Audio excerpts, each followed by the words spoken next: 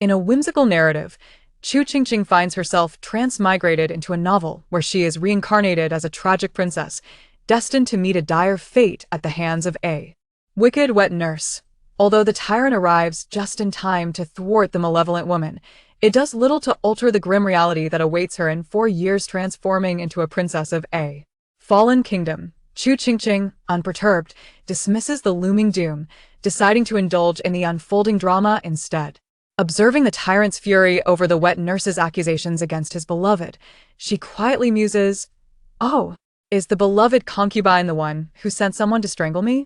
Eager for excitement, she finds herself swept away by the tyrant to court, expecting a tedious affair, yet is met with revelations that are anything but mundane.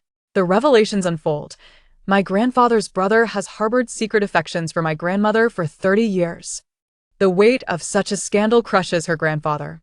Is it true that the Minister of Works has taken a young male companion who is none other than his son's classmate? Their combined ages scarcely surpass his shoe size. The minister's world collapses around him. Is the Ning concubine practicing witchcraft to curse the tyrant and the eldest princess?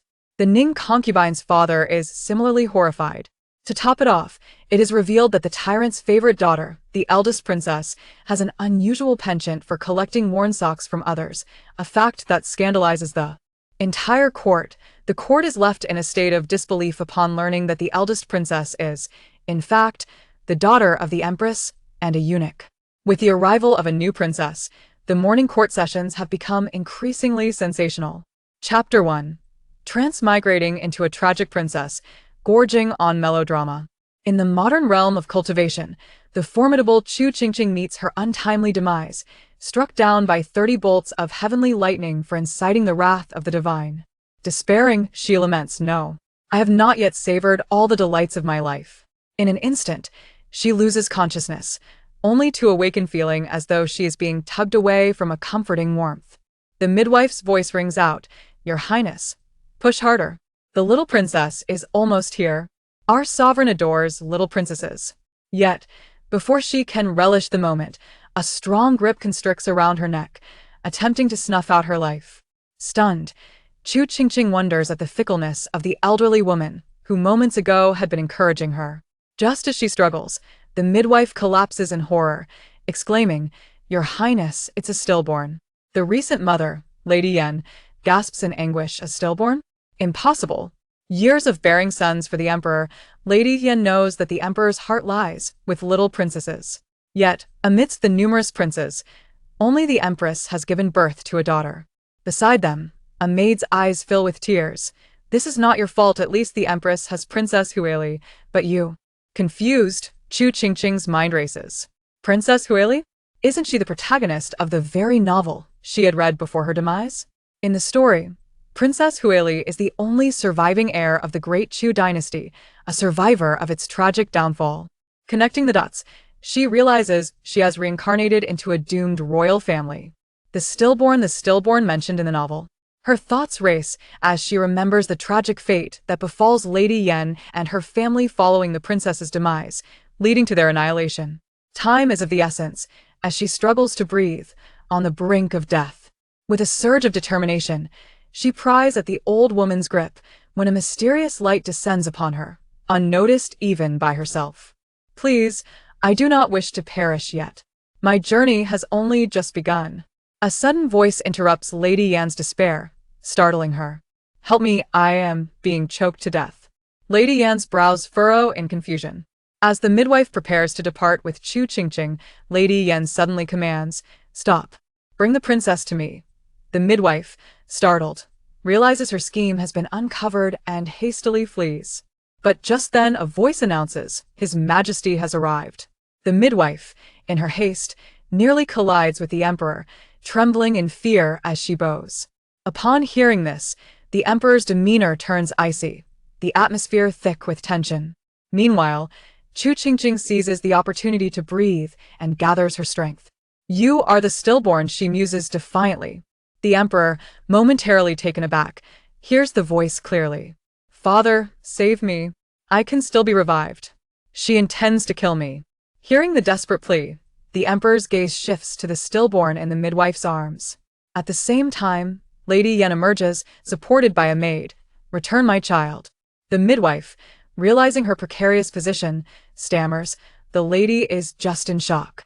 But before she can finish, the emperor snatches the child from her grasp and kicks her away. "Who gave you the audacity to harm the princess? Seize her and execute her." His command sends the guards rushing to apprehend her, leaving the midwife in a state of shock, unable to fathom the emperor's swift judgment. Desperately, she cries, "Your Majesty, spare me. I would never betray you. It was Lady Yan who framed me." The emperor's expression grows colder still as he prepares to have her removed, when suddenly a new voice interrupts. "System no. 188 is here to serve you." Both the emperor and Lady Yan are left bewildered.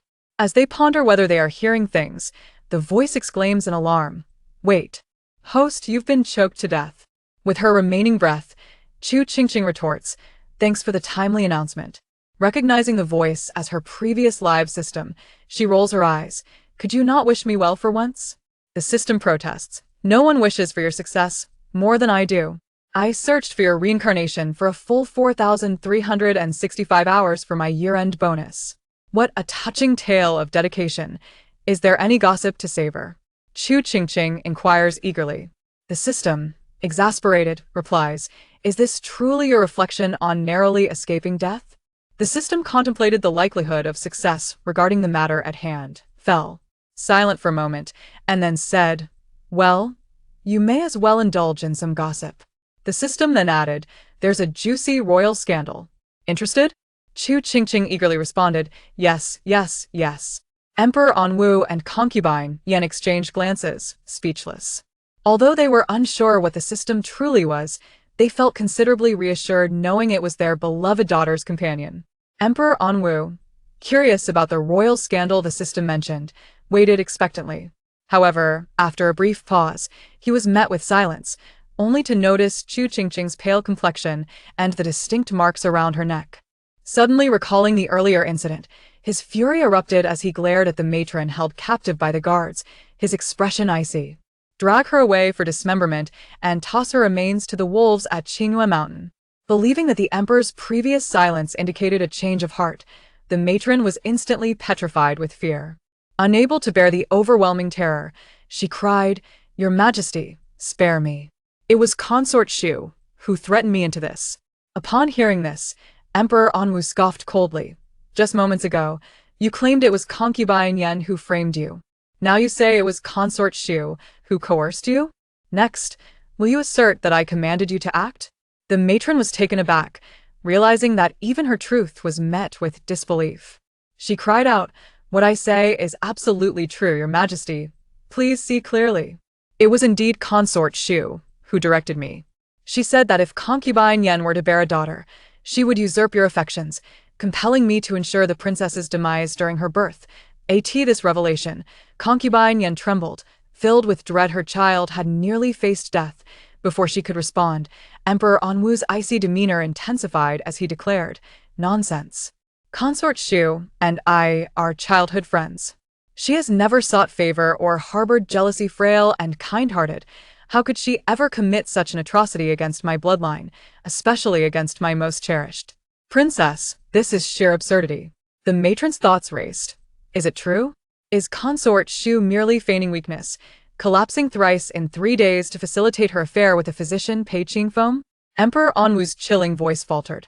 Chapter 2. The Scandal of Consort Shu. Concubine Yan, with tears in her eyes, stood frozen, her gaze wide with shock. "My goodness, are royal scandals always this explosive?" Chu Qingqing discreetly glanced at Emperor Anwu, then gasped, her round eyes filled with astonishment. "Father, the tyrant, is incredibly handsome. He's devastatingly attractive. But why does his forehead seem a tad green? Is it just my imagination?" The system replied, "It's not an illusion, his forehead does appear somewhat green." The green-tinged Emperor Anwu bristled, taking a deep breath.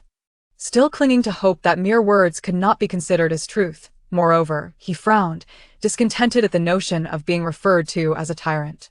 As the illustrious Emperor of Chu, he was undoubtedly a wise monarch. How could he be labeled as a tyrant? Observing the emperor's furrowed brow, Chu Qingqing found him even more handsome. "Speaking of which, is Consort Shu blind?" How could she not appreciate such a striking tyrant father and instead seek out Pei Qingfeng for an affair? The system patiently corrected her. It's Pei Qingfeng. Chu Qingqing mumbled and resumed her gossiping, only to suddenly widen her eyes as an ominous thought crossed her mind. So it's not a matter of poor eyesight rather, it seems tyrant father cannot satisfy her. She mused, her tone oddly contemplative. Emperor Anwu's face darkened as his grip around Chu Qingqing tightened in anger, especially feeling Concubine Yan's frequent glances directed at him, which only fueled his rage. He yearned to refute this shameful slander. Is tyrant father merely rocking me in the cradle? Chu Qingqing giggled, her adorable demeanor melting the emperor's heart. Concubine Yan, charmed by the sight, covered her mouth, but worried if their daughter's incessant calls of tyrant angered the emperor, what would become of them? Concubine Yan felt concerned, especially seeing the storm brewing on the emperor's face, which suggested he could likely hear their daughter's thoughts. Unaware of her mother's worries, Chu Qingqing continued to indulge in her gossip. Wow, I never expected Consort Shu, who typically appears so reserved and feeble, to be so daring. Upon uttering this, Emperor Anwu frowned, perplexed by her implication. No wonder tyrant father cannot satisfy her, and that Pei Qingfeng, though his name is rather common, he seems to have a flair that exceeds my tyrant father's prowess, making their connection quite understandable. The moment Chu Qingqing spoke, Emperor Anwu grasped her meaning, his expression darkening as his teeth ground together in fury. He cherished her as a childhood friend, held her in the highest regard, and yet she. With his expression grim, he heard Chu Qingqing exclaim, "Oh no! Consort Shu has fainted again, and Pei Qingfeng is on his way. They are about to meet clandestinely. Tyrant father is in for a rough time. Wait, does Pei Qingfeng carry a bulging satchel? It surely doesn't contain anything good. Oh dear, has my tyrant father's forehead turned even greener?" As Chu Qingqing's thoughts spilled forth, a heavy silence enveloped the room. Emperor Anwu's expression had turned a deep shade of black, and he promptly turned and coldly commanded, "Prepare the carriage for Shui Palace." Clearly, he intended to catch them in the act. Still engrossed in her gossip, Chu Qingqing exclaimed, "Shui Palace? Isn't that where Consort Shu resides? Tyrant father is heading there? Doesn't that mean we're about to witness a grand scandal?" Her eyes sparkled with excitement, and she clapped her hands eagerly, desperate to witness the unfolding drama. Emperor Anwu remained silent. Concubine Yan was equally speechless. This child is far too enamored with gossip. Her first reaction upon birth was not to seek nourishment, but to indulge in scandal. "Sweetheart, are you hungry? Mother will feed you first, all right?" Concubine Yan softened her tone, hoping to divert her daughter's attention away from the gossip. Qingqing is not hungry. She had felt a twinge of hunger upon awakening, but for some reason, she now felt more energized than ever, capable of devouring 10 melons without breaking a sweat. Chu Qingqing let out a small burp, confirming her newfound vigor. Emperor Anwu and Concubine Yan exchanged glances of disbelief. Could it be that I possess extraordinary talents, born without the need for sustenance? The system interjected, "Do not dream your lack of hunger is due to the energy inherited from the system upon binding, which has enhanced your body while placing it in an optimal state, thus temporarily eliminating your hunger." Chu Qingqing felt a wave of disappointment wash over her. But what does body enhancement mean? Am I stronger than the average person now? The system replied, "At the very least, you are several times stronger than an ordinary infant." Chu Qingqing's eyes lit up, "Then I can go eat melons immediately?" Emperor Anwu remained silent. Concubine Yan also remained speechless. "Oh dear, is Pei Qingfeng almost at Shui Palace?" Emperor Anwu arrived silently. By the time the head maid guarding the entrance of Shui Palace noticed his presence, it was already too late. Listening to the amorous moans emanating from within, Emperor Anwu's expression darkened to an alarming degree. Inside, Consort Shu and Pei Qingfeng were blissfully unaware of their imminent doom, lost in ecstasy. "What's the occasion today? You summon me in broad daylight? Are you not concerned about the emperor's sudden arrival?" "I fear nothing. The emperor is occupied at Yanqing Palace, awaiting the stillbirth of Concubine Yan. How could he possibly have time for me? Concubine Yan is about to give birth. Is your plan foolproof? Who do you think I am? I would never allow such a thing to go awry." Asked the voice of the Empress Dowager, filled with breathlessness, faded, A loud crash resonated from outside the chamber, as the grand doors of the Shui palace were forcefully kicked open. The two individuals within the inner chamber shuddered in fright, unable to comprehend what had just transpired, when they were met with the frostbitten gaze of Emperor Anwu. At that moment, the inner sanctum of the Shui palace was in utter disarray. On the bed, Pei Qingfeng lay completely bare, frozen in shock, while the Empress Dowager, Chu Qingqing, glanced at her tyrant father, whose expression was as dark as coal, and thought to herself that being completely unclothed might be preferable to this. Oh dear, it appears Pei Qingfeng has quite a unique approach. TSK, Your Majesty, this is a misunderstanding. A misunderstanding. The Empress Dowager quickly interjected after regaining her composure, feeling the urge to cover herself, only to trip over the thin quilt draped across the bed, landing on the equally naked Pei Qingfeng.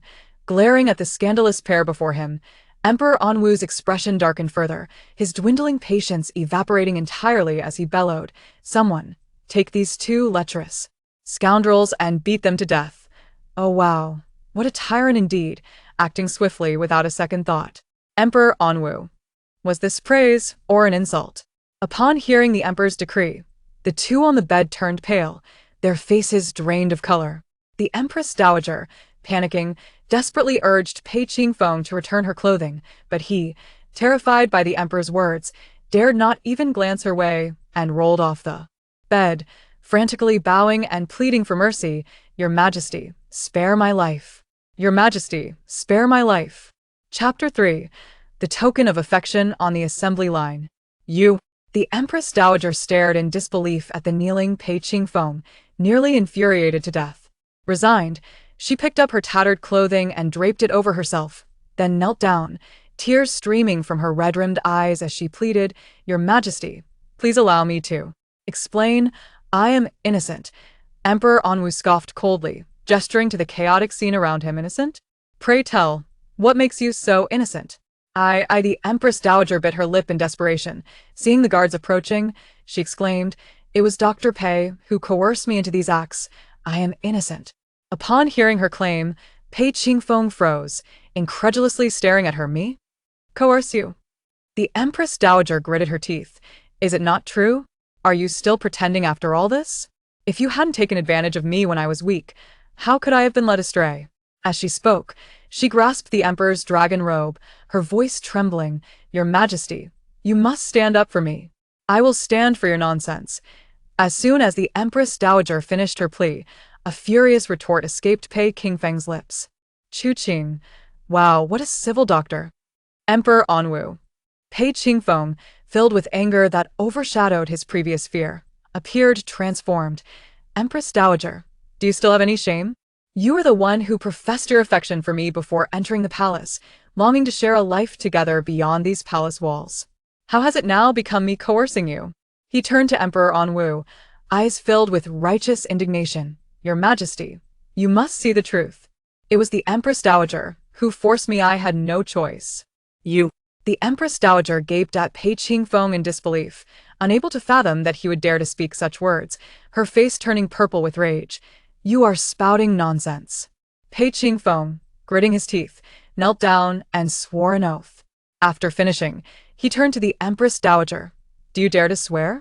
The Empress Dowager faltered. She truly did not dare. As the guards seized her, the Empress Dowager collapsed. "Your Majesty, please spare me. I realize my mistakes. I realize my mistakes." At this moment, she was genuinely terrified. She had always believed that her long-standing relationship with the Emperor set her apart from other concubines, and that no matter her transgressions, she would be forgiven, even for something like this. She never imagined, in a desperate attempt to evade the guards, she managed to retrieve a beautifully crafted jade pendant, albeit one with a clearly chipped corner, hidden between the thick mattress and wooden planks. Upon seeing the pendant, the Empress Dowager's face lit up with joy, and she cried out to Emperor Anwu, "Your Majesty, do you remember this jade pendant? It was you who personally gifted it to me when I entered the palace."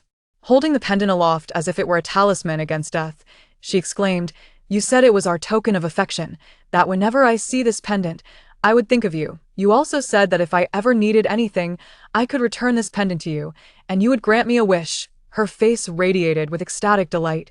Yes, yes. It's a wish. You said it. I want to make a wish right now. Emperor Anwu paused upon seeing the jade pendant, his brow furrowing in confusion. Suddenly, the Empress Dowager fell to the floor, crawling to his feet in tears. I wish for today's events to have never occurred. I wish you had never seen any of this, Your Majesty. Let us start anew. I realize my mistakes, and I will never act in such a way again. Can we please start over, Your Majesty? Starting over? Isn't that a bit far-fetched? Haven't you heard that spilled water cannot be retrieved? Chu Qingqing, nestled in the Emperor's embrace, silently scoffed. However, that pendant looks somewhat familiar. Chu Qingqing stared at the jade pendant for a moment before suddenly realizing, her eyes brightening, this was the same pendant her mother had been holding moments ago. System, doesn't that pendant look exactly like the one my mother was holding? System, it's made from the same piece of material. Chu Qingqing. Upon hearing the system's reply, 3 question marks appeared above Chu Qing's head, and she cast a complex look toward Emperor Anwu. No way, father. Are the royal tokens of affection all mass-produced? Did you order 100 at once, 1 for each concubine? TSK, so typical of the cold-hearted royal family. Even their tokens of affection are so lackluster, sourced from the market. Emperor Anwu, exasperated, closed his eyes, vaguely recalling the jade pendant. It had been a tribute from a small kingdom, and there were 3 of them. He had casually chosen one based on its good appearance and, in a moment of happiness, had given it away. 1 to the Empress Dowager, 1 to Concubine Yen, and the last, he couldn't remember. With a complex expression, Emperor Anwu recalled the pendant he had seen in Concubine Yan's possession before he came here. The one in the Empress Dowager's hand was a far cry from the complete piece. Emperor Anwu narrowed his eyes, addressing the Empress Dowager. I do not recall ever gifting such a flawed jade pendant. As soon as he spoke, the Empress Dowager noticed the clearly damaged corner of the pendant in her hand. Yet before she could respond, Emperor Anwu continued, if it truly was a gift from me, what punishment should I decree for damaging an imperial treasure? Chapter 4. The God of Gold in Ancient Greece. Upon hearing those words, the Empress Dowager froze, raising her gaze to meet the Emperor Anwu's, seemingly seeking confirmation of his jest, only to be met by a pair of emotionless, icy eyes. At that moment, she comprehended the utter worthlessness of her so-called feelings. As she faced the imminent threat of being dragged out to a brutal death, she broke down in tears, crying out, Your Majesty, I acknowledge my faults. Please spare me. I shall never dare again. I have merely made a small mistake. My crimes do not warrant death, Your Majesty. Tears streamed down her face as she desperately attempted to grasp the hem of Emperor Anwu's robe, only to be violently kicked away. The Emperor's cold voice rang out, Crimes that do not warrant death? He then gestured for the matron who had nearly strangled Chu Qingqing to be brought forth. Is this what you call a crime that does not warrant death? I would rather see you torn to shreds. The moment the matron was brought in, the Empress Dowager's eyes widened in horror, trembling as she beheld the very matron she had sent to infiltrate the palace of Concubine Yen.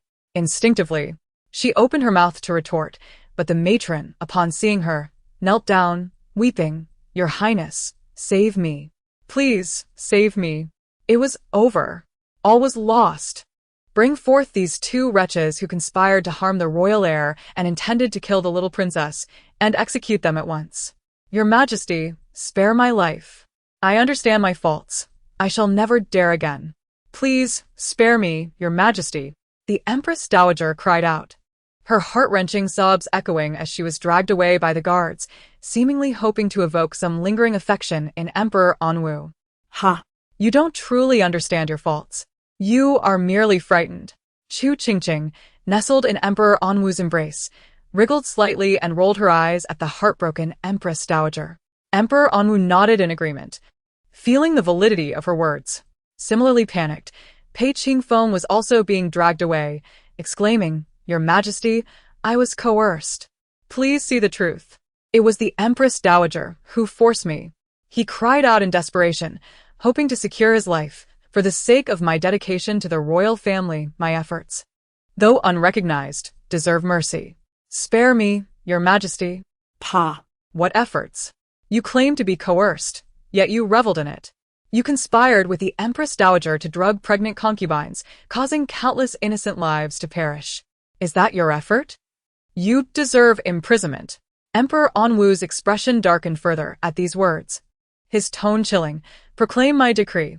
Ladewi, the Deputy Minister of Rights, shall be dismissed from his position effective immediately and demoted to Sima of Guangzhou, with his family exiled to the southern territories. System. Congratulations, host, on successfully repairing part of the plot, earning 100 points, and unlocking the Immortal Realm Points Mall. Reminder. This mall grants direct access to the Immortal Realm. Some items may have unclear uses. Please purchase carefully. Chu Qingqing, who was internally applauding her tyrant father, was momentarily taken aback. Repairing the plot? Immortal Realm Points Mall? Aren't you just a gossiping system? The system fell silent for a moment. I too am perplexed as to why a gossiping system would possess plot repair and system mall capabilities. Chu Qingqing, what about you? System. Oh no, I've leveled up. Chu Qingqing, who? System. Oh no, I got a raise. Before Chu Qingqing could process this, a series of electronic fireworks erupted in the system's celebration. Chu Qingqing. Enjoying electronic fireworks, living a cybernetic life. System. In short, you have activated the main quest. Chu Qingqing. System. Allow me to read you the introduction to this main quest. Due to the interference of a mysterious force, most of the plot has become viral. If not promptly repaired, the world may face collapse. Our company has attempted various methods to eliminate this issue but has failed, thus resorting to employing a system to assist in human interference for repairs, and you are the selected repairer. System. Let me add, this company is our main god system company.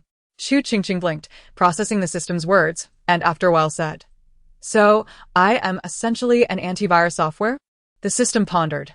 If you put it that way, it seems reasonable. Chu Qingqing smacked her lips.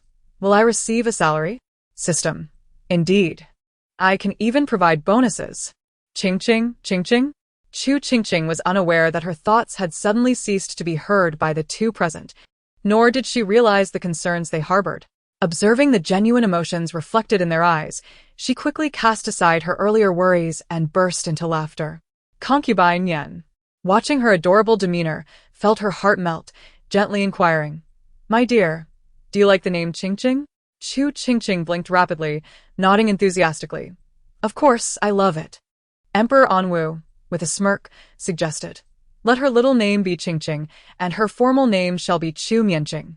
How does that sound? Upon hearing this, Chu Qingqing blinked again, realizing it was her original name. I like this name. Emperor Anwu, pleased by her response, ordered a complete set of gold accessories inscribed with the princess's name to be made. Upon hearing this, Chu Qingqing's eyes sparkled. It's gold. I love gold. Just imagining the sensation of being surrounded by gold filled her with a sense of security. Observing the little one whose pupils seemed to turn golden, Emperor Anwu chuckled, never expecting his little princess to be such a gold enthusiast. He immediately commanded that a set of gold artifacts, previously gifted by a foreign nation, be brought forth as a reward for Chu Qingqing. Once the items arrived, Emperor Anwu personally arranged the gold trinkets into a circle and gently placed Chu Qingqing in the center.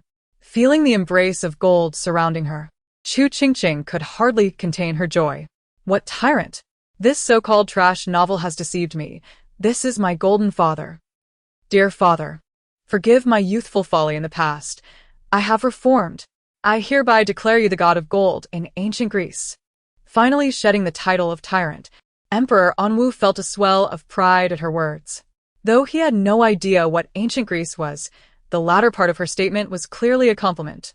To be compared to a deity, it seemed his image in this little one's eyes had transformed into something magnificent, perhaps elevating him from a tyrant to a figure akin to the legendary emperors of old.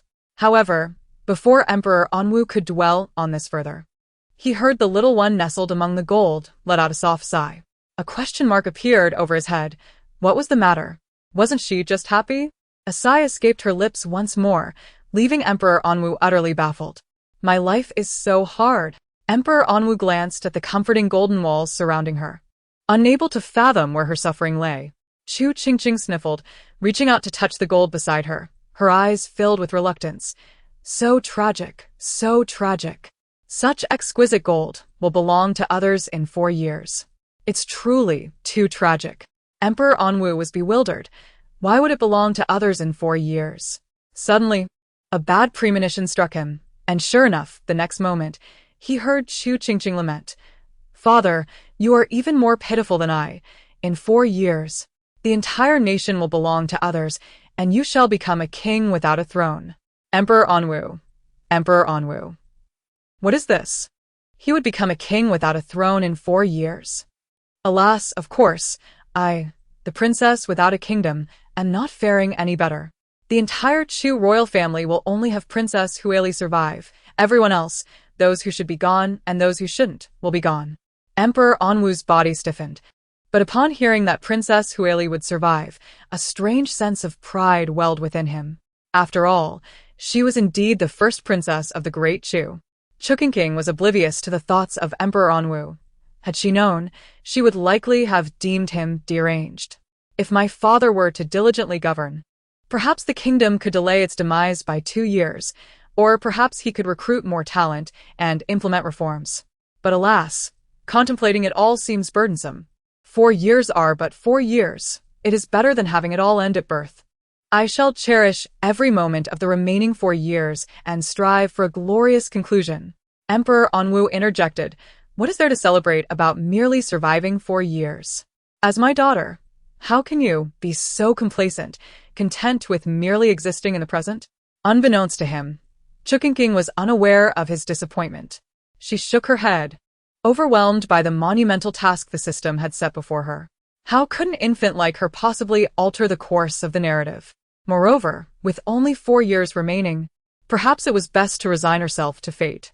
When Concubine Yen brought warm milk to nourish Chu Qingqing, she was met with an unsettling silence. What has transpired? Everything was just fine a moment ago, Concubine Yen questioned, ignorant of the shared anguish they both felt, anticipating the impending fate of a fallen kingdom and a deposed princess. Chu Qingqing mused. Oh, is my tyrannical father actually making an effort? Emperor Anwu affirmed. Indeed. Do not underestimate your potential. Chu Qingqing countered. Effort alone is futile. Some matters cannot be resolved by mere endeavor. Concubine Yen, sensing the tension, quickly seated herself to feed Chu Qingqing, hoping to prevent any further thoughts that might provoke the emperor's ire. Meanwhile, Emperor Anwu, disheartened by Chu Qingqing's words, stood by the door, lost in contemplation. Moments later, he suddenly declared, Tomorrow, I shall bring you with me to court. Concubine Yen and Chu Qingqing exchanged bewildered glances. What purpose could there be in taking her to court? She has just been born. Should she not be resting and feeding? Chu Qingqing thought, incredulous at her father's intentions. Not only must I go to court, but I must also endure overtime? She was convinced her father had lost his senses. After an exhausting afternoon of listening to memorials, Chu Qingqing, nearly overwhelmed, fell asleep in her father's arms. Upon awakening, she found herself in the Xianjing Hall for the morning court session. As she observed the ministers exclaiming their praises, she blinked in confusion, still half asleep. Upon witnessing the grandeur of the palace, her first thought was, could it be? Am I truly expected to work? Just as a flicker of hope ignited within her, Emperor Anwu began introducing her to the officials and added, from this day forth, the little princess shall attend morning court with me. The last remnants of her hope shattered. She felt as though she might crumble under the weight of it all. Before she could close her eyes again, a prolonged voice rang out, Your Majesty, this is utterly unacceptable. Chu Qingqing found the voice reminiscent of the bizarre alarm sounds she had encountered in her previous life, instantly rousing her from her stupor. Emperor Anwu narrowed his eyes, questioning. What could possibly be unacceptable? The voice belonged to the Grand Minister of Justice, Wu Qiujin. Upon hearing the emperor's retort, he straightened his neck, maintaining a dignified demeanor as he replied, The court is the hall of governance, a place for ministers to serve the people, not a playground. It is entirely unreasonable to bring a princess who has yet to complete a month into such matters. Chu Qingqing, nestled in her father's embrace, widened her beautiful eyes in disbelief. How could one bring a newborn to court? It is simply inhumane. Someone, please convince my tyrannical father to keep me at home so I can enjoy a peaceful slumber. Hearing the familiar small voice, Emperor Anwu raised an eyebrow, looking down at Chu Qingqing, who was blinking up at him in protest. The ministers around them paused, exchanging puzzled glances, wondering who had spoken. The notion of a princess calling the emperor a tyrant was astonishing. Could such words be uttered? Surely, the emperor could not be deemed a tyrant, merely somewhat strict. After a moment of silence, the ministers, perceiving the absence of further sound, concluded it was merely a figment of their imagination and continued the court proceedings in silence. Your Majesty, I believe Lord Wu's words hold merit. Bringing the princess to court is unprecedented, another official stated, stepping forward. In times past, not even a prince has been brought to court by Your Majesty. This is neither appropriate nor customary. Once more, an eerie silence enveloped the court, and this time, no one doubted their senses. All eyes gravitated toward the infant in the emperor's arms. Is it possible they heard the little princess's thoughts? They distinctly heard her refer to herself as Chu Qingqing, the very name the emperor had just mentioned. Realizing this, the ministers exchanged furtive glances toward Emperor Anwu, who was now playfully engaging with the infant in his arms. They began to suspect that the emperor might indeed be able to hear the princess's thoughts, which explained his insistence on taking her to court. Yet, they could not voice their concerns, and instead, they looked upon the audacious princess who had dared to label the emperor a tyrant with newfound respect. As the resistance against the emperor's decision continued, the ministers pondered why the little princess would refuse such an honorable opportunity to sit alongside the emperor. If Chu Qingqing could hear their musings, she would certainly retort, "Would you gladly trade places with me? Without rules, one must create them. Without precedent, one must forge one. Must I truly be the one to teach you such simple truths?" Emperor Anwu slowly raised his gaze, displeased as he regarded Wu Qiujin, who stood defiantly. However, the obstinate Grand Minister of Justice persisted. If every emperor were to act as Your Majesty does, disregarding precedent and custom, how would the state differ from a mere child's play? Should Your Majesty insist on this course, the kingdom may well be doomed. Wu Qiujin's fervent speech was so impassioned that it bordered on outright defiance against the emperor, leaving the court in a state of alarm. Even Chu Qingqing widened her eyes, straining to see the brave soul who dared to speak so boldly to her father. In response to the mention of the state, Emperor Anwu smirked coldly and replied, "If you believe the kingdom in my hands is nothing more than a child's plaything, perhaps I should relinquish my throne to you. Come. Enlighten me on what constitutes serious governance." For any ordinary person, such words would have spelled disaster, but Wu Qiujin was no ordinary man. Instead of recoiling, he intensified his stance. "If that is the case, I cannot guarantee anything, but I assure you, in matters of propriety, I shall not bend." Before Wu Qiujin could finish, the Grand Minister of Rights swiftly covered his mouth, awkwardly apologizing to Emperor Anwu while dragging Wu Qiujin away. Emperor Anwu chuckled derisively, but chose not to pursue the matter further. This unexpected turn of events left Chu Qingqing astonished. My father did not have him executed?" Emperor Anwu inquired.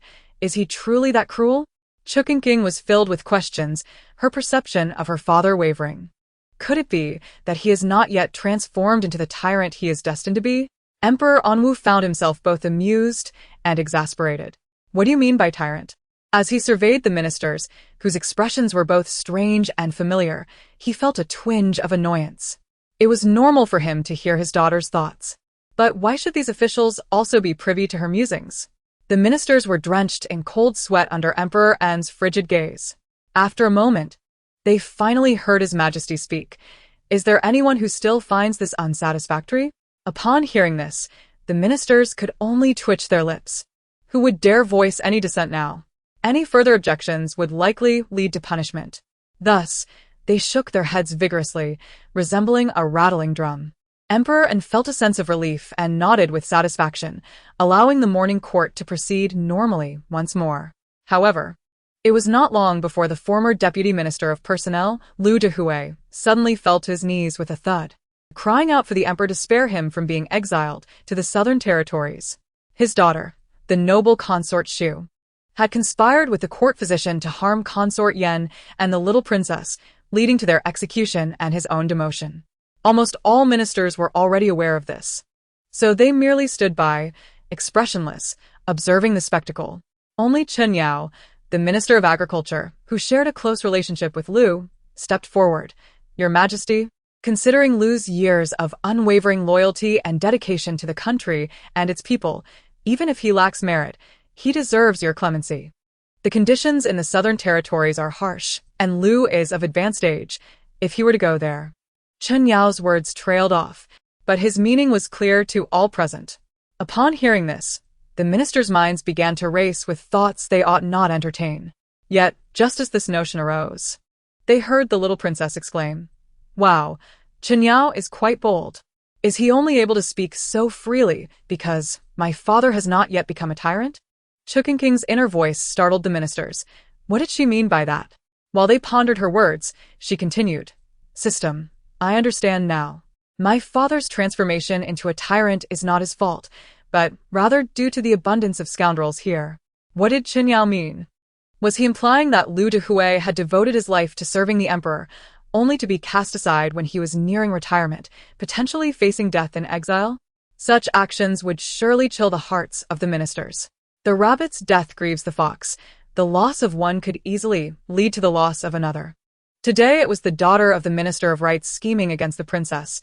Tomorrow, it could be the son of the Minister of Revenue plotting against the crown prince. With a mere excuse, anyone could be exiled at will. After reflecting on Chu Qingqing's analysis, the minister's expressions shifted, and even Chen Yao's countenance darkened as he trembled and knelt. "Your Majesty, spare me." Who was covering his mouth. Before he could finish his sentence, the Chancellor Zheng Tan, receiving a subtle glance from the emperor, swiftly covered his mouth.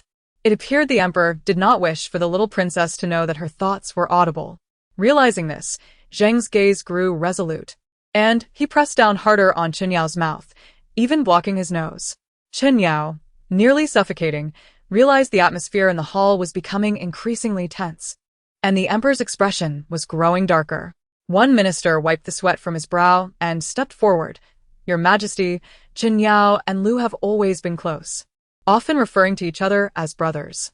I believe Chen Yao's fervent plea on Lu's behalf stems solely from his concern for his friend." "What? Are you suggesting that Chen Yao is so eager to plead for Lu because he is involved with Lu's wife? Fearing Lu's exile would prevent him from continuing his affair?" The minister who spoke up was met with stunned silence from the others. They could hardly believe their ears. Chen Yao's plea for Lu Dehui was not out of brotherly loyalty, but rather because he had eyes for Lu's wife? The minister's expressions twisted in disbelief as they cast complicated glances at the kneeling Lu Dehui and Chen Yao. Especially when they looked at Lu, their sympathy was palpable. It was a pitiful situation indeed. Sitting on the dragon throne, Emperor En's lips twitched. He had not anticipated such explosive revelations, and his gaze towards Lu Dehui now held a mix of sympathy and shared plight. Meanwhile, Lu Dehui, still stunned, took a moment to comprehend the unfolding events. Suddenly, his head seemed to explode, and he sprang up from the floor. "Chen Yao, I swear I'll kill you." "Wow, Lu Dehui is quite spry for his age," Chu Qingqing exclaimed in surprise. The ministers, overhearing her thoughts, mused, what good is his vitality if his wife has run off with another? Provoked by this painful truth, Lu Dehui lunged at Chen Yao, swinging his fists. "I treated you like a brother, and you used me as a tool." It was clear that Lu was no fool. He had realized Chen Yao's intentions. Chu Qingqing, having witnessed this sudden outburst, thought to herself, this consort Shu's father is quite astute, having discerned that Chen Yao was using him. Unaware of how narrowly he had escaped being kicked, Lu Dehui paused to pat his chest, relieved that he had not exposed himself. If the little princess found out, the emperor would surely have his skin. "Lu Dehui, what are you doing?" Chen Yao shouted, trying to intervene, but he took 2 more punches, leaving his eyes bruised and a tooth knocked out. Lu Dehui is truly unyielding. He retaliates on the spot. "If only your background were better, I would have considered forming a brotherly bond with you." The eavesdropping ministers were taken aback. A brotherly bond? Does that mean Lu Dehui would become the emperor's adopted son?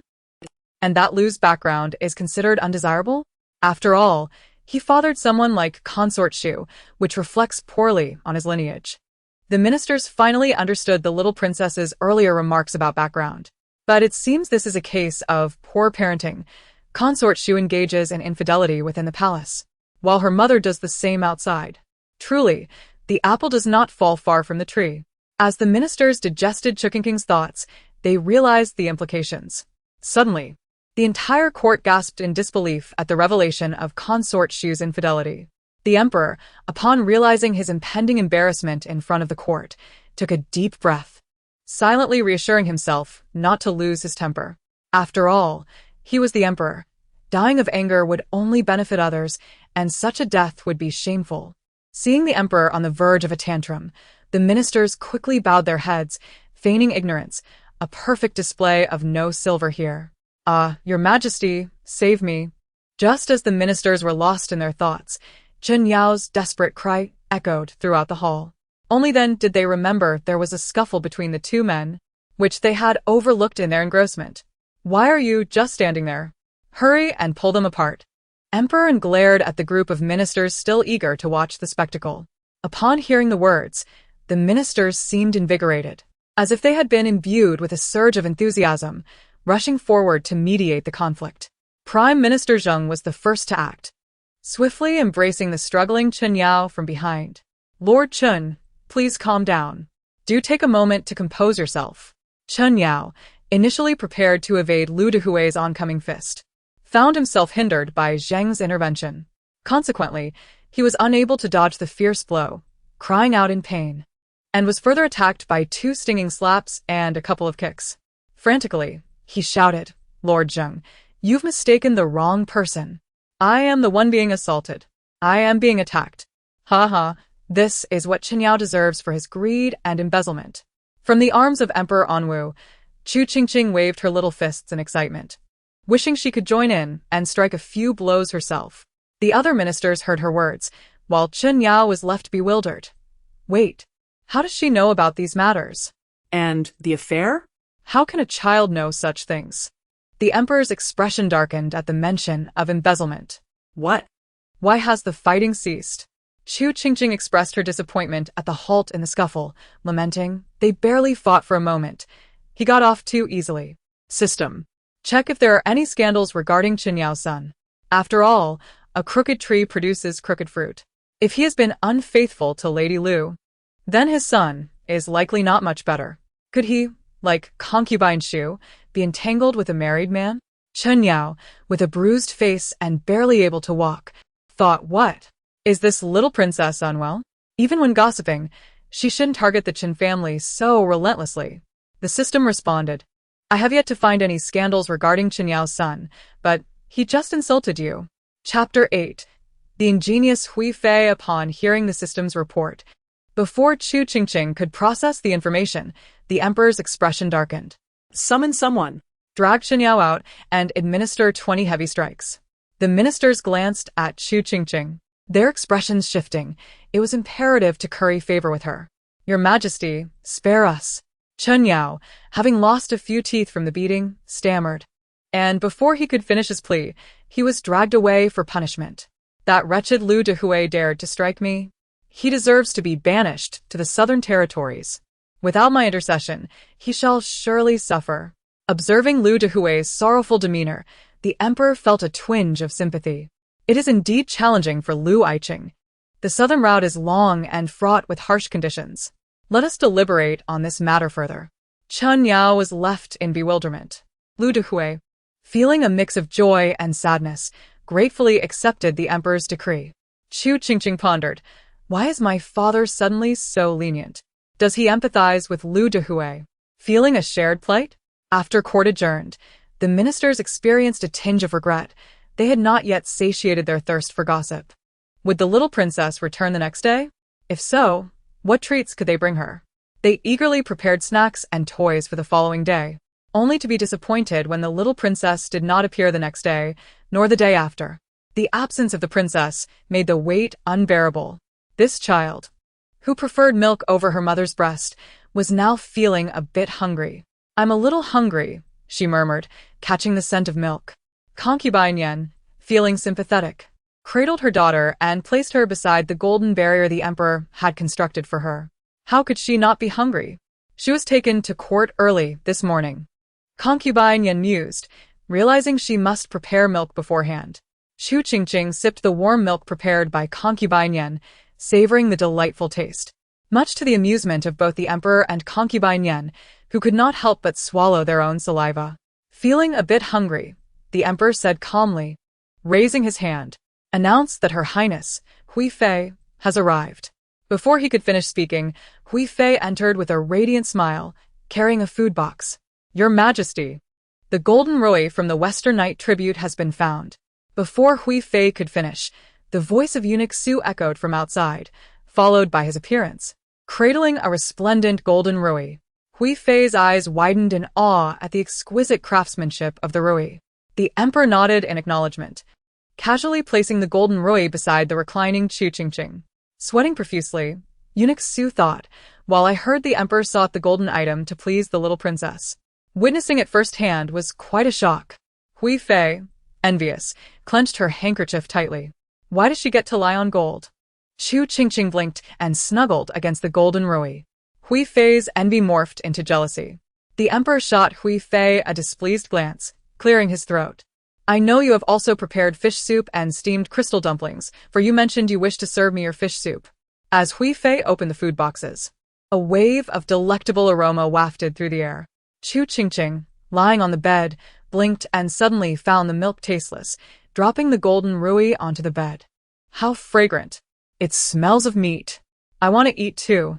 The emperor and concubine Yen were accustomed to Chu Qingqing's heartfelt exclamations, but eunuch Su, standing nearby, paused, bewildered. What was that sound? Where did this milk-drinking child come from? As the emperor inhaled the delightful scent, he nodded approvingly at Hui Fei.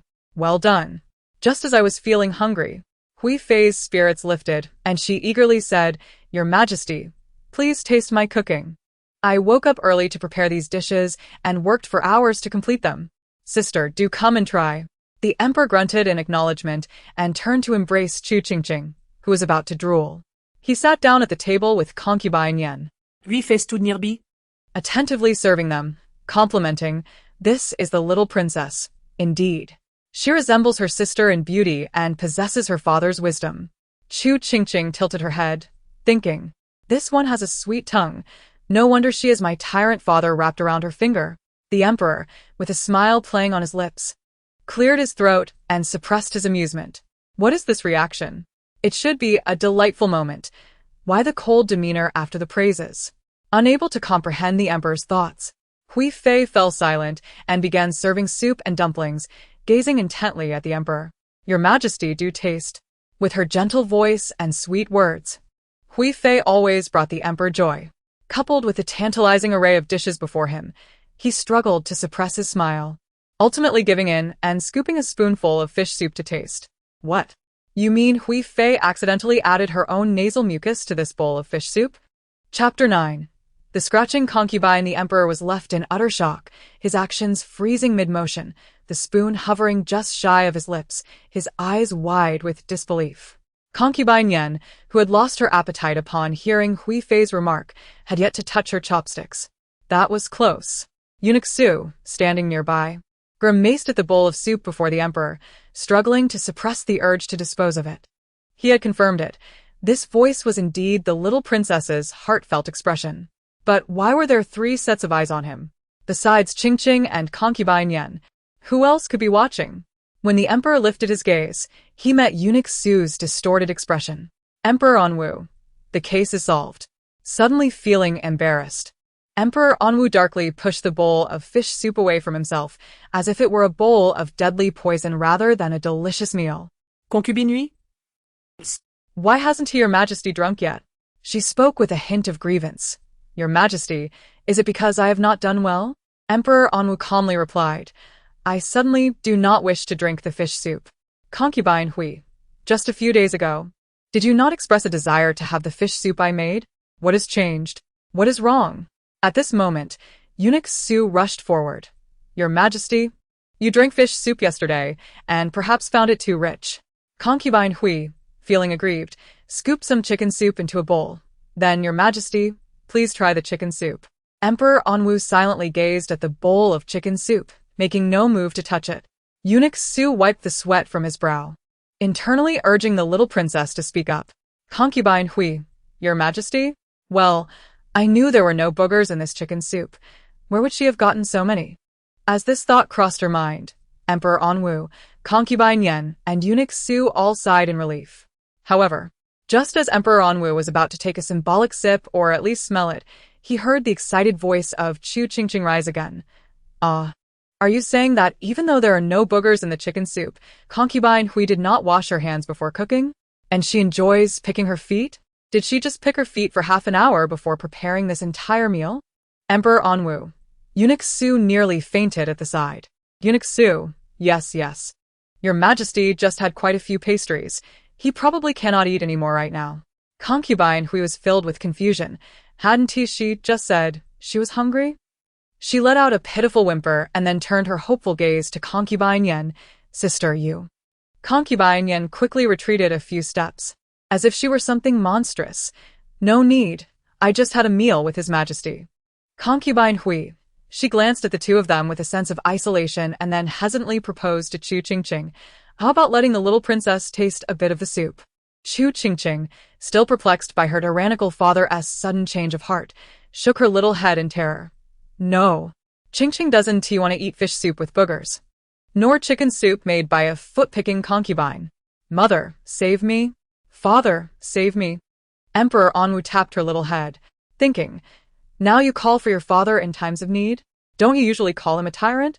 Chu Qingqing, unaware of Emperor Anwu's inner thoughts, hurriedly clasped his fingers. Eunuch Su, anxious, quickly interjected. That would not do. That would not do. The little princess cannot eat such things. Concubine Hui, what kind of things are you referring to? Everything on this table is good food. Concubine Hui looked at Chu Qingqing, whose round, bright eyes did not seem tired at all. Emperor Anwu paused, pointing at the dishes on the table. Take these away. Consider them a reward from me. Be sure not to waste them. Remember? Concubine Hui? Eunuch Su, fearing Concubine Hui would pull another stunt, was overjoyed by this and quickly turned to Concubine Hui. Please, Concubine Hui. Concubine Hui, are you all insane? After Concubine Hui left, Emperor Anwu's expression gradually improved. He immediately ordered the kitchen of Yanqing Palace to refrain from making chicken soup, fish soup, or crystal dumplings for a month, as just the thought of them made his stomach turn. Chu Qingqing, puzzled. Didn't you just praise Concubine Hui's cooking? Why not eat it? Why not even the kitchen-nest dishes? Truly, men's hearts are as elusive as the depths of the sea. System. Who would disagree? Emperor Anwu, feeling as elusive as the depths of the sea. In order to please Chu Qingqing, Emperor Anwu executed Concubine Shu, and the news quickly spread throughout the harem, shocking the concubines. When the concubines paid their respects to the empress, they all mentioned this matter, their words thick with jealousy. They wondered what kind of sorcery Concubine Yen had cast upon the emperor, for he had frequently praised Concubine Shu for her gentle nature and understanding demeanor, only to have her executed over this. It was primarily due to Concubine Yen giving birth to the little princess. It was baffling how the emperor thought, especially since he had not spoken so well even to the elder princess. The concubines, realizing they had misspoken, hurriedly apologized to the empress. The empress leisurely sipped her tea and waved her hand. What is there to apologize for? You merely spoke the truth. The emperor indeed does not regard Huai Lo with such importance. One concubine bit her lip. I've heard His Majesty has been visiting Concubine Yen daily these past few days, whereas he used to be most concerned about the elder princess. Concubine Hui, pale and weak, chimed in. I went to Yanqing Palace the other day and saw the little princess playing among a pile of gold objects. The emperor even asked Eunuch Su to bring her a golden rui because he thought it insufficient. Upon hearing Concubine Hui's words, the other concubines turned green with envy. One could not help but exclaim, Your Highness, you must think of a way. Previously, when Concubine Yen bore the emperor a son, he conferred upon her a title and elevated her to concubine status. Now that she has given birth to a daughter, he has even executed Concubine Shu for her sake and has taken to bringing the little princess to court. If this continues, he may very well favor her exclusively along with that little wretch. The empress, after sipping her tea, replied slowly, What can I do? His Majesty's affection for the little princess has reached the point of bringing her to court. Even if I were to speak until my tongue wore out, it would likely be of no use. At this, The concubines' expressions changed, bringing the little princess to court? They had heard whispers of this, but thought it mere rumor. They never expected it to be true. The faces of several concubines paled in an instant. They were about to voice their concerns when the empress cut them off with, "I am tired." They fell silent and could only rise to take their leave, exiting Fengyi Palace one by one. After all the concubines had departed, Princess Huai-Lo, Chu Qingqing, emerged from the inner hall, her face twisted with grievance. "Mother, I warned you that we should have used medicine to rid ourselves of that wretch's child. Now look, she has actually given birth to a daughter. And father is going to forget my name." Chu Qingqing's face was filled with resentment, her eyes brimming with bitterness. The empress, already in a foul mood, frowned more deeply upon witnessing her daughter's furious demeanor. "Look at your current state. Is this how a princess should behave?" Chu Qingqing bit her lip, defiantly retorting, "What does it matter how a princess behaves? That little wretch cannot even speak, yet father dotes on her regardless." With that, she pitifully tugged at the empress's sleeve. "Mother, think of something. As they say, if this continues, father will truly forget me. And he has given that little wretch more gold than he has ever given me. He even took her to court. And even my elder brother the crown prince has not received such treatment." Chapter 10. The inferior merchant. Upon hearing the words crown prince, the empress's expression soured even more, but she maintained her composure. "Have you considered why they say such things? Do you think they are genuinely trying to help you? They merely see you as a pawn. While you are upset that your father favors concubine Yen and that child, do you think they are not upset? They just wish to watch the fire from the other side and reap the benefits." Chu Qingqing feeling wronged. "What should I do then? If I do nothing now, what if father truly forgets me?" The empress, growing impatient. "That is impossible. Your father cares for you deeply and would never simply forget you. It is merely a phase. Do you really think you cannot compete with a child who cannot even speak?" She clicked her tongue. "There is no need for us to act. Judging by today's scene, there are many more anxious than us." Meanwhile, in Yanqing Palace, Chu Qingqing was blissfully unaware of the gossip surrounding her. At that moment, she was holding a pure gold box, happily drinking goat's milk. Chu Qingqing exclaimed, "Wow, is that soup really that powerful?" Fortunately, neither my mother nor the tyrant father drank, otherwise, it would have been terrifying. The silent emperor in Wu, who was feeding Chu Qingqing goat's milk, nodded solemnly and resolved never to visit the Hui Fei Palace again. Nearby, eunuch Su also felt a lingering fear, grateful that he had merely stood for 2 hours that day without touching anything. The system explained, primarily, it was because the emperor had someone watching her. She dared not refuse to eat, which led her to consume an excessive amount all at once. Fish soup, chicken soup, and dumplings, all afternoon. Coupled with unsanitary conditions, it resulted in this. Chu Qingqing grimaced and nearly retched, shaking her head to signal to Emperor and Wu that she could no longer eat. The dish had an unpleasant odor. She then hugged the box and began to entertain herself, suddenly recalling the spiritual cultivation marketplace from that day. She opened the system mall without hesitation. Instantly, a page resembling a game store appeared, suspended in midair before her, filled with a dazzling array of goods, various elixirs, talismans, divine artifacts, and even a peculiar beverage called Happy Fatty Water. Chu Qingqing's eyes widened in disbelief. The packaging and colors were unmistakably that of Happy Fatty Water. Could it be that this system mall connected to a modern cultivation world? Before she could ponder further, a sign-in page suddenly popped up. Congratulations! The host has signed in for 1 consecutive day and received a mud-chopping dagger. Chu Qingqing blinked, puzzled. Mud-chopping? What on earth is this for? Am I supposed to make my life more difficult? Sign in for 3 consecutive days to receive a beauty-diminishing pill. Sign in for 7 consecutive days to receive a makeup mirror. With a cold demeanor, she closed the sign-in page and began to explore the other items within the store. To her dismay, she discovered that the purchasing system had level restrictions. After glancing around, she found that as a mere level 0 player, she was only eligible to buy shriveled apples, desiccated oranges, half-eaten cabbages, and several dull, trash-grade elixirs. Sleep aid pill. Level: lowest grade trash elixir. Effect: treats insomnia. Repercussion: insomnia for 48 hours. Beauty pill. Level: lowest grade trash elixir. Effect: enhances beauty, repercussion, randomly uglifies one feature. Mosquito repellent pill. Level: lowest grade trash elixir. Effect: repels mosquitoes, repercussion, attracts mosquitoes for 48 hours. Brain awakening pill.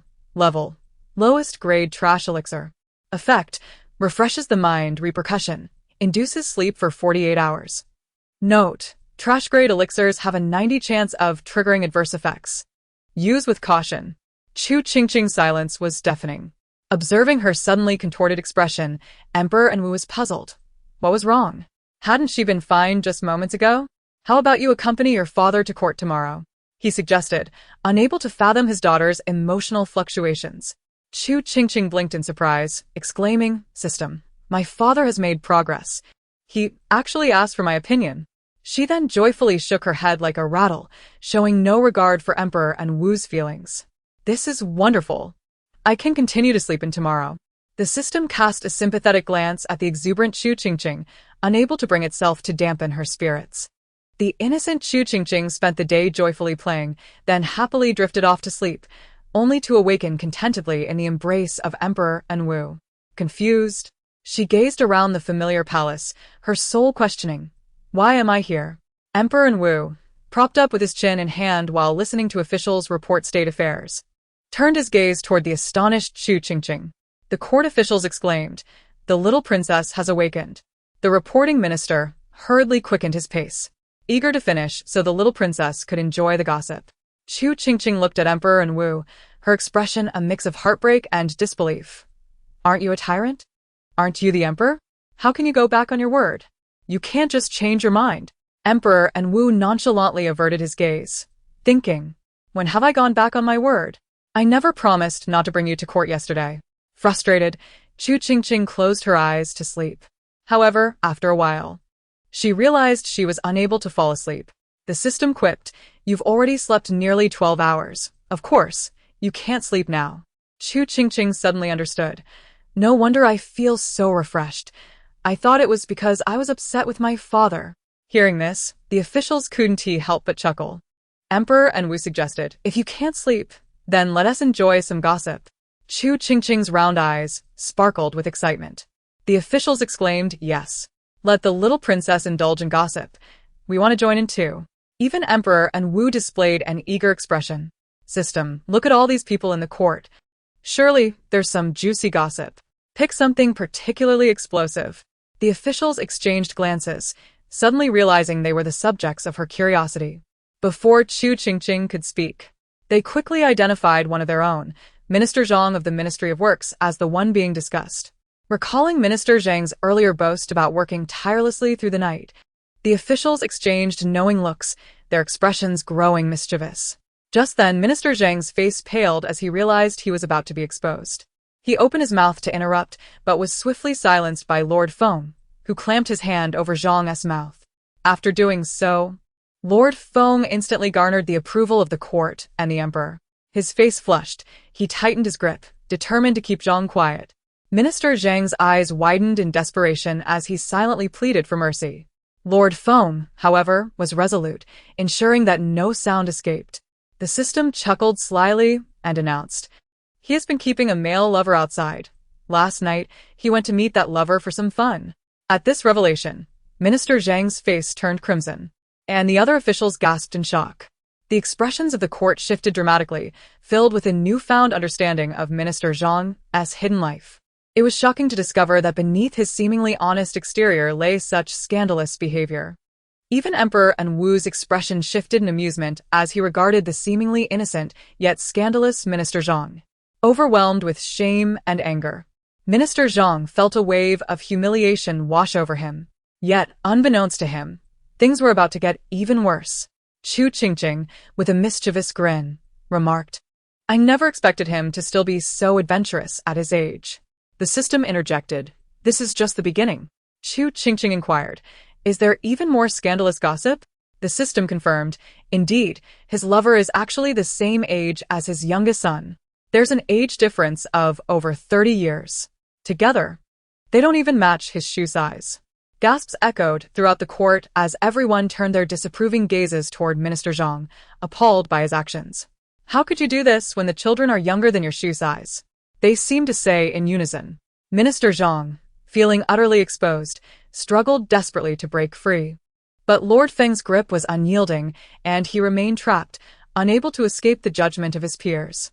Emperor Anwu, with a furrowed brow, could not believe that his son had squandered the opportunity to study alongside the son of the Minister of Works, who was undoubtedly a learned individual.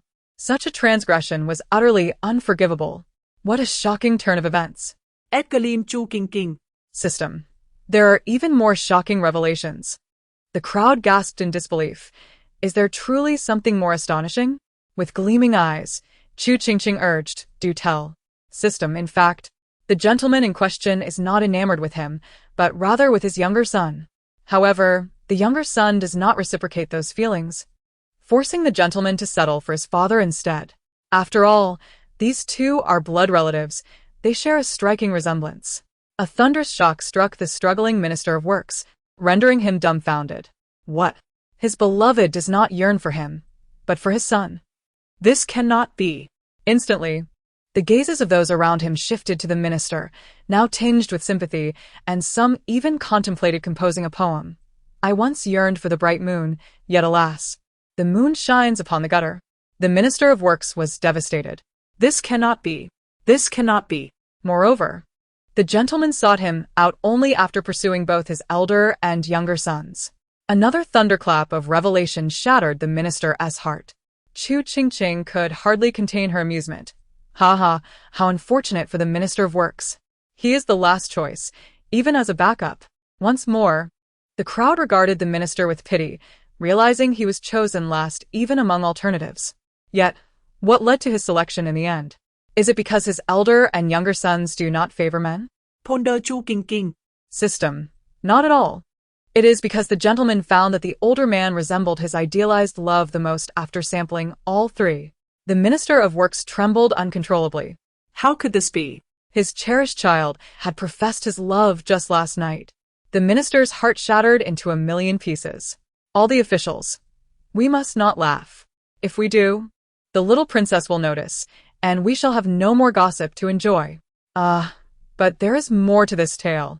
It seems that the minister's elder and younger sons have not forgotten him and are now eyeing the residence he has procured for the gentleman. Whenever the minister is home, they sneak over. Chu Qingqing exclaimed with excitement. What? 3 of them. Bang! The Minister of Works could no longer bear the weight of the revelations and collapsed, rolling his eyes back dramatically. Behind him, the astonished Lord Feng lost his grip and fell as well, only to awaken the minister with a loud thud.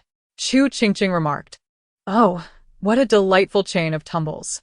Were they slacking off and dozing during court?"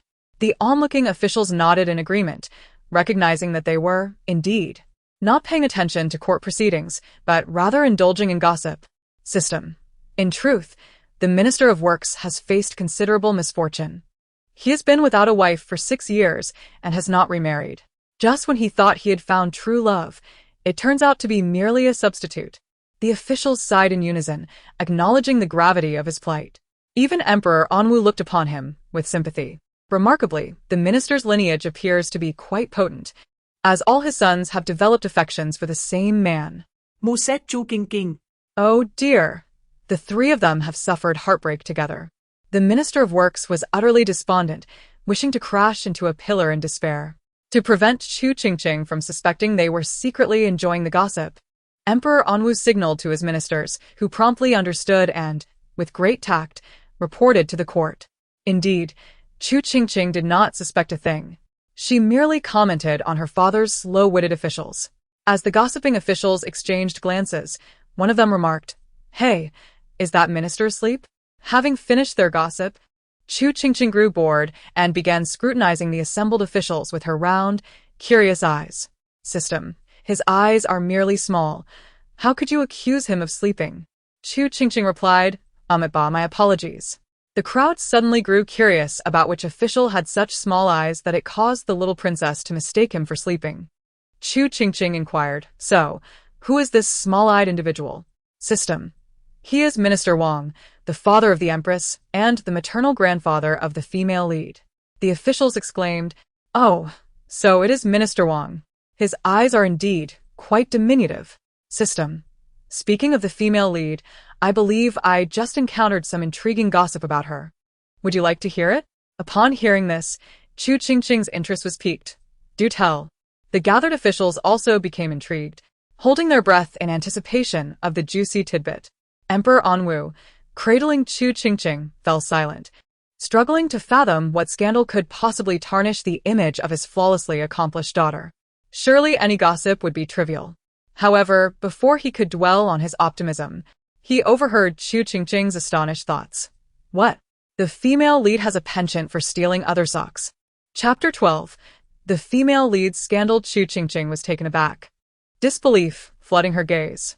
She particularly enjoys pilfering worn socks. In the past 2 years, she has stolen half the socks in the palace. She even targets the socks of officials outside the palace. Chu Qingqing was stunned, unable to reconcile that the beloved heroine of the story could possess such an eccentric and peculiar obsession. Yet, even more bewildered were Emperor Anwu and Minister Wang, who had always viewed their daughter as flawless. Emperor Anwu, what did I just hear? My perfect eldest daughter collects other socks, and she favors the used ones. She even collects those belonging to officials outside the palace. Minister Wang was equally flabbergasted, grappling with the notion that his ethereal granddaughter had a predilection for stealing socks. The assembled officials wore expressions akin to being struck by lightning. What had they just learned? The eldest princess had an affinity for pilfering others' stinky socks. Stinky socks. Had she even stolen theirs?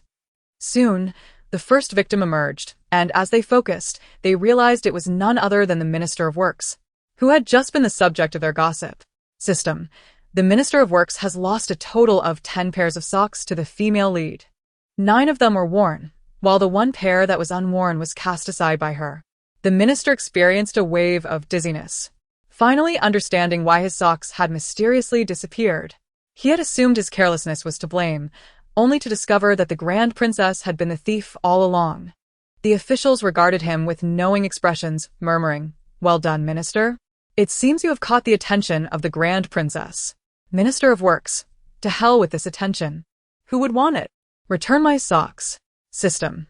Moreover, the Assistant Minister of Personnel has had 5 pairs stolen. And it seems the female lead has quite the fondness for his socks, keeping the box that contained them conveniently at the top. The Assistant Minister, caught up in the gossip, gasped in shock. Chu Qingqing remarked, "Are socks really so different? Why categorize them?" System. But indeed. For instance, the socks of Minister Wang are stored at the bottom, clearly indicating they do not appeal to the female lead. Did she even steal my grandfather's socks? Chu Qingqing gasped in horror. Embracing Chu Qingqing, Emperor Anwu shuddered, his eyes filled with trepidation, fearing he might hear an answer he could not bear to accept. The entire court, both civil and military officials, turned in unison, awaiting the system's revelation. "No, Your Majesty, she wouldn't dare to steal. The palace guards are too numerous. If discovered, the losses would outweigh the gains, and all previous thefts would likely be confiscated." Emperor Anwu exhaled in relief. The system continued, however. "She has pilfered socks from Eunuch Su, and not just 1 pair. Eunuch Su almost fainted at the revelation. How could she have stolen from him?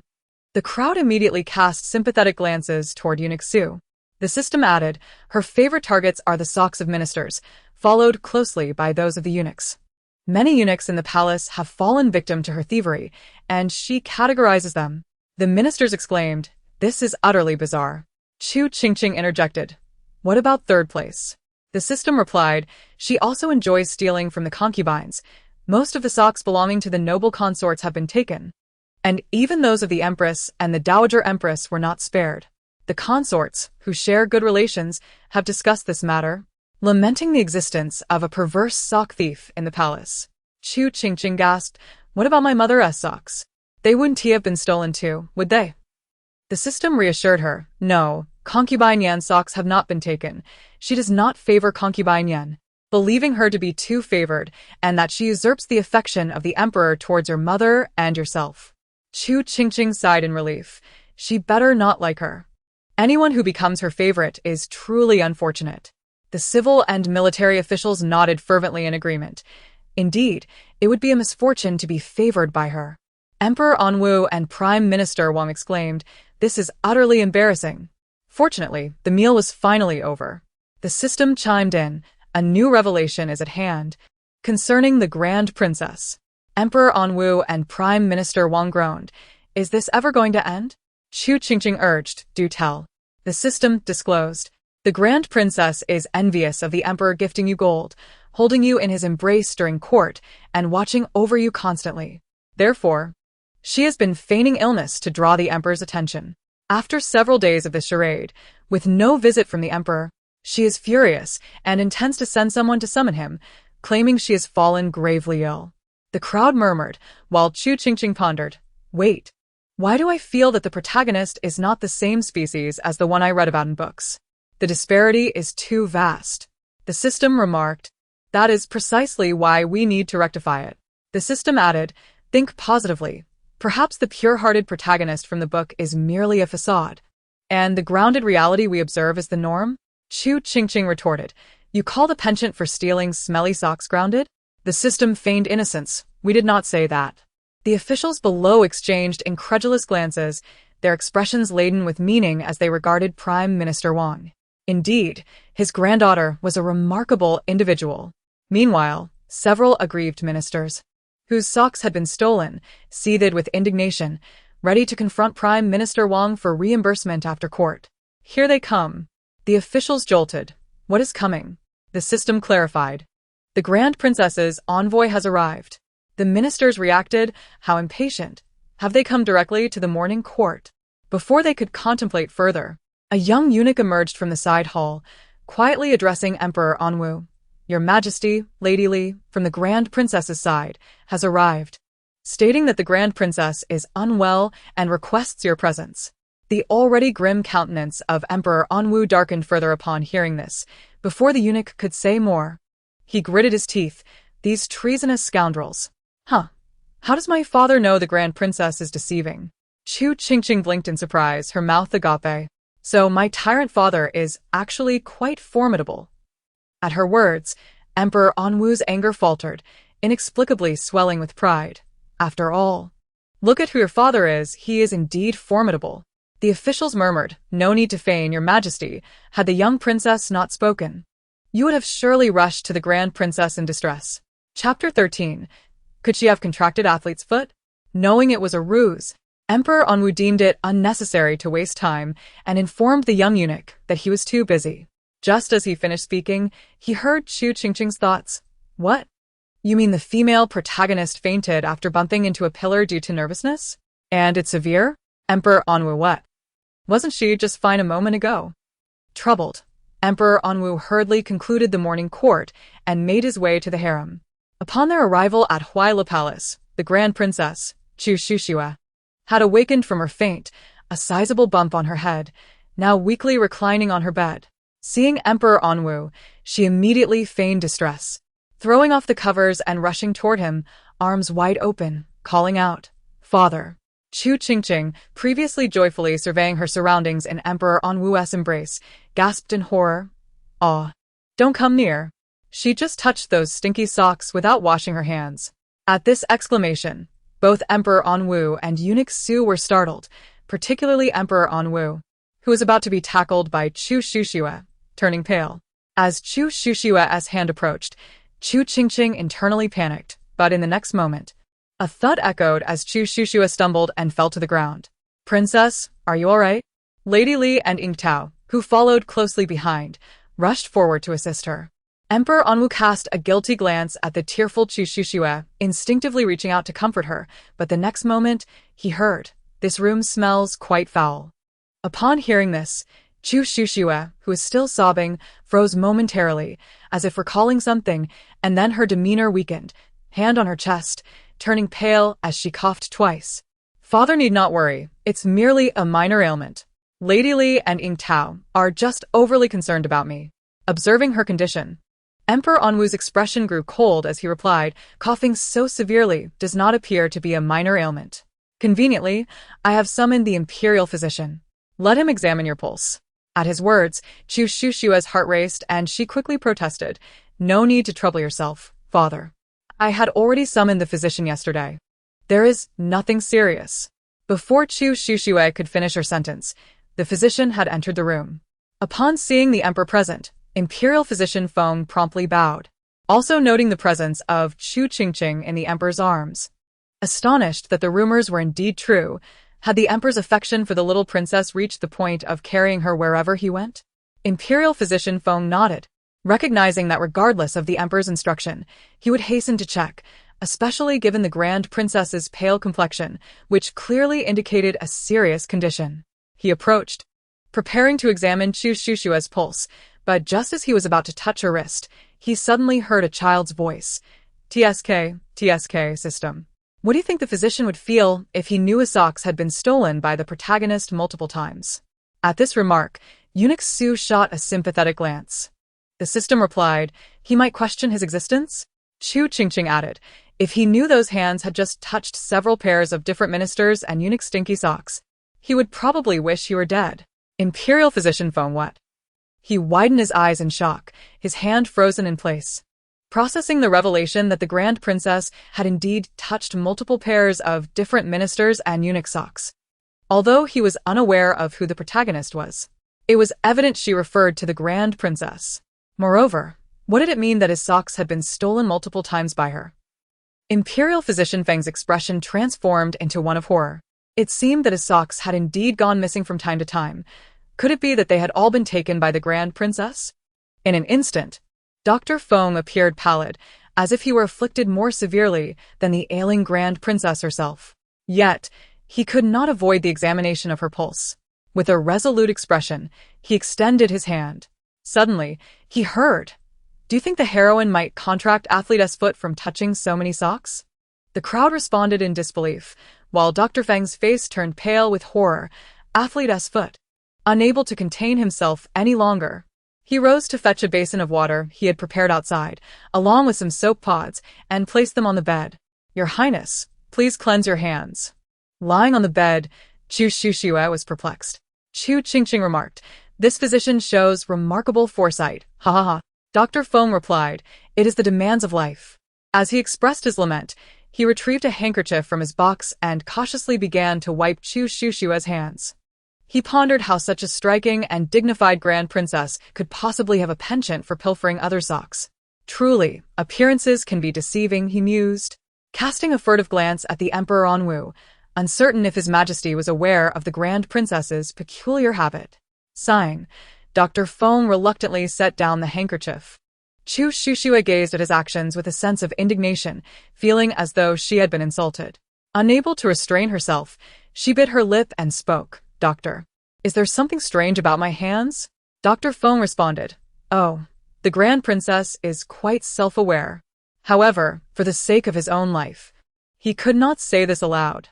He cleared his throat and added, "Your Highness need not worry.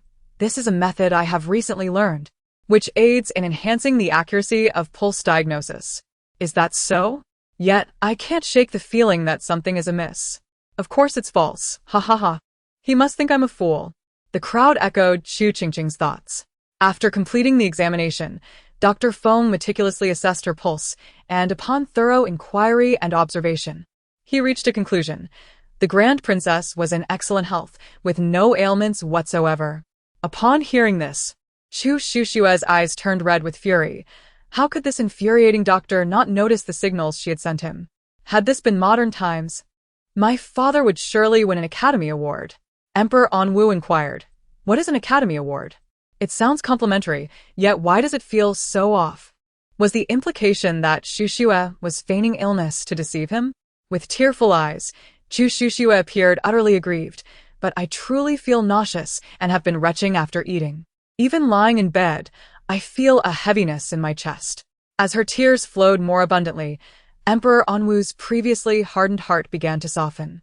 After all, it was merely a small deception, not of great consequence. Nausea and retching, could it be that she is being suffocated by the stench of foul socks?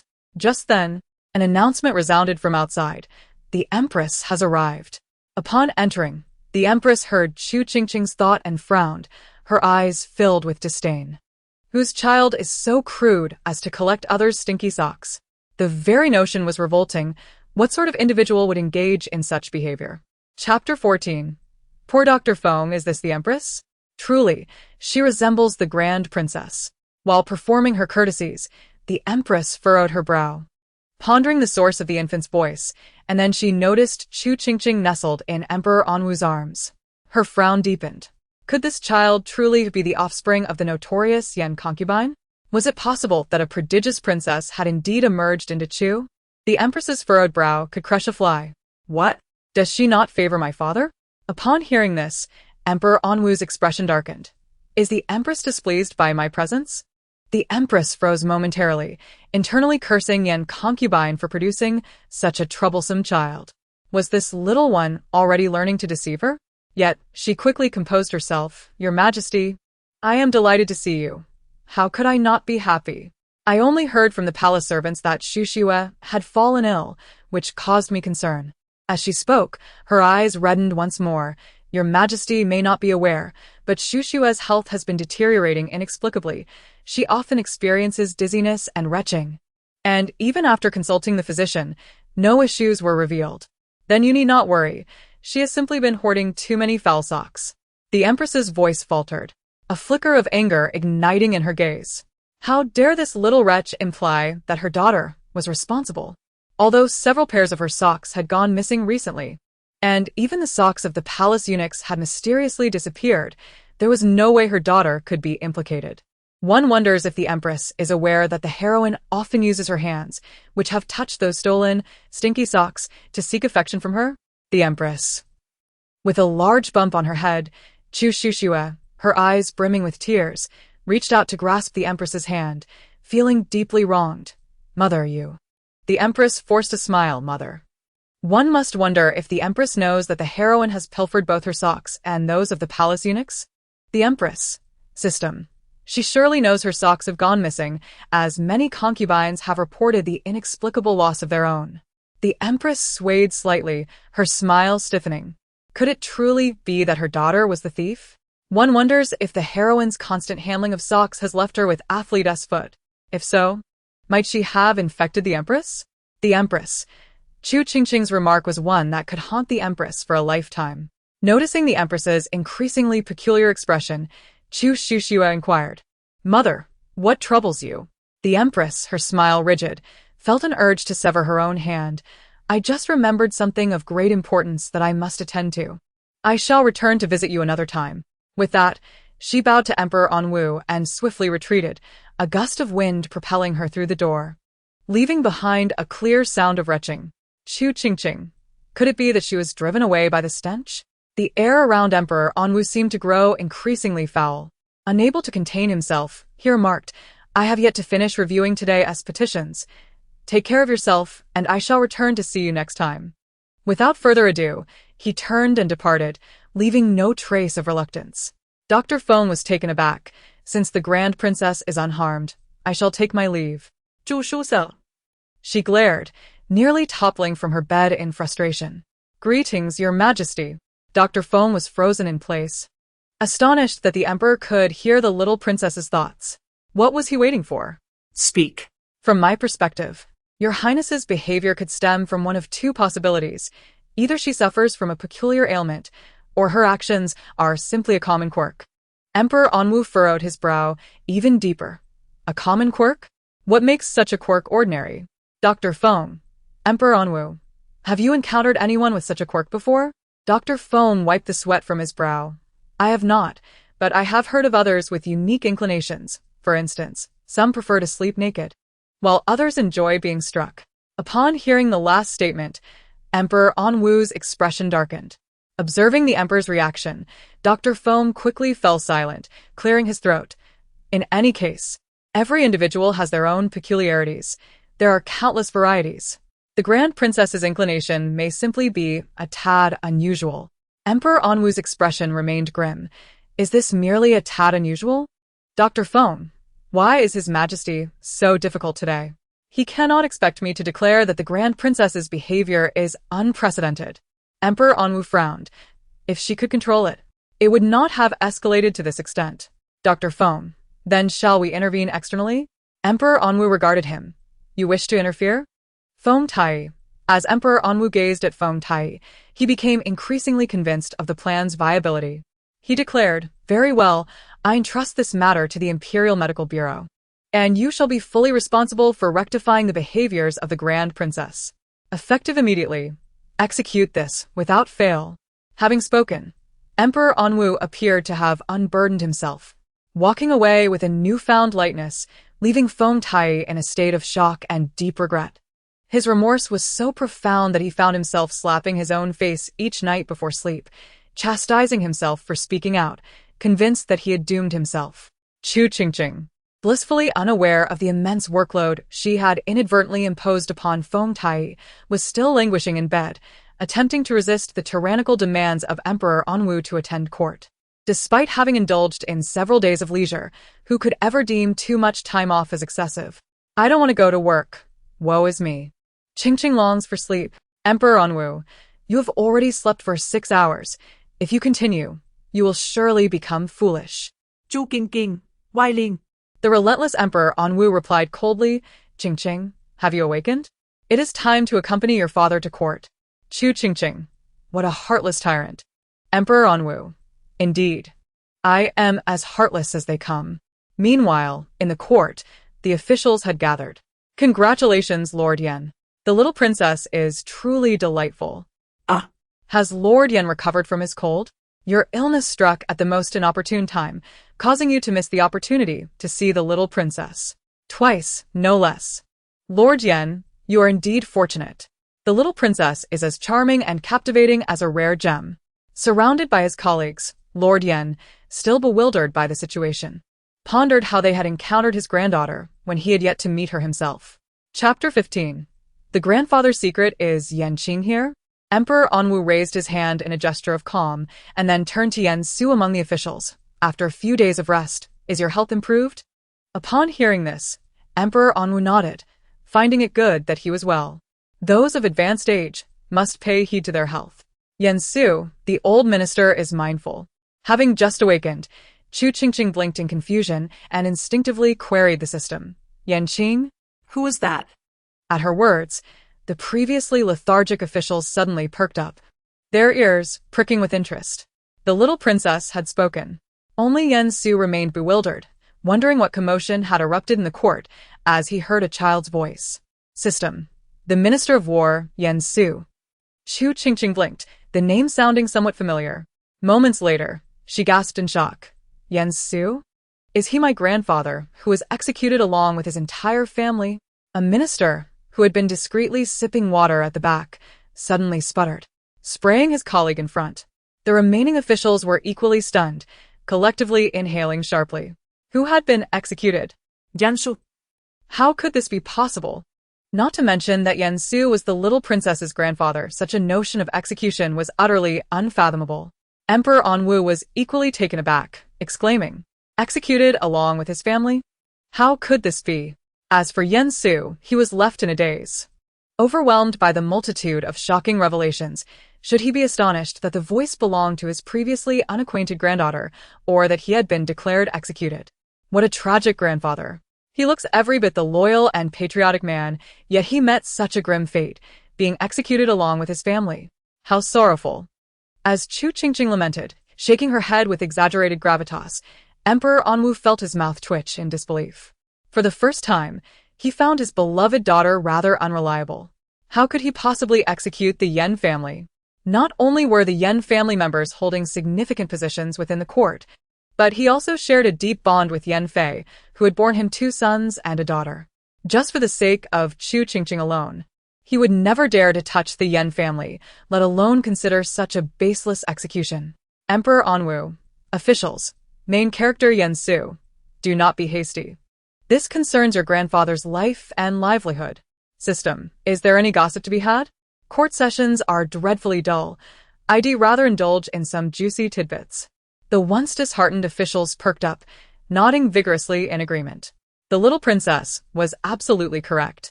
System. Here it comes. Chu Qingqing held her breath in anticipation.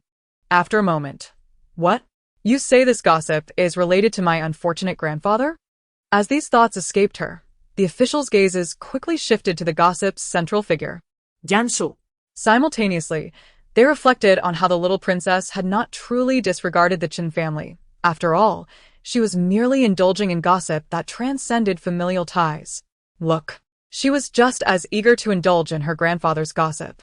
Even Emperor Anwu's gaze fell upon the bewildered Yen Su. Yen Su, has he truly not attended court for a few days? Why has the world gone mad?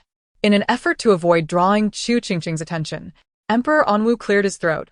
What are you all dawdling for? Let us commence. Only then did the officials snap back to reality, secretly relieved that the little princess had not noticed anything amiss. Seeing no further movement from her, a minister stepped forward to present a matter. Your Majesty, I have found new evidence regarding the accusation against the Minister of Rights, Wu Qishu, for keeping a concubine. Upon hearing this, the previously perplexed Yen Su furrowed his brows. Wu Qishu keeping a concubine?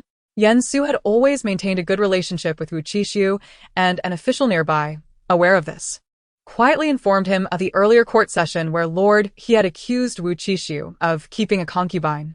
Lord Yen, you are unaware, during the last court session, Lord He suddenly informed the emperor that Lord Wu was keeping a concubine, but we all know Lord Wu's character. He has always treated his wife with utmost respect, making the likelihood of such a claim highly improbable. Thus, when the emperor inquired about evidence, Lord He had admitted there was none. The emperor had been so amused that he had asked how Lord He could know about such matters without proof. Can you guess Lord He's response? Yen Su knitted his brows. What did he say? The official, suppressing laughter, replied, Lord He claimed it was a dream he had. Yen Su, before he could express his disbelief, he heard Emperor Anwu question Lord He. What evidence do you present? Then the entire court heard Lord He solemnly declare, the evidence is that I had a similar dream today, in which Lord Wu was keeping a concubine. All the officials, what kind of evidence is this? Yen Su, utterly speechless, stepped forward. Lord He, how can you condemn someone based solely on an ephemeral dream? Is that not excessively rash? Lord He snorted. It was 2 dreams.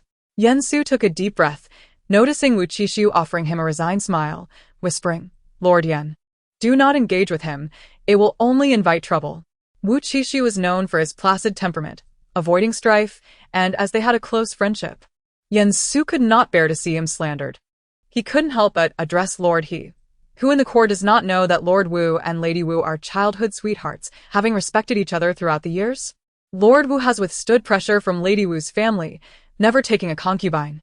Their bond is profound, and how could Lord Wu possibly keep any mistress? What did you say? Wu Qishu has been secretly in love with my grandmother for 30 years. And the mistress he sought resembles my grandmother in her youth. Chapter 16. This is a stab in his ribs. Is his friendship with my grandfather merely to gaze upon my grandmother? Did he marry Lady Wu solely because her name shares a character with my grandmother, allowing him to call her by her childhood name? S word struck Yen Su like a bolt from the blue, leaving him in a daze, his mind buzzing, momentarily believing he had encountered a divine being. The expressions of the ministers were frozen in shock. They were at a loss as to whether to first acknowledge the collapse of Wu Qishu's virtuous husband persona or to grapple with the revelation that Wu Qishu had harbored a secret affection for Madame Yen for 30 years. Such sensational news. Even Emperor Anwu fell into an odd silence, unable to fathom how events had escalated to this extent. Meanwhile, the man at the center of the storm, Wu Qishu, was utterly bewildered, matching Yen Su's astonishment, standing dumbfounded in place. How could the little princess possibly know his secret? He had kept it to himself. What? He even invited a sorcerer to curse my grandfather? Wishing daily for my grandfather's demise to seize power? How shameless. Emperor Anwu, ministers, indeed, utterly shameless. Yen Su, infuriated at Wu Qishu's blatant dishonesty, felt as if he might explode, wishing he could gouge out his own eyes. Wu Qishu, on the other hand, was paralyzed with fear, his legs turning to jelly. How could he know everything? Wait, even my grandfather's recent illness was caused by his poison. With a resounding crash, Yen Su completely lost his composure. Chu Qingqing gazed sympathetically at her grandfather, now as red as a steamed crab. Although she was unaware of the reason for his sudden coloration, she sang a song in sympathy. Dare not open my eyes, hoping this is but an illusion. Yen Su, Emperor Anwu, ministers, what a fitting song. The trembling Wu Qixu, who had collapsed onto the ground, was driven to despair upon hearing Chu Qingqing's lyrics. He even lurked at my grandfather's wall at night. Spying on my grandmother during the moonlit nights? What a pervert. The ministers nodded in unison. Indeed, a pervert. Unable to contain himself any longer, Yan Su sought Emperor Anwu's approval before seizing the now limp Wu Qixu and dragging him out of the grand hall. Hey? Where are you going? After calling Wu Qixu a pervert, Chu Qingqing watched as her unfortunate grandfather dragged the lecherous man out of the hall.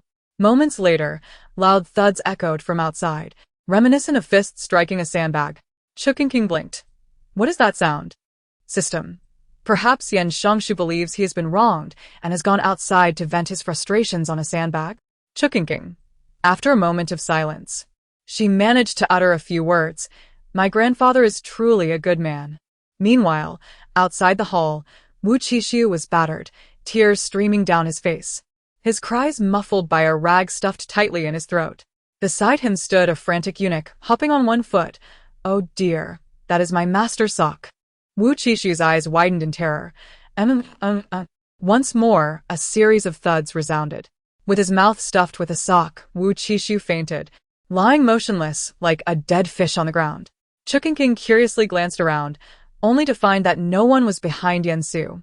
The ministers, aware of the truth, recalled the earlier sounds of punches landing and felt a collective ache throughout their bodies. Yan Su reported to the emperor, Your Majesty, I have amicably inquired of Wu Qixu and verified that what lord he spoke of is indeed true. Ministers, you call that amicable? Did Wu Qixu agree? Yan Su, to prevent Wu Qixu from claiming that I and lord he have wronged him, I implore your majesty to commission an investigation.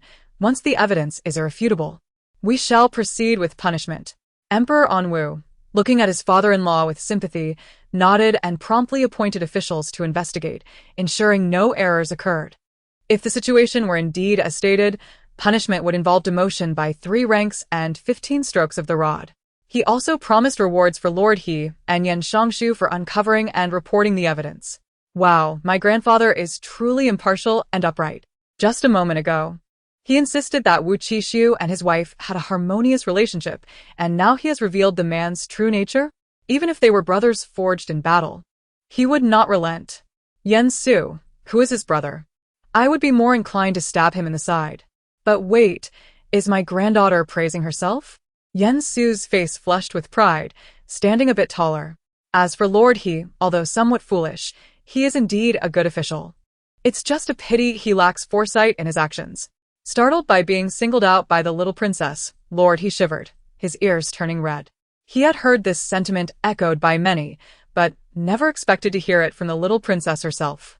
You may dream of finding a chest of gold beneath the great willow in East City, and someone might believe you. But if you dream of Wu Qixu, the so-called devoted husband, cheating, no one would believe that. Ministers? A chest of gold beneath the great willow. Not only would no one believe it, but Wu Qixu would likely harbor resentment and poison you one day, leaving you bedridden like my grandfather. How tragic. This suddenly pierced Yan Su. But it is precisely because of Lord He's character that he remains steadfast, his first reaction to corruption being to report it. Though somewhat foolish, his integrity is indeed rare. But rare integrity is of little use. Who knows when he may be wronged and suffer a dire fate? How tragic. Too tragic, unbearably tragic. Lord He had thought he might meet his end soon. He might even be falsely accused of suicide out of guilt. A shiver ran through Lord He, and he quickly raised his head to signal Emperor Anwu, silently pleading, Your Majesty, did you hear that? If one day I meet an untimely death, please avenge me. Emperor Anwu twitched his ears, feeling that Lord He's gaze was deafening, dismissively waving his hand. I understand. You shall not perish. Lord He felt instant relief. Indeed, both the emperor and the little princess were trustworthy, bringing warmth to his heart. Finally, enduring until the end of court, Chu Qingqing unexpectedly dropped another bombshell. What? The eldest princess caused my father's most beloved consort, Zhuang Pin, to miscarry? Chapter 17, Secrets of the Royal Family. A royal scandal. Upon hearing Chu Qingqing's confession, the entire court fell into stunned silence. Was this truly the language of our great Chu? How could they comprehend that the eldest princess had caused Zhuang Pin to miscarry? With a thud, Zhuang Pin's father, a deputy minister, fainted upon receiving the dreadful news. Emperor Anwu's complexion turned a shade of green. He could no longer remain seated and immediately raised his hand to instruct eunuch Su to dismiss the court. However, before eunuch Su could speak, a figure rushed out from the rear palace, whispering apologies to the emperor while hurriedly exclaiming, "Your Majesty, you must see. The princess has kicked Zhuang Pin into the lotus pond."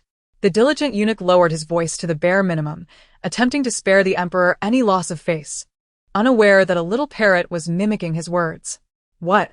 She kicked Zhuang Pin into the lotus pond? The entire court. This was indeed extraordinary. Both of the emperor's daughters were remarkable individuals. The messenger eunuch was terrified by the commotion. What is that sound? How is someone mimicking my words? Emperor Anwu felt dizzy. This little rascal would surely cause him to lose all dignity. The eunuch appeared on the verge of tears. I do not know the specifics. I only saw the eldest princess and Zhuang Pin enjoying the flowers by the pond. In the blink of an eye, I could hardly react before witnessing the eldest princess deliver a kick that sent Zhuang Pin into the pond. Upon hearing this, Emperor Anwu's eyes widened. Was she planning to pull her back up to continue the assault? The young eunuch nodded with a pained expression. Indeed. If it weren't for everyone's desperate efforts to intervene, it is likely that Concubine Zhuang would have already been thrown atop the rockery. Emperor Anwu's vision darkened with rage. Where is the empress? What has she been doing? Why is she not intervening? Emperor Anwu exclaimed, "This life is unbearable." At this moment, Chu Qingqing was laughing uncontrollably within her heart. Haha, system, you never told me that such juicy gossip could be so delightful. Ha ha ha. Did you see my father's expression? It was like a rainbow. Ha ha ha. Red, orange, yellow, green, blue, indigo, violet. Emperor Anwu remarked, "Is this truly hilarious? Is this what royal secrets entail?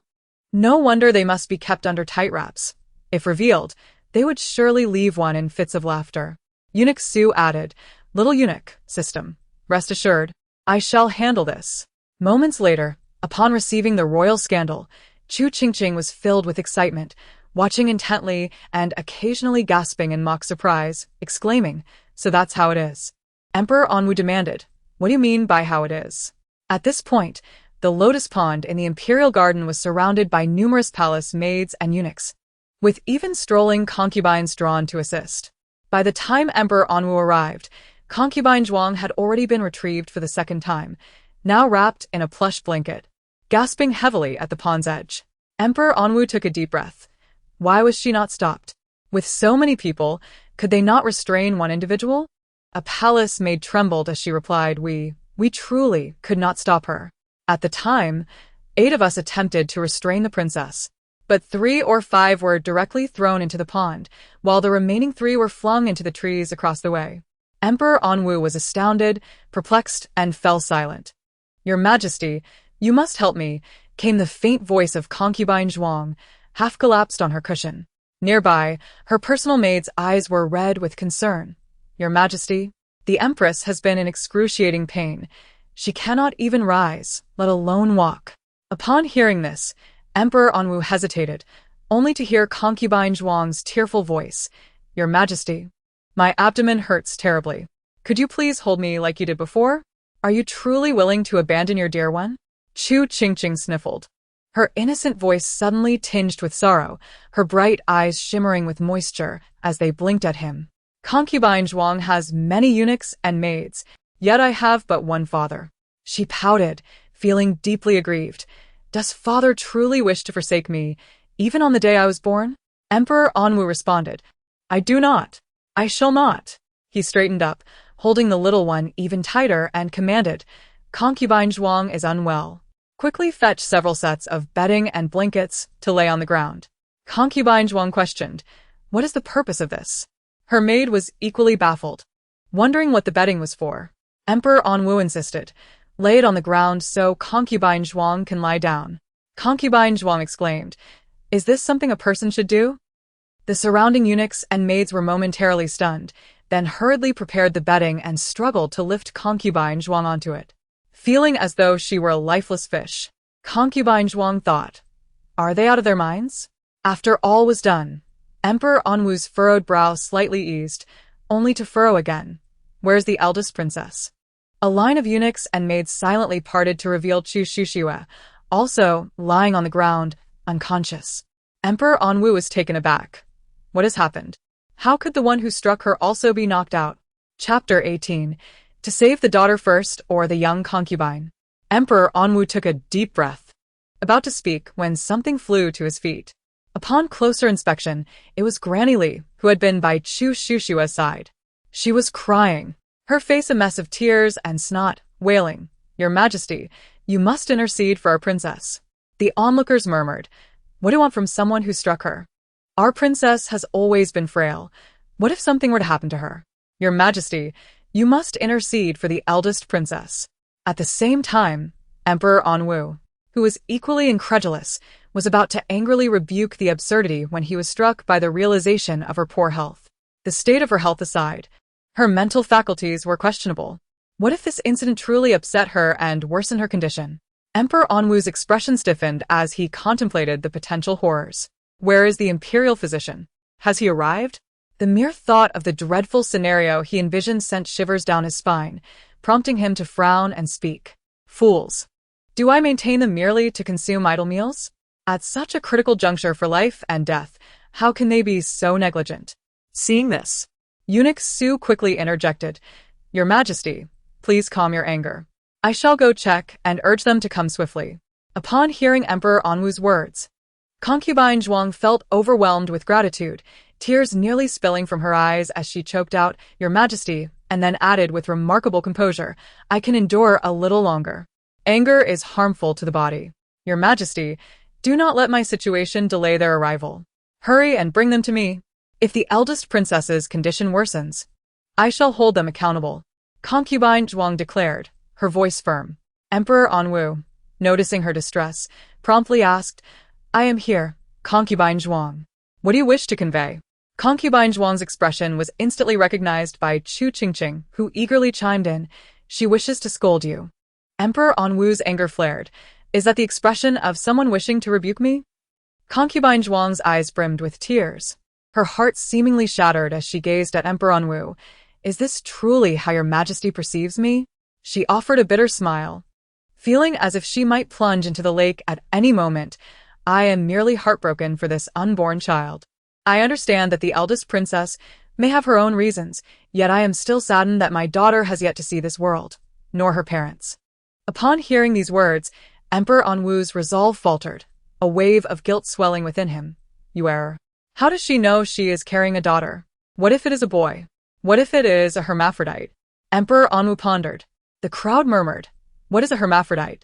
Concubine Zhuang interjected, "Your Majesty, Physician Feng has arrived." Just as the atmosphere grew tense, Eunuch Su's voice appeared at the perfect moment, followed closely by Physician Feng, who rushed in with a medicine box. Panting heavily, so we have but one physician? Does that mean my father must choose between his daughter and his young concubine, both in peril?" The realization dawned on Emperor Anwu. One is his most beloved daughter. The other, a newly favored concubine, has recently suffered a miscarriage. One is the eldest princess, unconscious and with exacerbated peculiarities. The other, Concubine Zhuang, who has been thrust into the water twice, frail and in need of care. How will our esteemed Emperor of De Chu ultimately decide? Qingqing will provide you with real-time updates. Emperor Anwu exclaimed, "What nonsense has infiltrated this scene?" The onlookers, who had just identified the peculiar source of the voice, whispered among themselves, "No wonder the Emperor is so fond of the little princess. She is truly amusing." Now follows the private time. "Father, you must choose quickly." Emperor Anwu, incensed, felt the urge to strike someone. Is it not said that daughters are little warm blankets? Why then has this become my fate? One is mentally disturbed and obsessed with trivialities, while the other is addicted to gossip, relentlessly pursuing my secrets. Not one of them seemed to care for his mental state. Unfilial daughter. Unfilial daughter. I am truly curious how my father will choose. If he selects Concubine Zhuang, the heroine will surely weep, claiming father no longer loves her. Yet if he chooses the heroine, Concubine Zhuang will undoubtedly feel disheartened, thinking, even after my miscarriage, he does not care for me. Truly, The affection of an emperor comes and goes like the wind, swiftly arriving and just as swiftly departing. After hearing Chu Qingqing's musings, Emperor Anwu felt as though he had a headache. Physician Feng internally lamented, "Your Majesty, I merely happened to be passing by to diagnose Lady Chen and, upon hearing your summons, came forth. The humble minister has already urged them to hasten to the imperial hospital to summon other physicians. It is merely that their arrival has not been as swift as mine." Emperor Anwu closed his eyes briefly. At that moment, the comatose Chu Qingqing gradually regained consciousness. And upon seeing Emperor Anwu, her eyes brimmed with tears that soon cascaded down her cheeks. "Father, my head aches terribly, and my heart feels heavy. Please save me, father." The onlookers murmured in disbelief. Why does she complain of pain when she is the one who strikes? Beside them, Concubine Shu, unwilling to be overshadowed, shed tears of her own, biting her lip to reveal a heartbroken smile. She then spoke, "Your Majesty, there is no need to concern yourself with me. Please tend to Her Highness the Princess first. I believe she is not someone who would act without reason. And the two instances of being thrown into the lotus pond must have compelling explanations." Physician Feng, carrying a medicine box, glanced at the emperor, whose complexion seemed less than favorable, and cautiously inquired, "Your Majesty, should I attend to the Grand Princess first, or the concubine Zhuang? Whom shall our emperor choose? His beloved daughter, nurtured under his care, or the recent favorite, the innocent concubine?" The ultimate decision of the Emperor of Chu is about to unfold at this crossroads of life. Emperor Anwu's expression darkened ominously. After a deep breath, he first looked at concubine Zhuang, whose tear-streaked face was turned towards him, then at Chu Qingqing, who gazed back with a heartbroken expression from afar. In response to the expectant gazes surrounding him, he waved his hand decisively and instructed Physician Feng, "First, attend to the eunuchs and maidens who fell from the tree." Chapter 19. Such a deplorable request? Chu Qingqing, concubine Zhuang, the onlookers, what? Physician Feng was momentarily stunned, but quickly gathered himself and raced towards the eunuchs and maidens who had been thrown from the tree by Chu Qingqing. Chu Qingqing. She fell silent for a moment, then erupted with a deafening, mocking laughter in her heart. "My father is truly a genius, ha ha ha. Emperor Anwu, laugh all you want. All you do is watch and eat popcorn, not a shred of concern for your father." When the other physicians arrived, they found Physician Feng examining the fallen eunuchs and maidens, while the Grand Princess and concubine Zhuang lay faint on the ground. The four physicians exchanged perplexed glances, wondering at this bizarre turn of events. Seated authoritatively, Emperor Anwu raised his eyes to the four men and commanded, "Now that you are here, hasten to examine the princess and concubine Zhuang. Do you expect me to plead with you?" The physicians, startled, shook their heads vigorously and without further ado approached, ready to extract half the contents of the medicine box for treatment. However, upon assessment, they realized neither was in a serious condition. Concubine Zhuang had merely suffered a somewhat severe miscarriage, but recovery was not instantaneous. Regarding the Grand Princess, Emperor Anwu furrowed his brow. Impossible. Her face was pale from pain, and she fainted just moments ago. How can she be well? Chu Qingqing nodded in agreement. "Indeed, I feel exceedingly unwell. How can I be fine?" Physician Liu, after a moment of contemplation, remarked, "Upon my arrival, I heard of the events leading to the princess's fainting. It is my humble opinion that she exerted herself too forcefully while throwing others, resulting in a muscle strain. The fainting is likely due to stress, and she requires only a few days of rest." The onlookers, Emperor Anwu, filled with concern, felt his expression darken further upon hearing the words "exerted too forcefully." "Your Majesty, concubine Zhuang has suffered a miscarriage," one physician exclaimed in horror. Emperor Anwu's heart sank, though he had suspected it. Hearing it confirmed brought him profound sorrow. As he gazed upon concubine Zhuang, whose face had turned ashen and was weeping uncontrollably, he felt a sharp pang of regret for not allowing Physician Feng to attend to her sooner, perhaps saving her. Meanwhile, Chu Qingqing, still dazed from her recent awakening, felt overwhelmed by the scene and was about to speak when concubine Zhuang interjected, weeping, "I do not understand why the princess would act so. I have done nothing wrong at this." Chu Qingqing's anger flared, her eyes nearly bulging with indignation. "What are you pretending to be? a pure white lotus. Who do you think you are? Stand up and speak to me. If you dare lie again, I will surely retaliate. At her outburst, the surroundings fell into an oppressive silence, everyone staring in shock. Having just emerged from the pool, Chu Qingqing suddenly realized something was awry, and her entire demeanor froze. Emperor Anwu, now seething with rage, enunciated each word with clenched teeth. Chu Qingqing. She trembled slightly, her voice faltering. No, this is a misunderstanding. Father, please let me explain. How could you, as a princess, speak in such a manner? Where is your decorum and upbringing? Chu Qingqing, in a panic, retorted, Father, I was merely anxious. She is the one who attempted to frame me. She lied just moments ago. Emperor Anwu scoffed. Frame you? A frail woman, even with child. How could she possibly frame you? You, who can toss 8 eunuchs with ease. The onlookers, Chu Qingqing. How can they be compared? Throwing 8 is a display of my strength, and among them are maidens. But she is scheming with her wiles to ensnare me. Emperor Anwu, nearly driven to the brink by her attitude, exclaimed, Chu Qingqing, who taught you to speak to me in such a manner? Where has your upbringing gone? What good is upbringing if it cannot fill one's stomach? Chu Qingqing retorted, pointing at Concubine Shu on the ground. When I was raised with decorum, she sought to ensnare me. Now that I have cast it aside, she dares not confront me. She hides behind others, whimpering.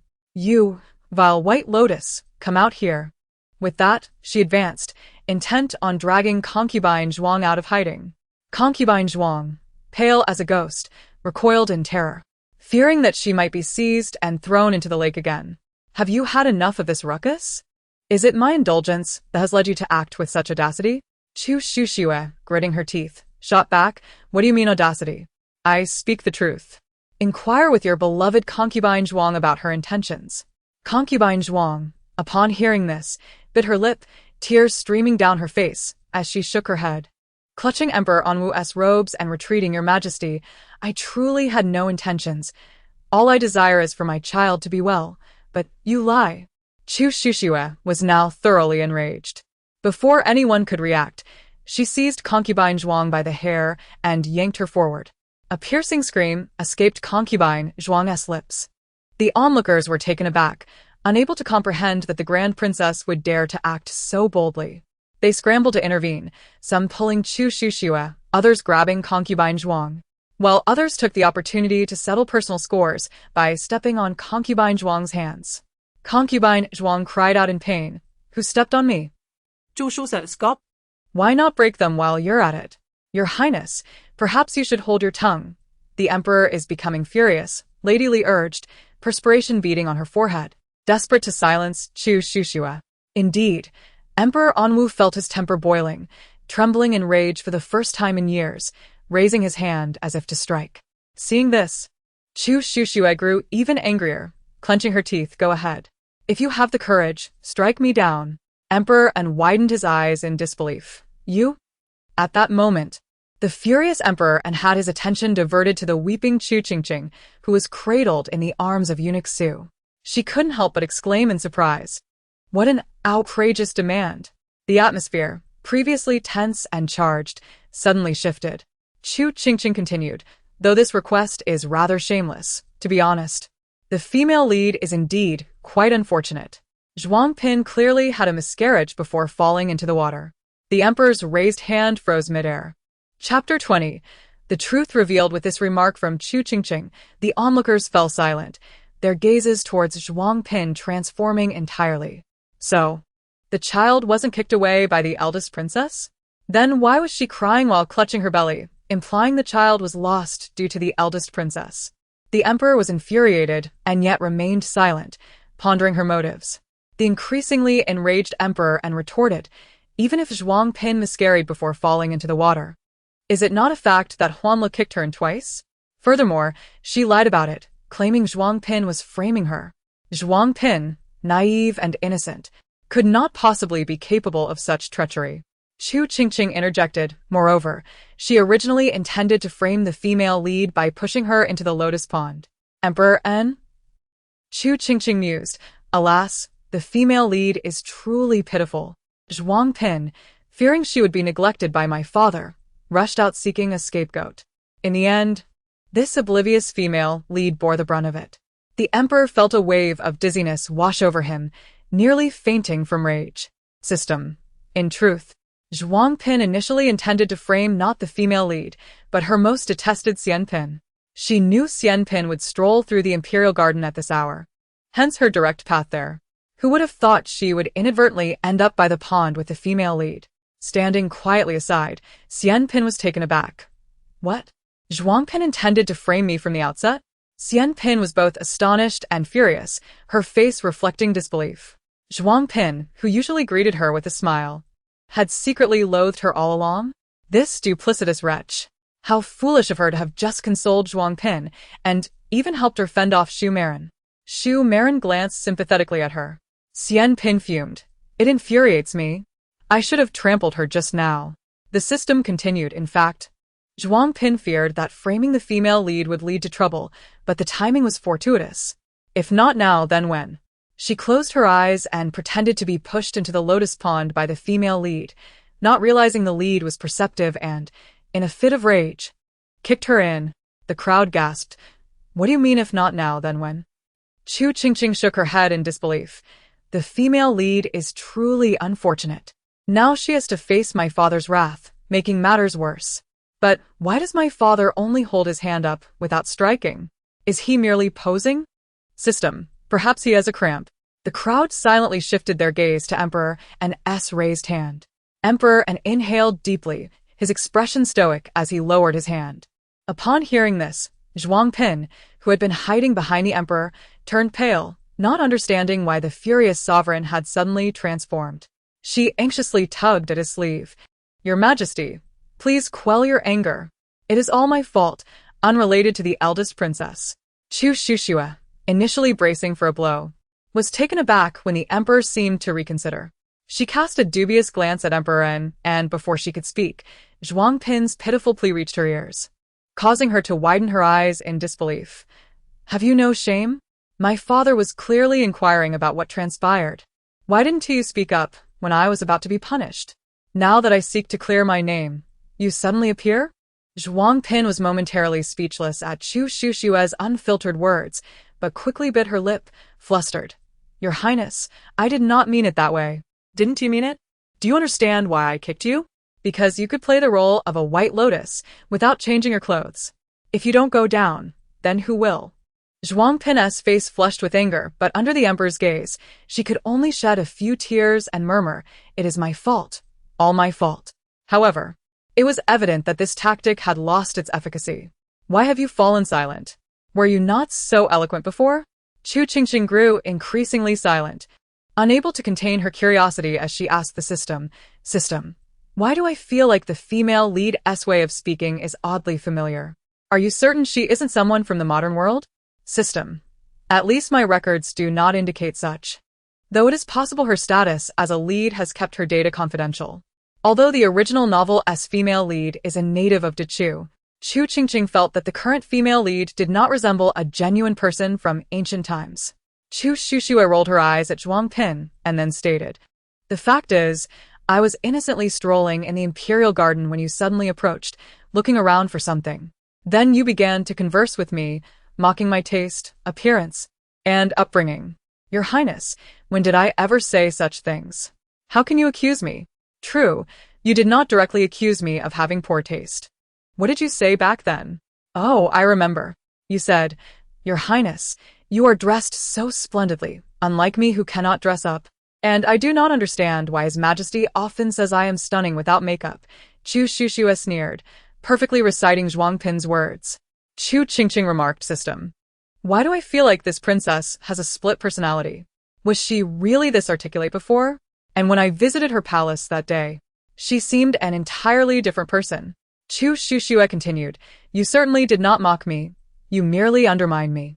Zhuang Pin was taken aback by how well Chu Qingqing remembered her words, her face turning crimson. Chu Qingqing did not grant her a chance to respond. Pressing on, Your child has long since miscarried, hasn't he? Was all this merely a scheme to frame me? The moment those words left her lips, Zhuang Pin panicked. I did not. You did not what? Before she could finish, Emperor and icy voice cut through the air. The Emperor, now seething with barely contained rage, wore a frighteningly dark expression as he prepared to demand Zhuang Pin reveal the fate of her child. However, before he could speak, he heard Chu Qingqing's inner thoughts. TSK, why is my father so furious? After all, the child isn't even his. Chapter 21. The flamboyant national master after all. The child isn't even his. After all, the child isn't even his. Those nearby, having overheard Chu Qingqing's thoughts, initially stared in shock, then quickly bowed their heads, fearing the lingering wrath of Emperor and might spell doom for them. What was initially believed to be Zhuang Pin's feigned fall to frame the eldest princess had escalated into an even greater revelation. Zhuang Pin's child was not the Emperor's. The crowd remained silent, heads bowed, but their minds raced with curiosity, speculating about whose child Zhuang Pin could possibly be carrying, if not the Emperor's. Was it a guardess? A physicianess? Or perhaps a princess? Surely, it could not be a eunuchess. Zhuang Pin gazed at the increasingly darkening expression of Emperor Wu, who looked as though he might drag her down for execution at any moment, and was instantly engulfed in an overwhelming fear. Your Majesty, please spare me, please spare me. I was merely momentarily bewitched. Zhuang Pin pleaded desperately on her knees, tears cascading down like pearls released from their string, and it was only at that moment that she truly grasped the gravity of her foolish actions. How could she have dared to provoke the Emperor's most beloved princess? If only the princess had children, it would have been better. Alas, she had nothing to her name. Children. Zhuang Pin trembled at the mention of the word, but quickly regained her composure, her gaze evasive as she sobbed, "It is all my fault. This morning, I accidentally bumped my belly against the corner of the table." Pfft. What bumping against a table? It was clearly because of the excessive infidelity lately, with movements too vigorous. Upon hearing the inner thoughts of Chu Qingqing, Emperor Wu could not help but chuckle in exasperation. Ah, splendid. So it is due to the frequency of your indiscretions. The onlookers gasped, "This is it, the Emperor is furious." But to suffer a miscarriage due to frequent infidelity, how often must that have been? And within the palace, with whom could she have been so frequently unfaithful? Curiosity ignited among the crowd, eager to rush over and inquire about the identity of Chu Qingqing's illicit lover. Emperor Wu's thoughts echoed theirs. He could not fathom with whom Zhuang Pin could be engaging in such frequent dalliances. With a cold smile, he turned to her. "Zhuang Pin, I can no longer discern which of your words carry truth and which are lies." At this, Zhuang Pin's eyes widened in alarm as she crawled forward. "Your Majesty, everything I said is true, truly." "True?" The Emperor scoffed. "I have even begun to doubt whether this child is mine." At this declaration, Zhuang Pin's face went pale, and she frantically grasped at the Emperor's robe, attempting to explain, "Your Majesty, but before she could finish, Emperor Wu kicked her away. "Do not lay your filthy hands on me. It disgusts me. Someone, investigate all recent activities in Ningxiang Palace. Effective immediately, no one is to step outside its gates." Oh. My father has become wiser. He even noticed that Zhuang Pin has been unfaithful. Emperor Wu pondered, yet the more he thought about it, the more he felt that her statement was a mockery rather than a compliment. But alas, poor father, you will not uncover the identity of the lover no matter how hard you search. How could that be? The Emperor mused, incredulous. After all, this lover is no ordinary person. He furrowed his brow. No ordinary person? The bystanders perked up, eavesdropping intently. Could it be someone of great significance? Or perhaps an outsider? A figure from the underworld? Speculation ran rampant as they pondered the extraordinary identity of Zhuang Pin's lover. It is none other than... The crowd held their breath. The national master of Great Chu, Zhong Huiran. Ugh, Zhong Huiran. As soon as Chu Qingqing uttered these words, Emperor Wu's eyes widened in shock. What? The lover is the national master? Stunned gasps rippled through the crowd. Zhuang Pin's affair was with the national master? This was indeed not an ordinary affair. Who would have anticipated this? Emperor Wu's expression darkened. The national master was their protector. But how could this be? 18 years ago, the national master, Zhong Huairan, had sustained grave injuries while safeguarding Great Chu during a conflict with the Liang kingdom, and since then had remained secluded within the Xianyu Tower. How could he possibly be involved now? System. In truth, the national master has not only been unfaithful with Zhuang Pin. The crowd gasped, what? Not only with Zhuang Pin? Could there be others? Emperor and Wu felt dizzy, casting a dark glance at the courtiers who were eagerly watching the spectacle. The haughty concubines, who were engrossed in the unfolding drama, shook their heads vehemently. Not I. Not I. System. He has also been with the late Xu Fei, as well as He Jiu, Lu Marin, Zhe Marin, Zhang Kairan, and more. The crowd's eyes nearly popped out of their sockets. More. System. Oh, there seems to be one more, a heavyweight, but it's not yet been revealed. So we must wait. The crowd was left in suspense. After hearing the system's revelation, Chu Qingqing's eyes widened in shock. 1, 2, 3, 4. How many green hats has my father been made to wear? This is too tragic. Emperor and Wu, already overwhelmed, thought, what a calamity this is. Chu Qingqing's expression grew complex. Can we truly rely on such a national master to safeguard the nation? Viewed from this angle, her father's ability to maintain the kingdom for another 4 years seemed miraculous. Emperor and Wu, system. Previously, it was not a problem, but now it is uncertain. System. Because, you see, the current national master is indeed a fraud. Chu Qingqing gasped, a fraud. Emperor, and Wu was nearly rendered speechless. What? The national master of Great Chu is a fraud. Meanwhile, several concubines had settled down, with eunuchs bringing chairs for comfort, while one of the concubines kindly offered seeds to Emperor and Wu. Bewildered, he stared at the seeds in his hand, and after a moment of silence, he sat down and began to munch on them. System. Indeed, he has been a fraud for nearly 20 years. Chu Qingqing expressed sincere admiration. 2 decades without discovery of the national master's true identity. This kingdom deserves its downfall. Emperor and Wu, system. Though he is a counterfeit, he possesses some skills, which is how he managed to kill the critically injured true national master and assume his identity, allowing him to infiltrate the harem undetected. Chu Qingqing Berlin get? What do you mean, infiltrate? System. No. The gossip has arrived. He is currently in He Jiu's quarters. Chapter 22. The Foolish Monarch. Meet your doom. No sooner had the system spoken than one of the concubines, who had been enjoying the seeds, suggested, it's rather dull here. Why don't we visit Enpin's palace? Enpin has been unwell and needs rest, but it has been quite a while since we have seen He Jiu.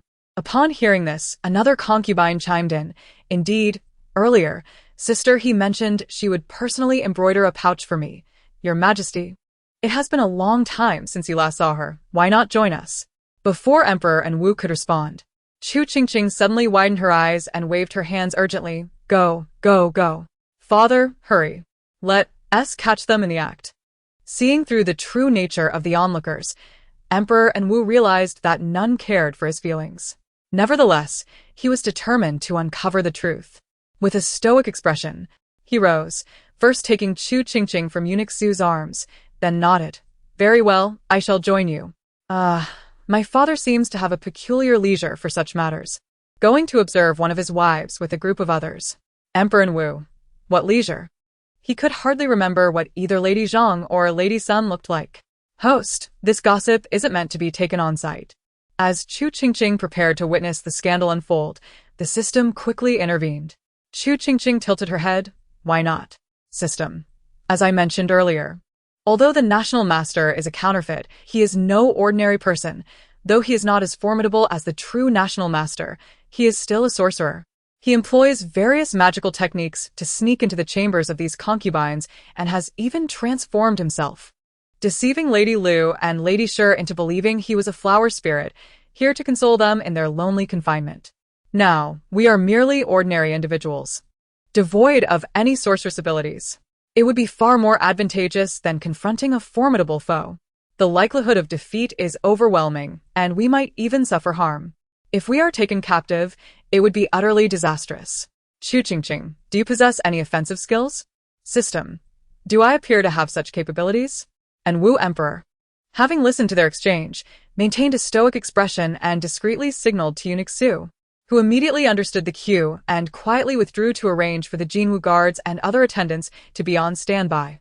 He also cautioned several hidden guards, who could hear Chu Qingqing's thoughts, to ensure the safety of both the emperor and the little princess, forbidding any harm from the so-called sorcerer.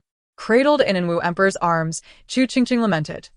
Do you think we could be struck down by this false master with a mere slap?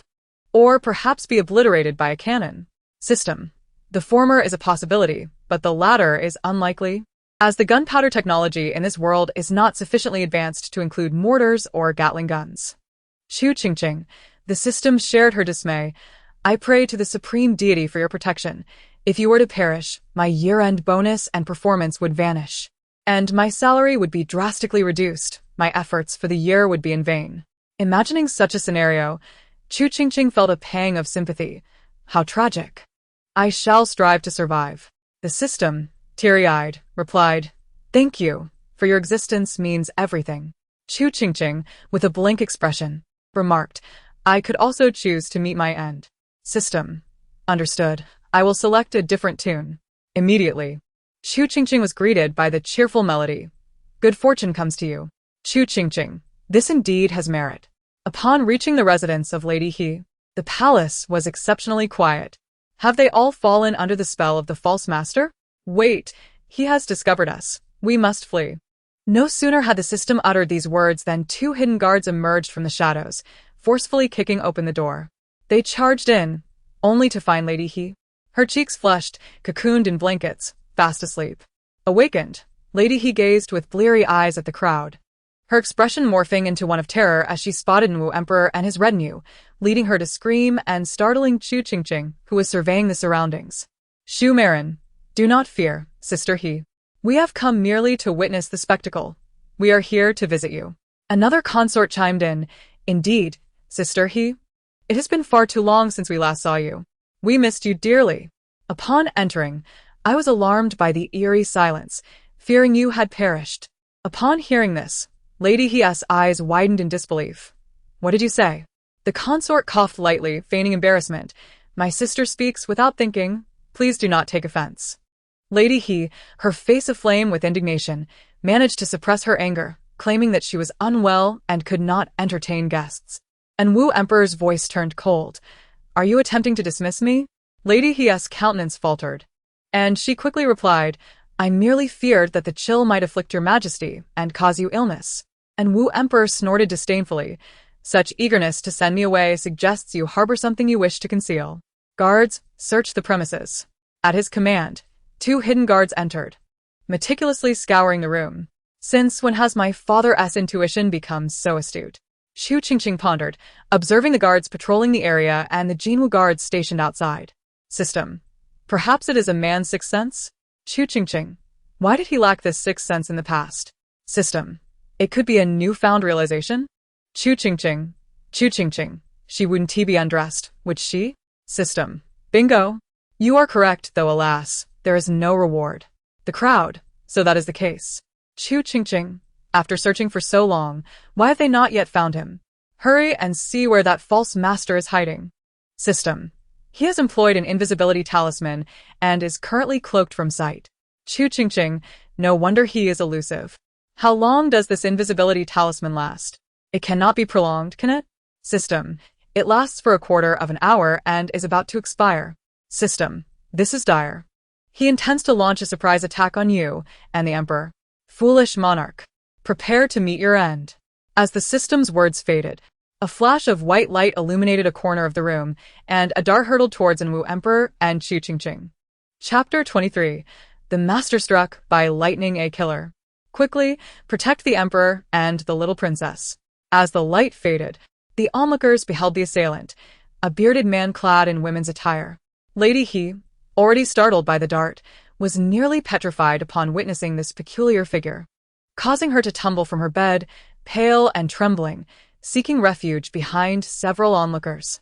With a quivering finger, she pointed at the bearded man and exclaimed, Who are you? What are you doing in my chamber? Lady He's terror was palpable, seemingly more intense than that of the others present. The bearded man sneered, What does it matter who I am? Just know that I have come to take this foolish monarch's life.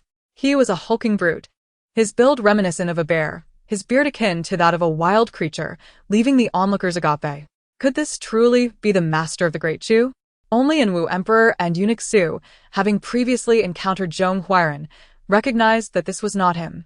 What had transformed this learned man into a hulking savage? Chu Qingqing. Equally bewildered, stared in disbelief and queried the system. Are you certain this master has not been meditating in a tower, but rather training in the mountains? Perhaps he has transformed into a beast? System. In truth, he feared discovery by the emperor, so once the invisibility talisman expired, he consumed a transformation pill, masquerading as an assassin to facilitate his escape. Upon hearing the system's explanation, Enwu Emperor comprehended the situation and turned his gaze towards the wild man still cursing him as a foolish monarch. Fool. Do you truly believe I cannot discern your identity? Chu Qingqing.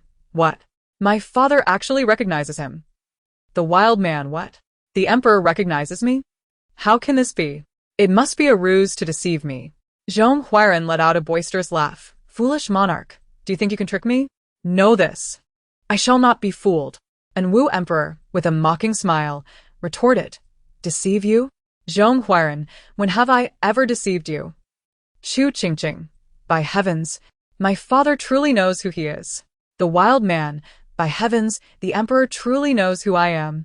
Zhong Huairan was momentarily taken aback, unable to discern whether Enwu Emperor was genuinely aware or merely fortunate. Thus, he feigned ignorance. Who is Zhong Huairan? I have never heard of him. Enwu Emperor, Master, do you presume I am attempting to deceive you? I have long known your secret. Zhong Huairan's expression shifted dramatically, realizing Enwu Emperor spoke the truth. Grinding his teeth in frustration, he stomped his foot. In an instant, the hulking bearded man transformed into an elderly Taoist clad in women's attire. Before anyone could react, Lady he let out a shriek and fainted on the spot. The crowd. Is it truly so terrifying? Did they not witness the transformation just moments ago? System. The master always used transformation pills to present a youthful and handsome visage during their clandestine meetings. It is likely this is the first time she has seen him as an old man, thus shocking her into unconsciousness. Chu Qingqing, goon dance. What a significant psychological impact that must have left. The crowd. This is indeed terrifying. Enwu Emperor scoffed, pride radiating from him. In this vast realm, there is nothing unknown to me. Unraveling your identity was a trivial matter. Do you think it difficult? The crowd. Your Majesty, please do not feign ignorance. The Emperor Enwu found himself basking in the disdainful gazes of those around him, exclaiming, You have inflated your praises to the heavens. This gathering of incompetence, he lamented, offered him no emotional value whatsoever. The only one who cheered was Chu Qingqing, exclaiming, My father is truly remarkable. At this, the Emperor felt a rush of comfort, thinking, my little darling is indeed considerate. However, the faux national master, upon hearing the Emperor's grandiose declarations, gritted his teeth in frustration. I had no intention of hastening your demise, yet you seem to court death willingly. Very well, I shall act on heaven's behalf and send you to the underworld post-haste. With that, he swiftly produced 2 talismans from his robe and hurled them toward the Emperor with the speed of lightning, chanting incantations fervently. Father, flee. That's a lightning summoning talisman. If we don't escape, we shall be struck down. Cried Chu Qingqing. The crowd erupted into chaos, scattering in all directions, while the hidden guards and eunuch Su quickly ushered the Emperor outside. After a moment, the onlookers cautiously peeked back into the room. Where was the lightning? Even Chu Qingqing tilted her head in confusion. The faux national master continued his incantation with closed eyes, but upon opening them, he realized he was utterly alone in the room. Even He Jiu had been dragged away, leaving only the talisman lying dormant where the Emperor had stood moments before. In an instant, he was struck by a bolt of misfortune, turning him into a charred husk from which he emitted a cloud of black smoke. After a series of convulsions, he finally regained his senses. Cursed be this wretched garment, he roared, glaring at the gaping hole in the ceiling. His sudden confrontation with the Emperor had left him no time to don his own attire, forcing him to hastily wear one of He Jiu's dresses. Unbeknownst to him, the fragrance ball on the dress had burst, spilling its oil all over the talismans he had tucked away. Fuming with rage, he climbed to his feet and bellowed toward the door, Do not think that I am powerless without my talismans. I will make you all suffer. Just as he spoke, a dark pill flew from the direction of the emperor and landed squarely in his mouth, which he swallowed with a gulp. What have you forced upon me? He exclaimed, his eyes wide with shock. What do we know what you ingested? The crowd replied, bewildered. Only Chu Qingqing clapped joyfully. Well done. What did the little princess give him? Someone wondered. Curious, the system inquired, which elixir did you purchase? An anti-diarrheal pill.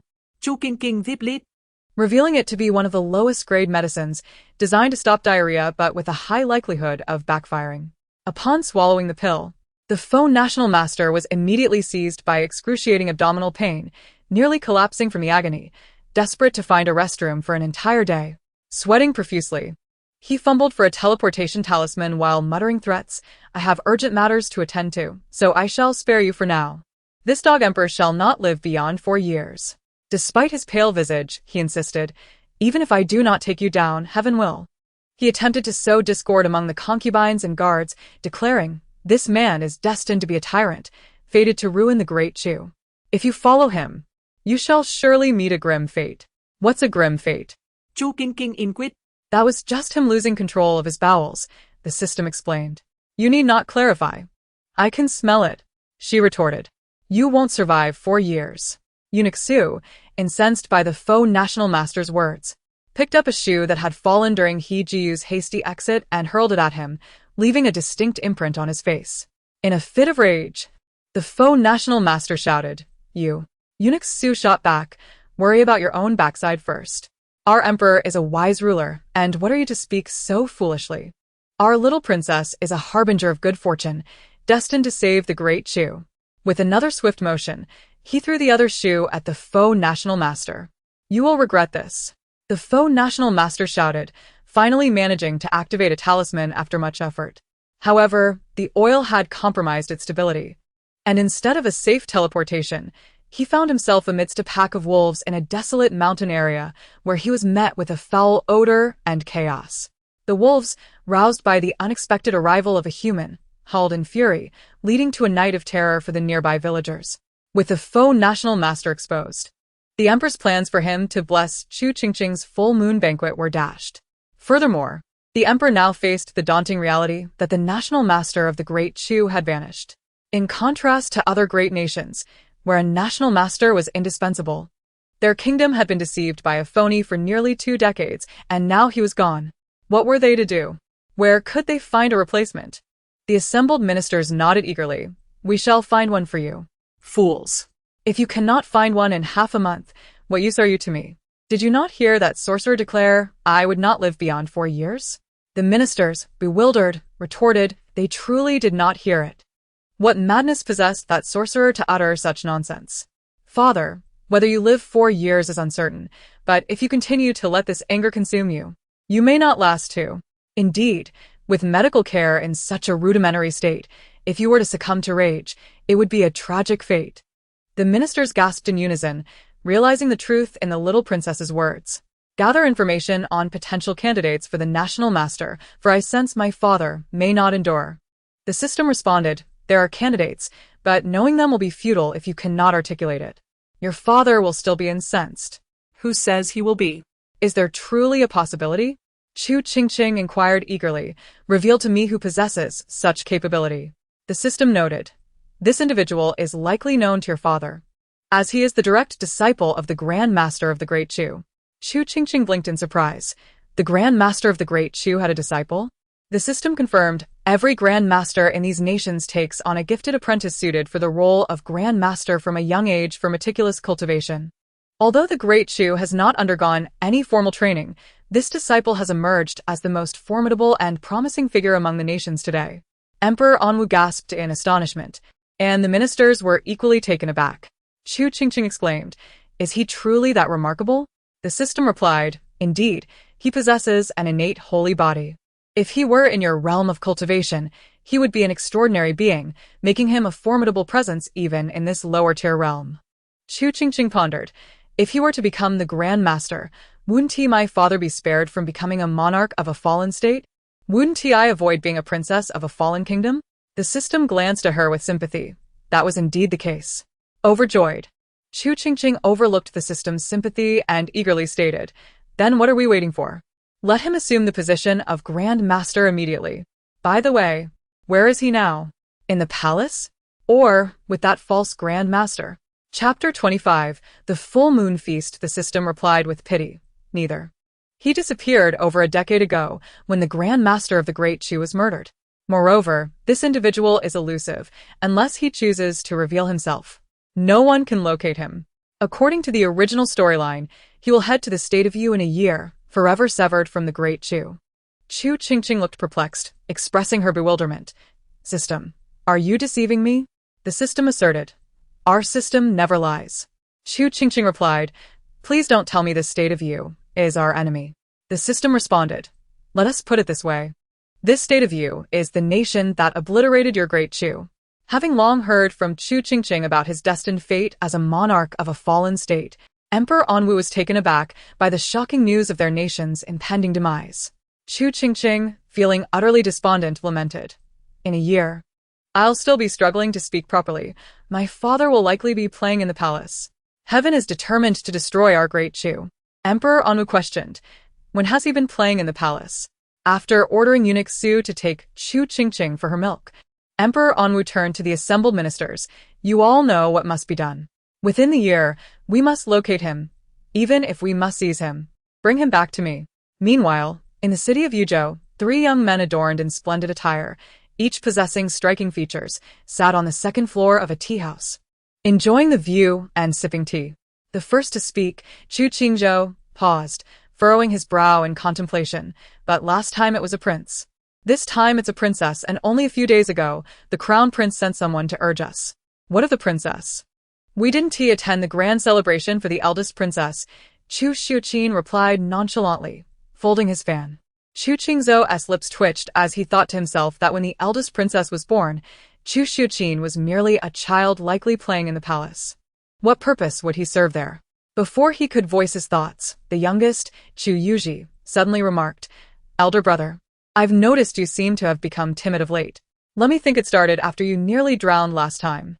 Upon hearing this, Chu Qingqing, who had been sipping tea, turned his attention to him. Chu Qingzhou retorted, "Elder brother, you resemble a parrot." Internally scoffing, he maintained a calm demeanor, replying, "Is that so? I haven't felt anything." Chu Yuji insisted, You used to boldly speak of rebellion and spread rumors in the royal residence. Claiming the crown prince was a divine calamity." Unable to maintain his composure, Chu Qingzhou quickly grabbed a nearby pastry to silence him. "This pastry is delightful. You should try it." Chu Yuji struggled to swallow the morsel and then slowly stated, "The crown prince has also heard of your bold claims." Chu Qingqing playfully tapped Chu Yuji on the head. "All right, elder brother is correct. The crown prince has never specifically summoned us before. So this occasion must differ from the past. If I'm not mistaken, a second letter should arrive soon." Chu Qingzhou, suppressing his irritation, finally spoke. "Sixth brother, could you refrain from calling me Elder 8? How about you call me Qingzhou instead?" Chu Qingqing looked at him in confusion. "Why?" Chu Qingzhou replied earnestly, "Don't you find Elder 8 sounds unappealing? It's akin to calling you Elder 6. Would you find that pleasant?" Chu Qingqing appeared bewildered, genuinely unaware of any unpleasantness. "Is it?" Chu Qingzhou nodded emphatically. "Indeed, so from now on call me Qingzhou." He then turned to Chu Yuji. "You may call me." Chu Yuji, filled with curiosity, asked, "What should I call you?" After a moment of silence, Chu Qingzhou inwardly cursed his ordinal position.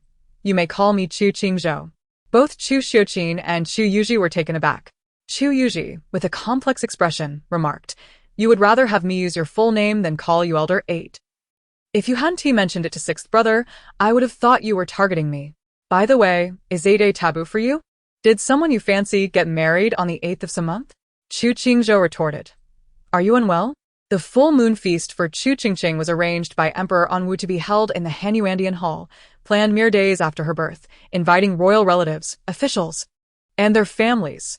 After hearing the system's revelations, Chu Qingqing mused, "So this is what it means to harbor ulterior motives." The system remained silent. Empress Yan, holding Chu Qingqing, remarked, "This child speaks such bold truths. Oh, is this the little princess?" Indeed, She is enchanting. Soon, more guests began to arrive at the palace. As the entire capital was aware of the emperor's fondness for the little princess, even bringing her along to court. Consequently, Many arrived early to present themselves before Empress Yan, exchanging a few kind words to establish a favorable impression should any misfortune arise in the future.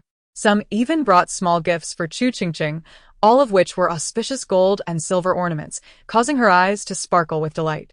Ah, it's grandfather. Chu Qingqing clapped her tiny hands, stretching her neck to see the gifts being presented to her, when suddenly, she spotted a familiar figure approaching in the distance. oh, Grandmother is here too, Chu Qingqing exclaimed, her round eyes sparkling with excitement. The attendees, primarily the families of officials, had been warned repeatedly at home that the little princess was extraordinary and to refrain from shouting upon meeting her. They were puzzled by the remark, wondering what made her so extraordinary, yet received only enigmatic glances and the vague assurance, "You'll understand when you meet her." It wasn't that they didn't wish to explain, but rather that they couldn't articulate it. The moment they contemplated sharing the peculiarities of the little princess's thoughts, it felt as if their mouths were sealed, leaving them rendered speechless, while their hearts experienced a sharp pang, nearly causing them to faint. Thus, a multitude of curious noble women hastily gathered, only to finally comprehend the meaning behind the little princess's extraordinary nature upon hearing her thoughts. I wonder if that peculiar individual who has been secretly enamored of grandmother for 30 years has arrived? In the distance, Lady Yan was taken aback. What? A pervert who has been secretly in love with her for 30 years? Chapter 26. Bestowing titles and increasing fiefs. The surrounding noblewomen, having overheard Chu Qingqing's thoughts, displayed expressions of excitement. Initially puzzled by how such information had spread, they soon realized it was due to the little princess. Their eyes sparkled with intrigue, as nothing could compare to the thrill of witnessing the unfolding drama firsthand. Moreover, Madame Yan appeared utterly oblivious, and the terrified expression of Lord Yan was quite amusing. It seems that a splendid drama is about to unfold. System. That pervert Wu Qishu hasn't shown up. I heard he was beaten and is now half paralyzed, unable to leave his bed for the time being. However, his wife did arrive. And you just received a gift from her. Chu Qingqing was taken aback. His wife is here? The same Lady Wu who was relentlessly pursued by Wu Qishu simply because her name resembles that of my grandmother? System. Precisely. The surrounding ladies suddenly recalled having seen Lady Wu earlier and began searching for her, eventually spotting her standing in a daze. At that moment, Lady Wu's mind was a whirlwind, unable to process the shocking revelation she had just heard. A pervert had harbored a crush on Madame Yan for 30 years? And that pervert was none other than her husband, Wu Qishu. Was it true that Wu Qishu's mad pursuit of her for marriage stemmed from the similarity of their names? Speaking of which, Lady Wu is rather unfortunate, believing she encountered true love, only to find herself entangled with a scoundrel and a pervert. Chu Qingqing recalled the elegant and gentle Lady Wu who had just gifted her something, and her heart ached for her. How could such a wonderful person end up with that scoundrel, Wu Qishu? And Wu Qishu, instead of cherishing such a splendid wife, spends his days seeking sorcerers to curse my grandfather to death and even poisons him. He plots to eliminate my grandfather while masquerading as the dutiful caretaker of his brother's widow. The more Chu Qingqing spoke, the angrier she became, wishing she could draw a lightning symbol to turn Wu Qishu to ashes on the spot.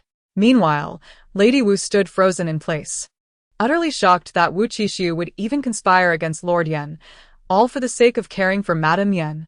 Her eyes reddened with fury, her chest heaving, and she could no longer suppress her emotions as she approached Madame Yan to apologize, claiming she felt unwell and that her primary purpose today was to bless the little princess.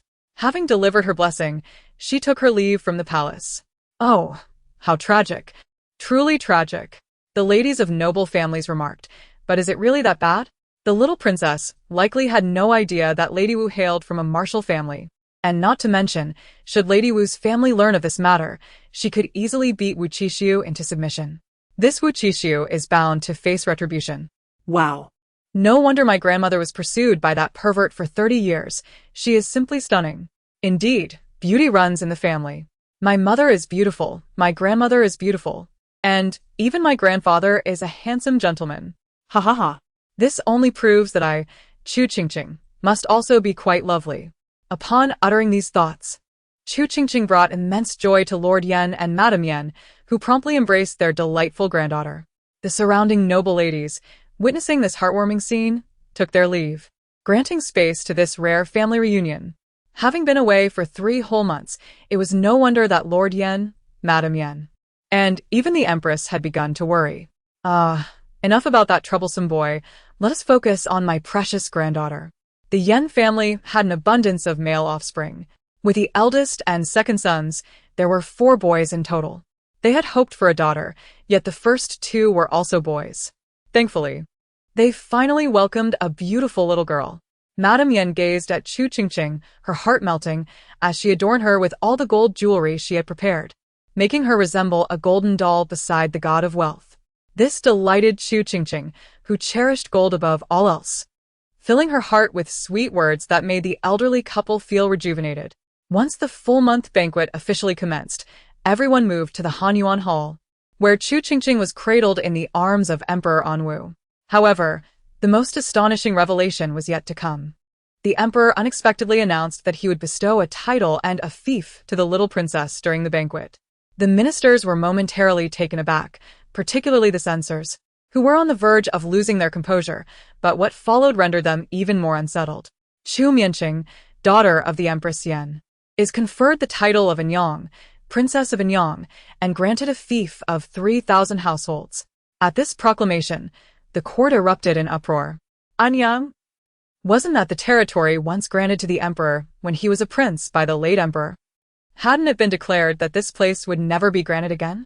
How could it not only be granted once more but also to a princess? Furthermore, a fief of 3,000 households. The highest fief granted to a princess in the Great Chu was no more than 1,000 households. Even the eldest princess received only 1,500 households, while the grand princesses were capped at 2,000. How could the emperor disregard these regulations and elevate a mere infant princess to such heights? This treatment surpassed that of many princes and lords throughout history. As for the emperor's current offspring, it was unnecessary to mention. Only the eldest prince and the eldest princess had received titles and fiefs, and in comparison, this was simply unfathomable. The empress, upon hearing this, was so enraged that her face contorted. Anyang? Zhengua? 3,000 households. Had the emperor lost his senses? Her own child, Huailo, had received the simplest title of Huailo, let alone the additional fief, which was merely 800 households. Initially, she thought 800 households was a considerable honor compared to the 500 households granted to previous princesses, but now, it seemed like a mere jest. Chapter 27. Father. This truly cannot be cut. The other concubines were equally envious, questioning how a mere month-old infant could receive such preferential treatment from the emperor. Moreover, several princes had yet to receive titles. Why her? The concubines gritted their teeth in frustration, casting resentful glances at the empress. Your Majesty, do you see how the emperor has favored that wretched woman and her child? If this continues, the harem will surely become intolerable for others. The empress, recognizing the gravity of the situation, took a deep breath. She was aware of their sentiments. If this situation persisted, her position as empress might be at stake. Yet, she could not speak out directly. While the officials might voice their concerns, if she, as empress, were to express doubts or challenge the emperor in front of so many, it would undoubtedly insult him. Even if she managed to prevent the granting of titles, the emperor would surely be displeased. The empress inhaled deeply, striving to conceal her emotions, and then subtly raised her gaze, exchanging a glance with her father, Prime Minister Wang. Upon receiving his understanding nod directed at his student, Zhao Dixuan, she finally felt reassured. Although other ministers would undoubtedly oppose the emperor's unprecedented granting of titles, she felt more secure with her father stepping in. Just as she anticipated. As soon as the decree was issued, it was met with immediate opposition from several ministers present. Your Majesty, the little princess is merely a month old. Bestowing a title is premature, let alone the Zhengua title. This has never been done in history. Please reconsider. Indeed, Your Majesty, throughout history, those granted the Zhengua title were individuals who had made significant contributions to the nation. How can it be hastily conferred upon an infant who cannot even speak yet? With the minister's unified opposition, the emperor's displeasure was palpable. What? Was he not allowed to bestow a title upon his own daughter? Was he not permitted to grant her the very land he had once been given? Who decreed that such honors were reserved solely for princes?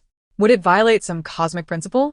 Previously, the ministers had voiced their concerns regarding matters of the state and the well-being of the populace, and he had been willing to listen to their suggestions. However, to meddle in his family affairs was utterly absurd. The emperor, infuriated, contemplated scolding them, but decided to reason with them first, for he was not a tyrant devoid of reason. You are aware that Anyang is my fief, not yours, aren't you? Emperor Anwu cast a disdainful glance at the minister who mentioned Anyang, then turned his attention to the other two. What if the title granted for the full moon? It is something that must be conferred sooner or later. Is it not within my prerogative to bestow it upon her early? He continued, by your logic, I should also provide your salaries monthly. So why not wait until your demise to grant them all at once? The ministers, taken aback, stared wide-eyed. Your Majesty truly is obstinate. They immediately prepared to voice their objections when suddenly a figure appeared before them, fervently speaking up. The three were momentarily stunned, but upon recognizing the voice, they realized it belonged to the upright Minister Wu, and their faces brightened with hope. Excellent, it is Minister Wu. We are saved. Minister Wu was renowned for his integrity and effectiveness in council. With the exception of the last occasion when he opposed the emperor's decision to bring the little princess to court, many of his suggestions had been adopted by the emperor. The courtiers collectively exhaled in relief. Although the little princess was extraordinary, they believed it was merely a spectacle to observe her heartfelt expressions and did not warrant such an honor. Even Minister Yen relaxed, pondering that opposing this would indeed be beneficial. After all, while his granddaughter was unique, she was still a newborn, and the emperor's actions would unfairly place her in the line of fire. Most courtiers felt reassured. Yet they could not have anticipated the emperor's reaction would differ significantly this time. Wu Qiujin, do you truly believe I would hesitate to demote or even behead you? Wu Qiujin's words were not merely harsh, they were exceptionally abrasive. In matters of reputation before, Emperor Anwu could remain indifferent, but this time, it concerned Chu Qingqing, and he could no longer suppress his anger after hearing only a few remarks. Wu Qiujin was on the verge of diminishing the value of his precious daughter. Everyone was stunned. They had not expected the emperor to become so furious. Even Chu Qingqing, who had been engrossed in watching the latest box office suspense film with the system, lifted her head. What is happening? Who has angered my father? She gazed with her round, bright eyes toward the hall, only to see a familiar figure, neck outstretched, resembling a gamecock. An unsettling premonition washed over her, and she promptly inquired of the system, what is the name of the official my father intends to demote? The system replied, Minister Wu Qiujin. Chu Qingqing exclaimed, oh no. Father, please listen to me. You cannot demote him. It absolutely cannot happen. Nor can you behead him. Just as Emperor Anwu was about to issue the demotion, he inquired, why can he not be demoted? If this cannot be done, then what of the others? His gaze shifted to the other ministers, who instantly froze, frantically shaking their heads in their hearts. No, we cannot demote him. Nor can we behead him. Meanwhile, Chu Qingqing was in a state of anxiety. The last time she heard Wu Qiujin's name, it had struck a chord. It suddenly dawned on her that this Wu Qiujin was mentioned in the book. In fact, her father's tyrannical path began with the demotion of Wu Qiujin. Father, let us heed caution. This cannot be done. He is your loyal minister, an incorruptible official. He is a rare figure who does not fear power and speaks candidly. Such individuals are hard to find. Wu Qiujin, who had just been belittled by the little princess, felt his face flush. Wait, why is the little princess deviating from the script? Why is she praising me? You began your downward spiral by demoting him.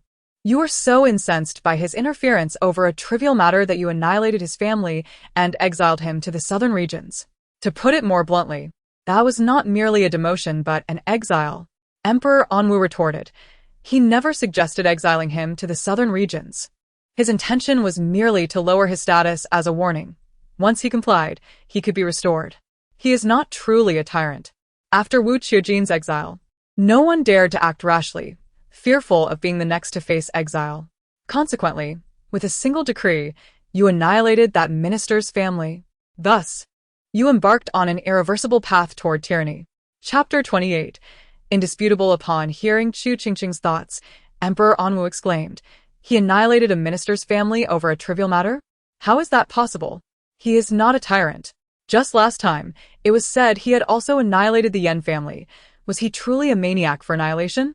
Why did he so readily resort to such extreme measures?" Initially, Emperor Anwu was merely angered by Wu Qiujin, but after listening to Chu Qingqing's words, he felt a mix of frustration and anger coupled with an urge to prove his innocence. If he were to demote Wu Qiujin to a different location instead of the southern regions, could that not absolve him of the tyrant stigma? Emperor Anwu felt a surge of eagerness. Standing in the center of the hall, Wu Qiujin suddenly felt a chill running down his spine. "Therefore, father, you absolutely must not demote Wu Qiujin. He currently serves as a crucial warning. Crossing that line would place you in peril. And all of Chu would be in jeopardy, including your beloved little princess.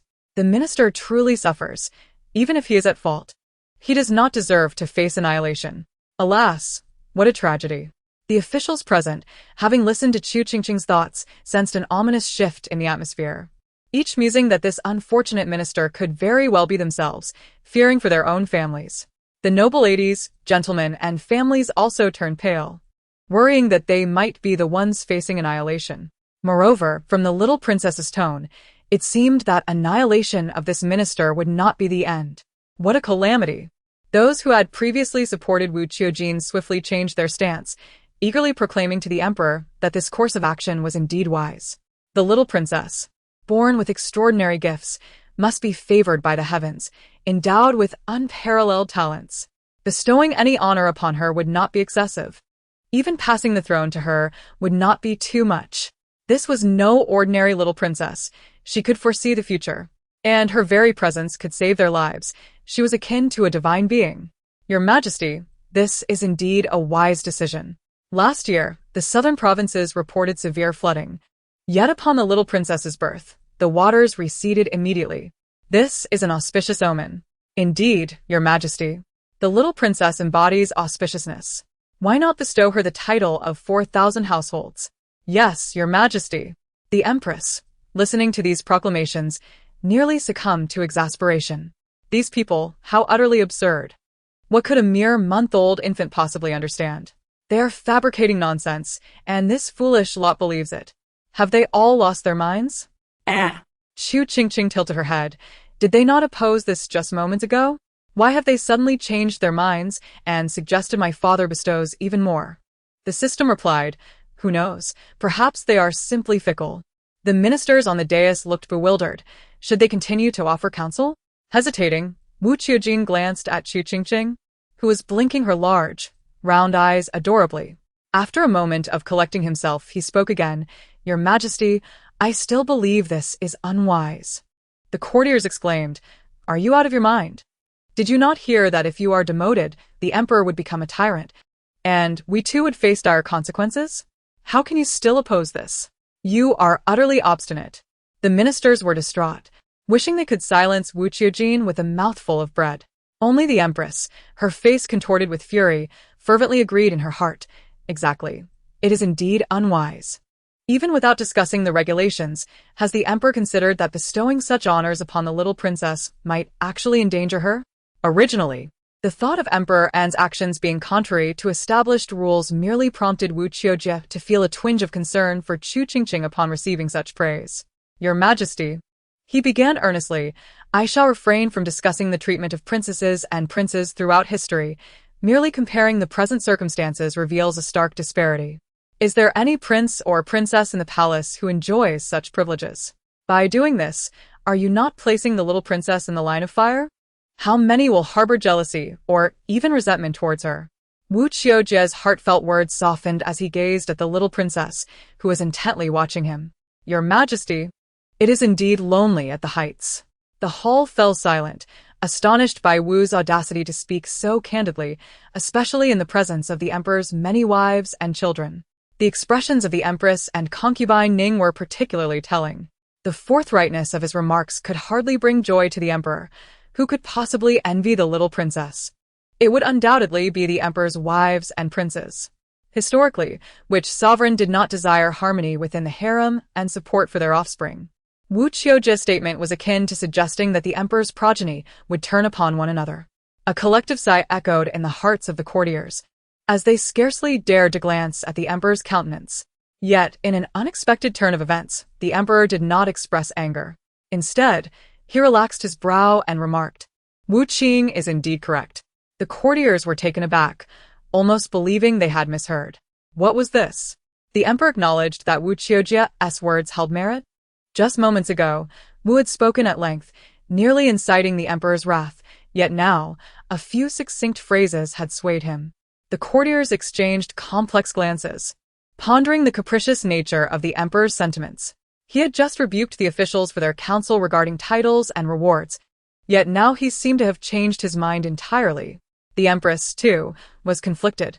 She recognized Wu Qiujia's insinuation that she and her daughter might harbor jealousy or even wish harm upon the little princess.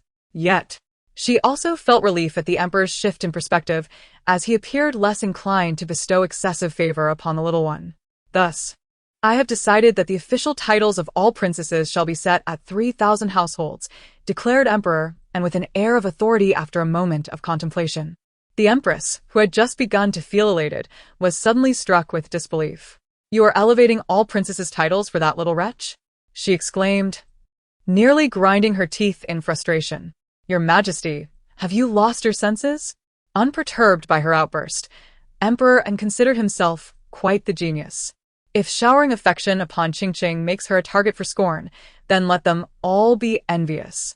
Wu Qiujia felt a pang of disbelief at the emperor's unexpected strategy, which only served to underscore the emperor's favoritism towards the little princess. He was about to voice his concerns when the emperor interjected, as a sovereign, "If I cannot openly show affection to my own daughter, what purpose do I serve? Similarly, if she suffers harm due to my love and I cannot protect her, then I am unfit to govern this realm." Chapter 29. The dreamy son-in-law Wu Qiujia was rendered speechless by the emperor's declaration. Finding himself without any grounds to challenge the ruler, who was both king and father, Chu Qingqing, too, was taken aback by Wu Qiujia's concern for her safety, reflecting inwardly, "Though my father may seem unreliable, he truly provides a sense of security. Why do I appear unreliable?" The emperor inquired, bemused. That day, when the false national master summoned lightning, my father's first instinct was to hold me tightly to protect me, she thought, suddenly marveling at the greatness of paternal love, her heart swelling with admiration. Unlike the empress, who fled in disgust upon discovering that the eldest princess had pilfered someone else's stinky socks, leaving her ailing daughter on a cold sickbed, a certain minister's wife, who was eavesdropping while sipping water, widened her eyes in shock at this revelation, nearly choking on her drink. The expressions of others in the hall varied dramatically, while the empress felt a wave of dizziness wash over her. What nonsense was this little wretch spouting? Emperor was equally unprepared for Chu Qingqing's sudden detour into such territory, and the previously seething concubine Shu, ready to explode with indignation over the emperor's favoritism, was left dumbfounded. "What is happening? Why is everyone staring at me?" She furrowed her brow, feeling like a monkey on display. The ladies present, having never heard such a scandal, gasped in horror. How could anyone have a penchant for stealing other socks? The young lords who had long desired to marry the beautiful eldest princess were equally struck with disbelief, as their idealized image of her shattered, revealing a bizarre obsession with foul-smelling socks. The courtiers, who were already privy to this scandal, wore smug expressions, as if to say, "We knew all along." As the atmosphere grew increasingly tense and peculiar, the empress could no longer contain herself and interjected, "Your Majesty, is it not somewhat inappropriate to elevate the titles of all princesses solely for the sake of the little princess?" The empress's words were a calculated move. In such a critical moment, she sensed the emperor's underlying urgency and hoped to break the stalemate by redirecting attention, no matter the topic. True to her expectations, emperor paused before reiterating, "Inappropriate?" The empress felt a surge of excitement but maintained her composure, nodding in agreement, convinced victory was at hand. However, the emperor's next words took her by surprise. "If you believe it inappropriate, then let the title of Princess Huanla remain unchanged." He then proclaimed loudly, "Let it be known, all royal princesses, except for Princess Huanla, shall have their titles elevated to 3,000 households, effective immediately. The empress was left speechless. Emperor and waved his hand, silencing her protests. I understand your sentiments. No need for further discussion. The empress was incredulous. You understand? Understand what? As she observed her daughter, whose eyes were red with indignation and on the verge of tears, the empress felt a rising panic and turned to her father. Prime Minister Wang, for assistance. The prime minister sighed, exasperated with his students, before signaling to them with a glance. He hoped that his two capable students, one a grand minister and the other a minister, could persuade the emperor to change his mind. Princess of the nation? She is unworthy. Merely a prodigy, he thought. And she dares to covet the affection of the eldest princess? A foolish dream. Upon receiving the prime minister's signal, his two students understood immediately and nodded in agreement. One of them, Zhao Dixuan, stepped forward, diverging from Wu Qiujia's formal approach. He cited historical examples of noble houses losing power due to the division of territories, and spoke passionately of the suffering caused by war, evoking tears from the ladies present, who were deeply moved. Several ministers' wives lamented the fate of such a talented and noble young man, wishing to marry him off to their daughters for a lifetime of happiness. After all, his genuine concern for countless common folk surely extends to his beloved wife with even greater tenderness. Several noble young ladies wept at this, clutching handkerchiefs to dry their tears, while secretly glancing at him, pondering how such a promising young man could marry so early. Zhao Dixuan, a talented individual who ranked as the third scholar in the 11th year of the Tianjin era, was renowned for both his intellect and appearance. Consequently, he caught the eye of the Minister of Rights, who was eager to find a suitor for his daughter. At that time, Zhao Dixuan had already taken Wang the Chancellor as his mentor, prompting the minister to consult with him. Wang, upon hearing of this, wholeheartedly endorsed the match. Personally inquiring of Zhao Dixuan, and upon receiving his affirmative response, conveyed the joyous news to the minister. Overjoyed, the minister promptly engaged a matchmaker to set a date, following the traditional rites for a formal marriage, resulting in a spectacular union that astonished the entire capital. On that day, Zhao Dixuan, clad in a magnificent crimson wedding robe and riding a majestic steed, evoked envy among countless young ladies in the capital. Thus, when they learned that Jiang Susu, the minister's daughter, was dissatisfied with the match, they were utterly astonished and even scornful. What was she thinking? How could she refuse such a splendid husband? Did she expect to find a deity instead? Observing Zhao Dixuan, whose eyes reflected deep concern for his country and its people, the ladies felt a pang of jealousy, clutching their handkerchiefs tightly. How could Jiang Susu, of all people, be unworthy of such a remarkable husband? Thus, I beseech your majesty to deliberate carefully. Even if for no other reason, consider the welfare of the people. After articulating his sentiments regarding the nation and its citizens, Zhao Dixuan bowed deeply, maintaining his posture as if determined not to rise until the emperor granted his approval. No one dared to contradict Zhao Dixuan's proclamations for the nation, leaving the great hall enveloped in silence. Host, do not look.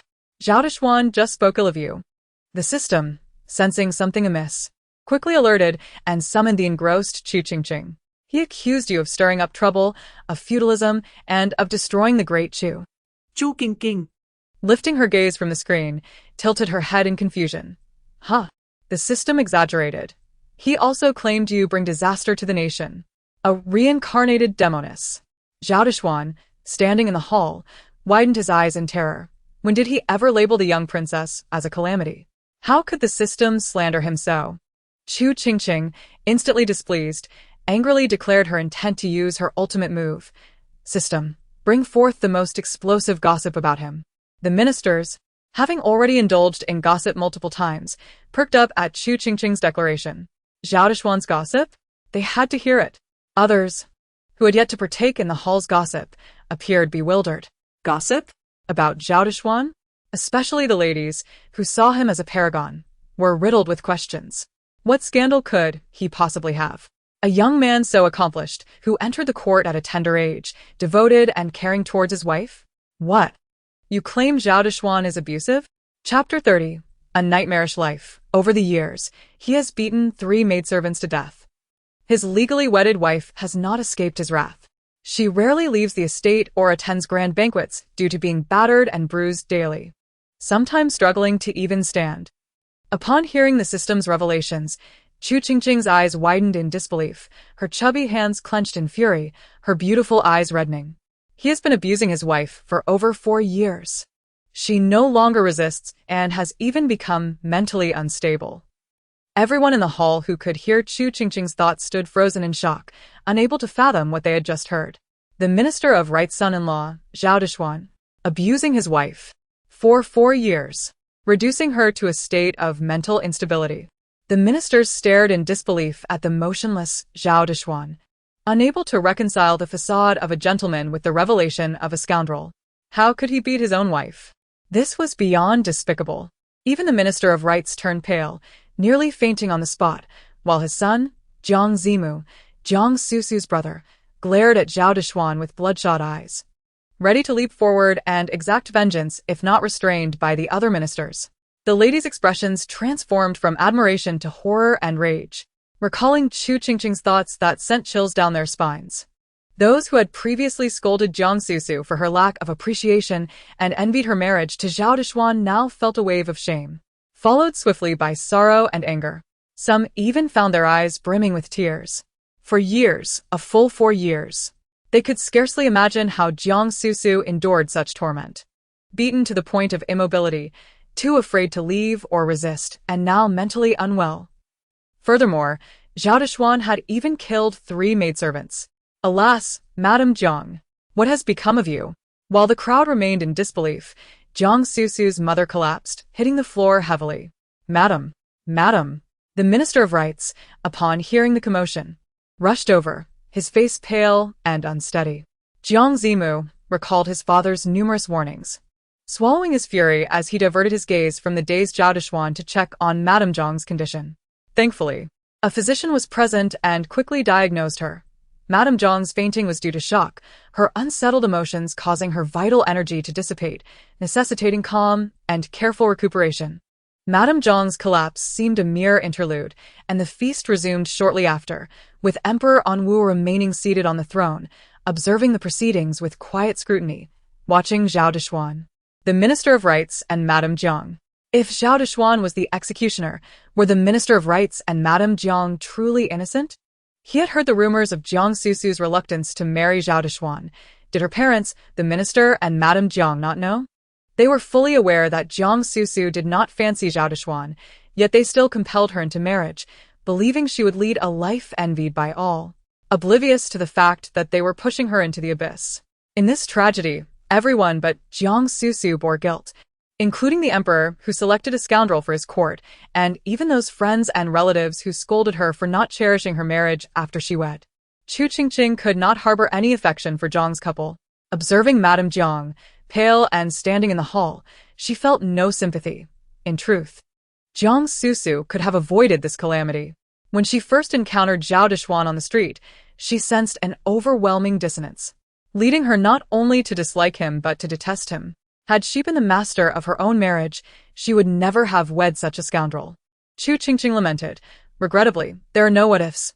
The Minister of Rights and Madame Jiang, upon seeing Zhao Dixuan, immediately deemed him their destined son-in-law, eager to hasten the marriage ceremony. To prevent her from fleeing, they confined her to her room, inundating her with countless images of Zhao Dixuan, visiting daily to indoctrinate her, attempting to convince her of his virtues, warning her that missing this opportunity would lead to a lifetime of regret. Moreover, each time they would say, "This is for your own good, for the happiness of your future. We are your true parents. How could we possibly wish you harm? You are utterly oblivious to the reality. Your parents are of an age where they should not be burdened with such concerns. If you disregard our counsel, you will inevitably face the consequences." Chu Qingqing said as she wiped her eyes with her chubby little hands. Jiang Susu had been subjected to such remarks daily, gradually leading her to question whether she truly lacked discernment and maturity. Consequently, she began to fervently scrutinize the portrait of Zhao Dixuan, convincing herself that he was a virtuous individual deserving of her affection, and that her aversion to him was indeed misguided. Eventually, Jiang Susu managed to deceive herself into believing she had fallen in love with Zhao Dixuan. Observing this transformation, the Jiang couple finally felt at ease. not only releasing her from her confines but also tenderly holding her hand, exclaiming how proud they were of their obedient daughter, and encouraging her to look forward to a blissful future. Having long been neglected, Jiang Susu experienced the warmth of her parents, which further solidified her conviction that her previous thoughts had been erroneous. How wonderful Zhao Dixuan was! After embracing her feelings for him, her mother and father became affectionate and no longer pressured her. Thus, Jiang Susu entered the Zhao family with a heart full of love, unaware that a nightmarish existence awaited her. Chapter 31, Exposing the Atrocities of an Abusive Man. Upon hearing Chu Qingqing's heartfelt words, the others in the hall were left in a state of astonishment, their eyes widening in disbelief. It turned out that there were so many underlying circumstances surrounding Jiang Susu's marriage to Zhao Dixuan. Jiang Susu's feelings towards Zhao Dixuan are not merely a matter of indifference. Rather, she harbors a profound dislike for him. This animosity is so intense that she would rather endure confinement at the hands of the Jiang family than marry him. The expressions of the ministers and their families towards the Jiang couple shifted dramatically. They were utterly astonished to discover that the Minister of Rights and his wife were such individuals. Although they may intervene in their children's marital affairs and designate suitable partners, if the children exhibit strong resistance, they would undoubtedly refrain from forcing them into marriage. To confine her and specially send Zhao Dixuan's portrait for her to see. Is this the act of a human being? How utterly perverse. Poor Jiang Susu must be suffering terribly. It is indeed a profound tragedy to witness one compelling oneself to undergo a mental transformation, to cultivate sorrow for an individual so deeply loathed, one who has inflicted such anguish upon oneself. Astonishingly, once this psychological conditioning is successfully accomplished, one is compelled to feel gratitude towards the very source of their suffering. Even more distressing is the realization that, after having convinced oneself to fall in love, one discovers the object of their affection to be utterly despicable. Meanwhile, some scions of noble families, filled with rage, clench their fists, yearning to obliterate this scoundrel at once, lamenting their ignorance of the truth. Had they known sooner, they would undoubtedly have descended upon Zhao Dixuan with fury, ensuring that Miss Jiang was rescued from her plight. The couple from the Jiang family, burdened by countless disapproving gazes and their own guilty consciences, have reached a point of suffocating anguish upon learning of their daughter's plight. They are consumed with regret for having pressured her into marrying that scoundrel, lamenting their failure to choose a better suitor who could have afforded their daughter a life of happiness and fulfillment rather than the current dismal reality. It is all their fault. They blame them entirely. At this moment, witnessing Chu Qingqing articulate the events from that time with such clarity, Zhao Dixuan was rendered utterly terrified, trembling all over. What should I do? What should I do? How could she possess such profound knowledge? She is utterly aware of that vile woman's affairs within the household. Thus, is she not even more cognizant of the deeds done to him? Zhao Dixuan, utterly bewildered, instinctively cast a desperate glance towards his mentor, Chancellor Wang. Yet at that moment, Chancellor Wang himself was equally stunned. His sole intention had been to win the hearts of the populace by accepting more students. Little did he anticipate that he would end up with such a student, one who had even left the daughter of the Minister of Rights in such a disheveled state. At this moment, Prime Minister Wang is filled with profound regret, lamenting that he should have taken on other students back then. What can be done now? Beholding the pleading gaze of Zhao Dixuan, Prime Minister Wang felt an overwhelming desire to kick him to oblivion, this incompetent who was more adept at thwarting success than achieving it. Seeing that his teacher had no intention of intervening, Zhao Dixuan was truly frightened. His legs weakened, and he fell directly to the ground, incoherently exclaiming, "Your Majesty, I am wronged. I am innocent." Everyone was captivated by the heartfelt voice of Chu Qingqing, and no one anticipated that Zhao Dixuan would suddenly speak. Their expressions shifted, and they instinctively turned to look at Chu Qingqing. Indeed, they found her wearing a puzzled expression. What is wrong with him? Why do you suddenly kneel and claim innocence? You, who have shown contempt for the sovereign and slandered the princess, dare to utter such a plea for justice. Before the system could finish its statement, Prime Minister Wang suddenly stepped forward and delivered a forceful kick to Zhao Dixuan's chest, sending him crashing to the ground. In this prosperous era of our great Chu, where the people live in joy and harmony, how dare you bring forth the notions of territorial division and the ravages of war? It even subtly insinuates that the little princess would overthrow the great Chu. What is your true intention? How dare you brazenly proclaim your innocence? Zhao Dushuan was caught off guard by the kick, nearly spitting out a mouthful of blood as he looked incredulously at Prime Minister Wang. It was clear that you were the one who instructed me, yet Prime Minister Wang did not grant him the opportunity to speak, directly commanding, "Do not call me your excellency. As your teacher, I feel utterly embarrassed."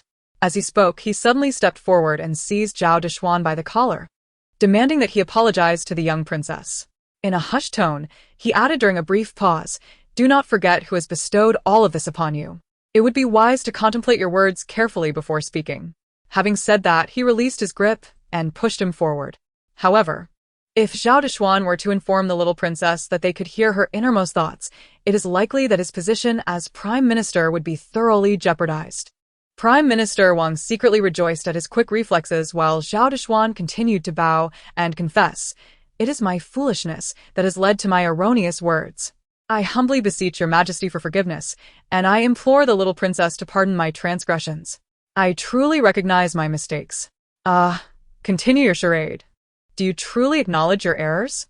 How many times have you uttered the phrase, "I was wrong," over the years? Yet, have you ever truly amended your ways? Chu Qingqing waved her small fists, wishing she could strike him with a couple of blows. Thus, her days passed in a relentless cycle, each one steeped in despair and anguish, with no hope of salvation. No one would come to her aid. Gradually, she became numb, resigning herself to the belief that this was her fate, destined to endure such a life. She no longer dared to resist, nor did she require any apologies, for she had become utterly submissive. Chapter 32. To let you die with clarity. Chu Qingqing's heartfelt lament was conveyed in a straightforward manner, devoid of excessive emotional embellishment. Yet it still stirred profound empathy and indignation among her listeners. Zhao Dushuan, that wretched beast. How could he perpetrate such an act? She was his lawfully wedded wife, a living, breathing person. It was all her fault. It was all her fault. Why is fate so unjust, and why must it treat her child in such a manner? This Zhao Dushuan truly deserves condemnation. Having committed numerous misdeeds, he should be subjected to the harshest of punishments. Chu Qingqing gritted her teeth in fury, wishing she could sink her teeth into this despicable creature and end his wretched existence. He is nothing but a murderer. Previously, he had slain 3 of his own chambermaids, and now he comes to torment and seeks to extinguish Jiang Susu. Jiang Susu was unable to attend the full moon banquet today, as just 2 months prior, Zhao Dushuan had violently assaulted her, resulting in complete deafness in her left ear and near paralysis of her lower body, leaving her confined to bed for days on end. What? Deafness in her left ear and paralysis of her lower body. This is utterly inhumane. As the little princess aptly remarked, this is undeniably a murderer. Upon hearing these words, the Jiang couple nearly fainted, their instinct to flee overpowering all else. Yet, they were halted by Chu Qingqing's continued declaration. Jiang Susu is on the verge of being beaten to death. It is pitiful that she has reached such a state, with no one to care for her. The Jiang couple's visits to the Zhao household are few and far between. Under the pretext of fearing that their daughter might throw a tantrum and insist on residing at the Jiang residence. In her previous life, Jiang Susu did not even witness the presence of those who cared for her before her demise. She perished, cold upon her bed, while Zhao Dushuan, that despicable man, evaded responsibility by dismembering her body and discarding the remains in the mountains to feed the wild beasts. After devising a scheme in which Jiang Susu encounters a villain and is subsequently kidnapped, only to plummet from a cliff, they placed a corpse resembling hers at the base of the precipice, mangling its face to impersonate Jiang Susu. Astonishingly, the Jiang couple believed this charade, weeping inconsolably over the counterfeit body, unaware that their daughter had already been devoured by beasts, leaving no trace of her remains. Had their daughter truly perished? Upon hearing these few words from Chu Qingqing, the Jiang couple stood frozen in disbelief, their eyes filled with anguish and incredulity, even as they clutched the body of another in their sorrow. What a commendable performance by Master Jiang!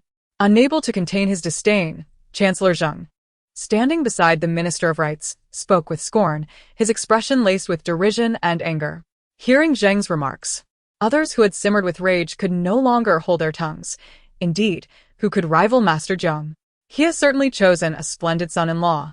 Brazenly mocking the emperor and the little princess.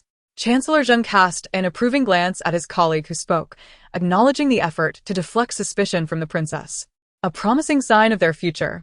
On the other side, the ladies present could not stifle their indignation. Madame Zhang is truly our role model. Securing such a fine husband for her daughter.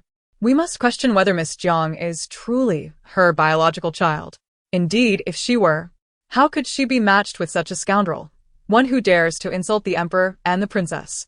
Even Jiang Susu's brother faced mockery from a group of young gentlemen, one of whom, lowering his voice to ensure Chu Qingqing could not hear, remarked, "Brother Jiang, how admirable you are. For 4 years, you remained oblivious to your sister's suffering. Your family is truly heartless. If my sister were married, I would visit her monthly. And if anyone dared to wrong her, I would ensure they regretted it." The 3 members of the Jiang family felt their eyes grow increasingly moist, not from anger, but from sorrow, regret, and guilt. Meanwhile, Zhao Dexuan, kneeling in the center of the hall, was utterly despondent, overwhelmed by the surrounding accusations and insults directed at him. Filled with despair. No, he could not let this trivial matter ruin all he had painstakingly achieved. What was wrong with striking Jiang Susu? She had become his possession upon marrying him. Even if he were to strike her down, what would that change? Why should this one incident negate all his prior efforts? With renewed hope, Zhao Dexuan exclaimed, "Your Majesty, I am wronged. There are deeper circumstances at play." He vividly recalled the words of Prime Minister Wang, which restrained him from speaking too overtly, compelling him to echo the sentiments of others in a plea for justice. Upon hearing Chu Qingqing's thoughts, Emperor Anwu, who had resolved to introduce an additional examination criterion for future imperial examinations, scoffed. "Wronged? The entire court has heard your words clearly. Do you still believe you are wronged? You assert that my princess would disrupt the realm, leading to the suffering of the populace. Did I mishear you?" Listening to the ongoing accusations against Zhao Dexuan, Chu Qingqing huffed softly, inwardly berating him for his plight and expressing no doubts about the matter. Realizing that Emperor Anwu also alluded to his domestic violence, Zhao Dexuan hastily prostrated himself. "Your Majesty, I am wronged. I was merely momentarily distracted and did not consider my actions. Typically, I do not behave in such a manner. Moreover, this is but a trivial issue. It does not impact my abilities, which are far more significant." At this, the 3 members of the Jiang family nearly erupted in rage, while others seethed with indignation. Trivial? Jiang Susu is on the brink of death, and that is a trivial matter? Emperor Anwu's disdainful laughter echoed. Trivial? Zhao Dexuan nodded vigorously. "Indeed, Your Majesty, it is merely a minor issue. I can still offer greater value in the future. I am still young, with boundless prospects, and I will surely usher in a glorious era for our realm." A glorious era? "It appears you are intent on destroying the one I have laboriously built." Zhao Dexuan trembled, cold sweat cascading down his brow. "I am terrified." "I do not understand your reasoning, Your Majesty." The emperor's sneer deepened, his eyes growing colder. "You do not comprehend my reasoning? Very well, I shall clarify it for you." He then turned his gaze towards a certain spot where 2 of his brothers sat, both stunned since hearing Chu Qingqing's thoughts. Prince Huai had mentioned to me prior to the banquet that during his inspection of Jiangnan, he inadvertently heard a rumor concerning the minister of right son-in-law, Zhao Dexuan. Intrigued, he pursued the matter further, only to uncover a revelation that would shock the court. Completely unprepared for this mention, Prince Huai remained an onlooker, seething with righteous indignation. "When did I say that?" Beside him, Prince Ling cast a sympathetic glance at his 6th brother. Chu Xiaojin took a deep breath, his expression stoic as he rose to speak. "My royal brother is correct. This matter came to my attention from a Zhao official during my travel south. And upon further investigation, it revealed an astonishing truth." He cast a cold stare at the crumpled Zhao Dexuan. That is, the man who entered the court as a scholar, attained an official position, and even with the daughter of the esteemed Minister Zhang, is, in fact, a complete scoundrel. He presents himself as a paragon of virtue. Yet he is a cruel, selfish fiend, having murdered 3 maidservants, while his wife, the daughter of Minister Zhang, has endured 4 years of abuse at his hands. Upon these words, the entire court grasped the emperor's and Prince Huai's intentions. They aimed to unmask Zhao Dushuan before all. Their eyes widened and mouths agape. They expressed their shock. What? Chancellor Jing thought to himself. What a farcical performance. What if the little princess discovers the truth? However, Chu Qingqing was too engrossed in the unfolding drama to pay them any heed. Her focus was solely on Prince Huai, Chu Xiujin. Am I dreaming? This diverges so drastically from the plot. System. If everything unfolded as the plot dictates, you would have been fed to wolves by the consorts made a month ago. Rather than attending this banquet, Chu Qingqing. She chose to overlook the system's comments and, with wide, round eyes, strained to see Chu Xiujin. Eager to discern the identity of the one who altered the course of the narrative and saved Jiang Susu from peril. Upon hearing Chu Xiujin's declaration, the most profound reaction came not from the Jiang family, but from Zhao Dushuan, who cried out, "Your Majesty, I am wronged. I do not know who that Zhao official is, nor have I committed any such acts. I have always studied the classics. How could I commit such heinous acts? Susu is not just my wife. She is a beacon in my life. How could I bear to torment her?" Zhao Dushuan's words flowed with tears and sincerity, each phrase laden with emotion, as he nearly prostrated himself in a bid to prove his innocence. I once had 3 maidservants. One passed away due to illness, and the other 2 were married off to good families. Recently, Susu suffered an accident while picking flowers in the garden, which left her bedridden. Surely, those rumors stemmed from these events, and the Zhao official mentioned by Prince Huai must have been misled by some twisted accounts, leading to this misunderstanding. He bowed again. "Please, Your Majesty, see clearly. She must have been deceived by malicious individuals, leading her to perceive me as a cruel person. Please, Your Majesty, discern the truth." Upon hearing these words, the gathered ministers immediately grasped the implications of Zhao Dushuan's statement. Essentially, he was insinuating that the little princess's words were falsehoods designed to slander him. Yet, fearing the emperor's wrath for criticizing the princess, he hastily added that the princess had also been deceived by malevolent individuals. "Should Your Majesty not believe me, I implore you to send someone to my residence for an investigation, to inquire of my household servants, and to question Susu. The innocent shall clear their names, and I assure you they will not lie, restoring my reputation.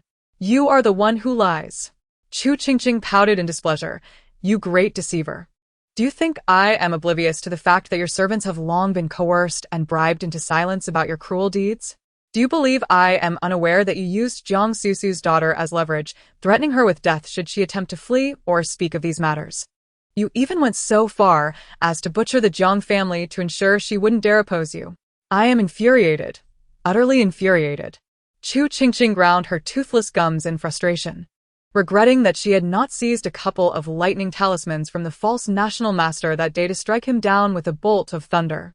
Zhao Dushuan's countenance paled upon hearing Chu Qingqing's thoughts. How infuriating that this little princess knew everything. "I also know that you are about to request my father to dispatch your mentor, Prime Minister Wang, to investigate your residence.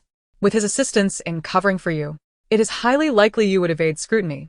Your Majesty, if you do not believe me, then send Prime Minister Wang." Zhao Dushuan had barely uttered half of his plea when he heard Chu Qingqing's thoughts. He bit his lip in anger, drawing blood. This damned demon. Why on earth could she read his thoughts? System. Host, she has called you a demon and damned you. No sooner had the system spoken than the civil and military officials in the hall had already taken action. Wu Qujin, standing behind Zhao Dushuan, swiftly raised his foot and delivered a kick to Zhao Dushuan's rear, sending him sprawling to the ground with a yelp. "Your Majesty, I, an old minister, humbly request to inspect Zhao Dushuan's residence immediately to prevent any clandestine actions on his part." Wu Qiujin glared at Zhao Dushuan, his expression righteous as he sought the emperor's approval. Before Emperor Anwu could respond, the Minister of Rights hastily spoke up. "Your Majesty, please allow my wife and son to accompany Lord Wu." "Your Majesty, I am willing to join as well." Prime Minister Wang, who had just been mentioned by Chu Qingqing, had already mentally lambasted Zhao Dushuan. Upon hearing their words, he promptly stepped forward to offer his assistance, determined to uncover the truth and clear his name. Emperor Anwu glanced at the pale-faced Zhao Dushuan on the ground and raised his hand. "I grant permission. Upon reaching Zhao's residence, ensure a thorough investigation to bring this matter to light." Upon hearing Emperor Anwu's decree, the ministers who had been poised to voice their own requests now wore expressions of regret. They had initially anticipated a spectacle. However, before they could fully express their disappointment, a brilliant light suddenly flashed before them, followed by a massive image materializing in midair within the grand hall. What is this? System. Host. Come and witness the spectacle. I have utilized a 4 ultra-high-definition projection to immerse you in the experience. Chu Qingqing gasped in delight, gazing at the floating image in the hall, and after a moment of hesitation, cautiously inquired, "They won't be able to see this, will they?" The system reassured her. "Rest assured. This is our system's exclusive technology. Ordinary individuals cannot perceive it." Naively, Chu Qingqing blinked her sparkling eyes, believing the promise. The gathered crowd watched intently. Chapter 34. The scoundrel imprisoned. After departing the imperial palace, Wu Qiujin and Prime Minister Wang immediately made their way to Zhao's residence. The Zhao family, being mere commoners, had lived in poverty until Zhao Dushuan achieved success and married the daughter of a minister, finally affording them a grand house in the capital.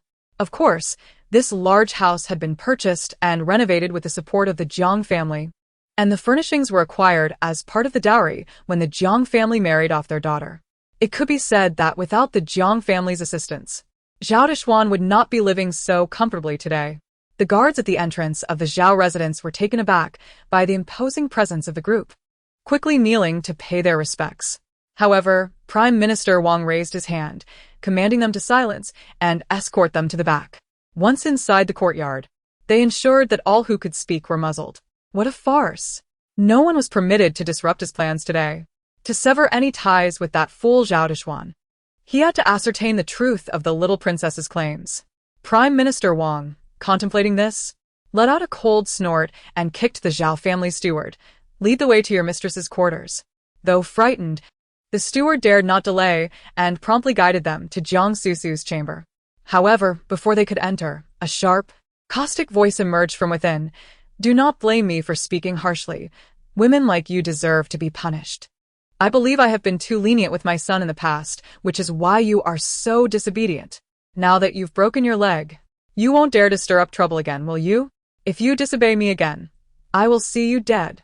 Upon hearing these words, the onlookers instantly understood the situation.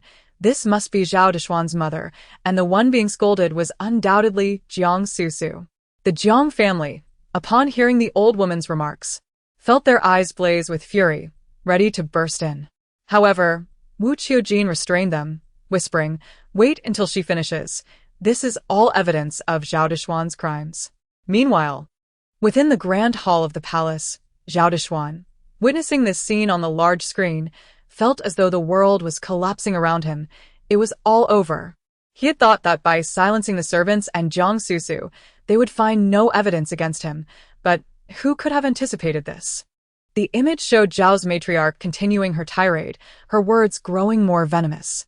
After finishing her insults, she proclaimed, "I did not come here to see your disdainful face. This is my distant niece, who has known my son since childhood. From today onward, she shall reside in the Zhao household, and you are to treat her as the mistress of the Zhao family. When she bears a son, you will regard him as your own, and publicly declare him as my grandson, a legitimate descendant of the Zhao lineage." Upon hearing the matriarch's declarations, all present were left in disbelief. They had witnessed shamelessness before, but never to such an extent. To bring a concubine into the main residence and demand that the rightful wife treat her as a mistress, even raising her child as her own, was utterly unheard of. The old woman's earlier tirade had solidified Zhao Dushuan's guilt, leaving no room for hesitation. Looking at Jiang Susu, who was in a pitiable state on the bed, Madame Jiang broke down in tears. "My daughter." Everyone had expected Jiang Susu to be overwhelmed by emotion upon seeing her parents, but to their astonishment, her expression remained unchanged. Her gaze toward her family mirroring that which she directed toward Zhao's matriarch. She has given up hope, not against a specific person, but against the world itself. Observing this, Chu Qingqing pressed her lips together, unable to bear the sight of Jiang Susu's desolation. Moreover, her mental state seems fragile. She may perceive this scene as an illusion. After all, she has likely envisioned her rescue countless times. But each time, It has proven to be a mirage. The best course of action would be to find her a fresh, serene residence in a picturesque locale and enlist a trustworthy set of maids to care for her, catering to her every whim. This may yield a better outcome than her current situation. With a sigh, Chu Qingqing contemplated. Subsequently, I shall finance the purchase of a dwelling near the capital, nestled in a place of splendid scenery and fresh air, for Jiang Susu to recuperate, entrusting Wu Qiujin with the arrangements for her sustenance and comfort, ensuring everything is executed to perfection. I humbly accept this decree. As for Zhao Dushuan, he was directly dismissed from his official position, his residence was searched, and all those within the estate who were privy to the matter were imprisoned, awaiting the verdict after the investigation by the 3 departments. Proclaim my edict. Before the results of the investigation are released, it is imperative that all the pain endured by Jiang Susu over the past 4 years be exacted upon Zhao Dushuan. I shall inquire daily about the progress. Should there be any shortcomings or, if anyone attempts to deceive me with clever tricks, they shall face punishment alongside him. The Prime Minister Wang cast a glance at Emperor Anwu, muttered, What are you looking at? With Zhao Dushuan in such a predicament, how foolish would it be for you to assist him? Gritting his teeth in anger, he silently resolved to double Zhao Dushuan's punishment. Oh dear, what a remarkable emperor my father is. How could I have once doubted him as a tyrant? Am I unwell? System. Silly child, I won't allow you to speak of yourself in such a manner. Chu Qingqing. Chu Qingqing inquired earnestly, Do you secretly watch videos every day behind my back? The system, alarmed, responded, You've noticed that? Chu Qingqing. With a hint of melancholy, Chu Qingqing shook her head. That's not hunger. It's clearly craving, she said, licking her lips. Emperor Anwu, not waiting for further comments, was approached by Eunuch Su, who emerged from the inner palace, whispering, Your Majesty, Prince Huai and Prince Ling have arrived.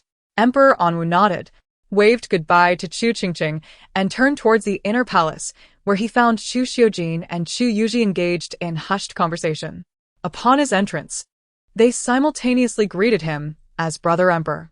Emperor Anwu gestured for them to sit opposite him. What have you discovered? Have you been detected? Chapter 35. Prince Jing. After a prolonged silence from the two, Emperor Anwu raised an eyebrow in perplexity, only to find both of his brothers staring back at him in silence. What does this mean? The emperor asked incredulously. Do not tell me you've spent 2 months without gleaning any insights and have instead revealed yourselves. Exchanging glances, Chu Qiujin and Chu Yuji saw in each other's eyes a shared sentiment of helplessness. After a moment, Chu Yuji spoke, I don't think we've been exposed. Emperor Anwu, incredulous, retorted, What do you mean shouldn't have been exposed? Either you were or you weren't. What it should imply. The brothers exchanged glances. Chu Qiujin, after careful consideration, hesitated before saying, It's just that his changes are quite significant, and we're uncertain whether he is feigning or. Chu Yuji nodded in agreement, a complex expression on his face. In fact, we believe you should see him for yourself, brother. After all, you and 8th brother share the same blood and would understand him better than we could. Emperor Anwu, with an impassive expression, scoffed inwardly, thinking, What do I understand? If I truly understood him, why would I need you to probe? Chu Qiujin and Chu Yuji, is he suffering from a cold? The brothers froze at this, having presumed that Chu Qingzhou was absent due to urgent matters. When did he catch a cold? They pondered. Having long harbored grievances regarding the late emperor's decision to pass the throne to his elder brother, Chu Qingzhou had maintained a strained relationship with Emperor Anwu. His poor character had also strained relations with several other brothers. The previous year, he was reported for hoarding troops and privately raising an army, resulting in a year of confinement. 3 months prior, he was observed engaging in transactions with individuals from enemy territories. Emperor Anwu dispatched agents for a month of covert investigation with no results. Coincidentally, as Prince Huai and Prince Ling were set to embark on a southern inspection, Emperor Anwu issued a decree for Prince Jing to accompany them. The 3 initially believed Prince Jing would decline on the grounds of ill health. Yet, he unexpectedly agreed, without hesitation. A departure from the norm often heralds trouble, and indeed, problems had now arisen. As Emperor Anwu gazed upon the grand and majestic Prince Jing's residence, his eyes darkened with intrigue. He was determined to uncover the true intentions of his brother. As dusk descended, the sky grew increasingly dim. The palace guards, upon their first glance, initially mistook the figure before them, but upon realizing it was the emperor, quickly knelt. Eunuch Su signaled for silence and instructed the nearby guards to handle matters within.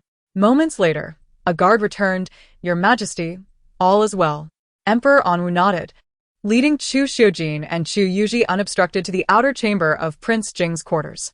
Inside, the room was brightly lit, and upon closer inspection, a figure was bent over a desk, back turned towards the doors, seemingly engaged in writing. As Emperor Anwu squinted, preparing to enter, a voice suddenly called from the courtyard. "My lord, the emperor has arrived." Emperor Anwu's expression darkened. Without a moment to spare, he kicked open the door, striding in just as Prince Jing, Chu Qingzhou, hurriedly emerged, clutching something to his chest. Chu Qingzhou's complexion was slightly flushed, his gaze downcast and glistening with moisture. His right hand pressed against his chest, he coughed intermittently, his slender frame clad in only a thin garment, presenting an appearance of frailty. If not for the poorly concealed panic in his eyes, one might indeed think he was ailing from a severe cold. Coughing vigorously, Chu Qingzhou labored to speak. "Brother Emperor, have you come to visit me?" Emperor Anwu remained silent. Weary from coughing, Chu Qingzhou asked, "Why so difficult to please?" After ruminating, he continued, "Does the little princess like the gift I sent?" At the mention of Chu Qingqing, Emperor Anwu's expression finally shifted, albeit with increased perplexity. "Gift?" Chu Qingqing, curious, interjected, "What did you send, eighth brother?" Chu Qingzhou hesitated before revealing, "Gold bricks." Emperor Anwu recalled how Chu Qingqing had been enamored with the 2 gold bricks all day, as if she would carry them everywhere, if not for their weight. "Ah, "So those were your gifts," Emperor Anwu mused. After a prolonged silence, he finally nodded. Chu Qingqing and Chu Yuji exchanged glances. Having also envisioned Chu Qingqing's sparkling eyes fixed on the gold bricks, surprised to learn they had been sent by Chu Qingzhou. Chu Yuji, intrigued, asked, "Brother, how did you know Qingqing would like gold bricks?" Chu Qingzhou thought to himself that he had no idea. He merely liked gold bricks himself. He smiled faintly, saying, "Just a guess, as long as Qingqing is happy." Emperor Anwu scrutinized him for a moment before asking, "What were you doing just now?" Chu Qingzhou cao ghét lai ti. "I was resting in bed due to my cold, and only rose when I heard you had come." Emperor Anwu scoffed. Chu Qingzhou. Emperor Anwu continued to observe him in silence, eventually asking, "Is that all?" Chu Qingzhou replied, "I was actually missing you, brother emperor." Emperor Anwu chuckled. Chu Qingqing, casting a complex look at him, remarked, "Brother emperor has seen all he needs. Let us go." Emperor Anwu interrupted Chu Qingqing, lacking the spirit to investigate what Chu Qingzhou had been writing or what he had concealed, whether it was a plot of treason or state secrets. As long as the Jing prince's residence was monitored meticulously, nothing could escape scrutiny, and perhaps they might even uncover the enemy spies involved. On the way out of the palace, the previously silent Chu Yuji suddenly spoke, "Brother Emperor, since you never trusted him from the start, why didn't you just bring Qingqing over when you arrived?" In this manner, whether it pertains to the covert dealings with enemy spies, the feigned illnesses, or even the matters that have previously puzzled you, dear elder brother, all truths shall be unveiled. Chapter 36. Who is the most talked about woman in the capital? I perceive that the truth will indeed come to light. Outside the Prince Jing's residence, as Chu Qingqing watched Emperor Anwu's carriage gradually recede into the distance, he let out a sigh, striking Chu Yuji on the head with his fan. Chu Yuji, displeased, jumped back a step and rubbed the spot where he was struck, saying, "I spoke no falsehood. If he did not wish to uncover the truth, then why arrange for Prince Jing to accompany us on the southern tour?" Chu Qingqing unfolded his fan with a flourish, responding, "What do you think? Is there anything you can conceive that our elder brother would not? If he can think of it, yet chooses not to act, what could be the reason?" Chu Yuji furrowed his brow, pondering, "What reason?" Chu si din zip lit. "It is because he yearns for the truth, yet fears its revelation." The full moon banquet had passed several days ago, and Chu Qingqing was once again brought to court after a long absence. She lay in Emperor Anwu's embrace, listening listlessly to the minister's reports, stifling a yawn and asking, "Are there any melons to eat?" The system responded, "There are no melons, but I do have some good news. Would you care to hear it?" The ministers instantly perked up their ears. Chu Qingqing eagerly replied, "Of course, tell me." The system continued, "Well, it would be rather dull just to tell you. I would rather you guess who the three most discussed individuals among the women in the capital are." Upon hearing this, the ministers were utterly perplexed, wondering what it meant to be the three most talked about individuals among women. They soon realized it referred to whom the women in the capital had been most inclined to mention lately. As this thought occurred to them, the ministers listened more intently, knowing that the capital's women might include their own wives. They were eager to discover whom their wives often discussed. A few particularly self-admiring officials fancied that perhaps the women were captivated by their own handsome appearances and inner qualities, leading to discussions about them. The ministers rubbed their hands in anticipation, beginning to speculate on the identities of these three mysterious individuals, all hoping to hear their own names from the system. Chu Qingqing, However, did not believe that any man could captivate the entire city's women at once.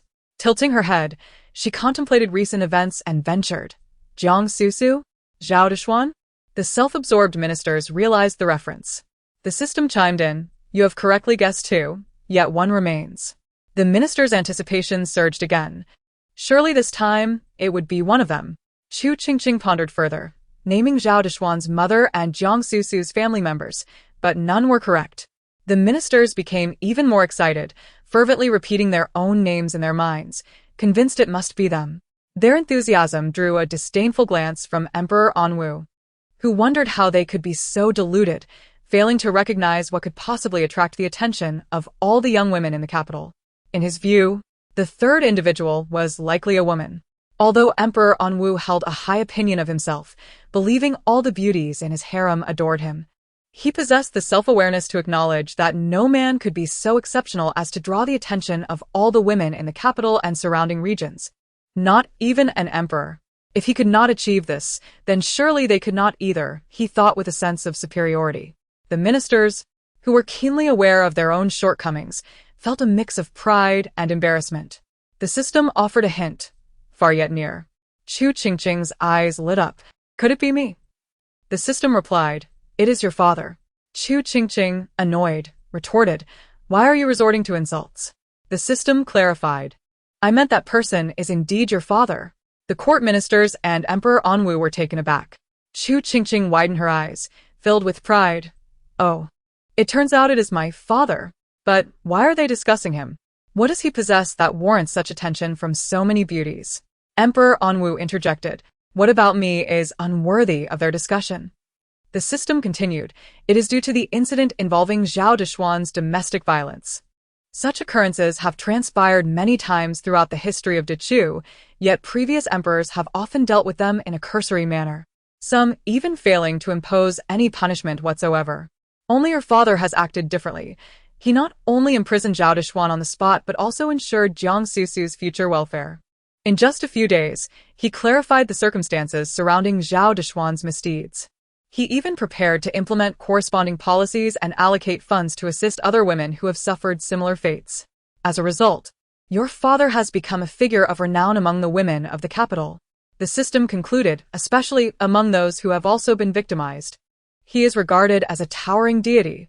Listening to the system's praises, Emperor Anwu felt a swell of pride, reveling in the acknowledgement of his own greatness. Chu Qingqing, for the first time, learned of her father's extensive actions beyond merely imprisoning Zhao Dushuan, her eyes sparkling with admiration. "I always knew my father was an extraordinary emperor." The ministers echoed their agreement with vigor, nodding furiously in their minds, affirming that their sovereign truly was magnificent.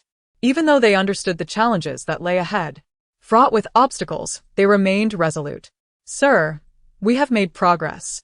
Days later, in a secluded residence outside the capital, a servant hurriedly entered a hidden courtyard, whispering, "It is a sunlit noon, yet the room is imbued with an eerie chill." An elderly Taoist priest clad in a drab robe sat in meditation. Upon hearing the news, he nearly spat blood in outrage. "What did you say?" "He has gone south with the Huai King and Ling King." Zhong Huaijin, having escaped from a pack of wolves, took refuge in this abandoned residence outside the capital to recuperate. At that moment, his talismans had nearly all become ineffective, and he had lost his elixirs during his flight. To his dismay, before he could fully recover, he received this alarming news. And he felt a surge of anger. What a fool. I warned him to steer clear of that band of brothers. Yet, he not only ignored my advice but also joined them on a southern tour for 2 months. Has he lost his mind? Zhong Huijin gritted his teeth in fury. The last time he secretly harbored troops, it was one of his brothers, the ex-Iron King, who betrayed him. How can he be so forgetful? That young emperor has always regarded him with indifference. Now he has changed his demeanor and sent him south. Surely, he has discovered something. Hence, the Hui King and Ling King were dispatched to monitor him. He could not believe it. Zhong Huijin's vision darkened with rage, feeling his old wounds flare up. How could he go? It is utterly nonsensical. Chapter 37. Is it the Hui King who is killed and thrown into the alchemical furnace by Prince Jing? The eldest disciple beside him remarked, Master, please calm down. Prince Jing is inherently suspicious and extraordinarily cunning. He is bound to see through such an obvious trap, so this is likely a ploy of his own making. Zhong Huijin frowned. You make a valid point. Prince Jing does seem to possess a deep intellect and is not as foolish as he appears. However, regardless of his reasoning, he should have consulted me first. Who gave him the authority to act unilaterally? The eldest disciple hesitated. If that is the case, shall I inquire with him on your behalf? Zhong Huijin waved his hand. This matter is of great significance. I must address it personally. Thus, Zhong Huijin disguised himself and departed the residence, heading towards the capital. Upon arrival, he sought out a few beggars to gather intelligence on the situation around Prince Jing's residence, ensuring there were no watchers before stealthily approaching the gates of the residence and quietly uttering the secret passphrase to the guards. After uttering the secret code, Zhong Huiren felt an immense sense of relief wash over him. For the past few days, he had been evading capture, living in a state of utter disarray, devoid of even a proper place to take a bath, with scant clothing to wear. His existence had become more pitiable than that of a beggar. The young emperor would never suspect that he was hiding within the Prince Jing's residence. Zhong Huiren had high hopes, yet to his astonishment, the guard, upon hearing his secret code, not only failed to respectfully invite him inside but instead dismissed him as a beggar, ordering him to leave. After much persuasion, he finally managed to convince the guard to relay his message to Prince Jing. It seemed that the prince recognized his misstep in neglecting to personally invite him in, sending a multitude of people to do so instead. This realization invigorated Zhong Huiren, and he shot a glance at the guard, coldly remarking, Now you know who I am. Don't you? However, I am not concerned with such trivial matters. I shall inform you that the prince need not send so many to greet me next time. I can manage on my own. Before he could finish his statement, several guards suddenly approached from behind the steward, seizing his arms and lifting him off the ground. In an instant, the guard who had gone to deliver the message kicked him away. Zhong Huiren was left dumbfounded, crashing heavily onto the ground, still in shock. He then heard the old steward declare, What beggar dares to associate with our prince? A face full of treachery, clearly one of lowly character. Away with you. Do not soil the entrance of our residence. Following this, the 2 guards stationed at the door also entered, slamming the door shut with a resounding bang before Zhong Huiren could utter a word. He lay on the ground, bewildered and injured, both old and new wounds throbbing. Meanwhile, within the imperial palace, Emperor Anwu was basking in the sun with Chu Qingqing in the imperial garden. After a while, Chu Qingqing began to feel drowsy, prompting Emperor Anwu to carry her into a pavilion to sit down. Observing the emperor's actions, a throng of concubines discreetly followed, standing outside the pavilion feigning interest in the blooming flowers while eavesdropping on the conversation between Chu Qingqing and the system. Chu Qingqing remarked, System, Bring me a melon to taste. The system promptly responded, You remember Wu Qixu, right? Chu Qingqing replied, The one who had a crush on my grandmother? Yes, I remember. The system continued. His affair with a concubine was discovered, and he was thoroughly beaten by Lady Wu. Recalling that gentle gaze directed at her from Lady Wu, Chu Qingqing was astonished. Lady Wu is that formidable? In the end, Wu Qixu, unable to endure the humiliation any longer, grasped a stick to retaliate, only to be caught by Lady Wu's family members who had come to confront him. Lady Wu's father and 3 brothers were furious, snatching the stick and giving Wu Qixu a thorough thrashing. With admiration gleaming in her eyes, Chu Qingqing excitedly raised her fist. That was splendid, the system added, but it doesn't end there. After the beating, Lady Wu's brothers immediately fetched a doctor to tend to him, and then, lifting him by his arms and legs, they paraded him to the house he had prepared for his concubine, utterly humiliating him. Such a scandalous affair. The concubines echoed. The system continued. There's even more drama. When they arrived, the concubine was berating Lady Wu alongside Wu Qishu's two illegitimate daughters, their voices loud enough for all to hear.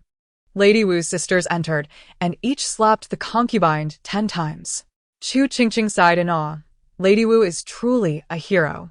She avenged herself immediately. Well done. The concubines nodded in agreement. Indeed, well done. So, does this mean Wu Qishu will be unable to attend court for some time? Chu Qingqing tilted her head, inquiring. The system affirmed, certainly. He cannot be carried in a stretcher to court. A stretcher? Emperor Anwu, who was listening to the dialogue between Chu Qingqing and the system, paused, seemingly struck by a thought. The following morning during court, the ministers beheld Wu Qishu, bound to a stretcher and carried in by a group of eunuchs. The officials gasped, is this man truly so resolute, attending court even in such a condition? We never realized Wu Darren was so dedicated. Nearby, Yan Su cast a cold glance at him, muttering, deservedly so. The ministers quickly lost interest in the incapacitated Wu Qishu, instead reminiscing about the little princess. The absence of the little princess made the court feel unbearably dull. Your Highness, why do you not come to court? The ministers lamented inwardly. Ah, autumn. The chorus of discontent from the officials echoed. System, is someone criticizing me? The ministers were taken aback. Is it the little princess? The system clarified no. Someone is simply missing you. Chu Qingqing, half convinced, was soon enveloped in Emperor Anwu's embrace as he seated her on the dragon throne. Long live the emperor. Upon Chu Qingqing's arrival, the enthusiasm of the ministers surged dramatically, their voices nearly shaking the hall. The speed of their petitions quickened. Eager to conclude their reports and enjoy the little princess's entertaining gossip, curious about what scandal would unfold today. As Chu Qingqing listened to the succession of reports from the ministers, her head buzzed. Then, she noticed the handsome man speaking to her wink. Stunned, she tilted her head, wondering, is he winking at me? Before the system could respond, she saw him smile at her again. Chu Qingqing puffed out her cheeks and waved her chubby hand, displaying an unusually polite demeanor. The system remarked, it must be directed at you. After all, he wouldn't be flirting with the emperor, would he? Chu Qingqing pondered. But who is he? The system enlightened her. You have met him. He was the one who exposed Zhao Dixuan at the full moon banquet, the 6th prince of the late emperor, your 6th uncle, Prince Huai. Upon hearing this, Chu Qingqing recalled her father's mention of Prince Huai. Prince Huai? Is he the one who was killed by Prince Jing and thrown into the alchemy furnace? Chapter 38. The eldest princess is poisoned and in critical condition.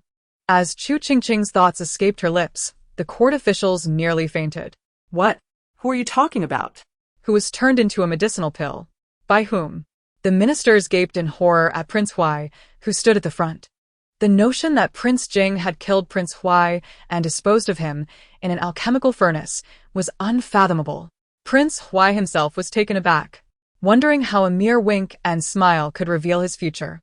Killed and thrown into an alchemical furnace? By Prince Jing? Chu Xiujin appeared to ponder something, his expression peculiar. And moments later, he broke into laughter.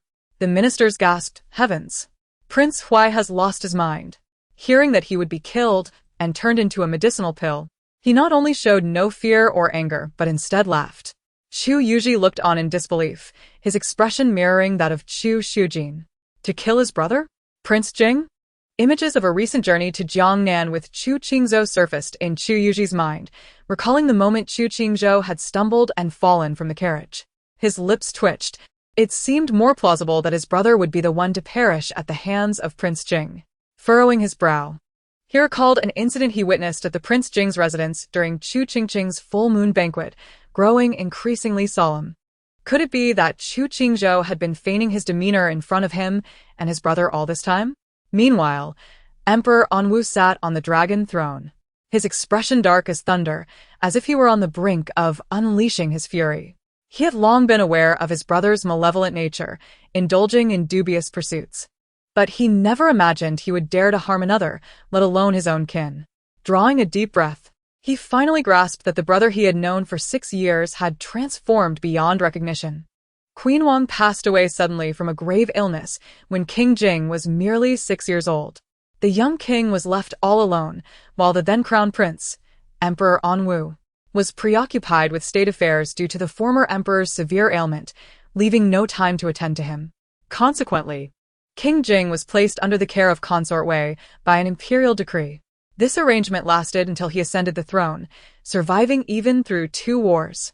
Once peace was restored and the nation stabilized, he finally found ample time to nurture his younger brother, only to discover that the boy had transformed in ways starkly different from his memories. However, in the past life, the false national master had first captured Prince Huai before allowing King Jing to practice alchemy, but now the false master has revealed himself and vanished into obscurity. Does this imply that Prince Huai might not meet his demise after all?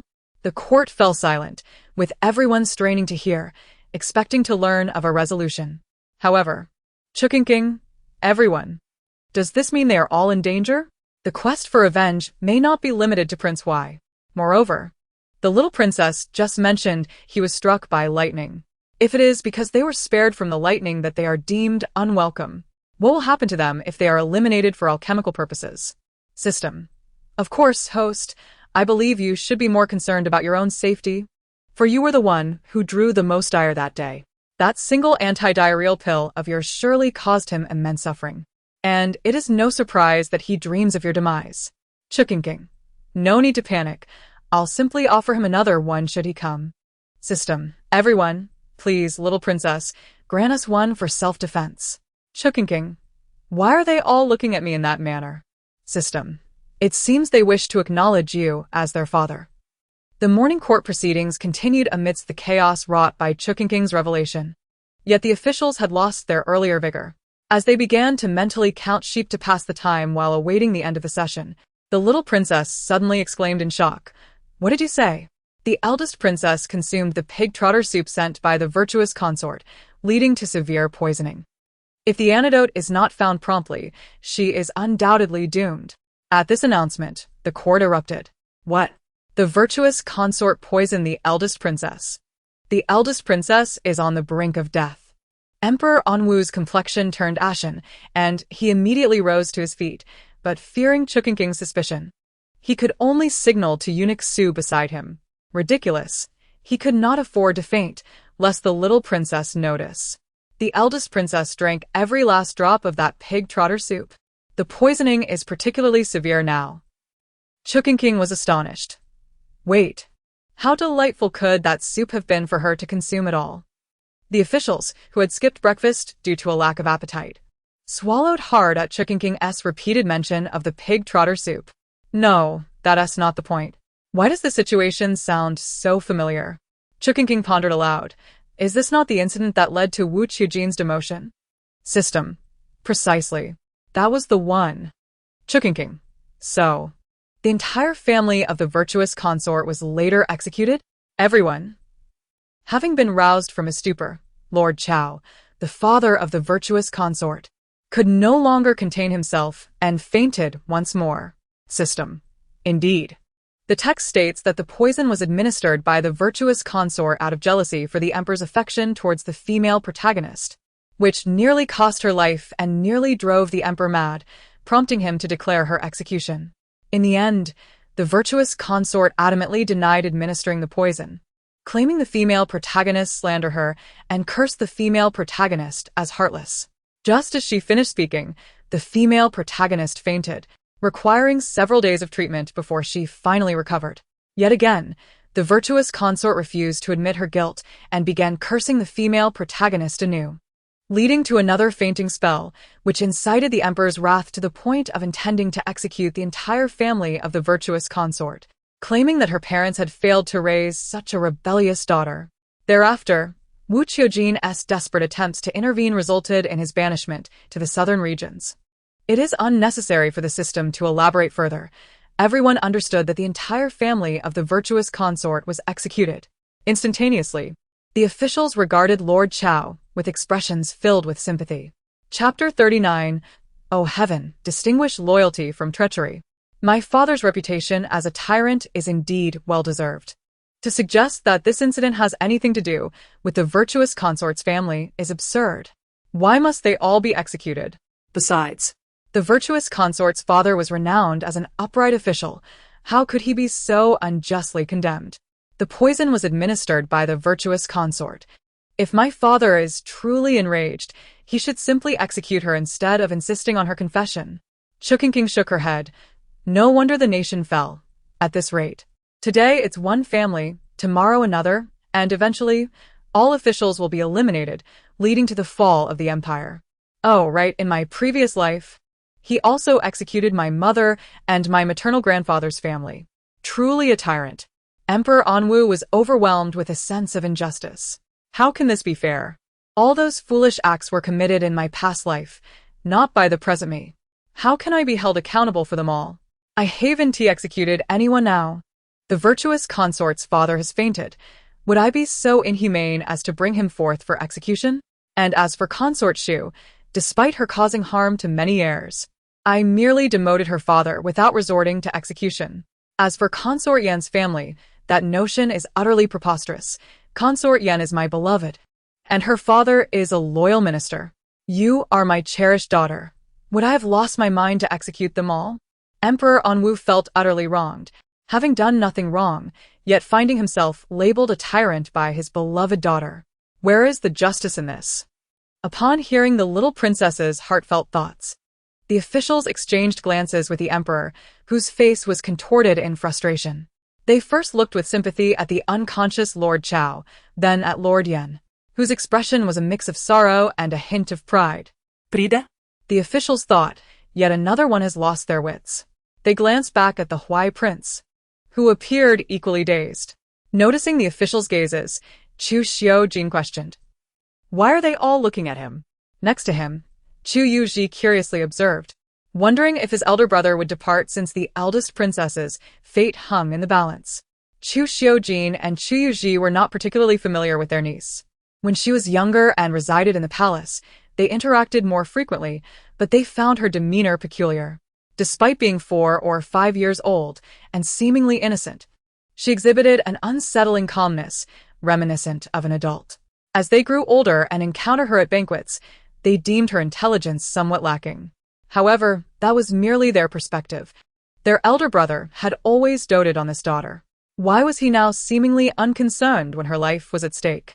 Emperor Anwu was indeed worried. But what good would it do? He was neither a physician nor a miraculous elixir. Simply showing up would not save her. It was better to remain here and listen to Qingqing's grievances. Perhaps she might reveal the antidote or some secret system. Whoa, a reversal. Chu Qingqing turned. What reversal?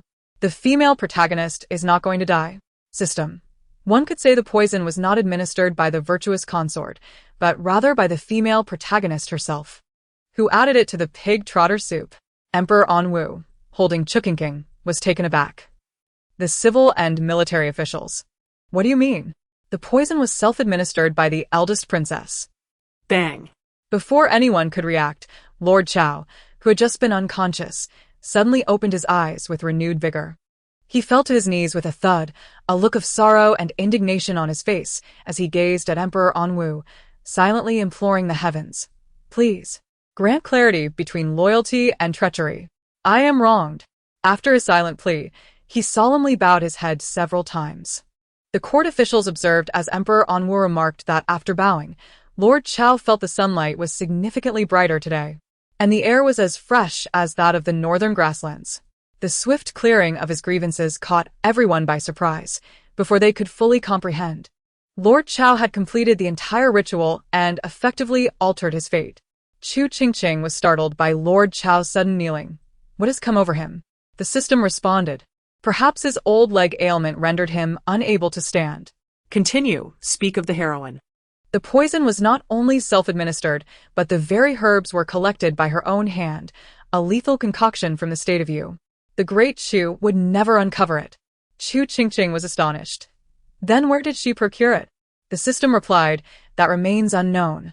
And moreover, Great Chu lacks the antidote. Chu Qingqing queried, then how is the poison resolved in the book? The system clarified, she indeed possesses the antidote, hidden within a concealed compartment beneath her bed, easily within reach. Chu Qingqing was truly shocked. So, the noble consort's family was innocent all along. The system affirmed it appears so. Chu Qingqing continued. So in her past life, when the noble consort scolded her, she feigned fainting, for she had the antidote. The system confirmed, precisely. Moreover, each time she regained consciousness, she demanded the noble consort kneel and apologize, yet the noble consort, steadfast and unyielding, refused to bow to malevolent forces thus. Chu Qingqing exclaimed, this contradicts the plot I read. In the book, the poison was not only inflicted by the noble consort, but done so with malicious intent, accompanied by sinister laughter. Particularly frightening. Upon seeing the heroine, the villainous laughter erupted. Lord Chao interjected, nonsense. His daughter would never laugh so lewdly. The officials, having listened to the young princess's sentiments for so long, finally understood the narrative she referred to. In essence, she spoke of a life lived within tales. When they first heard this, they were astounded. Had they truly existed within stories in their past lives? However, as time passed and they heard it repeatedly, the novelty wore off. After all, as long as this life was not like a tale, what did it matter? The system retorted, pray tell. Have you witnessed any events aligning with the narrative during this time? Chu Qingqing fell silent. It seems not. The system concluded, then that is the crux. Your task is to eradicate the narrative, and a shift signifies restoration. Chu Qingqing was taken aback. This is not merely a change.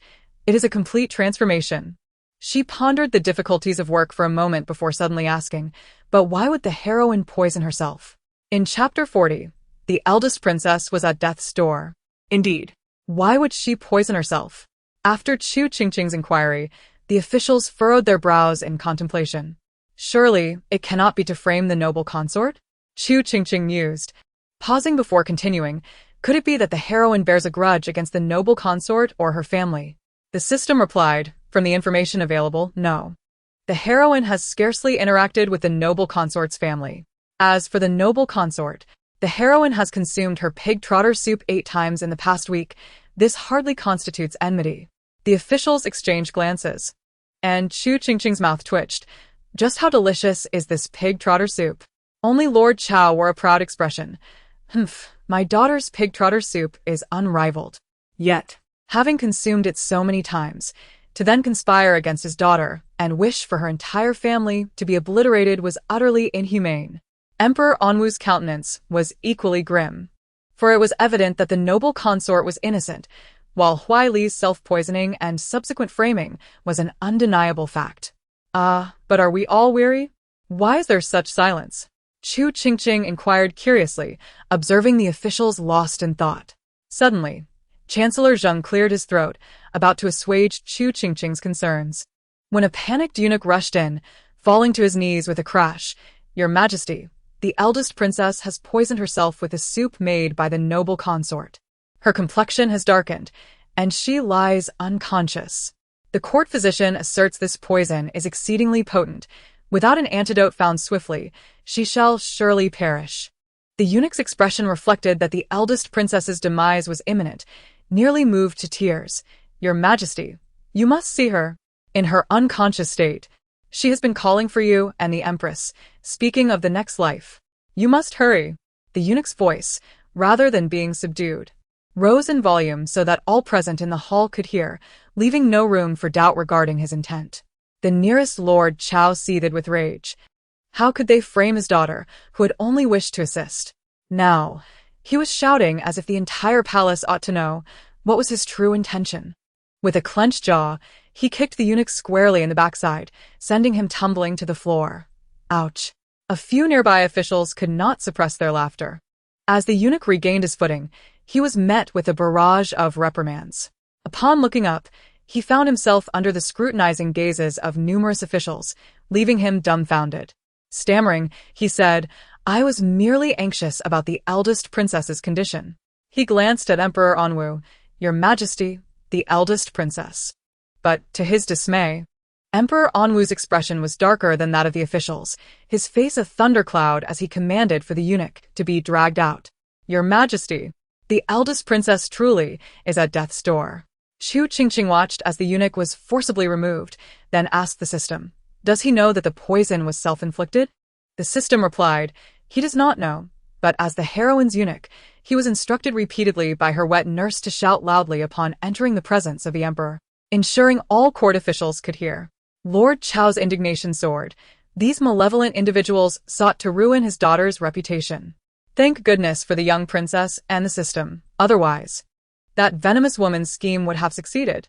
After being dragged out, the eunuch was flung far away by the guards, rolling twice before rising in disbelief. How could His Majesty remain indifferent? The eldest princess is on the brink of death. The eunuch, at a loss, could only recount the events as they transpired. Impossible. The emperor has always doted on Huailo. How could he not respond upon hearing of her poisoning? But instead have you thrown out. The empress, standing beside Chu Qingqing, darkened in countenance and approached. Is it that you, servant, were too far to relay the message? The eunuch, terrified, fell to his knees. Your Majesty, you see clearly. I truly did go and spoke of this matter before all the officials, but the emperor did not react at all. I was even kicked and reprimanded by those ministers, and His Majesty paid me no mind. The empress retorted, impossible. If you had conveyed this matter, my father would not have remained indifferent. Upon hearing this, the eunuch recalled overhearing two officials mention something about Prime Minister Wang taking leave, and promptly shared this information. The empress's expression twisted in fury. Taking leave? How frequently does one take leave? Ever since Yan Fei bore that little wretch, everyone seems to have changed. Even her own father has become unreliable. That day, she had clearly signaled him to find a way to change the emperor's mind and seize the honor from that little wretch. Yet in the end, he conformed to her wishes. He even rushed to the Zhao family to apprehend someone. As a result, her beloved Huailo gained nothing. Not even the fief that should have been granted. And that damned virtuous consort. She poisoned her daughter and still refused to admit it, even daring to have her people assault her. It was utterly outrageous. All of this was the fault of that little wretch who had enchanted everyone, even the emperor, who cherished Huailo the most. The empress, furious, ordered her personal maid to go immediately. She could not believe the emperor would still refuse to come. But indeed, the emperor did not come. Your Highness, the emperor is truly indifferent. The old maid lamented, pulling up her sleeve to reveal her bruised arm from being thrown out. The empress, incredulous, gritted her teeth. The emperor truly will not come. Yes, Your Highness. Could it be that the emperor knows something? The mere thought of this possibility made the empress's heart sink. No, it couldn't be. Aside from her and Huailo, no one else knew about this matter. it could not have been exposed. Yet, if it had not been exposed, why would the emperor not come? Your Highness, I believe it is of utmost priority to find the antidote quickly. The poison is too potent. The Grand Princess may not have much time left. One of the kneeling physicians spoke up. Upon hearing this, the Empress grew even more anxious. I am aware of that. We must wait for the Emperor. Before she could finish, a maid named Ding Tao cried out from within, It's bad, Your Highness. The Grand Princess may not survive. Chapter 41. The Grand Princess's scheme what? The Empress's heart skipped a beat upon hearing this. Forgetting about whether the Emperor would come or not, she hurriedly entered the inner chamber and administered the antidote hidden beneath the bed to Chu Qingqing. Watching as Chu Qingqing's complexion gradually normalized after taking the antidote, the Empress finally breathed a sigh of relief, though her worries remained. Opportunities may abound, yet she had only one daughter. This was her only trump card. If anything were to happen, how could she endure? Time passed, and at last, signs of awakening appeared in the bedridden Chu Qingqing. The Empress, seeing this, was filled with joy. Qingqing? Qingqing? After a moment, Chu Qingqing opened her eyes and saw that the vast hall contained only the Empress. The Empress sighed and recounted the entire sequence of events. Upon hearing this, Chu Qingqing's face suddenly turned pale, disbelief evident in her eyes. How could this be? Is she not the Emperor's most cherished daughter? How can he remain unmoved upon learning that his beloved daughter is poisoned and may not have long to live? In the past, whenever I tested him, he would rush over to see me regardless of what he was doing. Why did it go wrong this time? The empress speculated. Could it be that your father has learned something? Chu Qingqing immediately retorted. Impossible. This plan of mine is flawless. I risked everything to ensure there were no flaws. How could he possibly discover it? The empress frowned, pondering for a moment before suddenly recalling something. Her expression shifting. Could it be? What are you thinking, mother? Chu Qingqing asked. The moment those words left her lips, she showed little reaction. It's just an insignificant being that cannot even speak. She should have nothing to do with this. Even if the emperor suddenly favors her, it is impossible for him to forget me, the grand princess, entirely. The empress paused for a moment, knowing her daughter could never hear the little wretch's voice regardless of her temperament. She had attempted to convey this to her, but each time she tried, she was seized by a choking pain in her heart. Shaking her head at this thought, the empress said, "That little wretch is indeed special, ever since her birth." "That much is true," Chu Qingqing replied with a slight frown. "Ever since her birth, many changes have occurred in this palace. Even Master Huairan has been exposed." The empress was suddenly taken aback, her expression darkening. She had not previously connected these two events, but if it were truly because of that little wretch's voice, their situation would be dire. With that thought, a malicious glint flashed in the empress's eyes. That little wretch cannot be allowed to remain. She must be eliminated. Chu Qingqing nodded in agreement. "When shall we act?" The empress replied. "The sooner, the better. I suspect this failure is due to that little wretch. If we wish to succeed in our next endeavor, she must be removed." Chu Qingqing agreed, but she found it perplexing why her mother was so fearful of that mere infant, who, in her view, was nothing more than a harbinger of misfortune, born to bring ruin to them. Surely, other unforeseen events must have led to the emperor's absence. As the empress pondered how to eliminate Chu Qingqing, she suddenly froze. "Lately, I've been waking less often, and those 3 nuisances always cause me trouble, the last incident with Zhuang Pin being a prime example." Chu Qingqing's face contorted with disgust, and she coldly declared, "Once this matter is settled, I will ensure their elimination. This body belongs solely to me, Chu Qingqing, and they shall not share even the slightest portion." "Mother? Mother? What is wrong?" Since that day, when Master Huairan was thrown out by the guards of the King of Jing, he had not dared to appear in the capital again, retreating instead to an inconspicuous, dilapidated house outside the city to recuperate and plot. At that moment, he was furiously cursing the treacherous King of Jing, whose betrayal had aggravated his old injuries. His eldest disciple, Zhong Ilio, hesitantly spoke. "Master, could there be some misunderstanding?" Zhong Huairan gritted his teeth in anger. "Misunderstanding? What misunderstanding could there be? I sent the signal twice, yet he had me thrown out." Zhong Ilio suggested. "Could it be that the servants acted on their own?" Zhong Huairan furrowed his brow, remaining silent. His disciple continued. "I believe the King of Jing has gone mad with worry over the emperor. He would never squander the opportunity to have our assistance. Moreover, he need only pass on military secrets of De Chu to our people when necessary. He would not miss such a chance." After pondering for a while, Zhong Huairan found some merit in Zhong Ilio's words. "Should I go again?" Zhong Ilio nodded. "I believe that would be wise. It is likely that the King of Jing was absent that day, leading the servants to act independently. If you go today, not only can you resolve the issue, but the King of Jing can also personally discipline those unruly servants." Zhong Huairan contemplated for a moment before nodding. "That is feasible, but if it still fails..." Zhong Ilio interjected. "Then you should seek out His Highness, the young master." Zhong Huairan frowned, but His Highness has already stated that unless in an emergency, he cannot meet with us to prevent revealing his identity. Zhong Ilio insisted. "Master, we are in an urgent situation now. Your identity has been exposed, and that dog of an emperor has placed a nationwide bounty on your head. A careless move could lead to capture. If the emperor learns of our plans and they implicate the young master, it would truly be the end." Chapter 42. The King of Jing's Secrets. Days later, Zhong Huairan set out for the second time from his shabby abode, following the same route to the King of Jing's residence. However, upon glancing at the King of Jing's estate, he immediately sensed something was amiss. It appeared that his previous reckless visit had been discovered by the officials in the capital. Frustrated, he clenched his teeth, surveying his surroundings before ultimately deciding against entering through the front door and instead scaling the wall to gain entry.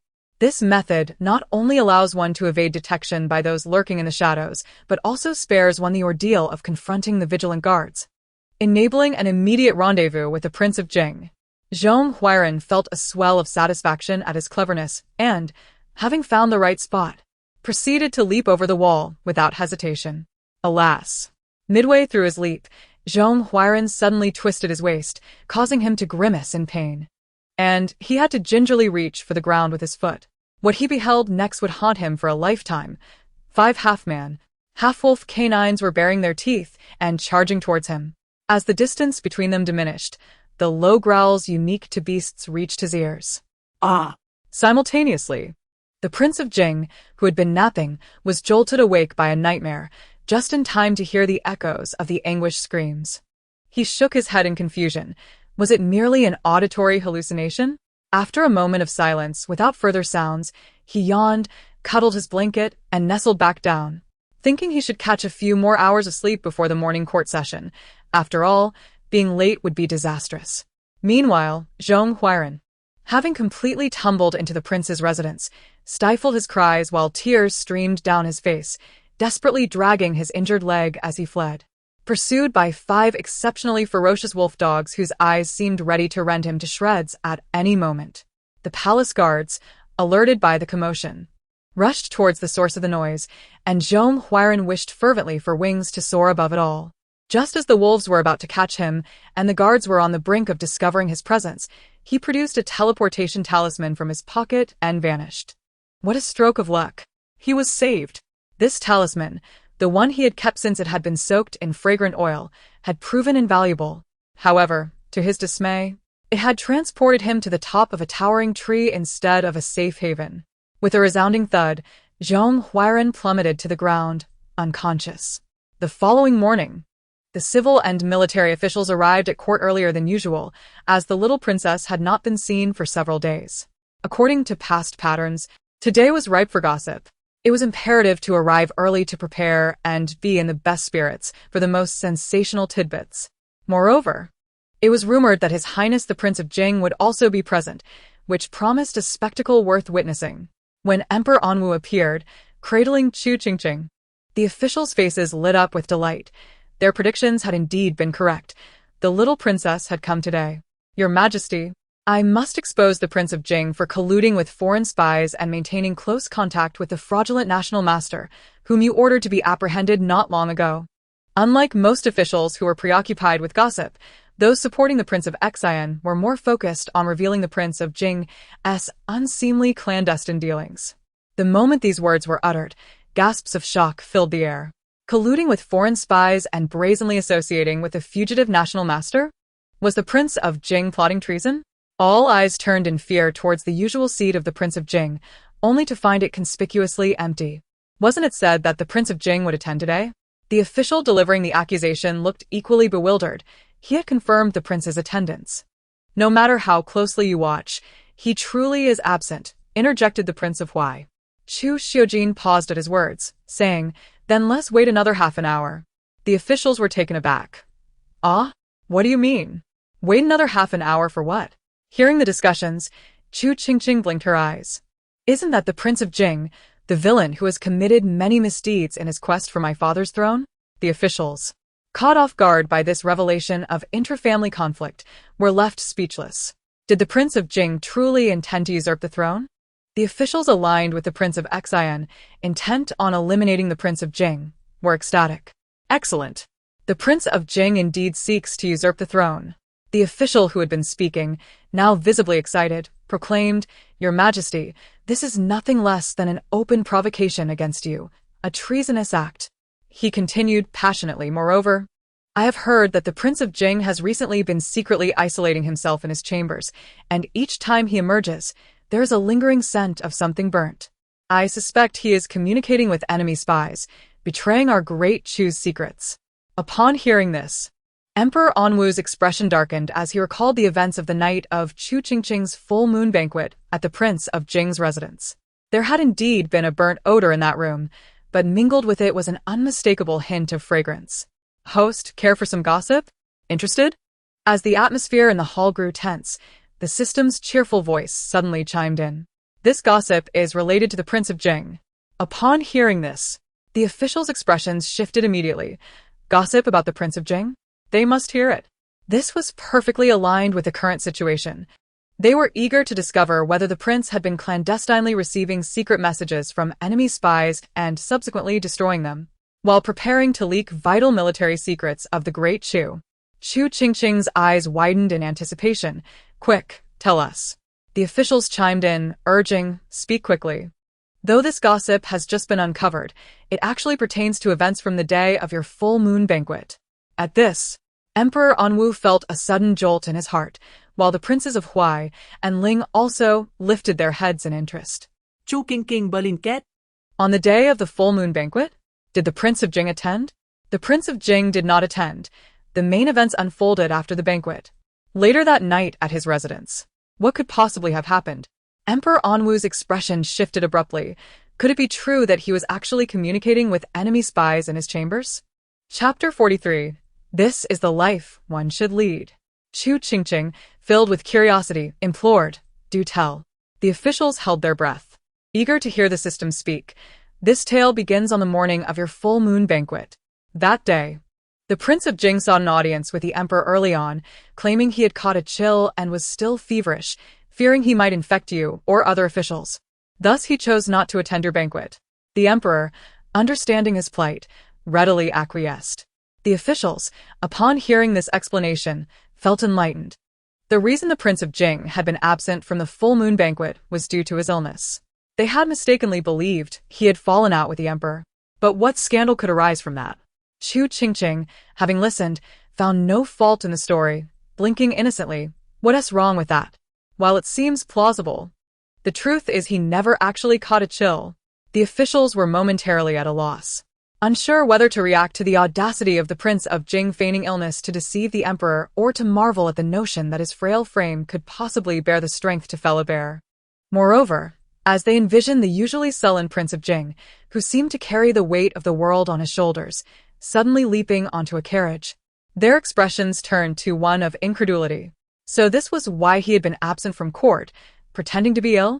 Yet the reasoning was infuriatingly sound. This was the life one ought to lead. Their own grueling schedules, waking before dawn to wash, eat, and attend court, only to endure late nights filled with urgent matters, left them feeling like mere dogs. Most importantly, they had to bear the constant threat of being wrongfully accused and punished. This was no way for a person to live, particularly for Lord Chao, who had narrowly escaped a wrongful accusation not long ago. His eyes brimmed with tears as he nodded fervently in agreement.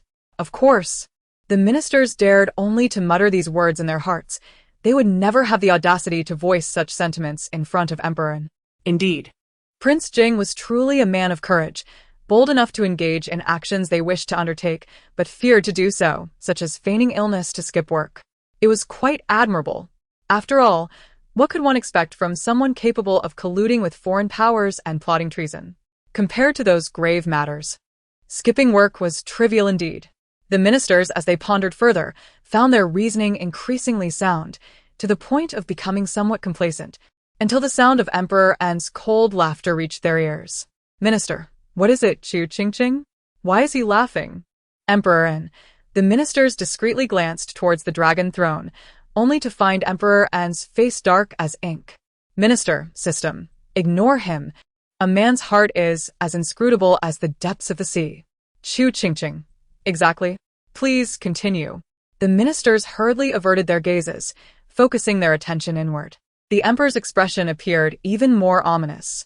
System. The upcoming revelation is the main event.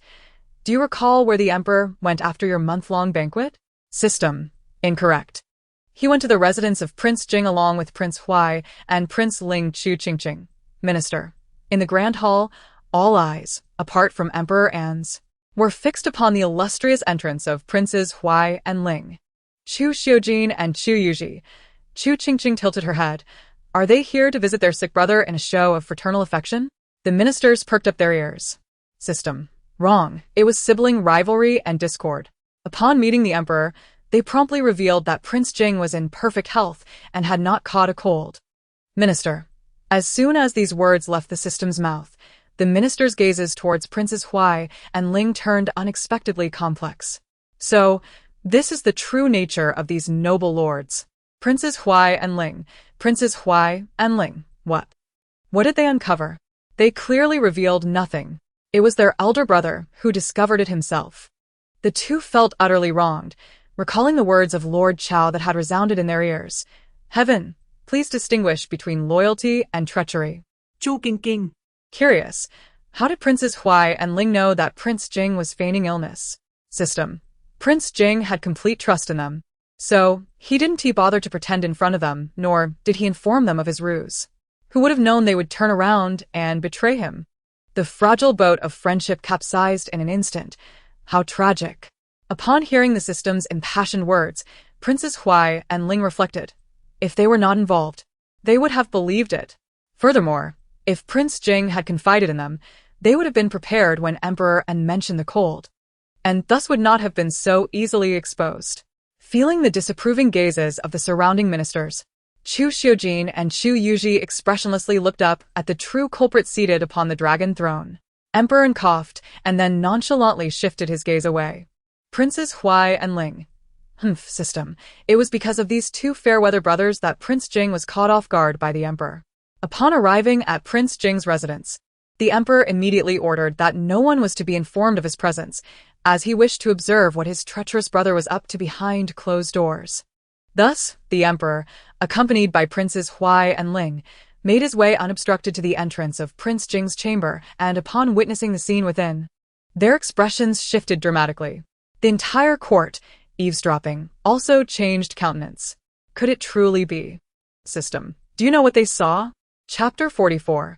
The deceit of Prince Xian. Upon hearing this, the ministers collectively held their breath, eager to know what had transpired. Chu Qingqing. What did they see? The system spoke ominously, adding a touch of eerie suspense. The ministers swallowed hard, an inexplicable chill creeping down their spines. What was unfolding? Were they truly witnessing something ghostly? They saw that amidst the pitch-black courtyard, only Prince Jing's chamber was illuminated by candlelight, the flickering flames casting a shadow upon the door and window.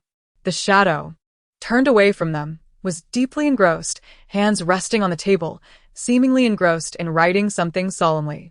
As these words were uttered, the ministers had yet to react when the attentive faction of Prince Xian immediately perked up, their faces alight with joy. Indeed. Prince Jing was clandestinely transmitting secrets of the Great Shu to spies of the enemy nation. They had suspected him all along.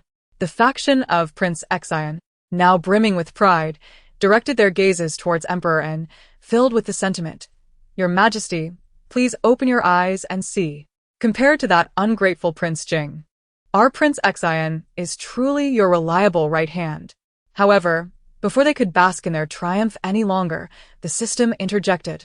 At that moment, the emperor's expression darkened. After all, as you know, the emperor and Prince Jing's relationship is rather strained. Though they share the same mother, Prince Jing is particularly adept at causing trouble. He had previously been reported for hoarding soldiers by that scoundrel Prince Xian. Minister. The once self-satisfied faction of Prince Xian. What? Upon hearing this, their eyes widened in disbelief. What did it mean that Prince Xian was a scoundrel? Who claimed that their noble Prince Xian was a scoundrel? Then, a few months prior, the scoundrel Prince Xian secretly dispatched someone to report to the emperor that Prince Jing was consorting with foreign spies, likely harboring treasonous intentions. As the ministers heard this, their expressions turned exceedingly intriguing. Who would have guessed? They distinctly remembered the shock on Prince Xian's face when this matter first came to light. It turned out to be a classic case of the thief cries thief. The previously smug faction of Prince Xian now found their faces alternating between red and white, feeling utterly wronged. Why drag their Prince Xian into this system? Therefore, when the emperor witnessed this scene, he immediately recalled this incident, pondering whether Prince Jing was indeed engaging in treasonous correspondence with foreign spies. He resolved to enter and catch him off guard, to see what he was truly up to. The ministers, upon hearing this, felt the truth was about to be unveiled. and they collectively held their breath in anticipation. Chu Qingqing also widened her eyes, eagerly awaiting the system's next words. Did he see what he was doing? System, no. Just as the emperor lifted his foot to enter, a voice suddenly called out from a tree behind him, announcing the emperor's arrival, startling Prince Jing within the chamber, who hastily grabbed items from the table and fled to the back of the room. Minister. No, they must report the system's false alarm. It never gets to the point. Their hearts were in their throats, and they were fed this instead.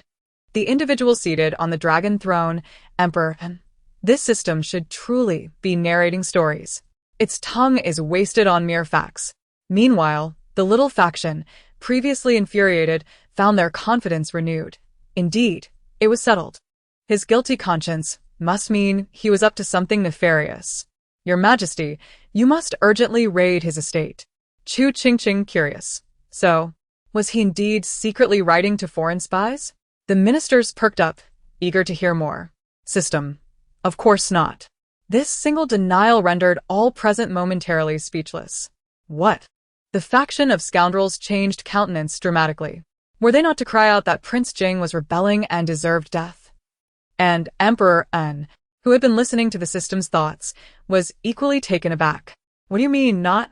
Only Chu Xiujin and Chu Yu, standing below, wore expressions of utter disbelief. If this were true, then their past 2 months had been entirely in vain. Chu Qingqing, genuinely curious this time, pondered, what could he possibly be doing in his room? If he isn't communicating with spies, why the air of secrecy? Why did he flee like a mouse encountering a cat upon seeing my father, even going so far as to conceal something? The system replied, somewhat melancholic, that is because he is secretly grilling lamb skewers in his chamber. Chu Qingqing. The others, particularly the ministers of the faction, were struck dumb, their faces reflecting the shock of thunderclaps. Grilling? Lamb skewers? In stark contrast, Prince Huai and Prince Ling appeared entirely unperturbed, wearing expressions of enlightenment. The system remarked, consider this. A man who just requested sick leave in the morning due to a fever suddenly engages in a raucous grilling rock concert before his superior in the evening. Does that seem appropriate? This is akin to calling your boss in the morning to declare a 40-degree fever, only to be found later that afternoon joyfully singing while sipping cold beer. Is that suitable? Chu Qingqing. The system continued, not only is it inappropriate, it's tantamount to forfeiting your bonus. Chu Qingqing. After a moment's silence, she inquired, then what about the burnt smell in his room? The system responded, oh, that is because he lacks the skill to grill, reducing everything to charcoal, thus filling the room with an acrid, smoky scent. Chu Qingqing. The civil and military officials, Prince Huai, Prince Ling, truly, it is just like him. With a complex expression, Chu Qingqing remarked, why do I feel that this Prince Jing is somewhat different from the one I read about in the book? Not only different, but they were entirely distinct individuals. Chu Qingqing mused, in fact, he seems rather pleasant. The system noted, I also perceive him as quite amiable. The 2 large gold ingots you cherish were gifted by him. Chu Qingqing. She promptly retracted her statement. I believe there must be some misunderstanding. How could the 8th prince, such a loyal subject, possibly collude with foreign powers? Surely, it is that scoundrel, Prince Xian, who has orchestrated this scheme against him. The officials, Prince Huai, Prince Ling, wait. Your change of heart is rather abrupt, isn't it? The ministers of the faction were nearly incensed by Chu Qingqing's words. You are the true scoundrel. His Highness Prince Xian is a man of integrity. Who else but your Prince Jing, a fool who can't even grill meat without turning it to ash? Your Majesty, there must be a misunderstanding. Perhaps Prince Jing is merely using the guise of grilling lamb skewers to burn documents from enemy nations. Before the faction could finish their murmurs, Emperor Anwu, who had remained silent, suddenly chuckled softly. Chu Qingqing thought, oh no, my father is laughing, not a cold laugh, but a genuine one. Has he been swayed by Prince Xian's faction's words, and is now furious? Curious, she asked who has arrived. The system responded, Prince Jing has arrived. The crowd. Who? Simultaneously, a hurried, panting voice emerged from outside the hall. The figure was none other than the long-absent Prince Jing. Chapter 45. The true and false Prince Jing, although he lacked the previous air of someone owed thousands of gold taels, it was unmistakably the long-awaited Prince Chu Qingzhou. Having secretly indulged in a treat, the current image of Prince Jing starkly contrasted with what the officials had previously encountered, leading to an aura of awkwardness in the court. As he jogged over, thin beads of sweat formed on his forehead. He queried, "What is the matter? Is he not welcome?" The ministers exchanged silent glances at the darkening sky, foreboding rain. While his statement held truth, the awkwardness lingered. Arriving at this hour could hardly be considered early. Chu Qingzhou, upon hearing this, Lord Chao's delight soared. Wishing to share tales of his near-death experience, nodding in approval. Indeed, this Prince Jing is far more agreeable than before. Trusting the little princess and the system was undoubtedly wise. The little princess and the system are ever correct. The eighth prince must have his reasons. It is surely that old scoundrel, Prince Xian, who has deceived him. Prince Jing is truly wonderful. How blind I was before. The officials, after spending half a month at home, how could he not be in good spirits? From the moment he entered, Chu Qingzhou began to engage in pleasantries. Is it now permissible to be so casual during morning court? Shouldn't everyone stand in neat rows, casting sidelong glances at him, even if merely observing? Why has it evolved to the point where they approach him to greet him? And not just one, but several? Confused but feeling it impolite to remain silent, Chu Qingzhou smiled and replied, aside from a slight cold, I am well. Thank you for your concern, Lord Wang. The previously stern-faced official widened his eyes in shock, even his beard bristling new. Chu Qingzhou was startled by his reaction, a sinking feeling rising within him.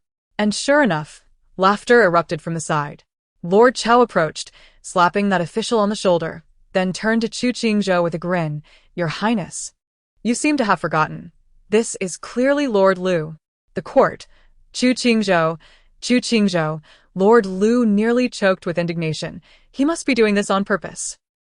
The surrounding officials, having witnessed the entire exchange, pondered, is it possible that Prince Jing truly is different from before? Unaware of the minister's thoughts, Chu Qingzhou bowed to Emperor Anwu and, steeling himself, stated, I was delayed due to attending to some urgent matters before court. Upon hearing this, several officials recalled Prince Huai's earlier comment about waiting. So that was the case. Did Prince Huai already know that Prince Jing would have unexpected matters to attend to? What urgent matters? He clearly overslept, having stayed up late reading until the early hours, only to awaken at dawn. The system ruthlessly exposed Prince Jing's falsehood. The ministers, Emperor Anwu, Chu Qingzhou. He was taken aback, eyes wide in disbelief. Who would dare expose him so shamelessly? He scanned the room, only to find the officials regarding him with complex expressions. Chu Qingzhou, Emperor Anwu. The ministers, staying up late reading led to oversleeping and tardiness for court. At that moment, the officials finally understood why Prince Huai had exhibited no fear or anger when he heard that Prince Jing would be thrown into the alchemy furnace to be refined into a pill. Throwing Prince Huai into the furnace is more believable. As the ministers pondered, suddenly the system exclaimed, Host, I have uncovered a monumental secret. Upon hearing the system's excited proclamation, the ministers perked up, eager to learn what this revelation was. Still engrossed in the surprise that a prince enjoys reading, as does a villain, Chu Qingqing felt her interest piqued by the system's dramatic tone. What monumental secret? Whose is it about? The system responded. It is both distant and near. Indeed, it pertains to Prince Jing. And it is an extraordinarily significant secret. Chu Qingqing. The entire court. Chu Qingzhou. He stiffly raised his head, locking eyes with the source of the distinctive youthful voice, none other than Chu Qingqing nestled in Emperor Anwu's embrace. Chu Qingzhou. Chu Qingqing tilted her head at him. Truly, the royal genes are remarkable. My eighth uncle is indeed quite handsome. With a humble smile, Chu Qingzhou replied, Thank you, I do indeed possess good looks. The system harbors no interest in the question of human attractiveness. Instead, it eagerly inquires, do you know why he has undergone such a significant transformation? Chu Qingqing Berlin. You know? The system proudly affirms, of course, I do. Chu Qingqing, intrigued, asks why? The system, basking in its own knowledge, replies, "That is simply because he is not the King Jing at all." Chapter 46. King Jing. Can I have a more illustrious demise recorded in history? The court officials are taken aback. What are you saying? He is not King Jing? Then who is he? Just look at that nose, those eyes, that mouth. This is undoubtedly King Jing. Even the emperor, seated on the dragon throne with Chu Qingqing in his arms, pauses, pressing his lips into a thin line. His expression unreadable, silent. Feeling the weight of everyone's gaze upon him, Chu Qingzhou exclaims, "Haha, what splendid weather we are having. Will he see the sun rise again tomorrow?" Chu Qingqing, astonished, quickly comprehends, "You mean he has traveled through time?" The system confirms, precisely. His name is Chu Qingzhou, and before his journey, he was a PhD candidate in ancient history at a prestigious university. On the very day he successfully obtained his degree, in a moment of triumph, he slipped and struck his head against a stone, leading to his untimely demise. Chu Qingqing's expression is one of mixed emotions. Isn't that just too unfortunate? Chu Qingqing, Listening to the account of his life, wears a sorrowful look. Who could argue otherwise? At least it could have happened earlier. Instead, it waited until I received my degree. How ironic. The system elaborates. Upon awakening, he found himself in the body of the notorious villain King Jing, despised by all. Although their names are the same, his character is a stark contrast to that of the previous tyrant. The malevolent King Jing sought to usurp power, while he merely wishes to live in idleness. The previous King Jing met an inexplicable end, and by a twist of fate, this man with the same name met his demise in a similar manner. Thus, a peculiar force conspired to allow this unfortunate soul to inhabit the body of King Jing. Upon hearing the system's final remark, the court officials displayed expressions of delight. Marvelous! We need no longer worry about King Jing revolting or engaging in treacherous plots. They were elated with the thought of a ruler who merely wished to exist in tranquility. The officials were on the verge of celebrating when they suddenly caught sight of the emperor's darkened countenance. Instantly, they bowed their heads, suppressing their joy. How could they forget? Although the deceased had been a nuisance, he was nonetheless the emperor's own brother. In contrast, Chu Qingzhou, feeling the oppressive atmosphere emanating from the throne, pondered how he might meet his end. Would it be by dismemberment, execution by slicing, or perhaps the most likely scenario, being bound and burned? After all, ancient customs were quite reticent about matters of reincarnation. No, that method seemed more aligned with medieval Western practices to exorcise demons. Perhaps they would summon a Taoist priest to drive away evil spirits? It was fortunate for him that the newly appointed guard, unaware of the original's dealings with a false national master, straightforwardly brought the emperor's wanted notice to him, stating that the fugitive had willingly surrendered. Upon seeing the portrait, Chu Qingzhou, with only scant memories of the original, immediately recognized the identity of the wanted man. Without hesitation, he ordered the guard to throw him out, then secured the doors and cleverly dispatched someone to the palace to report the fugitive with the wanted notice. As he indulged in these whimsical thoughts, he suddenly heard Emperor declare, "Today's court session will not involve petitions, but rather an examination." All the officials, heads bowed like quail, were taken aback. An examination? Is His Majesty mad? Has he begun to speak nonsense? Even Chu Qingqing stared wide-eyed in curiosity. What is my father planning? Emperor and continued, King Jing, step forward. Caught off guard by being summoned, Chu Qingzhou stammered, "Huh? Is he preparing a reason to execute me? What if I fail the examination and receive 100 lashes? Or worse, die in the process?" With a look of terror, he took a step forward, resigning himself to the fate of death, though it felt rather unjust. Just as he was about to speak, he heard Chu Qingzhou say, "Your Majesty, may I make a small request before I meet my end?" Emperor and frowned. "When did I declare your death?" Chu Qingzhou, understanding, amended, "Before the examination. Could you grant me a small wish?" Emperor and scoffed. "What is it that you desire?" Chu Qingzhou, filled with delight and embarrassment, replied, "If possible, after I am struck down, could you have the historians record a more dignified death for me? Dying in such a manner would be too humiliating. Perhaps something that would immortalize my name in history, like heroically slaying the Xiongnu and sacrificing myself?" The court officials were taken aback. Emperor and inhaled sharply, his expression impassive. "Are you preparing for the worst?" Chu Qingzhou sorrowfully nodded. After all, one can never be too certain of their fate. Life is so precarious. Emperor An, exasperated, closed his eyes and rubbed his temples, finally conceding, "Rest assured. If you should die, I shall ensure that the historians record a different version of your demise." Chu Qingzhou's eyes sparkled. "Really?" Emperor An replied, "Indeed.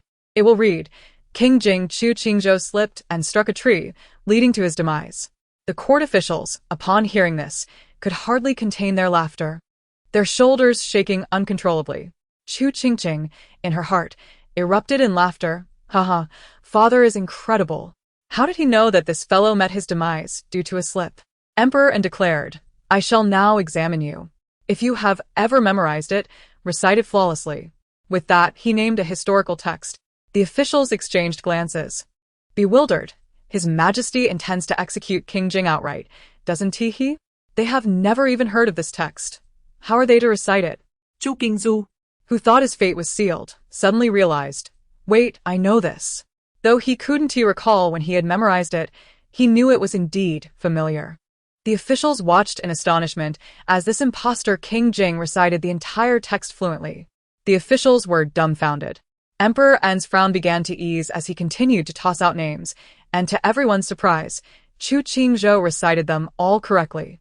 The officials were left bewildered. How could this reincarnated soul know what they did not? Even Chu Qingzhou himself was puzzled. How had he managed to memorize all this? As Emperor An observed Chu Qingzhou's seamless recitation, his frown gradually relaxed, and he declared, "Enough. I am fatigued. Today's examination concludes. Proceed as usual with the court matters." Everyone was convinced that His Majesty had indeed lost his mind. Chu Qingzhou realized that this was all directed at him. Just when the crowd believed the emperor had truly gone mad, the system suddenly remarked, "The emperor is quite clever." The officials paused, momentarily confused by the meaning of this statement. Chu Qingqing tilted her head. Huh? Chapter 47. The truth. The officials were astonished upon hearing the system declare that the story was far from over. They had only just begun to scratch the surface. Upon learning that what they had heard thus far was merely the prelude, their astonishment deepened. Had they been listening to only the overture? Even the owner of the melon, Chu Qingzhou, stood there in a state of bewilderment, his mind filled with questions.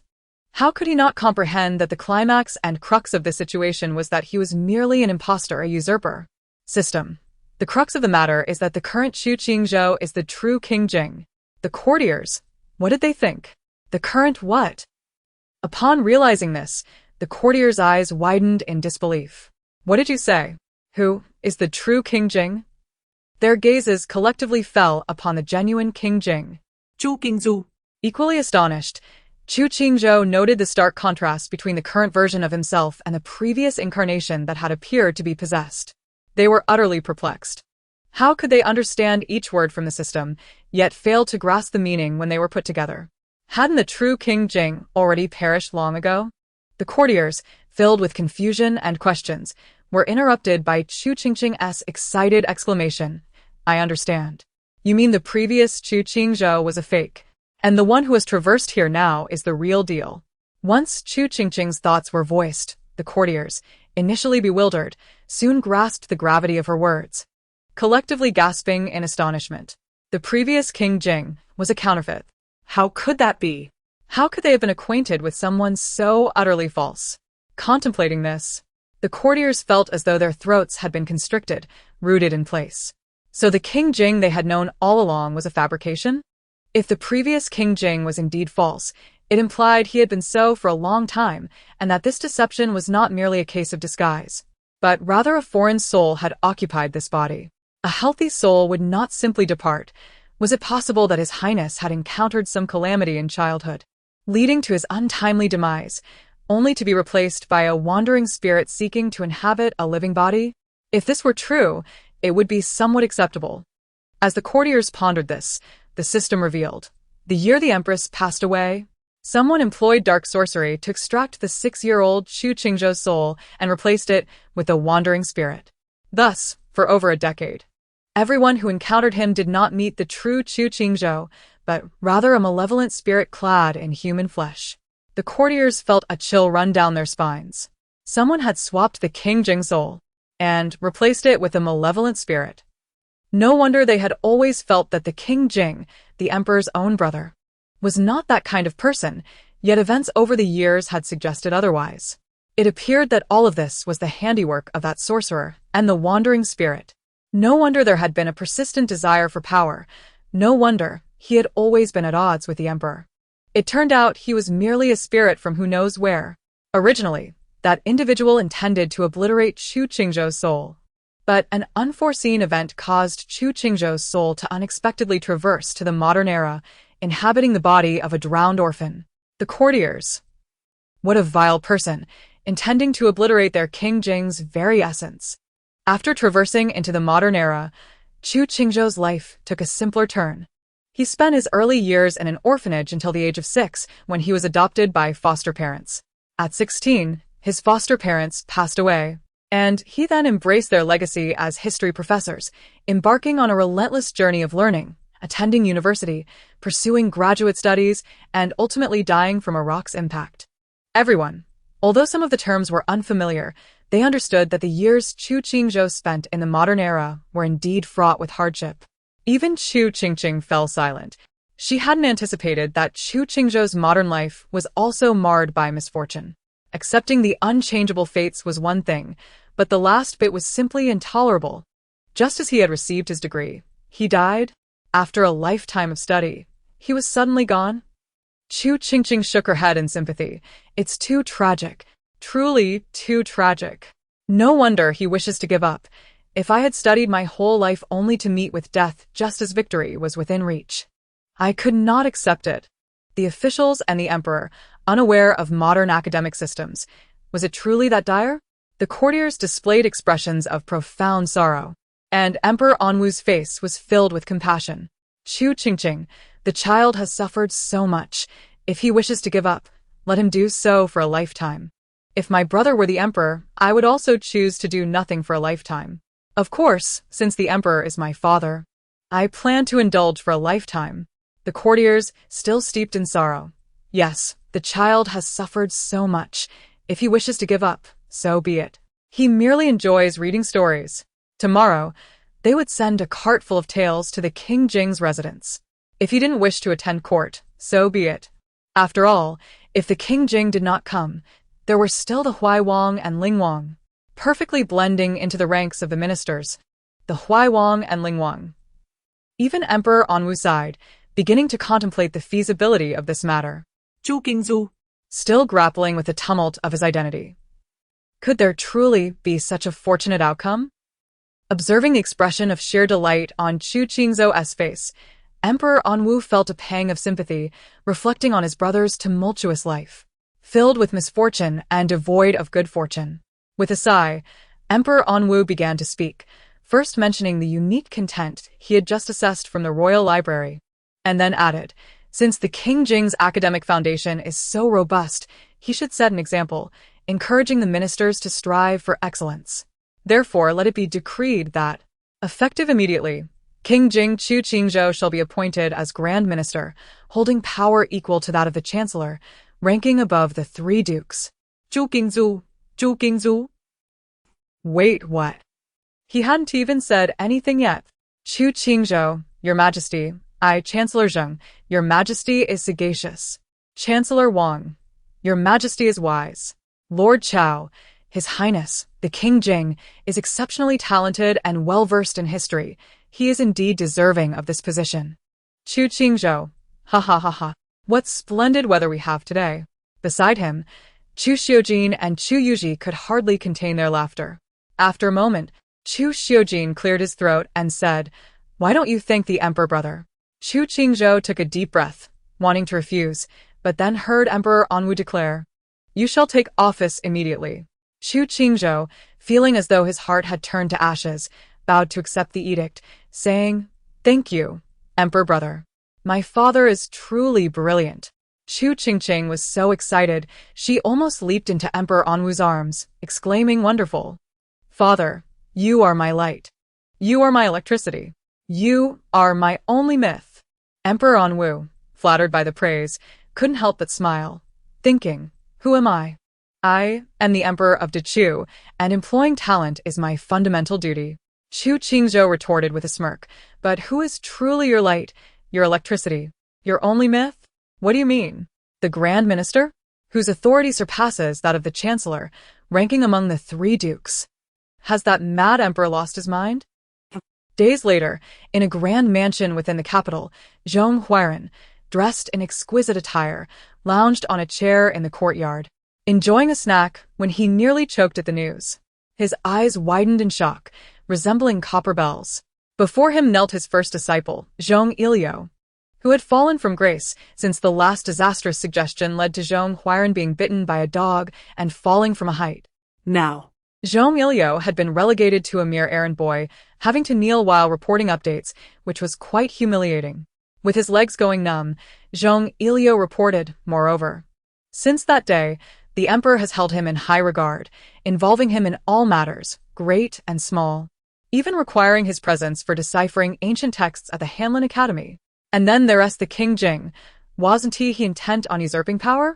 What has caused this sudden shift to become the Grand Minister? Is he out of his mind? Zhong Ilio pondered, actually. I feel that being the emperor is far more burdensome than being the Grand Minister. Zhong Huairan glared at him. Whose side are you on? Zhong Ilio replied, I speak the truth. The emperor has to manage countless affairs, and a single misstep could lead to the fall of the nation, whereas the Grand Minister does not bear such a heavy burden. Get out of my sight. Zhong Huairan snapped. Zhong Ilio fell silent, turning to leave. But just then, he heard a knock at the courtyard door. Zhong Huairan frowned. Go see who it is. Zhong Ilio, feeling quite aggrieved, thought to himself, why does he want me to squat and then stand? Is my master unwell? He quietly approached the door and opened it to find a man. Clearly not an ordinary servant, who spoke in a low voice. My lord has a matter to convey. Zhong Ilio quickly ushered him inside. The man approached Zhong Huairan and handed him a letter. This is a message from the palace, specifically addressed to you. You should know who it is from. Zhong Huairan replied. Who is it? How could he not know? Was it Concubine He or Lady L? Or perhaps Lady Sure? No. They wouldn't even know his identity, and he heard that on the day he was exposed, they were all sent to the cold palace together. Seeing his peculiar expression, the man questioned his competence. Are you capable? Zhong Huairan's eyes widened. What did you say? Do you dare to say I am incapable? The man regarded him as if he were foolish. Why don't you just open the letter and see? With a cold snort, Zhong Huairan opened the letter and finally understood who had sent it and what they wanted from him. He held the letter, puzzled, realizing it was not his concern but rather something for the 3 of them to deliberate, so he merely needed to provide the necessary items. Thus, Zhong Huairan instructed the man, go prepare the materials for me. I need to bathe and burn incense, and also procure yellow paper and cinnabar. The man sneered and turned to leave, nearly driving Zhong Huairan to fury. Fortunately, it wasn't long before the yellow paper and cinnabar were delivered, along with those who would assist him in bathing and preparing incense. Zhong Huairan was taken aback. What are we preparing for? The man frowned. What do you think? Zhong Huairan asked. What are we going to do? The man coldly replied. Why ask so many questions? You will know in due time. Chapter 49. The Queen's Scheme. A few days later, in the Fengyi Palace. Your Highness. As the Queen paced the hall with a furrowed brow, she immediately lifted her head upon hearing this voice and turned to stride outside. Only when she saw the items in the hands of Wang Mama and the 4 attendants behind her did she breathe a sigh of relief. How is it? Was there any exposure? Wang Mama wiped the sweat from her brow due to the tension, allowing the 4 to place the items down and leave before speaking. Your Highness. Rest assured, there was no exposure. The guards at the entrance merely glanced at the items sent by the master and mistress. They did not conduct a thorough inspection. The Queen took the items and, reaching to the bottom, pressed a button, causing the entire base of the box to drop away, revealing a hidden compartment. A smile spread across the Queen's face as she extracted everything from the compartment. Wang Mama, with her head bowed, could still see out of the corner of her eye that the Queen was holding a stack of talisman papers. Immediately, the Queen began to examine the talisman papers. After a moment, she furrowed her brow slightly, turned back to her chamber, and retrieved another talisman paper. After comparing the newly extracted stack with the one she brought, She confirmed the two were different and finally revealed a satisfied smile. The queen swiftly picked it up and extracted a note, reading it carefully.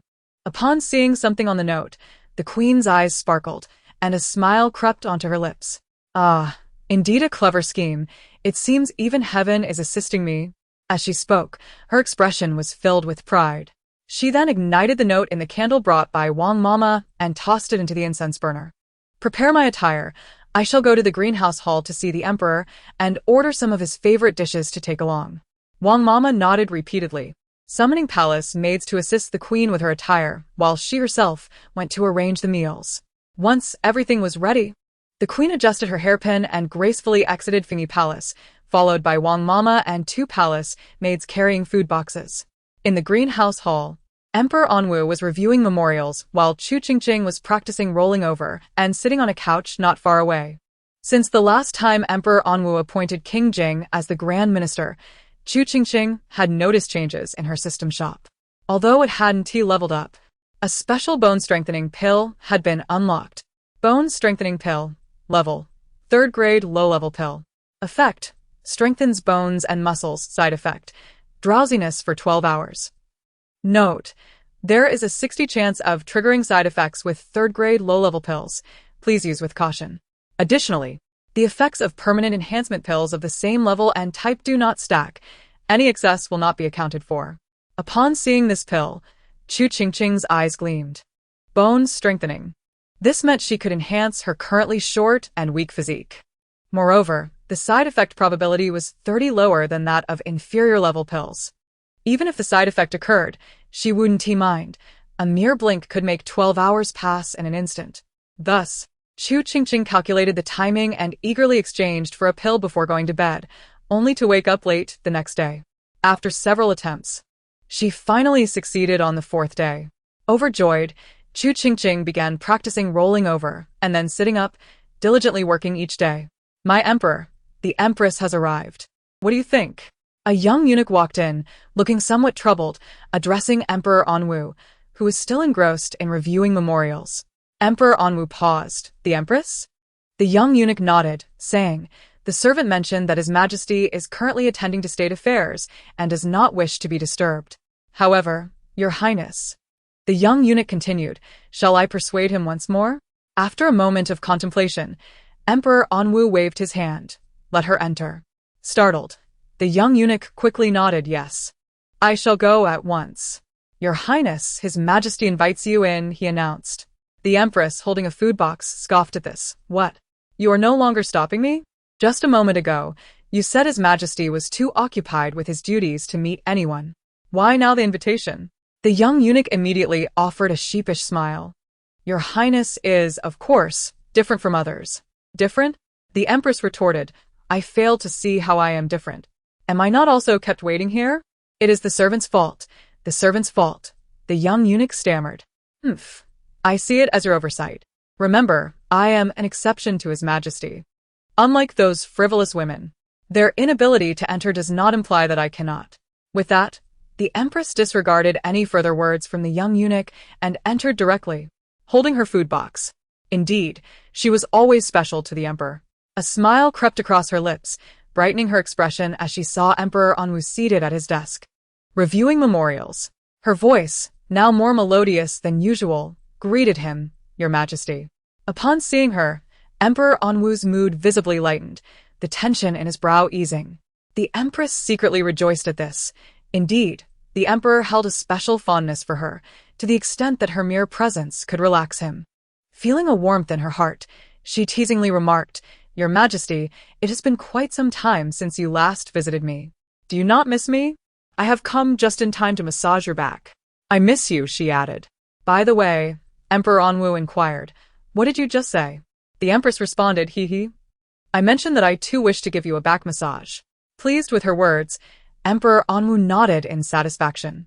The Empress then set aside her bright smile and charming tone, approaching the seemingly unamused Emperor Anwu, transforming into a diligent back massager. After a brief moment, Emperor Anwu let out a relaxed sigh. Indeed, no one massages better than the Empress. With her hands stiff from the effort, the Empress replied, It is a blessing for me to relieve your worries, Your Majesty. Emperor Anwu responded, "To have your company is indeed a fortune for me." Hearing this, the empress felt a pang of emotion, instantly regretting her earlier coldness. She softened. "It warms my heart to hear you say that." In the midst of their exchange, the empress expressed her annoyance. "Your Majesty, I—" Emperor Anwu interrupted. "Furthermore, do not disturb me when I am busy. This time I shall overlook it, but be mindful in the future." The empress, taken aback, asked, "What is this expression? Do you wish to scold me?" Startled, she realized the emperor was aware of her thoughts. Biting her lip, she replied, "I would not dare, Your Majesty." Emperor Anwu added, "Remember to inform the eunuchs and guards outside that no one is permitted to enter while I am handling state affairs, yourself included." "Is the emperor unwell?" she exclaimed. "Does he not realize that he could simply issue that order himself? Why must I convey it and emphasize that I am no exception? How absurd!" Emperor Anwu frowned, narrowing his eyes. "Do you disagree?" The empress bit her lip. "I shall inform them when I leave." Only then did Emperor Anwu nod, waving his hand. "You may leave now. I still have matters to attend to. Your Majesty, you have already been busy for so long. You should take a moment to relax," the empress suggested, having learned to be clever. Before he could finish, she added, "I have prepared several dishes and desserts for you to try." She quickly opened the food box, revealing an array of exquisite dishes. "Look, this is the bird's nest and lotus seed soup I made for you, along with jade abalone soup, your favorite sticky rice 8 treasure duck, and braised lion's head." As Emperor Anwu gazed at the spread of his favorite dishes, guilt washed over him, and he deeply regretted his earlier harshness. The empress, as a royal, typically did not engage in cooking, yet she had gone to such lengths for his sake. It was disheartening to realize he had been so dismissive. Yet, unbeknownst to him, whispers of doubt lingered. Did the empress truly prepare these dishes herself? Or did she merely instruct the palace eunuchs to do so? Did the eunuchs not wash their hands while cooking? Did they not deliberately crush several cockroaches and mix them in?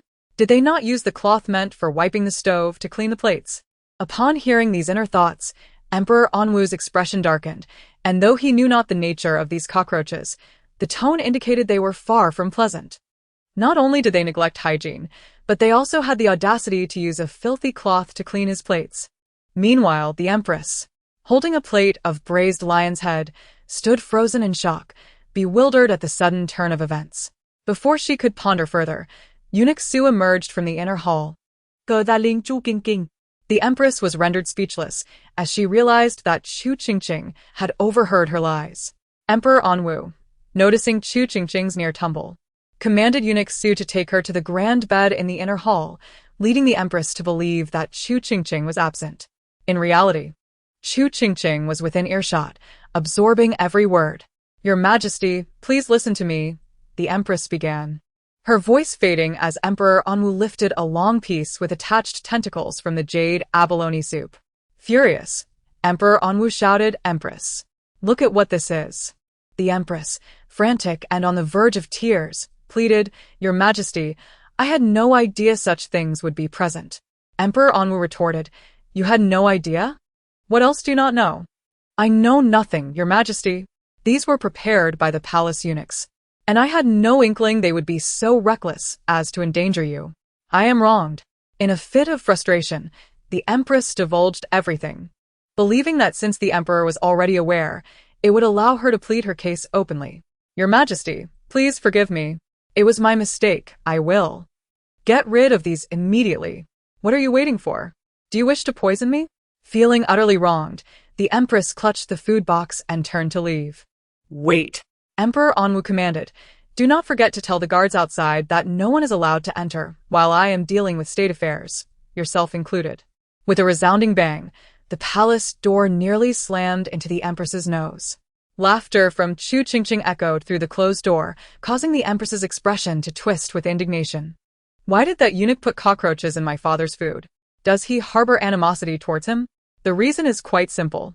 He has become accustomed to adding ingredients for the empress and, in a moment of carelessness, failed to realize that this was meant for the emperor. By the time he remembered, it was too late to retrieve the cockroaches. Perhaps he thought that since he had done so without being discovered so many times before, the emperor, like the empress, would remain oblivious to the large creature. The laughter continued from Chu Qingqing. Is the empress truly foolish? How could she not notice such long cockroach tentacles? In truth, she had seen them but assumed they were a new type of supplement and had eaten them without a second thought. Oh no, Your Majesty. The empress has fainted. Could it be that she has been poisoned by eating too many cockroaches? When the empress regained consciousness, she found herself in the Phoenix Hall. Wang Mama, who was beside her, hurried over. Thank the heavens, Your Highness, you have finally awoken. What has happened to me? The empress inquired. Wang Mama replied, the imperial physician said that you were overwhelmed by anger and fainted. What could have caused such distress? Hearing this, the empress's expression darkened instantly, and with gritted teeth, she ordered for that eunuch to be brought to her. However, Wang Mama interjected. Your Majesty? The emperor sent someone to take him away while you were unconscious. The empress's eyes widened in shock, her heart stirred. His Majesty did this for me. Wang Mama continued. The emperor mentioned that this eunuch is adept at dealing with pests and intends to assign him to a more suitable position. Your Highness, are you unwell? This time, the empress fainted again, only regaining consciousness the following morning.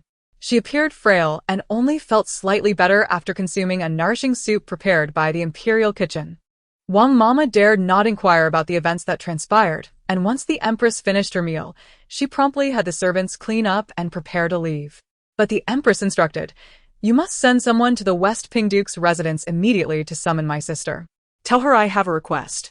Chapter 51. The Minister of War's extravagance. The West Ping Duke and his wife have 3 sons and 1 daughter.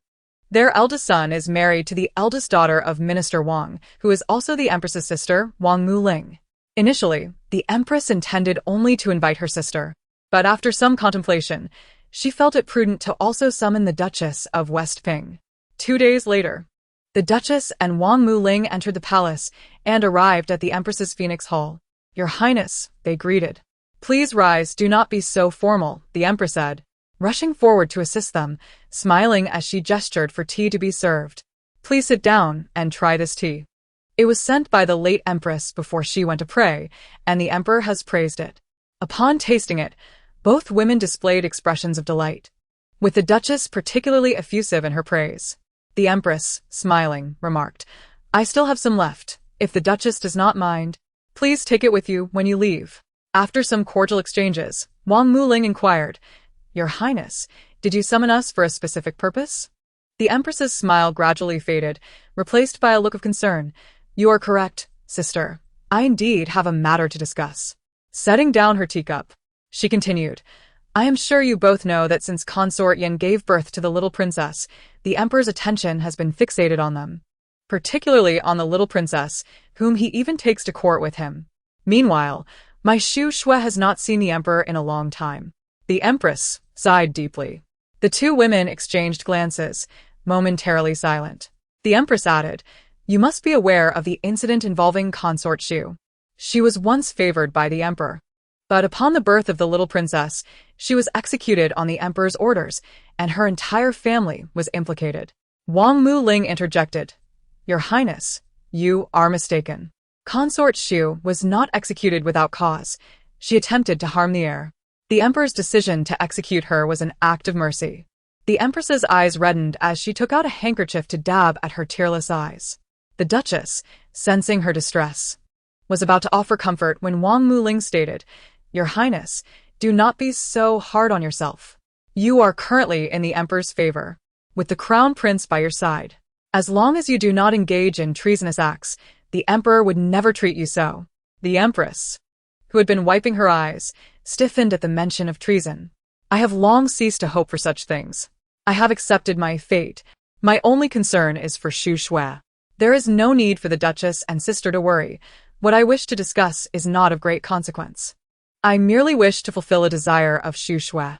The Duchess hesitated. Your Highness, please feel free to speak. The Empress expressed her gratitude. Due to the Emperor's favoritism towards the little princess, Xu Shui has been quite downcast lately. When I asked her what she wished for, she simply expressed a desire for the Emperor to take her out of the palace for outings or to attend banquets, as he used to. I sighed, realizing that outings are impossible now. Even if the emperor were not preoccupied with state affairs, he would need to attend to the little princess. Thus, I initially held little hope. However, I recently heard that Yun Heir is to host an engagement banquet in a month. The empress referred to the only daughter of the West Ping Duke, Chu Qingqing. As soon as she mentioned this, both women understood her intent, and the duchess hesitantly asked, "Is your highness suggesting?" The officials were in a state of discontent, as since the last gathering with the Prince Jing, the little princess had not attended court for over 10 days. The absence of the little princess made their days unbearable. The newly appointed Minister of State, Prince Jing, sighed deeply, perplexed as to why he was awake at 5 in the morning. Shouldn't he be in bed, indulging in sleep? Today, Chu Qingqing, full of energy, was carried into the court by the emperor, her large eyes darting around in curiosity. The officials, who had been missing her, exclaimed, "The little princess has arrived. Quickly, let us present our petitions, so we can enjoy the gossip." Only Prince Jing, Chu Qingzhou, observed them with an expression of disbelief. They are full of vitality, Chu Qingqing thought enviously as she nestled in the emperor's embrace. System. Not everyone is so lively, for instance that one over there, with a sallow complexion and dark circles under his eyes. Curious, Chu Qingqing asked, "Which one?" The officials, now intrigued, chimed in, "Yes, which one?" Their faces, pale from the burdens of duty, made it hard to distinguish who she meant. The system quickly pinpointed a specific individual, and all gazes turned in unison. "Oh, it is the Deputy Minister of War." Indeed, his complexion seems rather unwell, and those dark circles are quite pronounced. Upon hearing the system's identification, the deputy minister's face turned pale, and he felt the weight of his colleagues' inquisitive stares, wishing he could faint on the spot. Why did the little princess have to come today? The deputy minister internally lamented, hoping the little princess would not uncover his secrets. Meanwhile, the officials discreetly glanced at Chu Qingqing, ready to absorb any gossip. Finding the source of the system's information, Chu Qingqing remarked, "Has he fallen into a dye vat? His face is so yellow."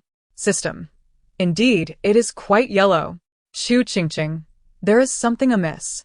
System. This is a play on words. Do you know why he looks so yellow? A sense of foreboding crept over her. Why? The officials held their breath. System. Because he spent lavishly last night, hiring a courtesan and a young lad, and they indulged together all night. The officials gasped, their eyes wide in shock as they regarded the usually unassuming Deputy Minister of War. He spent the night with a courtesan and a young lad? No wonder his complexion resembled someone who had fallen into a dye vat. Upon hearing the system's revelation, the Deputy Minister's face turned a mix of yellow, red, and white. Feeling utterly humiliated. How embarrassing. As everyone reveled in the gossip, only the emperor, upon hearing Chu Qingqing's words, felt a chill run down his spine. Spent lavishly? Where did he acquire such wealth? Chapter 52. All is ready. Only the east wind is missing. Seeing the change in the emperor's expression, the ministers were taken aback. Indeed. The Minister of War has always been a person of integrity. Even when marrying a concubine, he would decry extravagance, while feigning a deep emotional persona, lamenting how his virtuous wife has endured hardships alongside him for so many years. The truth of the matter was, all of this was mere pretense. The hardships faced by his wife were real, but his integrity was a fade. The sentimentality was also fabricated. How could one forget their long-suffering spouse entirely and indulge in the company of a courtesan at night, while still claiming to be deeply affectionate? Realizing this, the Minister of War turned pale, exclaiming, "Your Majesty, Before he could finish, a minister behind him swiftly rendered him unconscious with a chop to the neck. Two ministers rushed forward, feigning concern, and shortly thereafter turned to Emperor Anwu, saying, "Your Majesty, the Minister of War has fainted due to weakness." Observing this spectacle, Chu Qingqing was utterly astonished, thinking to herself, is he really that weak? Just how fragile is he? The system chimed in. It seems he is indeed in a dire state. It's remarkable he managed to attend court at all. In his stupor, the Minister of War sensed that rumors were being spread about him, but his eyelids stubbornly refused to lift, no matter how hard he tried. The Crown Prince Jing, who had witnessed the entire affair, mused, "So this is how you all conduct court sessions." He remained silent, pondering whether this approach was truly acceptable. As it turned out, it was indeed permissible, for the reports presented by the ministers indicated that matters had improved significantly compared to before the birth of the little princess. As the ministers finished their reports, the hesitant Prince of Qingqing finally stood up.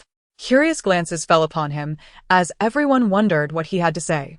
Before they could ponder further, the prince addressed the emperor. "Your Majesty, on the 18th of next month, my daughter is to hold her betrothal feast. If your Majesty happens to have the leisure, I would humbly invite you to grace us with your presence."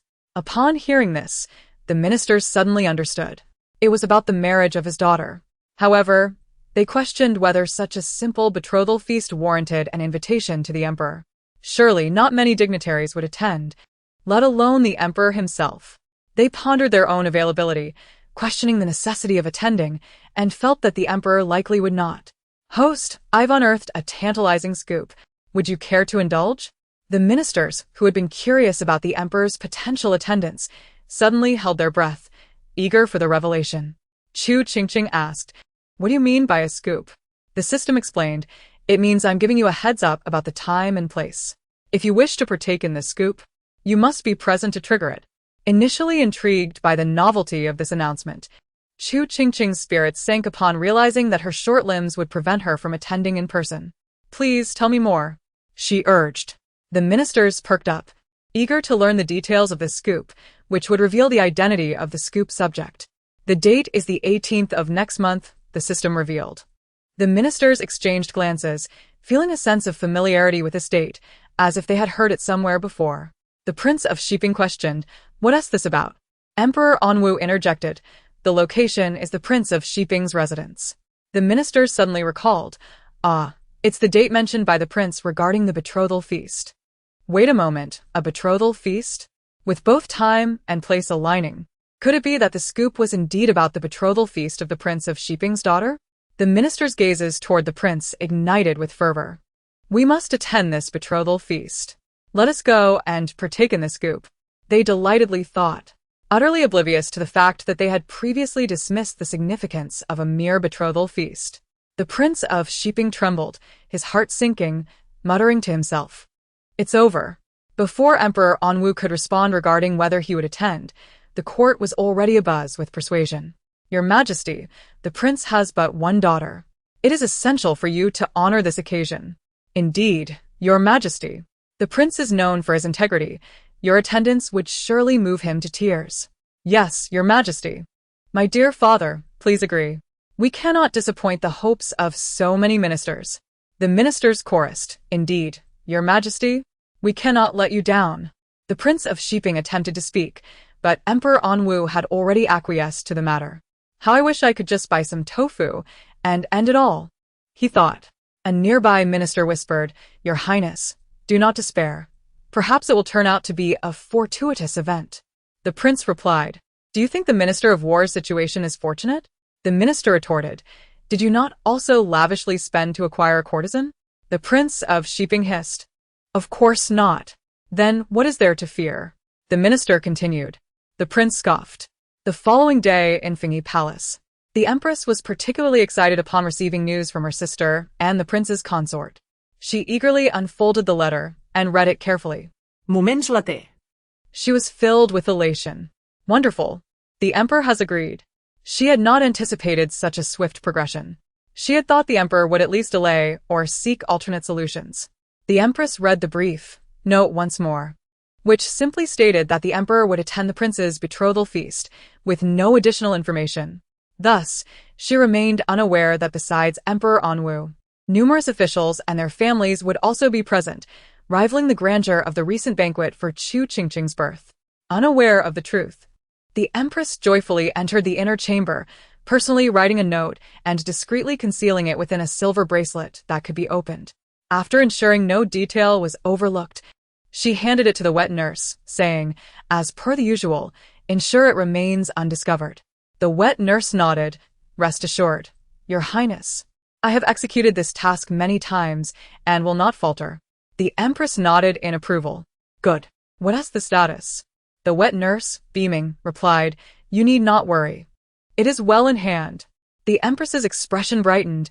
"Excellent. Now, everything is prepared. We await the 18th of next month. Chapter 53. The betrothal feast begins in less than a month. The ministers had thoroughly investigated all matters pertaining to the betrothal feast at the Prince of Qingqing's residence. The central figures of this feast were none other than the prince's daughter, Chu Qingqing, and her future husband. Initially, the ministers assumed that the prince had selected a suitor from a prominent family or a minister's son for his daughter. However, to their surprise, no one seemed to know the identity of the groom, which piqued their curiosity and led them to inquire further. They soon discovered that the suitor was not chosen by the prince and his consort, but rather by the daughter herself. Moreover, the groom's background was quite extraordinary. He was not from a noble lineage or royal family, but rather a chivalrous hero from the martial arts world. The very archetype of a heroic figure, possessing unmatched skills and striking good looks. The ministers were instantly intrigued and continued to press for details about how the two had met. However, the Prince of Qingqing remained tight-lipped, refusing to divulge any information, regardless of how persistently the ministers probed. In Yanting Palace, Chu Qingqing lay on a couch practicing her roles, while Concubine Yen meticulously sewed a tiger hat for her to wear during the winter. Chu Qingqing flipped over, resting her head on Concubine Yen's lap, her round eyes fixated on the half-finished hat in her hands. Concubine Yen chuckled at the sight of her daughter's expression, gently pinching her chubby cheek. "Do you like the hat your mother is making for you, Qingqing?" Chu Qingqing's round face was pinched, making her pout adorably as she nodded. "Qingqing likes it. What a lovely hat. I've never worn one before." As she spoke, she reached out her chubby little hand to touch it. Upon hearing this, Yan Fei's heart ached for her precious daughter, who had raised her in her past life. How could they not even make her daughter a hat? It was simply too cruel. "From now on, Mother will make you new hats and clothes every year, all right?"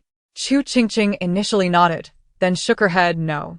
"It's too tiring for Mother to make them every year. I don't want Mother to be so tired." Yan Fei was not very skilled at crafting such trinkets, and it took her a long time to sew just half of the hat. Each day, as she sewed, Chu Qingqing would lie beside her and play, witnessing everything. Her eyes reddened with emotion as she hugged Chu Qingqing and kissed her soft little face. "My good baby." Hearing this, Chu Qingqing felt a sense of pride.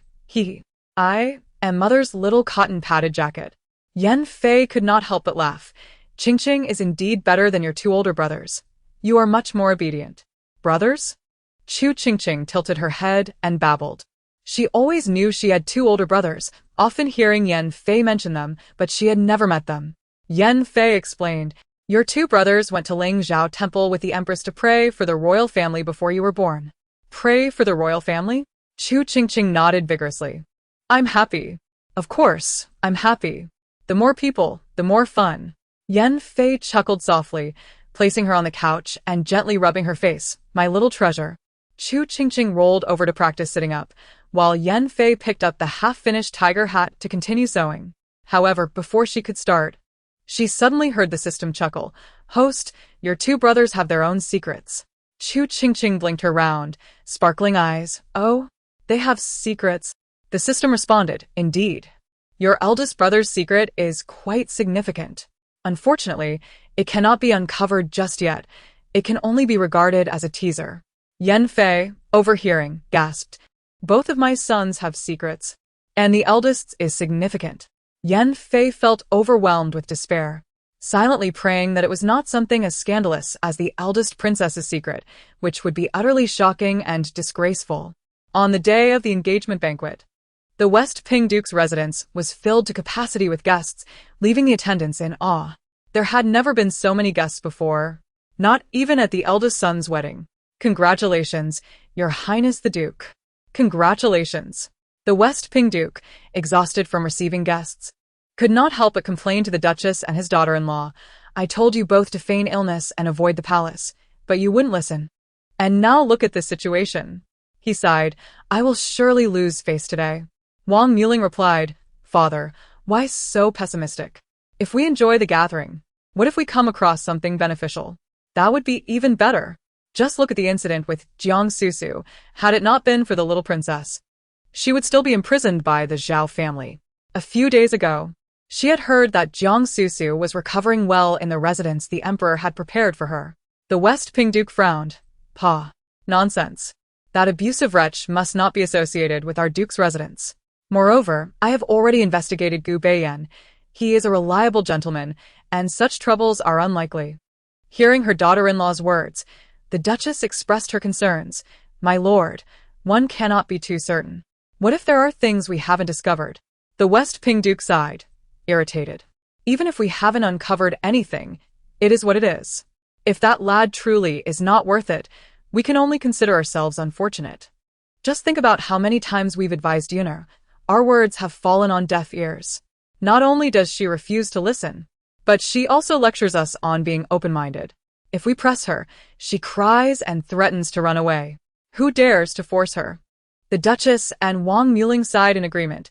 They had indeed exhausted their efforts in persuasion, especially after the scare with Jiang Susu, which made them hesitant to speak up again. Ultimately, they were persuaded that this lad, being skilled in martial arts and possessing a good heart, was quite impressive. Besides, he had rendered great favors to their family. Since Yun'er liked him, they decided to let her be. Moreover, there were benefits to this union. Marrying into another prominent family would mean Yun'er would have to leave home. But if she were with him, he would come to their home, ensuring she would not be bullied like Jiang Susu. And out in the world he could protect her. As the three of them sighed, they suddenly heard voices at the entrance. The Emperor has arrived. The Empress has arrived. Upon hearing this announcement, the ministers and their families inside the residence quickly straightened up, bustling forward to bow and take a glance at the little princess. To their astonishment, the Emperor not only brought the Empress, but also Yan Fei with him. The Empress and Yan Fei stood to either side of the Emperor, who was naturally cradling the little princess. The Empress's previously composed smile faltered as she entered the Duke's residence and found it filled with guests. How could there be so many people? We greet the Emperor. We greet the Empress. As the crowd's unified voices filled the air, the Empress felt as if she could hear nothing, her mind buzzing with noise. She closed her eyes and took a deep breath, trying to regain her composure. However, before she could fully adjust, she heard the West Ping Duke, while arranging seating, inquire, Your Majesty, Empress, Lady Yan, where is Princess Shushua? The West Ping Duke looked around, puzzled not to see Chu Shushua. Wasn't the purpose of inviting the Emperor to honor the eldest princess? Why was she absent? Upon hearing the mention of the eldest princess, the Empress's already stiff smile became even more rigid as she inhaled deeply. Shushua had been preparing for over half a month, eagerly anticipating this day. However, she suddenly caught a cold 2 days ago. The system interjected. That's a lie. She went out to steal socks last night, but it was too dark, and she fell into a pit, injuring her forehead. The Empress's expression froze, her eyes widening in shock. The bump on Huai Li's head was caused by her impulsive sock-stealing escapade? She had assured herself it was due to walking into a tree while out for a stroll. The Empress, already furious, now felt her anger boiling over, gritting her teeth but unable to show it, forcing a smile that only made her look more fearsome. Meanwhile, the ministers, who had also overheard the system's voice, exchanged alarmed glances. The eldest princess went out to steal socks again. But surely she didn't succeed, given the system's claim that she fell into a pit. Chu Qingqing, upon hearing this, was momentarily taken aback, never expecting the female lead to be so obsessed with a sock-stealing incident. What on earth is so worthy of theft in these socks? After hearing the system's words, Prince Jing felt an overwhelming urge to slap himself. Why did he have to bring up such an awkward topic? Observing the Queen's increasingly distorted expression, he quickly forced a smile to divert the conversation. Once everything was settled, the attendees finally laid eyes on the two protagonists of the banquet, Princess Chu Lianyun of Qingqing and her future husband, Gu Beiyan. Upon hearing this name, Chu Qingqing fell silent for a moment before unable to resist a sarcastic remark. Isn't this naming style reminiscent of a romance novel's male lead? Are Gu Bianian, Gu Baimian, Gu Beiyan and Gu Beichen all his brothers? The crowd collectively responded. Why are you naming his brothers now? However, it must be said that the names were quite melodious. One couldn't help but wonder if the son-in-law of Prince Jing had such brothers. Meanwhile, Gu Beiyan, the son-in-law, was perplexed. What sound is that? Who is speaking? Juliani Un. Equally bewildered, replied. What? The two feeling utterly confused, assumed they had misheard, and dismissed it. Yet, soon they heard again. The gossip has arrived, host. The earlier forecast has been confirmed. Chu Lianyun and Gu Beiyan were taken aback. What on earth is that? The ministers gasped. We finally got to the bottom of it. Chu Qingqing exclaimed in delight. Did we really uncover it? That's wonderful. Tell us more. The ministers and their families eagerly perked up, having waited so long for this gossip to be revealed. The curiosity surrounding its origin was palpable. Clearing his throat amid the unusual silence, Lord Chao coughed a couple of times and then inquired, Today is the engagement banquet. Yet why do we not see Master Gu's parents? This question caused a momentary pause, as all present realized the absence of Gu Baiyan's family. Where were his relatives? Surely, even a martial hero must have parents. Observing the crowd's curiosity, Gu Beiyan hesitated before speaking. My father and mother passed away early, and I have no siblings or relatives. What nonsense! His parents are alive and well. They just rushed to a famous inn in their county for a grand meal. And no siblings? Nonsense. He has 2 older sisters, 3 younger sisters, and a brother. Not to mention 2 gluttonous brothers-in-law and 2 ravenous sisters-in-law. A thunderclap struck Gu Beiyan, who had just claimed his parents were deceased, making his head buzz with disbelief. Who was speaking?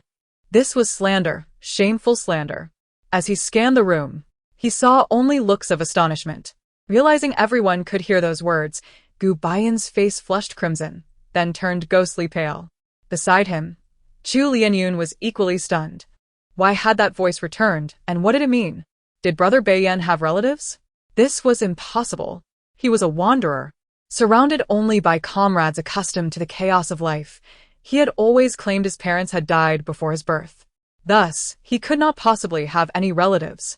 Meanwhile, the eagerly awaiting ministers and their families looked at Gu Beiyan with eyes gleaming like wolves that had seen a bone after 10 days of hunger. All attention was fixed on him. Indeed, it seemed that the center of this gossip was none other than Gu Beiyan, son-in-law of Prince Jing. What a bizarre situation, claiming his parents were dead when they were alive. How could he be so dishonest, especially when surrounded by numerous siblings?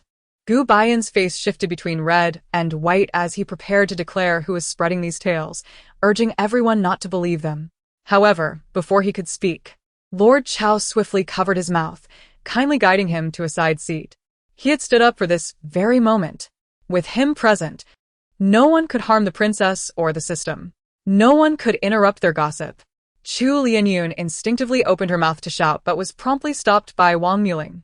She sighed in relief. Had she shouted, the emperor might have exiled their entire family, oblivious to the 2 kind souls wanting to reveal the truth. Chu Qingqing curiously inquired of the system. System, please tell me more. The system replied with a teasing tone. Hold on, let me elaborate. Chapter 55. The hero saves the beauty. A thief accuses another? Hearing this, the ministers straightened in their seats, adjusting to a comfortable position, eagerly anticipating the princess's juicy revelation. This intriguing opening promised to be quite the tale. To prevent Chu Qingqing from sensing anything amiss, the crowd feigned casual conversation while secretly indulging in the gossip. The naive Chu Qingqing harbored no doubts and happily joined in on the gossip. The system teased. Hey, do you know how those 2 met and fell in love? Curious. Chu Qingqing asked. How did they meet? The system replied. Take a guess, it's 4 words. Chu Qingqing pondered. Love at first sight? The system responded. Incorrect. The crowd murmured. Being silenced by her sister-in-law, Chu Lianyun nearly choked on her indignation. The system continued. Incorrect. Chu Qingqing tried again. A chance encounter? The system remained silent. Chu Qingqing racked her brain. Heavenly thunder strikes the earth? A turtle gazing at a green bean? The system remained quiet. The crowd noted. That's not even 4 words. The system finally revealed. A hero saves the beauty. Upon hearing this phrase, the crowd immediately sensed the juicy gossip, holding their breath to listen intently. The system elaborated. The story goes that a few months ago, Chu Lianyun, her mother, and sister-in-law were traveling to visit relatives when they encountered a band of robbers on a mountain path. Terrified, the 3 women were paralyzed with fear. trembling as they faced the glinting blade, believing their lives were at an end, and weeping as they vowed to be family in the next life. However, at the moment the gleaming knife was about to descend, a handsome and dashing man descended from the sky, kicking the weapon from the robber's hand and successfully rescuing the three. This charming and gallant man is none other than Gu Beiyan, the suitor of Chu Lianyun. After hearing the system's account, Chu Qingqing remarked thoughtfully, "How romantic." The crowd, too, wore amused expressions as they glanced at Prince Jing. "Oh, how romantic." Prince Jing buried his face in his hands, feeling utterly embarrassed. The crowd chimed in, "What is there to be embarrassed about? They think it's wonderful." He rescued both the daughter and the wife, and even the future daughter-in-law. The system interjected, "Romantic indeed." But those robbers who threatened Lady Chu Lianyun and her sister-in-law were hired by him.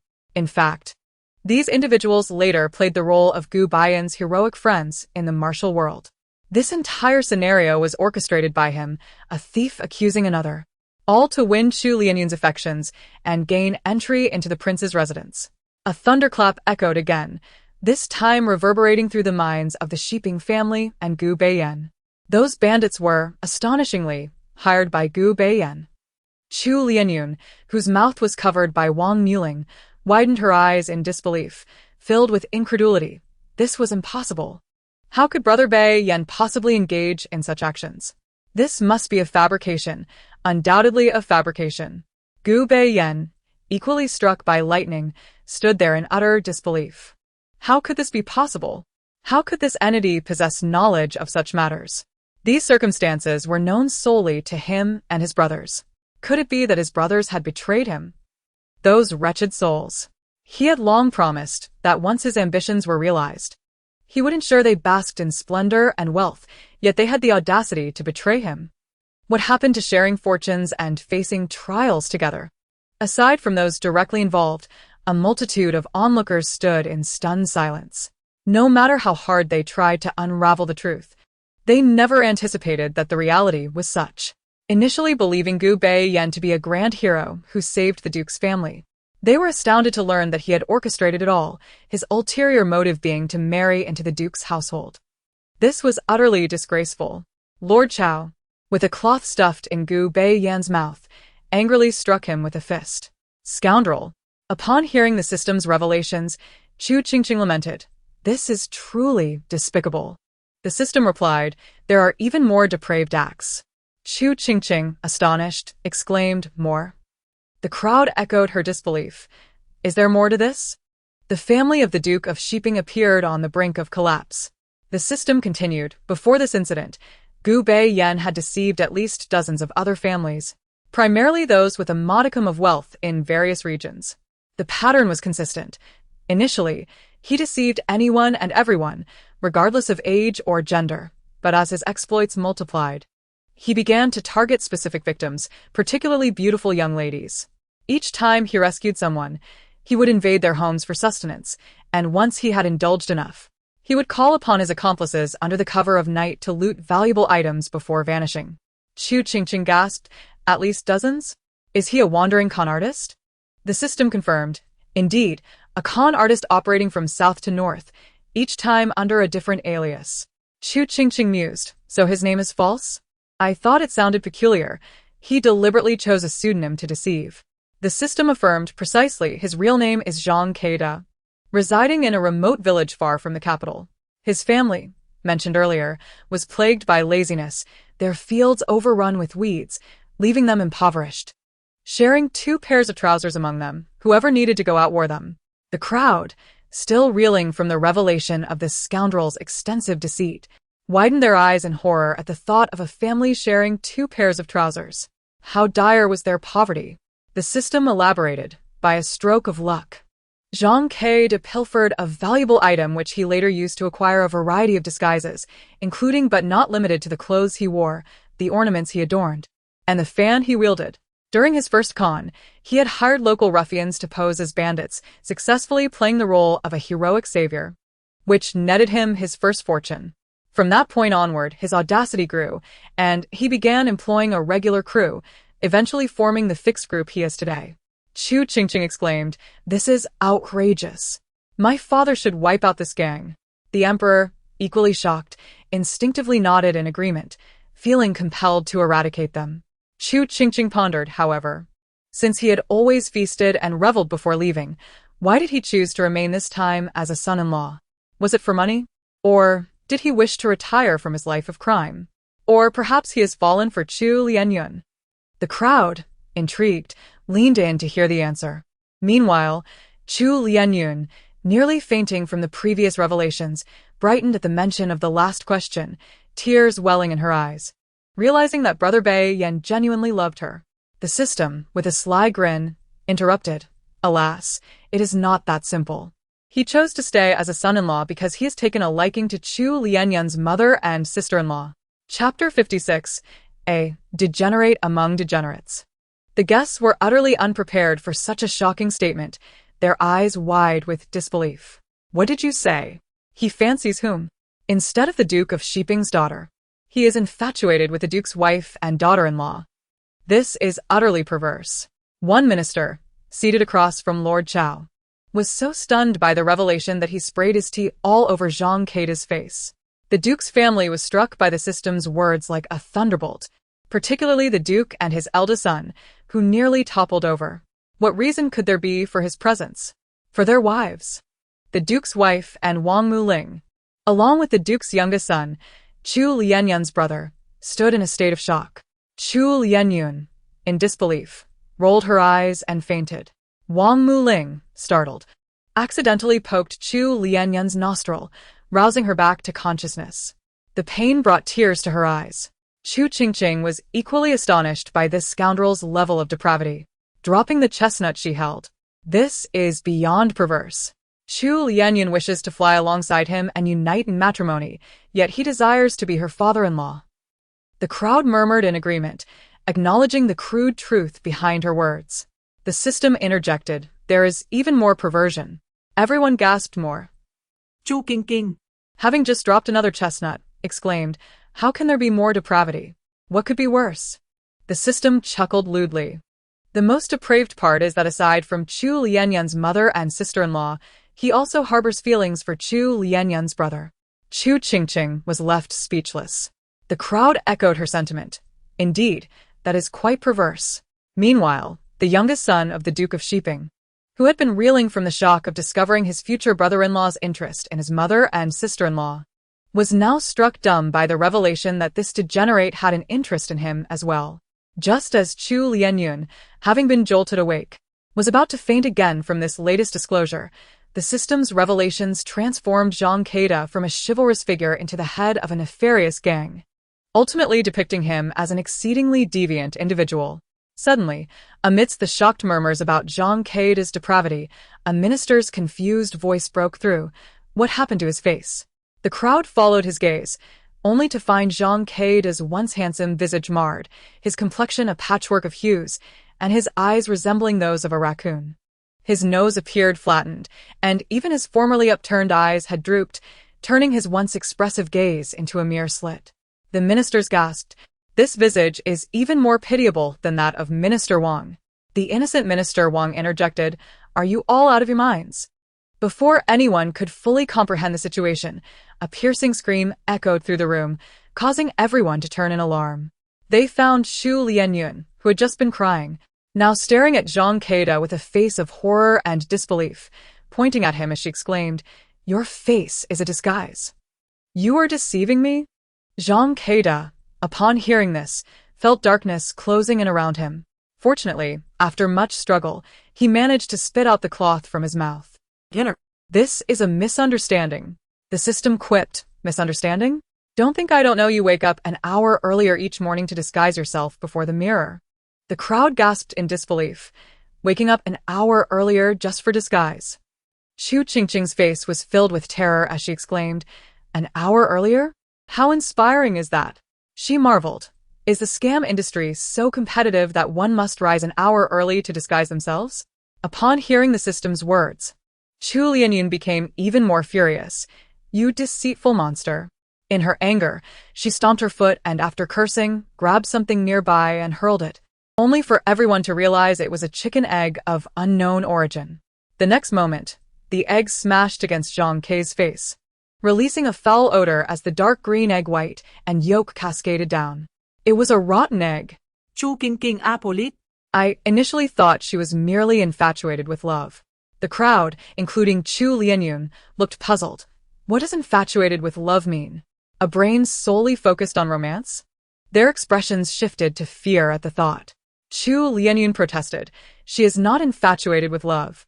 Chu Qingqing clarified. Now I understand she is a beauty enthusiast. The crowd questioned. What is a beauty enthusiast? Why does the little princess have so many strange terms? Chu Lianyun had little time to ponder the meaning of beauty enthusiast as she sought to reprimand the perverse scoundrel. You deceitful monster! How dare you deceive me and covet my family? She gritted her teeth in rage and hurled a plate of leftover soup at Zhang Kei's face. Caught off guard, he was hit squarely, his fury boiling over. Chu Lianyun knew. Before he could finish his angry retort, he was kicked to the ground by the Prince of Qingqing. How dare you even think of laying a hand on my daughter? You vile creature! This monster had the audacity to covet his wife. What gall! Chu Lianyun's elder brother was equally enraged, striking Zhang Kei twice. How dare you bully my sister and covet my wife? Dazed and seeing stars, Zhang Kei scrambled to his feet but was tripped by Chu Lianyun's younger brother, falling flat on his face. You pervert! How dare you covet him? I'll make you pay! Zhang Kei yelled angrily. Who is so malicious as to trip me? After cursing, he attempted to flee, but a strange voice commanded, Halt. Who do you think you are to command me to stop? Are you the emperor? How dare you order me around? Before he could finish, a figure holding a baby approached, looking down at him. Zhang Kei's mocking voice caught in his throat. Chapter 57. The scammer is captured. Is this Zhang Kei truly tired of living, daring to insult my father? Chu Qingqing observed, her tone incredulous as she eyed the defiant Zhang Quebec. The crowd murmured in agreement. Indeed. How audacious to insult the emperor. But it would be best if he insults a little more. It would be even better if he were to curse my father directly. The crowd gasped in shock. Emperor Anwu, cradling Chu Qingqing, raised 3 question marks above his head. What have I done to deserve cursing? Nearby, consort Yan nearly choked on her tea, her heart racing with concern. Although she knew the emperor cherished Qingqing, the affection of a ruler was fleeting. The crowd was astonished and perplexed, while only the empress chuckled to herself. Your Majesty, listen closely. Hear how your beloved little princess truly curses you.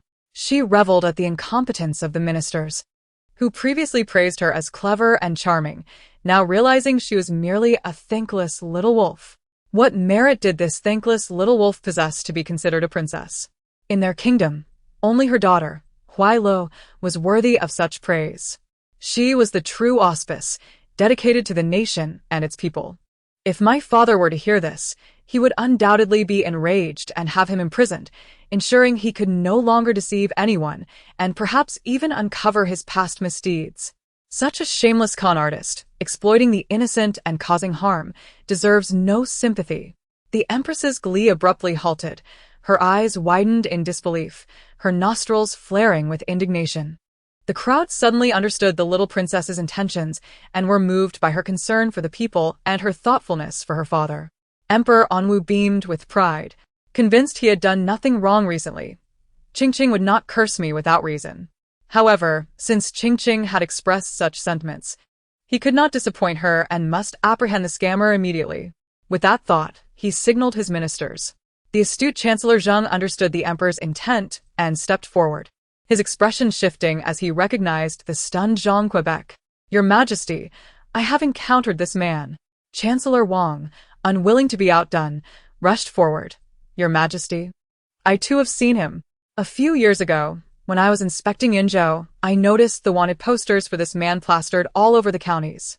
He is a notorious con artist, involved in numerous schemes to defraud, prompting the then governor of Yinzhou to issue a warrant for his capture. I assumed he had been apprehended, only to discover he had resurfaced in the capital to continue his deceit. With this revelation, the other ministers, now enlightened, began to chime in. This man is indeed a habitual offender? Thank goodness justice prevails. Chu Qingqing mused to the system. This Zhang Kei was already wanted, yet he continued his deceit. How reckless. The system replied, indeed, he deserves it. Zhang Ke, silenced by the guards and having his mouth gagged, protested, I was never wanted. This is slander. The system quipped, a true pillar of society. Chu Qingqing retorted, a crucial minister indeed. Emperor Anwu lamented, I should have stated this myself. Meanwhile, Chancellor Zheng and Chancellor Wang blushed at the praise. Chancellor Wang humbly addressed the ministers who supported him. This is all thanks to the little princess. Initially, I did not recall, but I felt a flash of brilliance upon seeing her. As he opened his eyes, he instantly recognized this scoundrel. Chancellor Zheng concurred. Indeed. I had the same epiphany upon seeing the little princess, recalling our encounter with this con artist in Yunzhou. Chancellor Wang continued to flatter. Thus, the little princess is our auspice. Hearing this, Chu Qingqing remarked, it seems one cannot rise to the position of chancellor solely through talent. One must also know how to flatter. The crowd murmured in agreement, acknowledging the talents of Chancellor Wang and Chancellor Zheng in flattery. The two chancellors protested. What flattery? That is a harsh term. We merely appreciate linguistic artistry. While Chancellor Wang defended himself with delight, he remained oblivious to the empress, who was seething with anger. Auspice? What nonsense! What auspice can a monster possess? Is my husband mad? Instead of praising his own daughter and granddaughter, he lauds a worthless scoundrel? Previously, he showed no such admiration for Shueisha. The queen, filled with indignation, clenched her teeth, feeling utterly helpless. She could only tighten her handkerchief in silence, awaiting the unfolding events, pondering how they might react. Now, they hailed her as a harbinger of good fortune, yet soon they would likely label her as a harbinger of disaster, she thought venomously. The spectacle of the betrothal feast abruptly turning into a scene of incarceration was unprecedented, leaving everyone astonished. What was initially perceived as a mere spectacle had unexpectedly unraveled a significant case. The ministers cast grateful glances towards the West Ping Prince's family and the young princess. How delightful! The West Ping Prince's family, however, felt anything but joyful. With the intended groom's imprisonment, the betrothal feast had lost its purpose.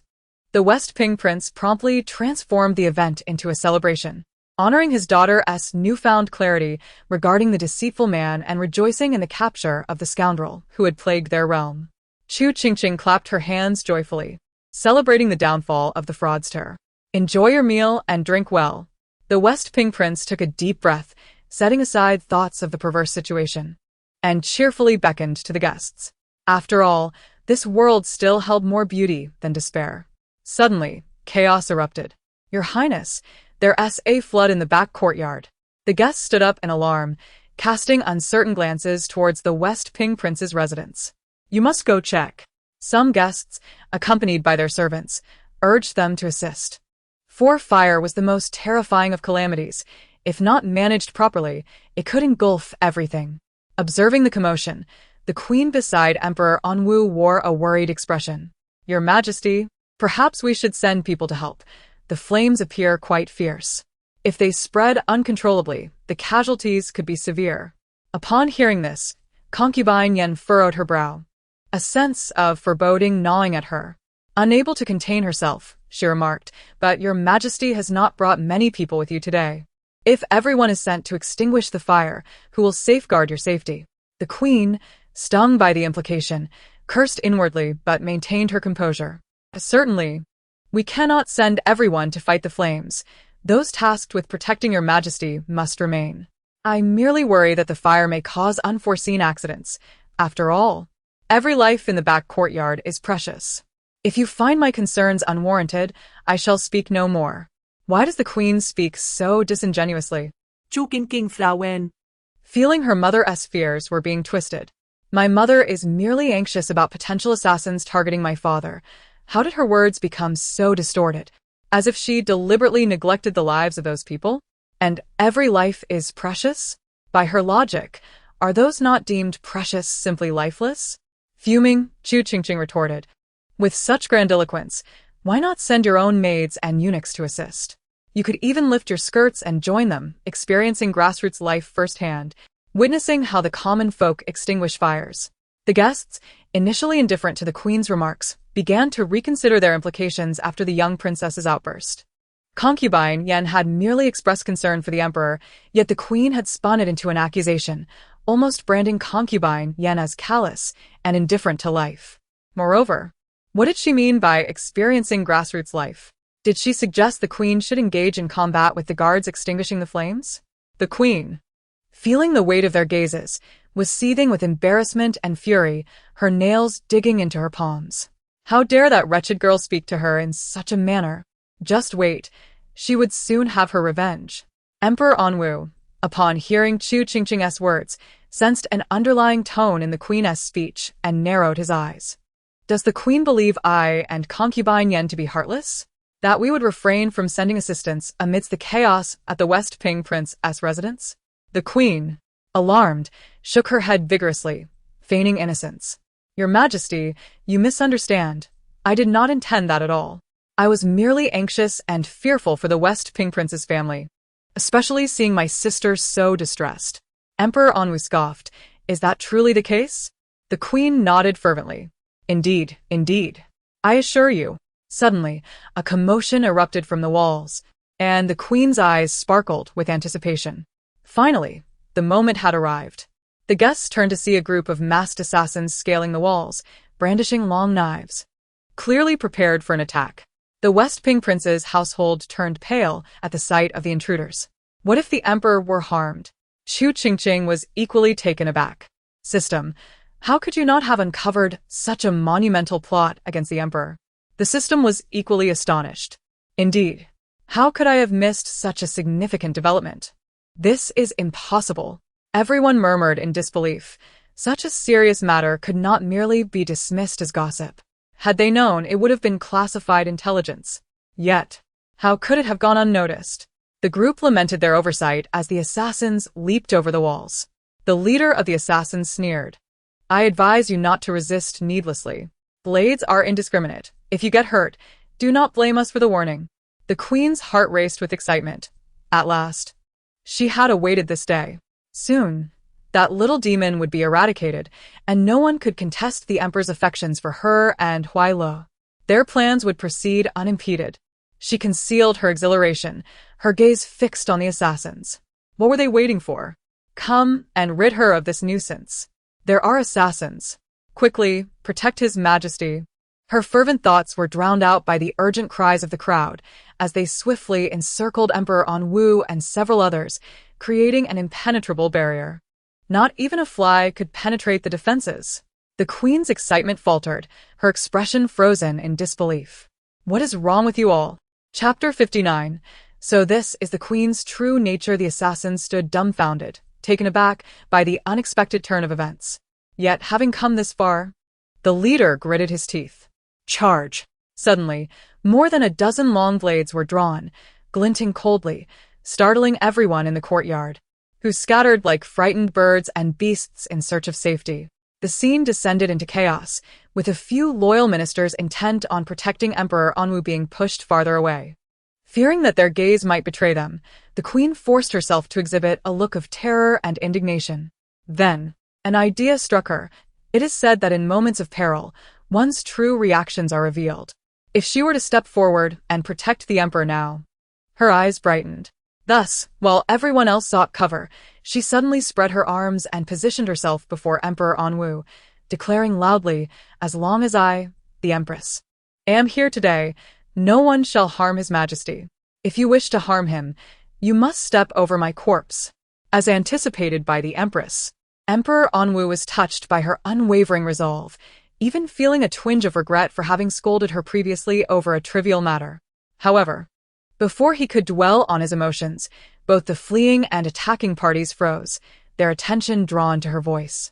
The assassin leader, who had yet to locate his target, rejoiced. There. Anwu. Everyone. Chu Qingqing couldn't help but exclaim. So this is the legendary pig teammate. Seeing is indeed believing.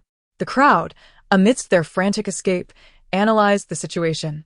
Guessing the term meant a foolish companion, and upon grasping its meaning, they unanimously agreed, casting bemused glances at the empress. They marveled at the little princess's ingenuity. Quickly jotting it down, the empress gritted her teeth in anger. How dare that wretched girl call her a pig? Look at how my father was just moved. It's over. My father must have a concerning intellect. I can only hope it doesn't run in the family, Chu Qingqing fretted. Emperor Anwu, though unsure of the term's meaning, sensed the negativity in her tone. Wasn't I merely touched for a moment? Why is she so disdainful of me? The empress may be a bit foolish, but she means well. Her loyalty is commendable. While Anwu was still mulling over his feelings, the assassins had already pinpointed their location and charged in with blades drawn.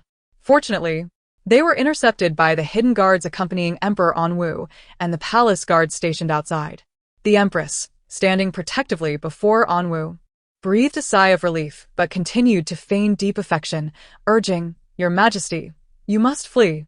I will hold them off." She expected her words to evoke even more emotion from him, yet Anwu gazed back at her with similar depth and sorrow, nodding mournfully, "I shall forever remember your bravery." He then turned to embrace Chu Qingqing and Yan Fei, departing. The Empress. The Empress. Her eyes widened in shock as she called out, "Wait, Your Majesty." However, before she could finish, she caught sight of a menacing assassin approaching from behind, brandishing a knife and lunging at her. In a panic, she screamed, abandoning her facade of heartfelt devotion, "Your Majesty, you cannot abandon me. Your Majesty." Silence. Do not wail. To her astonishment, Emperor Anwu, who should have already left, reappeared, darkly glaring at her while holding Chu Qingqing. Meanwhile, the assassin who had threatened her was swiftly dispatched by the hidden guards. The Empress's expression froze in disbelief. Emperor Anwu scoffed, "Abandon you." The Empress hastily corrected herself. "No, I meant." Emperor Anwu interrupted coldly, "Enough, no need for excuses. I do not wish to hear them. Furthermore, you are the one who insisted on staying behind, yet now you scream that I have abandoned you? So you wished to put on a show, did you? To make me weep and declare that I would not leave your side, even in death?" The final remark from Chu Qingqing sent a shiver down Emperor Anwu's spine. Meanwhile, the onlookers, caught between fleeing and gossiping, realized, so the Empress is this sort of person.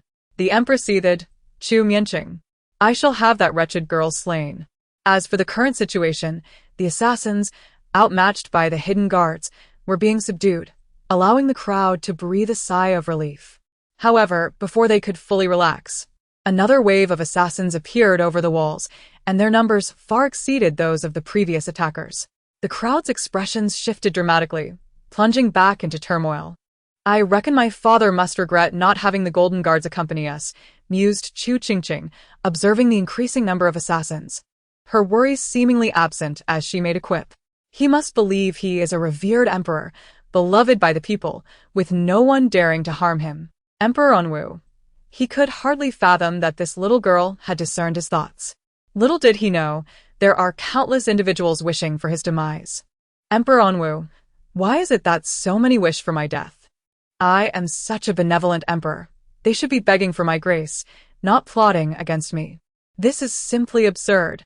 And perhaps there are traitors within the palace itself, Chu Qingqing lamented.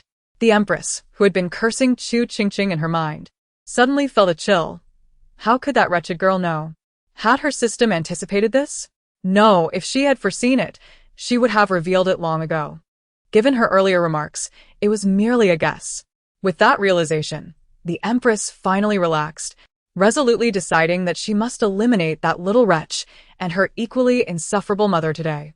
Just as the Empress was lost in her venomous thoughts, a sudden gust of wind swept behind her, followed by a cold blade pressed against her neck. She looked down in terror to find a glinting dagger poised menacingly. Chapter 60. The Empress is taken hostage. The Empress's scream instantly drew everyone's attention, revealing that she had been taken hostage. How could this happen in the brief moment I looked down to lick a sugar chestnut? Chu Qingqing was dumbfounded. Amidst the chaos, no one clearly saw how the assassin had approached the Empress. They only realized she was already in his grasp. The Empress, trembling, demanded, "What do you want?" The assassin sneered, "What do you think? What does an assassin do?" "Of course, I intend to kill you." With that, he pressed the knife even harder against her neck. The Empress cried out, "Your Majesty, save me. Your Majesty, save me." With a darkened expression, Emperor Anwu gritted his teeth. "Release her." The assassin scoffed. You think I'm foolish enough to let her go just because you asked? As he tightened his grip, the empress nearly fainted, while the prime minister, frantic, urged, Your Majesty, think of something. If that assassin is swift, then his daughter is doomed. Chu Qingqing interjected. What can my father do? As long as she remains in the assassin's grasp, she is somewhat safe. If we approach recklessly and the assassin panics, he might take her life. Emperor Anwu remained silent, yet shared Chu Qingqing's concerns. The assassin's blade was too close to the empress's vital points. If they acted hastily, the consequences would be dire. The prime minister, hearing this, became even more anxious. So what should we do? Meanwhile, the empress was on the verge of tears, pleading, Please, release me. Do you know who I am? The assassin coldly replied, Of course I know. Do you think I'm an idiot? You are the emperor's most favored Yan Fei. A collective question mark appeared above everyone's heads. Chu Qingqing was utterly astonished. So, this assassin originally intended to abduct her mother? Yan Fei was equally taken aback. Was the assassin planning to seize her? The empress's eyes widened in shock as she hurriedly proclaimed that she was the empress, not Yan Fei, while casting furtive glances at the assassin, trying to indicate that Yan Fei was still beside the emperor. However, the assassin dismissed her words entirely. Do not deceive me. I have been watching. You are indeed Yan Fei, attempting to trick me into believing you are the empress? Nonsense. The assassin scoffed. Have you looked in a mirror? From head to toe, you resemble anything but an empress. If you are the empress, then I could very well be the empress dowager. Everyone, the seemingly insulted Emperor Anwu. Did he really choose such an unworthy empress?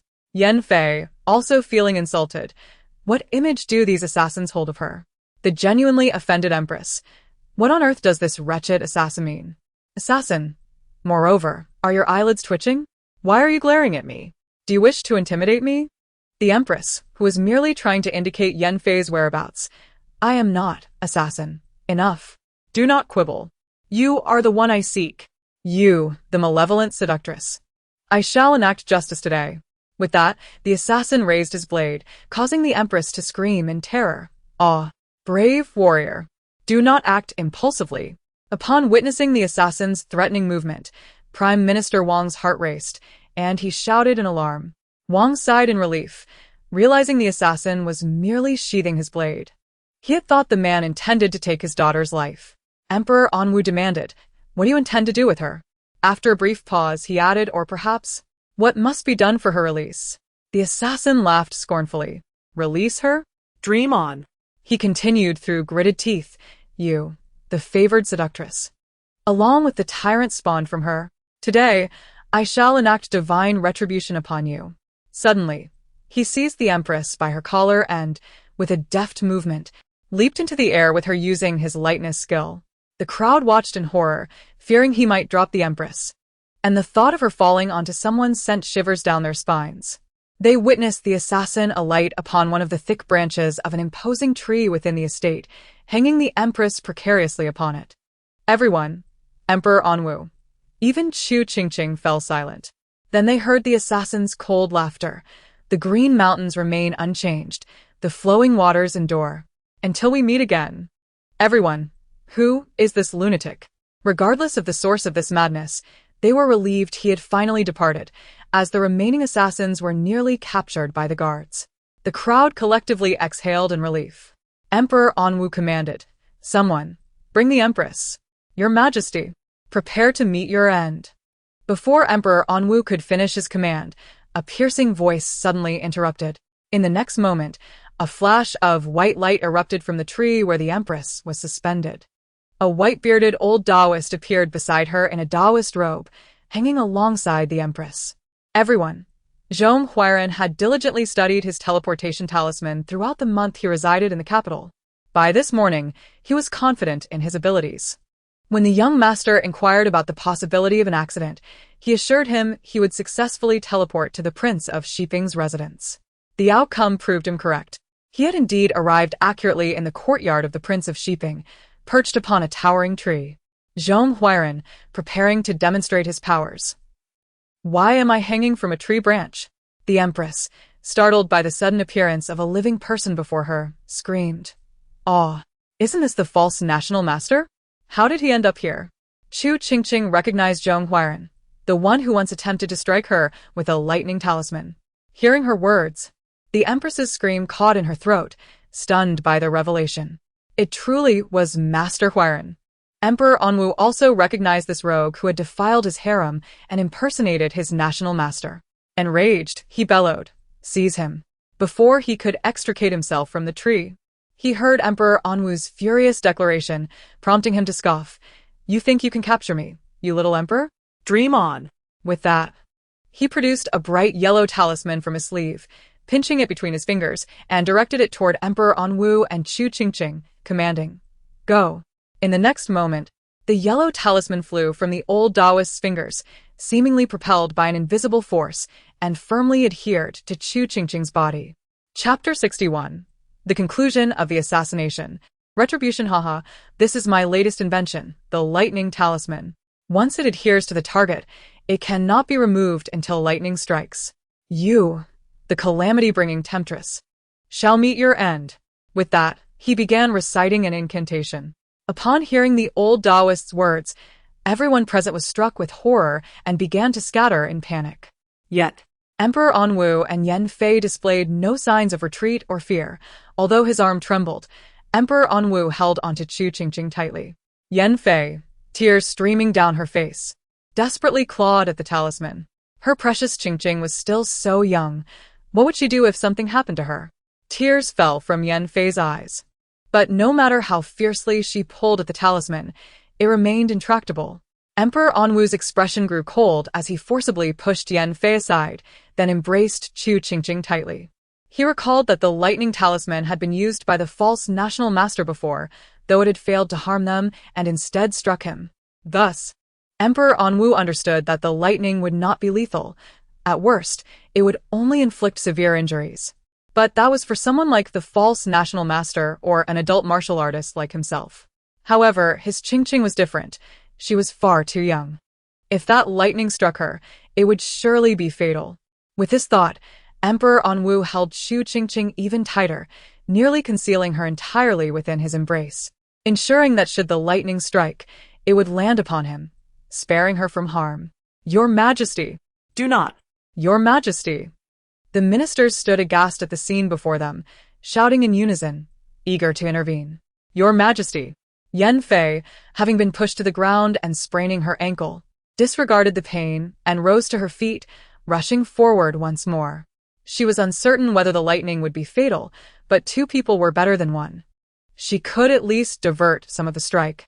If it were lethal, perhaps her sacrifice would save everyone. If not, then the injuries sustained by the three of them would be mitigated. Yet Yan Fei was still a step too late. Just as she was a few steps away from Emperor Anwu, Zhong Huairan's voice rang out once more. "Done." Then came a tremendous roar as the heavens unleashed a bolt of lightning. The ministers cried out in despair, yet before they could finish their warning, the lightning struck. It did not strike Emperor Anwu on the ground, nor Yan Fei, nor any other soul below, but instead struck Zhong Huairan, who hung from the tree branch, along with the empress who was inadvertently caught in the aftermath. Zhong Huairan suffered the brunt of the blow, transforming into a charred figure, smoke billowing from his mouth. The empress, while not as severely affected, was left with singed hair and tattered garments. Zhong Huairan was genuinely stunned, belching smoke for quite some time before he finally processed the situation, his eyes wide in disbelief. Impossible. Absolutely impossible. This talisman is the result of my latest research, completed under the guidance of a master. It is inconceivable that, ha ha ha. Just as Zhong Huairan was about to continue, a mocking laughter erupted, resonating with derision. Chu Qingqing, stifled by Emperor Anwu's grasp, managed to poke her head out after much effort, only to burst into laughter upon seeing Zhong Huairan, who had been reduced to a charred figure atop the tree. Wasn't he supposed to summon lightning? Where was the lightning? Why had it struck the tree instead? Ha ha ha. The effect replacement talisman that breaks bones is truly a treasure you must possess. Ha ha ha. Didn't he expect this, did you? The moment you affixed the lightning talisman to me, I promptly applied the effect replacement talisman on top of it, and the other half of the replacement talisman automatically appeared on the target. Ha ha ha. If only you had patted your back before reciting the incantation, you would have discovered that you too were adorned with the talisman. Alas, you didn't, fool. Ha ha ha. It turned out that the moment Zhong Huairan appeared, Chu Qingqing was already on high alert, for this white-bearded old Taoist was no ordinary person, but one versed in many sinister arts and possessing various elixirs and talismans. Thus, Chu Qingqing immediately opened her shop and exchanged points for a limited-time discounted effect replacement talisman. What she did not anticipate was that just after she completed the exchange, she heard Zhong Huairan begin to chant incantations. Without hesitation, she used the recently acquired replacement talisman, flawlessly transferring the effect of the lightning talisman onto Zhong Huairan. Thus, the scene before us unfolded. Cursed! Cursed! Listening to Chu Qingqing's words, Zhong Huairan was nearly driven to madness. This was impossible. What was this replacement talisman?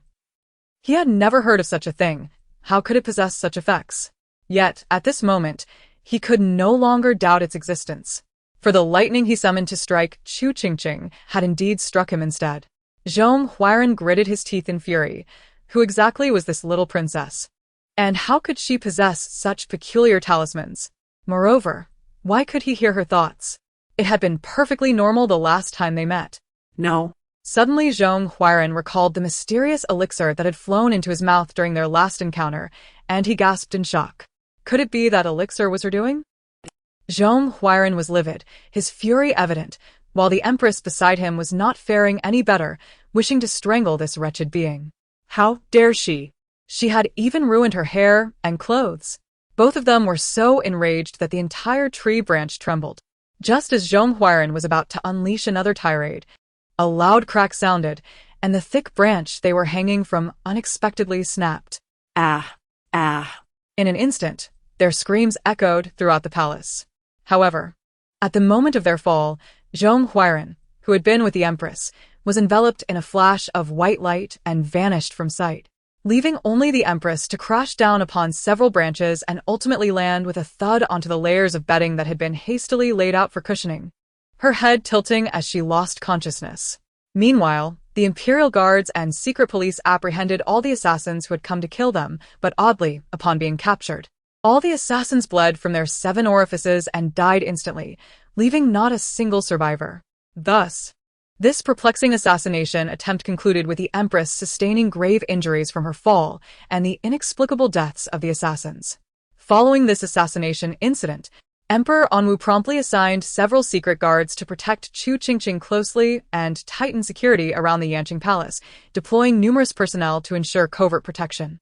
For reasons unknown, he had an instinct that those who had attempted to assassinate him, along with Consort Yan and Chu Qingqing, were certainly not ordinary individuals. His suspicions were confirmed when the coroner's examination revealed that the assassins had not committed suicide by poison after being captured, but had died suddenly, without warning. Chapter 62. The return of the biological brother. Upon learning the coroner's findings, Emperor Anwu realized his suspicions were correct. There was indeed something amiss.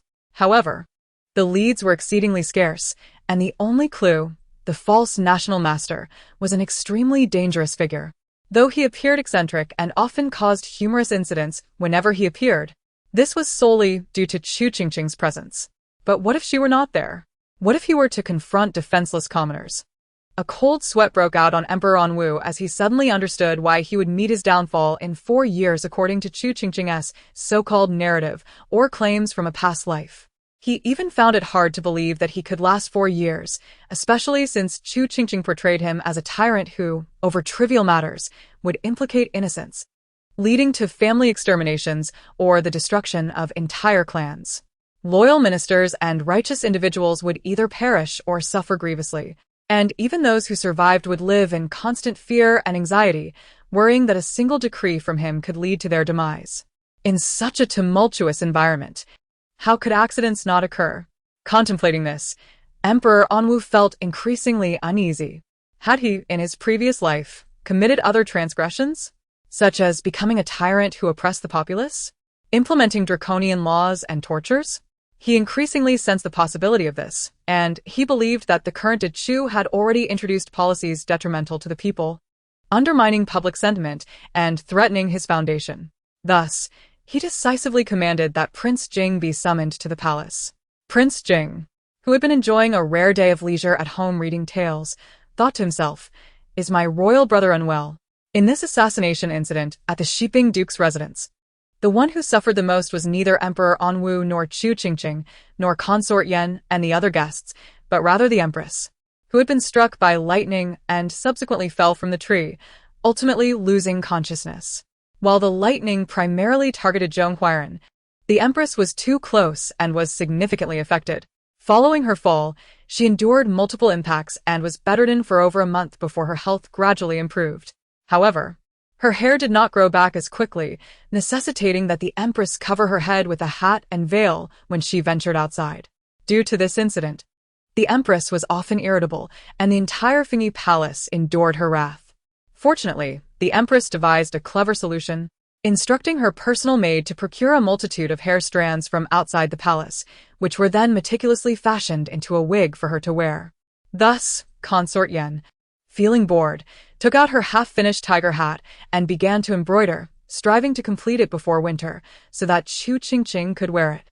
However, just as she picked up the hat and was about to start sewing, she heard footsteps approaching, followed by the cheerful voice of Jiu Shui. Curiously, she rose to step outside, only to have the door suddenly pushed open, revealing a tall and elegant figure standing at the threshold. Mother. Upon hearing her son call her mother, Consort Yen was momentarily taken aback, her eyes widening in disbelief as she gazed upon the handsome youth before her.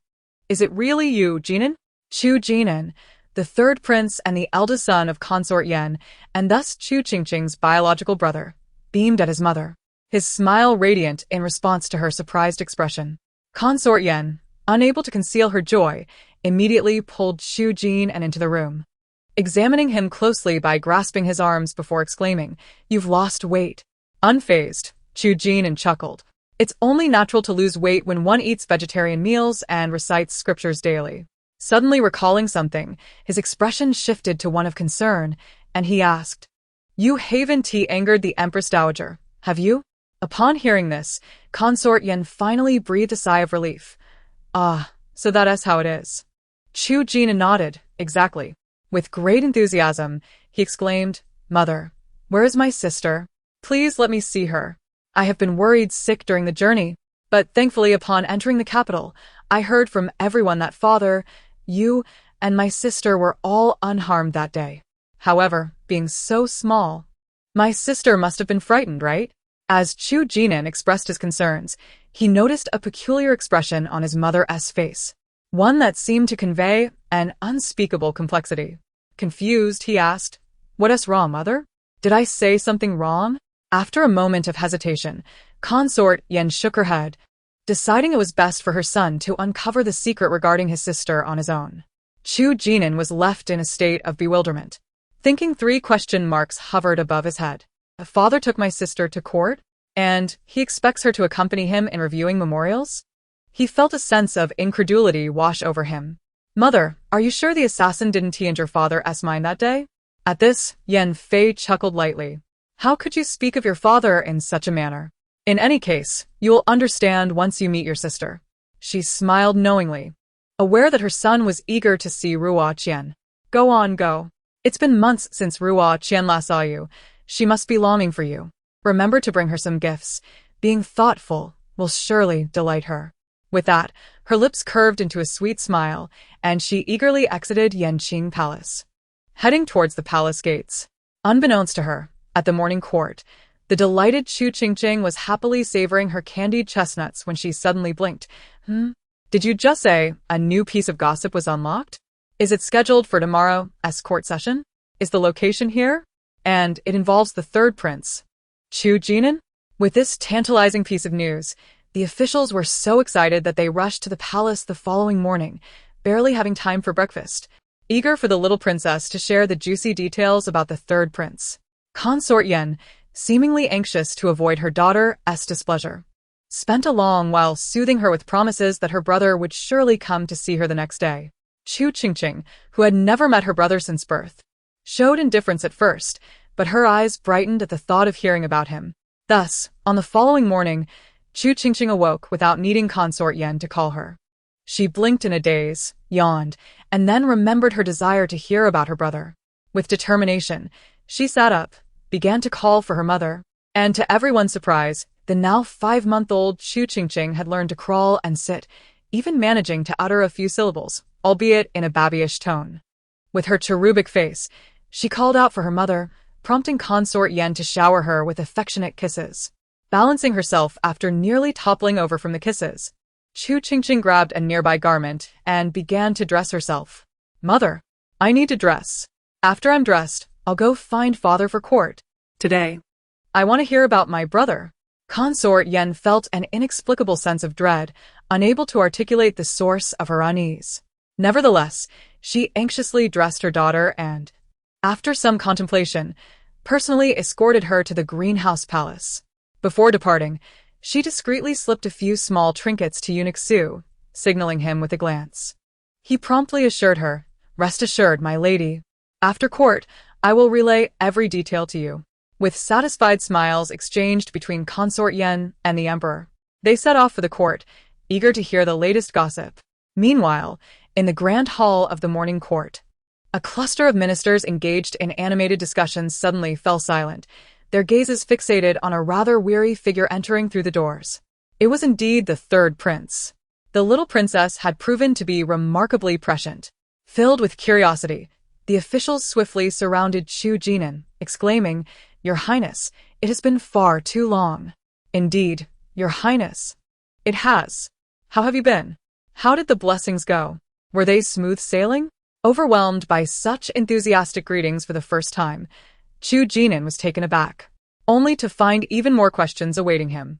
Just as he was about to respond, he noticed the ministers suddenly swarming around another figure who had just entered, their uncle, the 8th prince. His face paled as a wave of panic washed over him. Could it be that father has lost the people's favor, leaving everyone disappointed? How else could they be so eager to fawn over the notorious 8th prince? "Greetings, Your Highness, the 8th prince." "Good morning, Minister Situ." Standing outside the crowd, Chu Qingqing felt utterly perplexed. "Minister Situ? What is this title?" With dark circles under his eyes, he looked around in confusion until he felt a hand pat his shoulder. "What's wrong?" Chu Xiujin asked. Trembling, Chu Qingqing pointed toward the crowd surrounding the 8th prince and whispered, "6th uncle, tell me, is father in trouble?" Chu Xiujin chuckled at his nephew's naivety and replied, "You must not ask this in front of your father, for I know.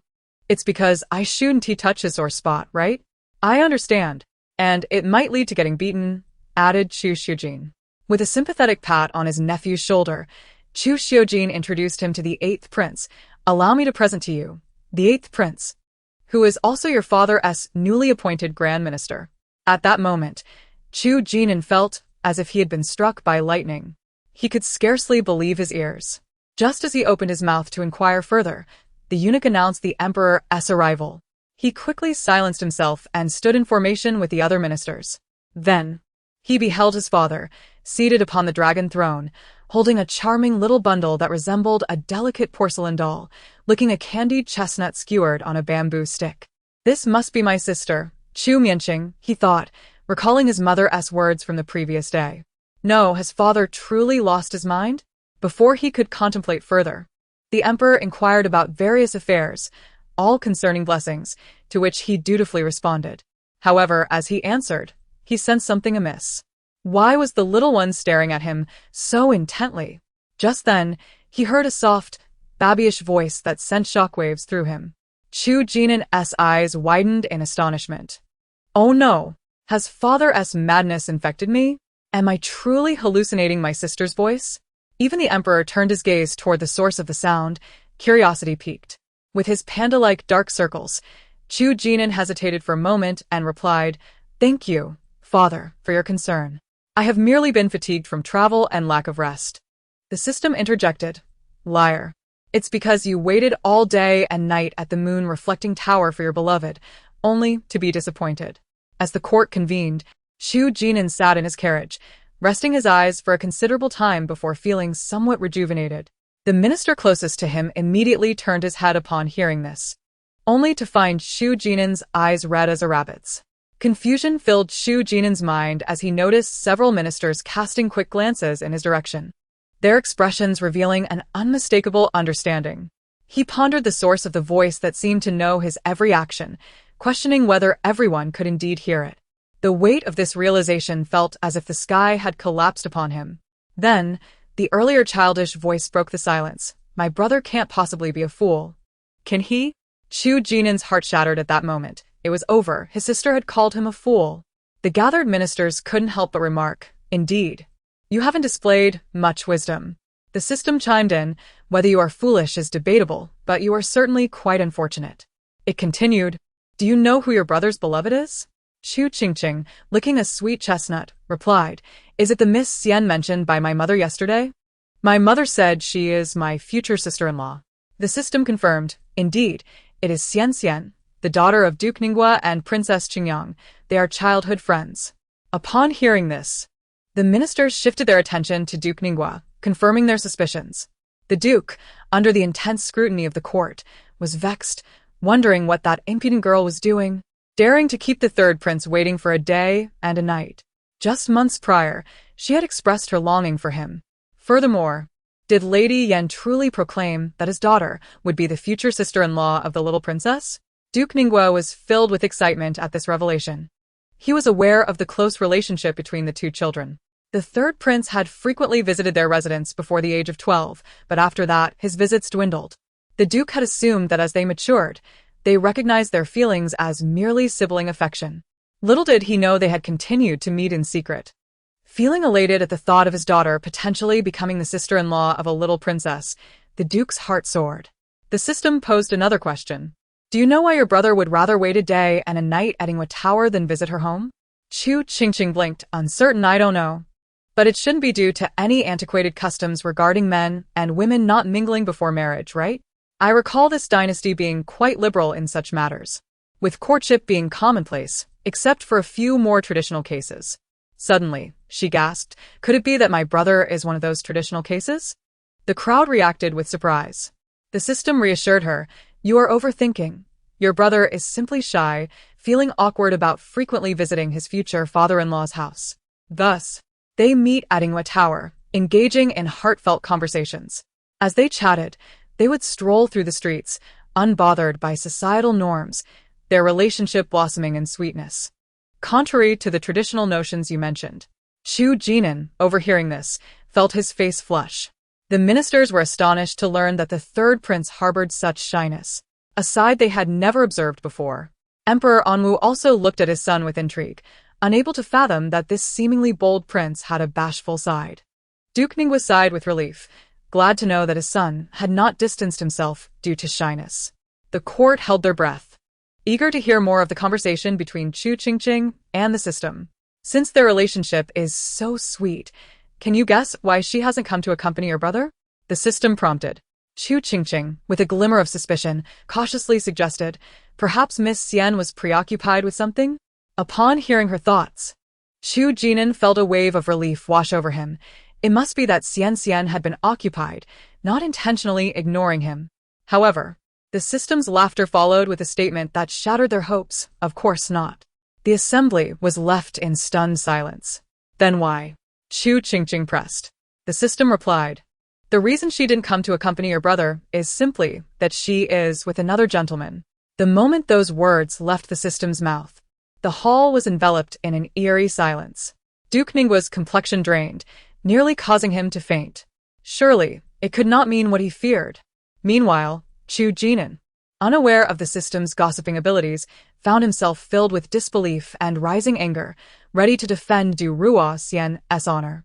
Fortunately, he was silenced by the swift hands of Prince Huai and Prince Ling, who covered his mouth just in time. Chu Qingqing struggled to conceal her curiosity, but her eagerness shone through. Are you saying what I think you are? The system confirmed, indeed. Suddenly, she recalled something, her eyes lighting up. I understand now. This is the scoop you hinted at yesterday. The system affirmed, exactly. This is about how unfairly your brother is treated. Excited, Chu Qingqing urged, please, share the details with me, your devoted sister, so I may grasp just how unfortunate my brother is. The ministers echoed her sentiments. eager to learn just how unfortunate the third prince truly was. The princes, too, were keen to hear about their nephew's plight. Emperor Anwu, curious, wished to understand the misfortunes of his foolish son. The system declared, "Indeed, it is quite tragic. While your brother awaits his beloved at Ingwa Tower, hoping for her arrival, she is in the neighboring room, blushing and holding hands with another gentleman."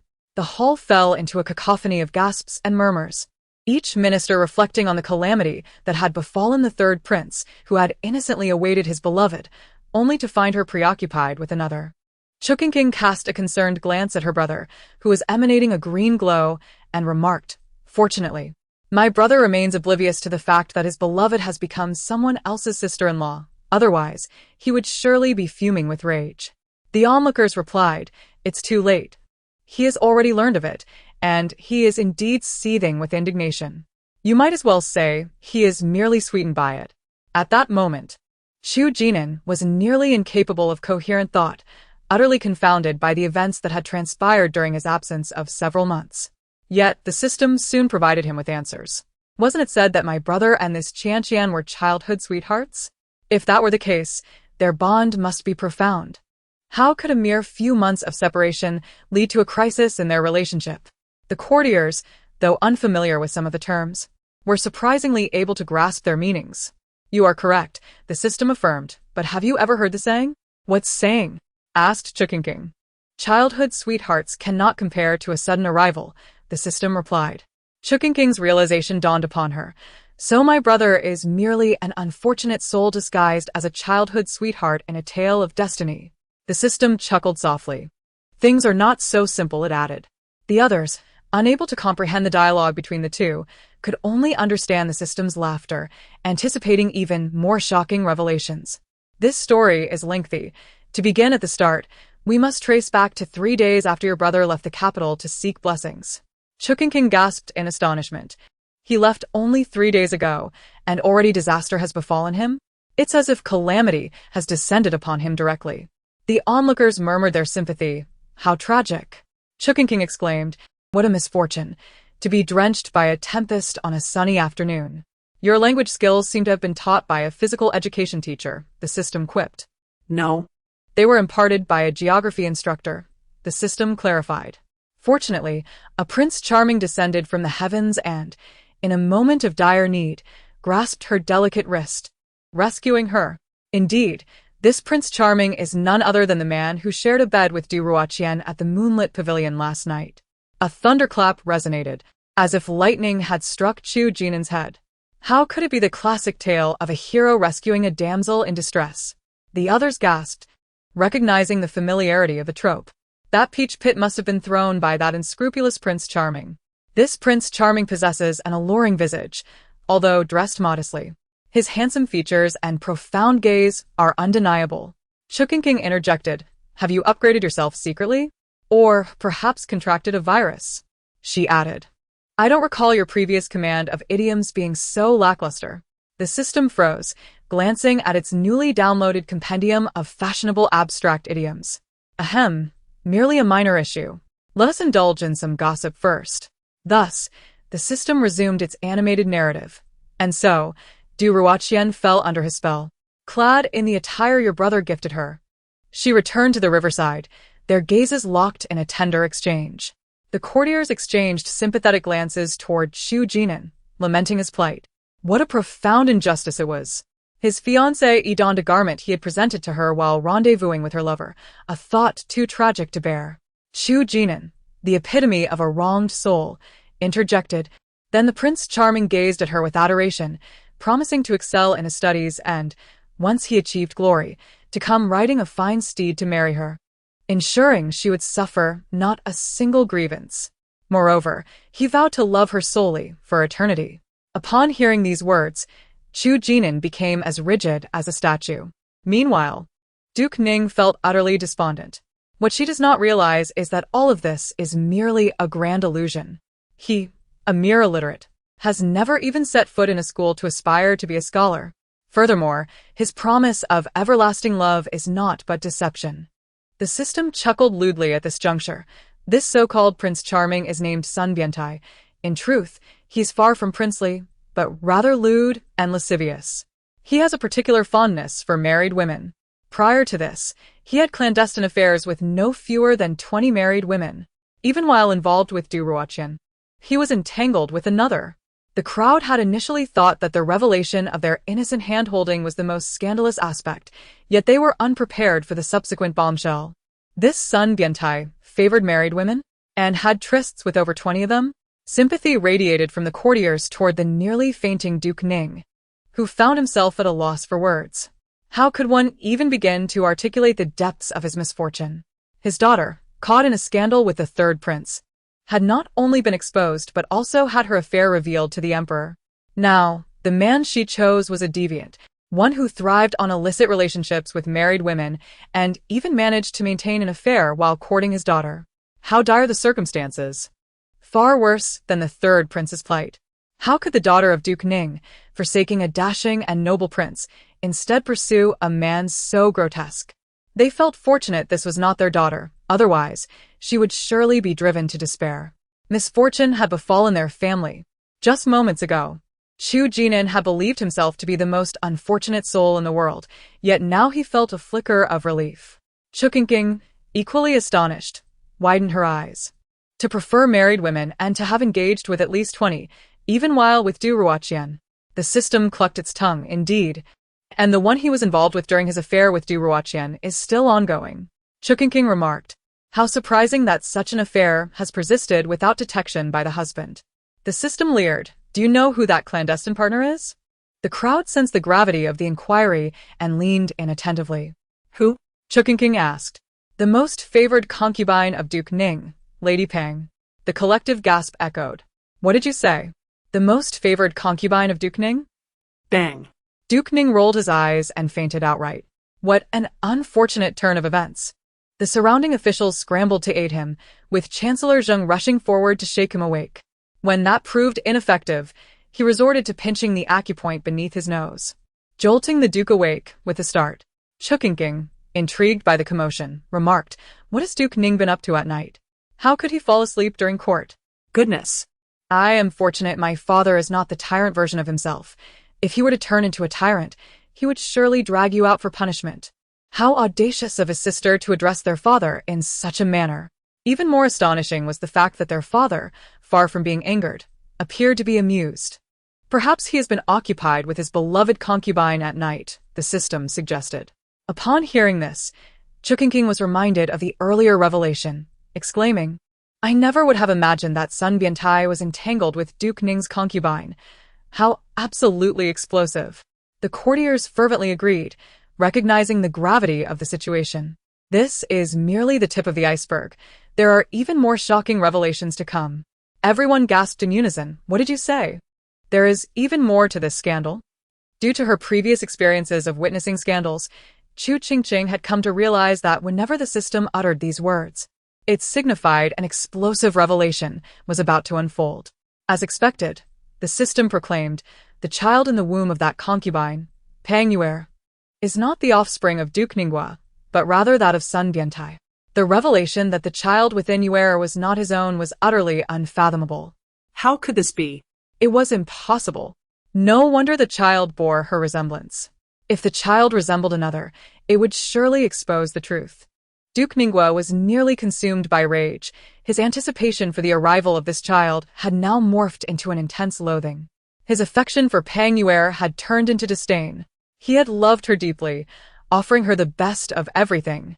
To ensure the well-being of the child, he had devoted his evenings to her company, fearing she might feel lonely, yet she had betrayed him.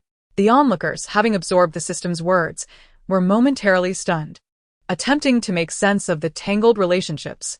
The implication was that Duke Ningguo's most cherished concubine was carrying the child of his daughter's lover.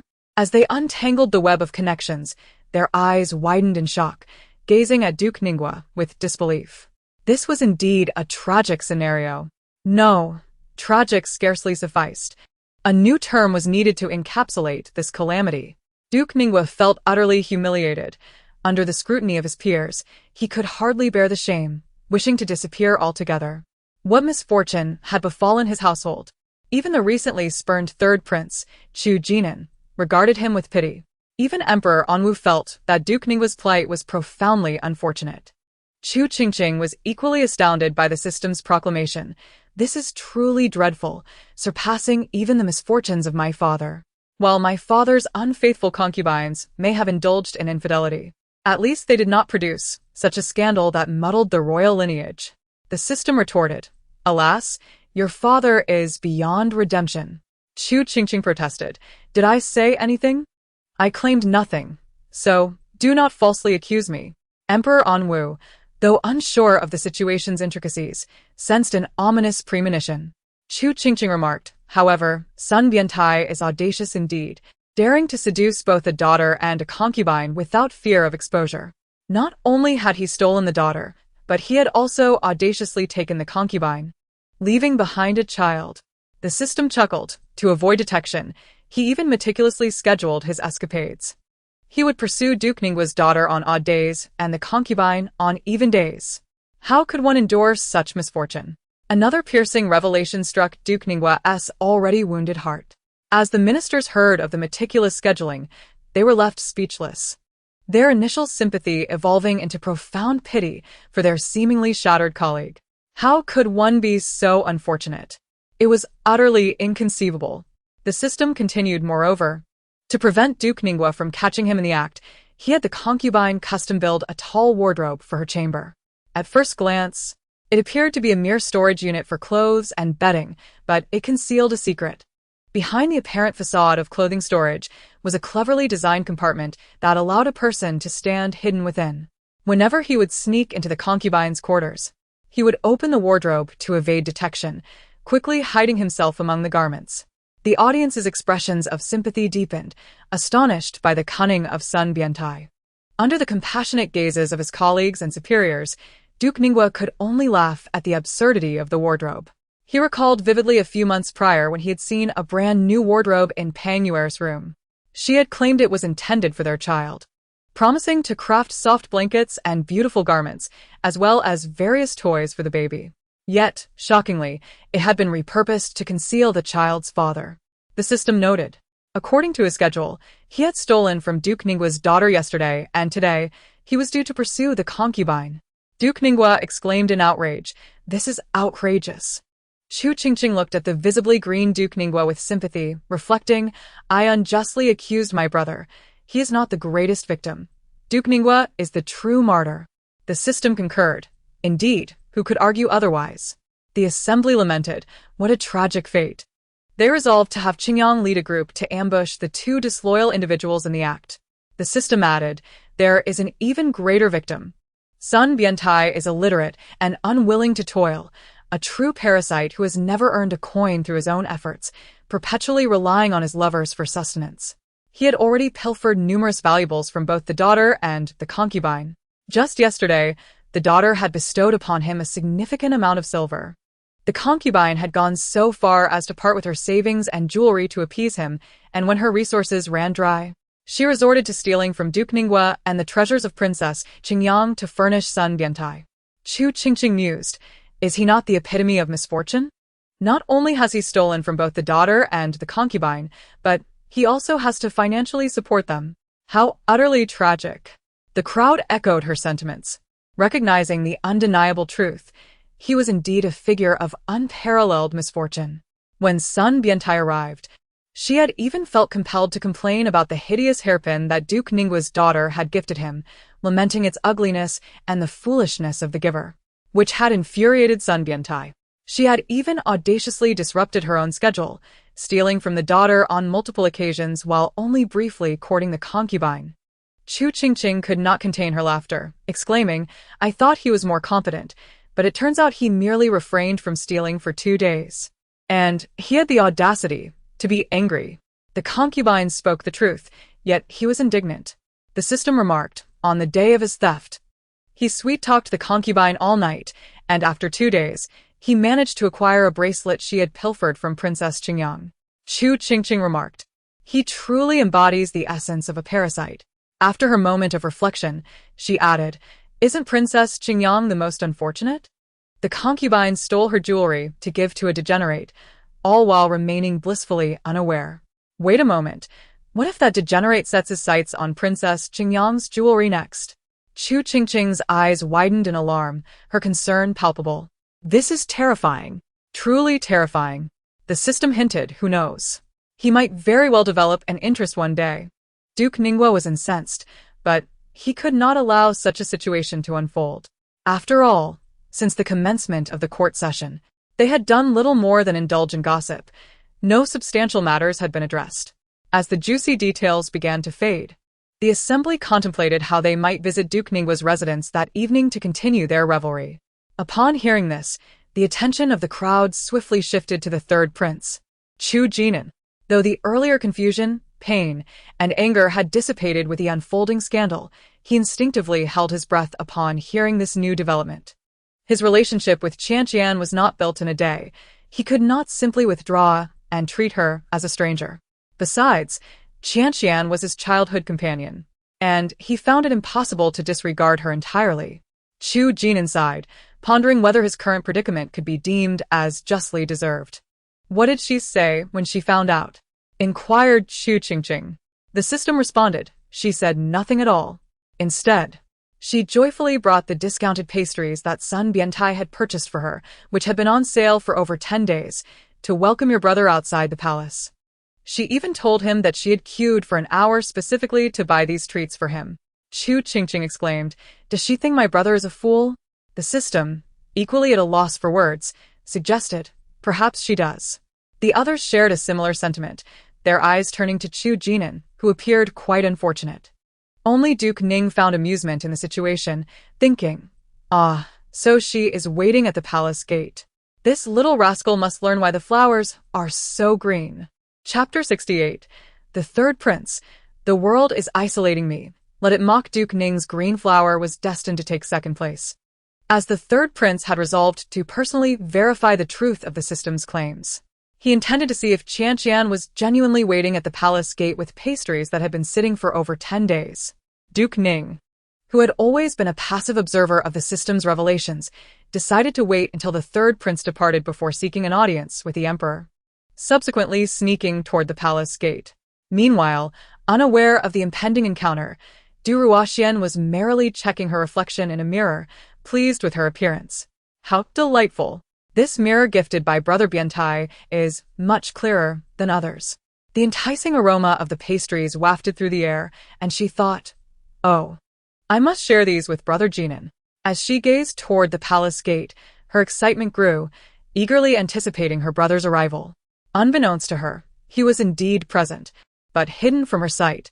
Concealed in the shadows, Chu Qingqing observed the familiar yet strange figure before him, feeling as if the blood in his veins had turned to ice. It truly was Qianqian, and indeed it was she. A bittersweet smile crept across his face as his gaze fell upon the pastries she held. Even the detail of her clutching the confections mirrored the system's description. He wondered what Brother Biantai was up to. Du Ruoxian pressed the copper mirror to her heart, wearing a sweet smile as she softly murmured, "Brother Biantai, unfortunately." Chu Qingqing, trained in martial arts from a young age, could hear her clearly despite her whisper. The bitterness on his face faded with her words, replaced by a chilling resolve as he turned away without a second thought. At that moment, he spotted Duke Ning running towards him, looking utterly dejected. Duke Ning, feeling a wave of embarrassment, forced a smile but was interrupted by a voice from outside. "Father, why are you out here?" Duke Ning froze, realizing he stood directly at the palace gate, clearly visible to Du Ruoxian. Chu Qingqing smirked slightly before walking away. Duke Ning swallowed his words, inhaled deeply, and gritted his teeth as he approached Du Ruoxian. "Father, you..." Before she could finish, Duke Ning mercilessly grasped her ear, exclaiming, "Silence." Du Ruoxian winced in pain. "Father, what are you doing? Why are you pulling my ear? It hurts. Wait until you get home." Duke Ning recalled the third prince's stormy demeanor and felt a surge of frustration. Du Ruoxian furrowed her brow. "Father, you shouldn't speak like that. I won't leave. I want to wait for Brother Jingnan." Duke Ning nearly spat blood in exasperation. "Your brother Jingnan is likely on the verge of losing his mind because of you." "Father, what is wrong with you? Did the emperor scold you?" Du Ruoxian observed her father's darkened expression and offered him the pastries. "Don't be angry, father. Have a pastry to satisfy your cravings. At her words, Duke Ning closed his eyes in irritation, taking a moment to restrain himself from yanking her ear again. He glanced at the pastries and, driven by an inexplicable impulse, took one to taste the flavor of these delicacies that had been neglected for over 10 days. Upon biting into it, he immediately spat it out, horrified to discover it had begun to mold. "What are you doing, father? You can't waste it." Duke Ning, feeling a wave of humiliation wash over him, decided to confront the situation head-on. He took Du Ruoxian to Princess Qingyang's residence, instructing her to stand outside while he composed himself and knocked on the door. Inside, Princess Qingyang reclined on a soft couch, listening to a charming young storyteller, with two equally handsome tea masters standing behind her. Duke Ning was accustomed to this scene, dismissing the three with a wave of his hand. After a moment of awkward coughing, he recounted the day's events, sharing the gossip he had heard from Chu Qingqing and the system. Chu Jinan, an hour later, stood in a daze, absorbing the myriad of gossip that had transpired during his absence from the capital. He watched as various ministers smiled and bid him farewell, winking and signaling for him to share any juicy tidbits he might encounter. He pondered, "I was merely away from the capital for a few months. How has this world changed so drastically? Everyone seems to have lost their senses. And those pieces of gossip were derived from my sister and the system?" Although the ministers had not explicitly mentioned his sister, he had gleaned enough from earlier discussions to piece together the puzzle. With a complex expression, Chu Jinan felt an inexplicable sense of relief regarding Du Ruoxian's situation.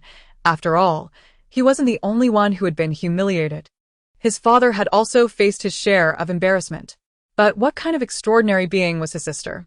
It suddenly struck him that his father had been reviewing official documents while cradling his infant sister in his arms. Is this even appropriate? He imagined his grandfather in the afterlife would be outraged enough to strike his father with lightning. Taking a deep breath, he declared, "Mother, let us visit my sister together." Chapter 69. Your brother. With a history. When Chu Jinan and consort Yan arrived, they found Chu Qingqing seated on a couch, happily licking a chocolate bean with her chubby little hands. After the morning court session, she had discovered the chocolate beans in the system store, which had expanded with her recent level up. Aside from low-quality pills, the first-level store now offered an array of snacks. Without hesitation, Chu Qingqing used her points to purchase a bag of cocoa butter chocolate beans, which came with a stick for cleanliness. "Your Majesty, Consort Yan, and His Royal Highness the Third Prince have arrived," announced a servant. Emperor Anwu, who had been entertained by Chu Qingqing's antics, nodded for them to enter. Moments latte. Chu Jinan stepped inside. Chu Qingqing blinked. "Huh? Didn't they say my mother was coming too? Why is it just my unfortunate brother?" Emperor Anwu silently mused. "Your mother is preoccupied with her own gossip. She hardly has time to visit you." Chu Jinan, who had been feeling downcast due to Du Ruoxian, found his mood inexplicably uplifted upon seeing Chu Qingqing's round, sparkling eyes fixed on him. Emperor Anwu had anticipated that he would still be brooding over Du Ruoxian's matters, but was surprised to hear such an energetic tone from him, casting a curious glance his way. Has he been struck dumb by the blows to his pride? Seeing through the peculiar gaze of Emperor Anwu, Chu Jinan pondered. What does this mean? Is he the type to spiral into despair over a romantic setback? Were Emperor Anwu to hear this, he would undoubtedly retort, "Isn't that the case?" Having inquired extensively about the matters of prayer during the morning court session, Emperor Anwu refrained from further probing, instead shifting to trivial matters, ultimately stating, "The sixth prince, Chu Qingqing, the second son of Concubine Yan, aged 7, will accompany his elder brother, Chu Jinan, for this prayer." Upon finishing his remarks, before Emperor Anwu could respond, Chu Qingqing erupted into laughter within her mind, exclaiming, "Just how unreliable can my brother be to make the Empress Dowager fear he might lose his younger brother?" "Ha!" The system interjected. "Do not blame the Empress Dowager for her caution. Your brother is indeed unreliable, with a history of such behavior." This statement jolted Chu Jinan, causing him to freeze momentarily. Meanwhile, Emperor Anwu frowned, questioning, what does history imply? What has he done previously? The system clucked its tongue softly, explaining, when the sixth prince was merely 3 years old, your brother secretly took him to see the lanterns, becoming so enraptured that he lost track of his younger brother. Fortunately, The sixth prince encountered the equally playful kings Huai and Ling. Otherwise, he might have become a lost and unfortunate prince. To prevent the kings from informing your father about this incident, your brother relentlessly bribed them, making them endure 2 months of homework. After hearing this backstory, Emperor and Wu could hardly contain his laughter. Well, these 3 rascals have the audacity to conspire against me, especially this one, who nearly lost his brother. In his irritation, Emperor and Wu smacked Chu Qingqing on the head. Having concealed this for 4 years, only to be exposed now and receive a smack, Chu Qingqing protested. Why is my sister also causing me trouble? Emperor and Wu snorted coldly, delivering another slap, unrepentant, and still daring to blame your sister. And as for those 2 rascals, they even dared to have someone else do their homework? Is the 6th prince my other brother? Chu Qingqing licked her chocolate bean lollipop, tilting her head to gaze at the aggrieved Chu Qingqing. Indeed, you have 2 brothers. One is the 3rd prince, Chu Qingqing, and the other is the 6th prince. Chu Jin's. Uh-huh. Chu Qingqing nodded, observing as her 3rd brother inched closer to her. What does my brother want? She queried, tilting her head. Chu Qingqing thought to himself that he was, of course, seeking protection. His father was presently furious with him for losing his younger brother and bribing the royal uncles to conceal this. If his father caught him alone, it would surely spell disaster. He resolved not to leave his sister's side. Attempting to boost his sister's affection, he asked, Sister, do you miss your brother? Chu Qingqing regarded him as if he were a fool, having just seen him during morning court. Sensing his sister's disdainful gaze, Chu Qingqing switched tactics. What are you eating? Sister? Chu Qingqing paused, glancing at the chocolate beans in her hand. It's chocolate beans. They're sweet and delightful, Chu Qingqing exclaimed, enchanted by her childlike enthusiasm. Though unfamiliar with chocolate beans, he felt compelled to engage. Would you share a bite with your brother? Chu Qingqing paused, contemplating the saliva-covered chocolate bean in her hand. Her thoughts tangling like yarn. I don't want to eat something with my brother's saliva. Chu Qingqing was taken aback. After a moment, Chu Qingqing swiftly produced a fresh chocolate bean, wrapped in glutinous rice paper to prevent sticking. Chu Qingqing stared in astonishment at his sister's sudden transformation, momentarily dumbfounded. She pressed her lips together, using one hand to cover Chu Qingqing's eyes, insisting, Brother, you see nothing. Brother, you see nothing. Before he could process her antics, something was thrust into his mouth. Opening his eyes, he found Chu Qingqing attempting to feed him the mysterious dark ball. Unwilling to believe that his sister would harm him, Chu Qingqing resolutely bit into the chocolate bean, only to discover it was surprisingly sweet and delicious. Seeing her 3rd brother's eyes brighten, Chu Qingqing felt a rush of joy in feeding him, blinking as another chocolate bean appeared in her hand. Moments later, she glanced at her dwindling stash of chocolate beans and then at her eagerly anticipating brother, falling into deep contemplation. Chu Qingqing blinked expectantly, only to see his sister's expression twist with indecision. After a while, she handed him another chocolate bean, though its hue appeared somewhat off, lacking the usual coating. Naively, Chu Qingqing assumed it was merely a different flavor, and without hesitation, he took a bite. To his shock, the chocolate bean melted instantly upon entering his mouth, sliding down his throat before he could react. In the next moment, he felt his eyelids grow heavy, his head tilting as he lost consciousness beside Chu Qingqing. Chapter 70. The live capture scene before losing consciousness. He vaguely heard his sister's voice. Oh no, my brother has been backfired. And then, darkness enveloped him. In recent days, Chu Qingqing had been diligently administering bone-strengthening pills to Emperor Wu and Concubine Yen, adhering to a strict schedule akin to Sun Bian's, alternating between the 2 on odd and even days. On odd days, she would sleep with her mother, and on even days, with her father, sneaking a bone-strengthening pill to them before bed. If the pills backfired, she would sleep for 12 hours, waking up to daylight. If they did not, success was assured.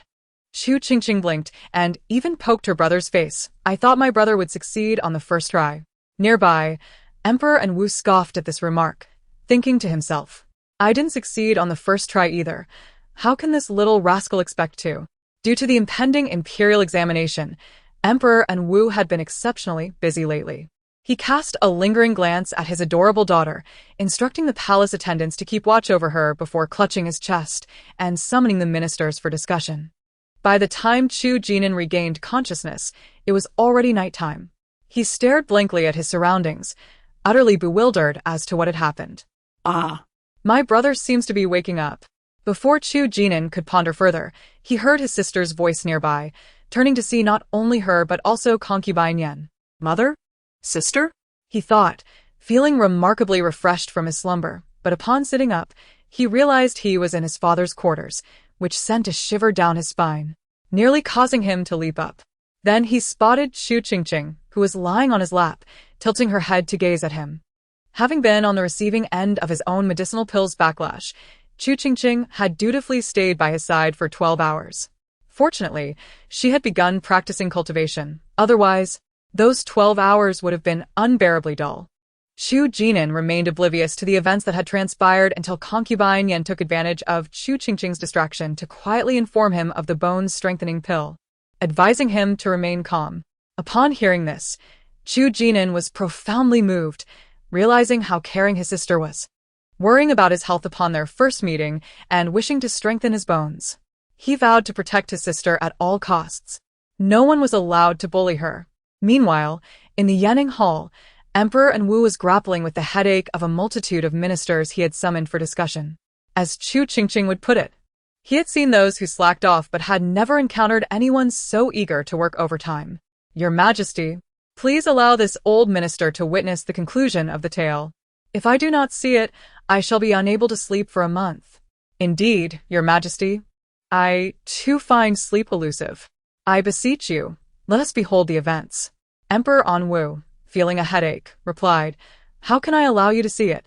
I lack the talents of your esteemed selves. Your Majesty, all you need to do is bring the little princess here. I have already dispatched someone to inquire at the residence of Duke Ning. His concubine opens the doors and windows at this hour, eagerly awaiting that perverse individual.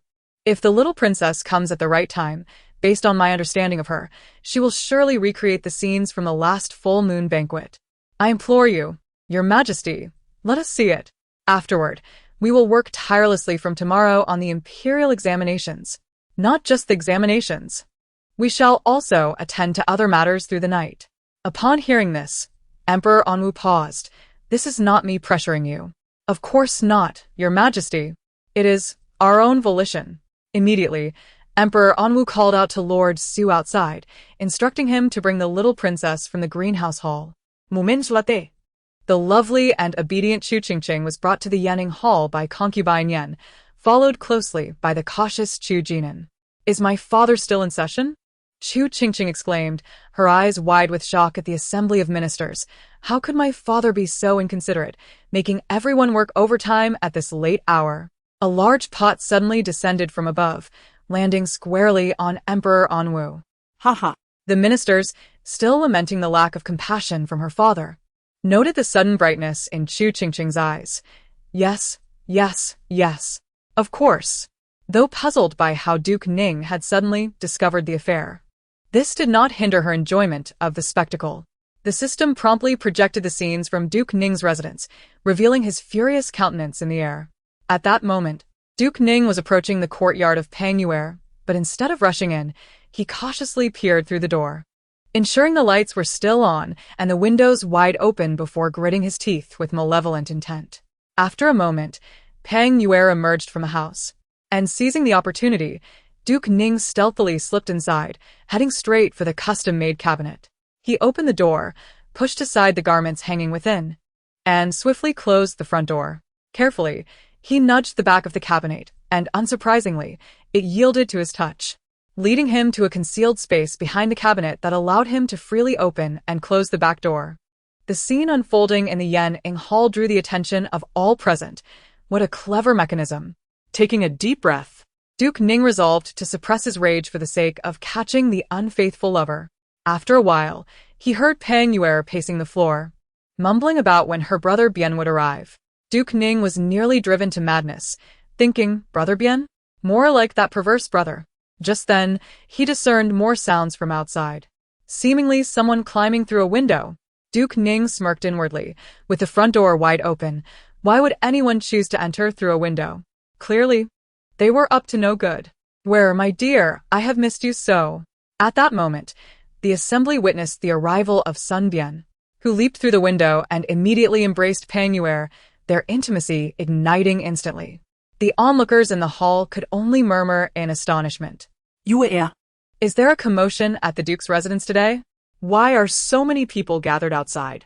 As they enjoyed their moment, Sun Bian began to disrobe, prompting both Pang Yue and Duke Ning, hidden behind the cabinet, to express confusion at the mention of a crowd outside, about a dozen or so in small groups, peering into the estate, behaving suspiciously.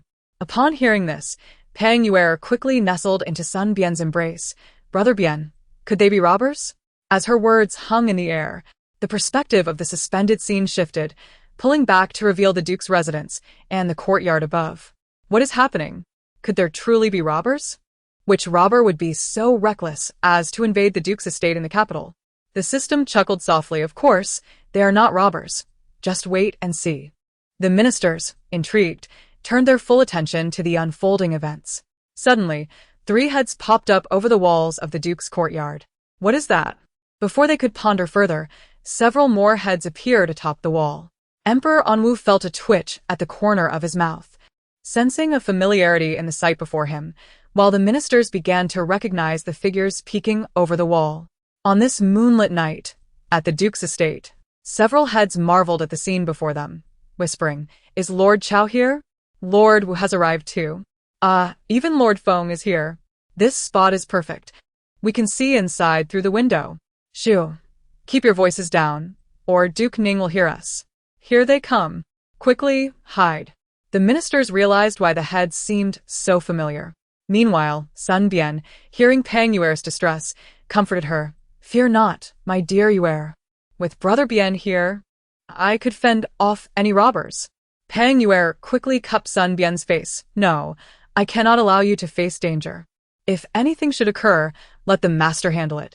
In the cabinet, Duke Ning's already frayed heart shattered further at Pang Yue's words. How noble you are, insisting your master face danger while wishing for the perverse one to remain unscathed. Chu Qingqing sighed. How tragic. The system echoed, a most heartrending sight. As the two prepared to embrace, the sound of the courtyard gate creaking open interrupted them, followed by a cacophony of footsteps. Simultaneously, heads popped back up over the wall, all gleaming with excitement. They are entering. Pang Yue and Sun Bian, startled by the noise, froze. Pang Yue turned pale, hastily thrusting her clothes into Sun Bian's arms. "Quickly, hide." Sun Bian, equally alarmed, scrambled off the bed, diving into the custom cabinet, frantically pushing against the back door. To his dismay, it would not budge. Believing he lacked strength, he pushed again with all his might, yet it remained steadfast. This is absurd, Sun Bian thought, staring incredulously at the door. Was it jammed?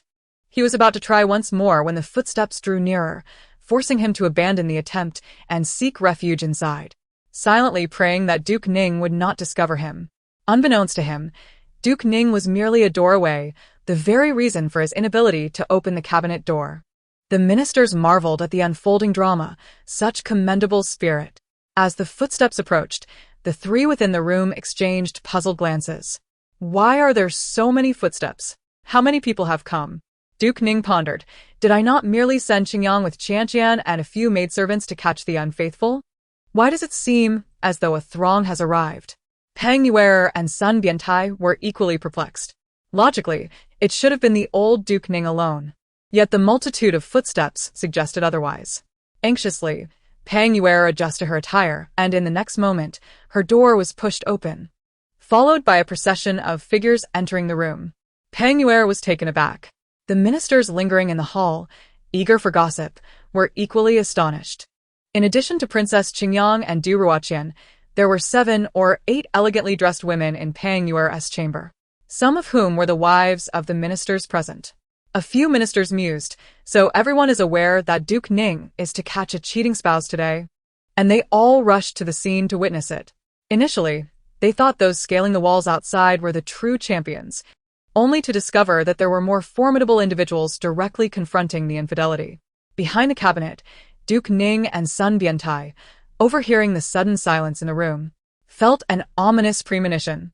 Pang Yue's mind was in turmoil, utterly baffled as to why so many strangers had invaded her room in the dead of night, especially leading with the wives. She had initially assumed that her husband had come to see her. Princess, how can there be a man's shoe in the Duke's concubine's chamber? One sharp-eyed minister's wife spotted a distinctly masculine boot beneath the bed and immediately spoke up. Sun Biantai, startled, glanced down to find that he was wearing only one shoe. Oh no! Pang Yue turned pale at the sight and quickly forced a smile, saying, "This shoe belongs to my husband. He must have left it here during his last visit." Princess Qingqing replied, her expression unyielding. "How was I unaware that my lord possessed such footwear? Even if it were left behind, there should be two, not one. Is it conceivable he hopped out on one leg?" Duke Ning muttered, "He's not a frog. Why would he hop?" The ministers outside, trying to eavesdrop, struggled to contain their laughter at the absurd image of Duke Ning hopping on one leg wearing a single shoe. As Duke Ning listened to the voices of Pang Yue, Princess Qingqing, and the unfamiliar women, his anxiety deepened. How had so many people gathered when he had desperately sought to keep this matter from becoming public? Confounded, he pondered while Pang Yue, overwhelmed by the situation, knelt amidst tears, one hand on her belly, the other pointing towards the room. "If the princess does not believe me, she can investigate. I am innocent." Upon hearing her declaration, Sun Biantai's face turned a sickly green. Chapter 72. Could my brother be a clown? Sun Biantai was utterly unprepared for Pang Yue's bold statement, his face contorting with dismay as he wished desperately to flee on one leg. "Don't search. What would that accomplish? It would expose me." In his panic, he accidentally let out a loud fart, filling the small space with an unbearable stench. In the next moment, a powerful foot kicked him squarely in the backside. Pang Yue exclaimed, "Search thoroughly in my chamber. If you find the man the princess speaks of, I shall henceforth walk on one leg." Just as she finished speaking, the bespoke cabinet in her room began to tremble, followed by a loud crash. The next instant, Sun Biantai was kicked from the cabinet by Duke Ning, landing unceremoniously on the floor amidst the shocked gazes of numerous onlookers. Aside from the court officials present, everyone else gaped in astonishment at Sun Biantai's humiliating fall. Pang Yue, who had just vowed to hop on one leg, nearly fainted from the shock. However, her astonishment was far from over. After Sun Biantai's tumble, the cabinet swung open once more, and out stepped Duke Ning. At that moment, Pang Yue truly fainted. Meanwhile, Duke Ning fared little better, his heart sinking as he beheld the room filled with colleagues' wives. "This is the end of my dignity," he lamented inwardly, resigned to the impending disgrace. With gritted teeth, he advanced toward Pang Yue. Unbeknownst to him, she sensed his murderous intent and jolted awake, only to meet his stormy gaze, causing her to pale. "My lord, for the sake of my pregnancy, please spare me. Have you no shame? Is that my child you are using to plead for mercy?" Duke Ning seethed, slapping Pang Yue, his fury palpable, before turning to confront Sun Biantai. Yet someone was faster, Du Ruoqian, who had come with Princess Qingqing. Tears streaming down her face, she first expressed her disbelief, then landed a punch squarely on Sun Biantai's nose. "You dare deceive me, and with someone I loathe." Sun Biantai's nose crooked, blood gushing forth. Another punch to his mouth knocked out a tooth, and he began to bleed profusely. "Listen to me," he pleaded. "Get away. You shall not call me daughter." Du Ruoqian struck him again. Moments later, Sun Biantai was dragged out of Pang Yue's chamber, battered and bruised, like a carcass, by two servants. The minister's wives, huddled beside Princess Qingqing, whispered excitedly, thanking her profusely for allowing them to witness such a spectacle before reluctantly departing. Meanwhile, the officials in the hall lingered, eager to overhear the princess's conversations with her system. Chu Qingqing first scoffed at Sun Biantai's fate before pondering aloud. Tis. Now that Du Ruoqian sees through the scoundrel's facade, she must realize my brother is a rare gem of a man. She will likely pursue him fervently from tomorrow onwards. But wait, haven't they not broken up? The system replied, "They have not." Chu Qingqing gasped. "Then my brother won't continue with her, right? After all, hasn't he truly witnessed the extent of this scandal?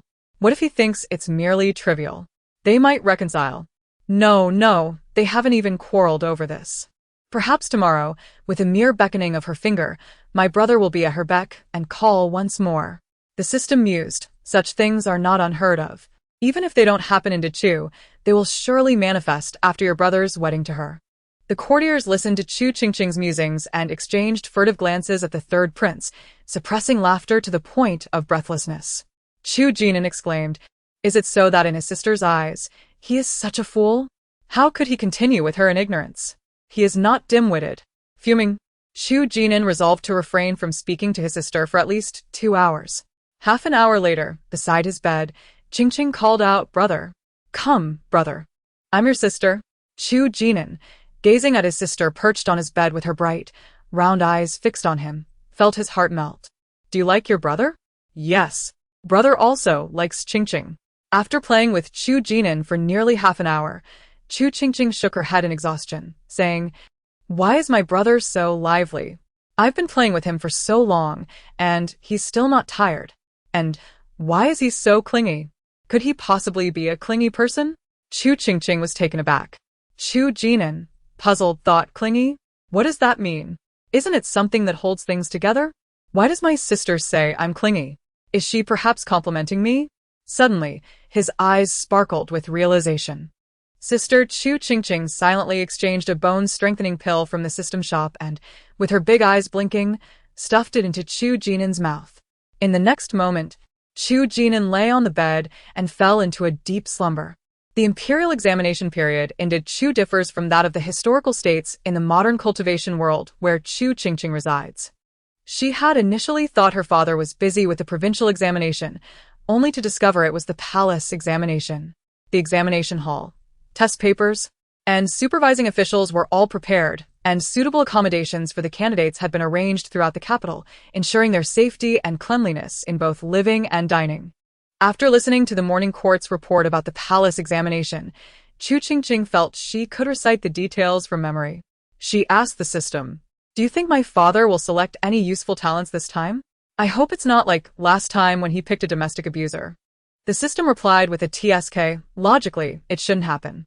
Although there are many twisted individuals in this world, the palace examination is at least conducted through multiple levels of selection, so the chances of encountering a lunatic should be minimal." Hearing this, Emperor Anwu and the ministers finally felt a sense of relief, as they had been worried about the possibility of selecting another domestic abuser or some other undesirable candidate. However, just as they relaxed, their hearts sank again. "What is it?" Chu Qingqing queried. The system responded, "I just uncovered a scoop regarding your upcoming imperial examination. And the subject of this scoop is the top scholar selected in this examination." Chapter 73. Did I just pay to give my father a child? What? There's a scoop about the top scholar in this examination. The relief that Emperor Anwu and the ministers had just felt evaporated in an instant. They had originally thought they might select a capable individual, only to be confronted with another scoop. The scoop about the top scholar? Chu Qingqing Edgar Lim. It can't be someone like Qin Shimi, can it? The ministers were puzzled. Who is Qin Shimi? Is he famous? Chu Qingqing explained, after becoming the top scholar. He abandoned his wife and children to become a prince consort, and when his family came to find him, he even crazily sent people to kill them to silence them. If that's the case, then it's a disaster. Is my father selecting talents or murderers? Everyone gasped, and several ministers who had considered marrying off their daughters turned pale with fear. If it weren't for the fact that they couldn't be discovered by the little princess, they would have shaken their heads in panic, declaring they were no longer interested in matchmaking. This was not matchmaking, it was courting disaster. However, what did the little princess just say? Something about beauty being for the prince consort? All the ministers turned their gazes toward Emperor Anwu. Surely, he wouldn't consider marrying this top scholar to the eldest princess, would he? If that were the case, the one to worry about wouldn't be the eldest princess, but the top scholar himself. After all, the eldest princess could easily send 8 people flying with a single kick. Seeing the sympathetic gazes of the ministers, Emperor Anwu felt like he might vomit blood. I am not incompetent. How could I possibly choose a prince consort knowing there's a scoop about him? Yet, he couldn't truly select someone like the one Qingqing mentioned, could he? Emperor Anwu was anxious and began to doubt the examination questions for this year's palace examination. Meanwhile, Chu Qingqing had far fewer concerns. After all, if the sky were to fall, her father would bear the brunt of it. She only needed to relax and enjoy the gossip. "System, bring me some gossip," Chu Qingqing said, smacking her lips. Although she couldn't taste the predicted gossip, she could at least savor something else to whet her appetite. Upon hearing this, the ministers immediately perked up. Yes, gossip was indeed the best. Who cared if it was about a domestic abuser, Chinshimi, or the top scholar? After all, if the sky fell, the emperor would hold it up. They would happily enjoy gossip alongside the little princess. The system chimed in. "Did you see that slender-waisted, long-legged, and curvy minister behind Wu Qiujin?" The ministers erupted in laughter, nearly bursting out loud. Slender-waisted, long-legged, and curvy? They turned to look at their colleague, only to find it was Lord He. Chu Qingqing excitedly looked over as well. And after a lewd appraisal, she concluded he indeed had a slender waist, long legs, and a curvy figure. She exclaimed, "I've seen him." "What about him?" The system replied, "He is about to doze off and fall flat on his face." Bang! Just as the system finished speaking, Lord He fell to the ground with a thud, nearly knocking out his front teeth, startling the ministers who were reporting daily matters to the point of nearly biting their tongues. Everyone gasped. What a prophetic moment. Lord He was suddenly jolted awake from his fall and, realizing what happened, stood up with a flushed face, covering his bruised jaw, and apologized to Emperor Anwu, claiming he had fallen asleep after handling official duties all night. The ministers immediately respected him, realizing he had been working tirelessly overnight. Chu Qingqing also remarked, "Didn't he expect this slender-waisted, long-legged, curvy minister to be so dedicated?" Even Emperor Anwu nodded in approval at Lord He's words, acknowledging that this was the demeanor expected of a high-ranking official. The system added, "Dedication? Please, he's just making excuses. He was obviously busy dancing a pole dance for his little sweetheart all night." Emperor Anwu retorted, "Nonsense. There's no way I have such a perverted minister who would dance for a little sweetheart at night." The civil and military officials found the timing of the system's comment masterfully hilarious, nearly bursting out in laughter as all their gazes turned to Lord He, filled with disbelief. Dancing a pole dance for his little sweetheart? Indeed, one should not judge a person by their appearance. Lord He, who usually had a respectable and honest face, turned out to have such a fiery side, even dancing a pole dance for a little sweetheart. The system lewdly chimed in, and he was wearing a tight-fitting outfit while doing it. At this, the minister's expressions instantly transformed. They hadn't expected Lord He to be this kind of person. Dancing a pole dance in a tight outfit for a little sweetheart. How scandalous. Realizing his secret had been exposed, Lord He was dumbfounded. He never imagined that a mere fall would reveal his secret. With a face as red as a monkey's backside, he tried to interrupt the system's commentary. The civil and military officials, however, were not about to let him succeed, swiftly restraining him. One minister, who had been slowly reporting and trying to mask their gossip eating, suddenly stiffened. "Ha! You think you can disrupt their gossip? Not a chance. Not even the gossip's subject." Chu Qingqing was evidently shocked by the system's revelation. After a long pause, she remarked, "The taste of this little sweetheart is rather unique. Aren't little sweethearts usually the ones dancing? Why has it reversed with Lord He dancing for the little sweetheart?" The ministers nodded in agreement, and even Emperor Anwu perked up his ears. Yes, indeed. Normally little sweethearts are the ones dancing. It's rare for them to be danced for. The crowd was left speechless, realizing the peculiarities of the world, where all sorts of characters exist. Yet, why was it said that he had not yet won the heart of the charming young lady? Was she not a concubine of Lord He? Could it be that she was an outside mistress? The onlookers gazed at Lord He in astonishment, unable to fathom that he had taken an outside mistress into his household. Truly, one should not judge by appearances. Lord He's face flushed with embarrassment, vehemently denying, "I do not have an outside mistress. My relationship with the charming young lady is entirely legitimate." The ministers were puzzled. Legitimate relationship? Then why does the system state you have not yet pursued the charming young lady? Understanding the implications of that statement, Lord He shrank back, ceasing all further eye contact with his colleagues. The ministers murmured, Why can't he handle this? They chose to remain silent, waiting for the system to elaborate. Chu Qingqing also expressed her confusion. Has he not won her heart? Is this charming young lady not lord, he asked, concubine or wife? Lord, he was so smitten that he spent 3,000 taels of silver to host an extravagant funeral for her father. The crowd collectively gasped, realizing that this was not merely a funeral but a lavish expenditure for a posthumous ceremony. Chapter 74. Lord, he falls into a trap. The ministers exchanged glances, equally astonished by Lord He's extravagant gesture. Initially, they believed the charming young lady had sold herself to arrange her father's burial. But the revelation that Lord he had spent such a fortune for a lavish funeral was utterly shocking. Indeed, one should not judge by appearances. The world is full of surprises. Upon hearing this scandalous gossip, Chu Qingqing was equally intrigued, only to hear the system remark, "This is merely the beginning." The ministers gasped, recognizing that such a phrase often precedes even more explosive developments. Chu Qingqing, aware of her system's nature, inquired, "Are you suggesting there is even more shocking news?" The system responded, "Even more shocking is that the charming young lady's father, for whom Lord he spent 3,000 taels on a lavish funeral, is not actually dead.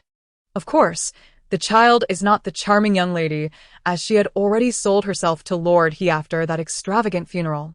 The system's statement left everyone in utter disbelief. What? The charming young lady's father was alive? Then, who did Lord he bury? Chu Qingqing quickly posed this question, only to hear the system chuckle. "He buried no one." Realization dawned on Chu Qingqing. Are you saying Lord he fell into a trap? That the charming young lady is actually a fraud? This entire scenario was a scheme? The system confirmed, precisely. This entire ruse was meticulously orchestrated by the charming young lady. From feigning the sale of her body to arranging a lavish funeral, it was all an elaborate deception. The father she buried was merely someone she exhumed from a mass grave, completely fabricated, and the extravagant funeral was staged with hired actors.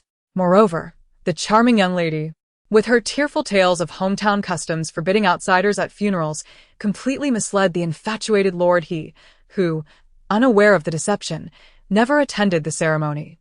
Upon grasping the full story, the ministers looked at Lord he with sympathy, who appeared utterly stunned, lost in a daze, unable to comprehend his own identity. His mind echoed the words, "Impossible." Absolutely impossible. He refused to believe that, even if the charming young lady were a fraud, it was under the coercion of her father, who forced her into a scheme to feign a sale of her body for profit. Yes, it must be that way. Yet, the most significant reason remained that the charming young lady had genuinely fallen in love with him, leading her to abandon everything and follow him to the capital, a foreign land. Others pondered the same question, though unlike Lord he, they did not overthink such matters. They trusted the authoritative system and the little princess. Chu Qingqing, too, was curious why the charming young lady chose to accompany Lord he to the capital after successfully executing her scheme. Even if her initial intent was to dispel Lord he's suspicions, it had been 3 months. Surely, she could not still be attempting to placate his doubts. In modern con artist circles, they would have moved on to the next target without delay. Could it be? Chu Qingqing speculated. Is it to continue deceiving Lord he for his money? Moreover, Lord he was putting on a show, claiming to pursue her. What con artist would not continue to exploit such a situation? Lord he was momentarily struck by the realization, but quickly dismissed it, for his charming young lady rarely asked him for money. She was always obedient and well-behaved. With this thought, Lord he breathed a sigh of relief, finally finding a solid rebuttal. It is all because of love. The crowd responded, love for what? For your slender waist, long legs, and shapely rear? They felt the little princess's theory of her staying to swindle money was far more plausible. But just then the system interjected, no. The crowd was puzzled, then why? Chu Qingqing, having her answer dismissed, asked, what is the reason? The system stated, of course, it is because of love. Did we not say that the charming young lady is most fond of watching Lord he perform pole dancing? At this revelation, everyone fell silent. Only Lord he wore a foolish grin, realizing that the charming young lady remained because she loved him. However, before he could revel in his triumph, the system let out a sly chuckle. But you see, the so-called love of this charming young lady differs somewhat from Lord he's affections. And she is not solely enamored with you. Lord He was bewildered by this statement. What difference? Is it her fondness for pole dancing? That was a minor detail he could accept. And what did it mean that she loved more than just him? Did she love his home? His family? That would be splendid. He cherished harmony within his household. Chu Qingqing, unaware of Lord He's inner turmoil, sensed that the system's words hinted at deeper meanings. Sure enough, the system continued. Do you know why this charming young lady is so captivated by seeing Lord He don tight clothing and perform pole dances? As this question echoed, the minister's curiosity intensified, and even Lord He, momentarily distracted from his excitement, leaned in to listen. He was equally curious why his charming young lady insisted on him performing such an embarrassing dance in such attire. Though Chu Qingqing assumed it was merely a unique preference of the charming young lady, the system's tone suggested a more complex truth. Hesitantly, she asked for what reason. The system, with a mischievous chuckle, delivered the shocking revelation. Well, it is because the so-called pitiable young lady feigning her father's funeral is not a girl at all, but rather a boy, a bisexual who, from the moment he laid eyes on Lord He, was infatuated with his slender waist, long legs, and shapely rear. Chapter 75. From wives and concubines to sisters. The system's succinct declaration transformed the delicate and beautiful image of the charming young lady in the minds of everyone present into that of a sinister and depraved young man. The astonished ministers wore expressions as if struck by lightning, unable to shake off the implications of the system's words. A boy who was bisexual and had been enamored with Lord He's physique from their first meeting. Mr. He wore an expression akin to that of someone struck by lightning, appearing as though he had lost his very essence. After a prolonged moment of bewilderment, he finally reacted, his face contorting into one of disbelief. Impossible! How could my sweet darling, so beautiful, gentle, and adorable, possibly be a boy? Mr. He felt as though the sky had collapsed upon him, disintegrating into nothingness that could never be pieced together again. The magnitude of this revelation left even Chu Qingqing, who had been at the forefront of gossip for 2 lifetimes, utterly astounded. I thought my sweet darling had a niche interest, she mused, but it turns out it's their gender that's unique. While other sweethearts were charming young maidens who would have imagined that Mr. He's darling was a strikingly handsome young man, the system interjected. Indeed, who could argue otherwise? Chu Qingqing gasped in shock. He succeeded. The court members echoed her astonishment, collectively drawing in their breaths. The system quickly clarified. He wishes he could, but alas, he has yet to find the right moment to act. Consequently, he resorted to charming Mr. He into commissioning clothing, then performing pole dances each night as a form of consolation. This revelation sparked sympathetic glances towards Mr. He from his colleagues, a few unable to resist casting furtive looks at his posterior. It dawned upon them that the system's earlier mention of a skewed affection was indeed referring to this situation. Oh, they grasped the gravity of it. Mr. He, already paralyzed by shock, instinctively covered his rear upon sensing the peculiar gazes from his peers. He remained silent, merely shielding himself.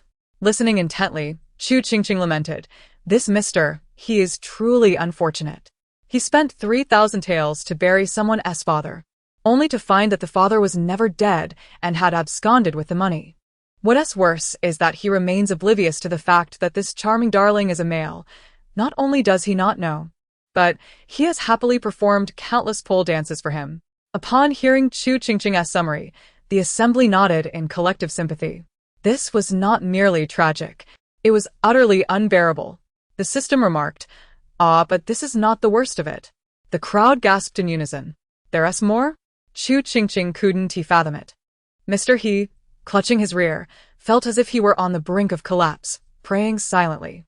Yet, before he could finish his silent plea, the system revealed. What's even worse is that his darling has already been secretly entangled with his wives and concubines without his knowledge. The assembly was nearly left speechless at this revelation, unable to comprehend how the situation could escalate to such an extent. They had thought the previous antics of the darling were shocking enough, only to discover it could be even more explosive. While daily fixating on Mr. He's posterior, his darling had also been flirting with his wives and concubines. It became clear that the system's earlier description of the darling's affection for Mr. He had a far deeper implication. The system continued. Consider this. When his darling dons female attire, Mr. He is utterly captivated and loses his way. Thus, when he reverts to male form, he cannot possibly be unattractive. Mr. He has placed him in proximity to his wives and concubines, after all, seeing him day in and day out. Even if it's not love at first sight, over the months, feelings must have undoubtedly blossomed. As a result, the darling has formed connections with all of Mr. He's wives and concubines. Moreover, they are all aware of this arrangement among themselves, yet none dare to speak of it. Instead, they privately conspire to keep the secret, ensuring a harmonious coexistence that surpasses the peace prior to the darling's arrival. Chu Qingqing could no longer contain her amusement, astonished that the darling had charmed Mr. He's wives and concubines so thoroughly that they were already contemplating how to embrace Mr. He.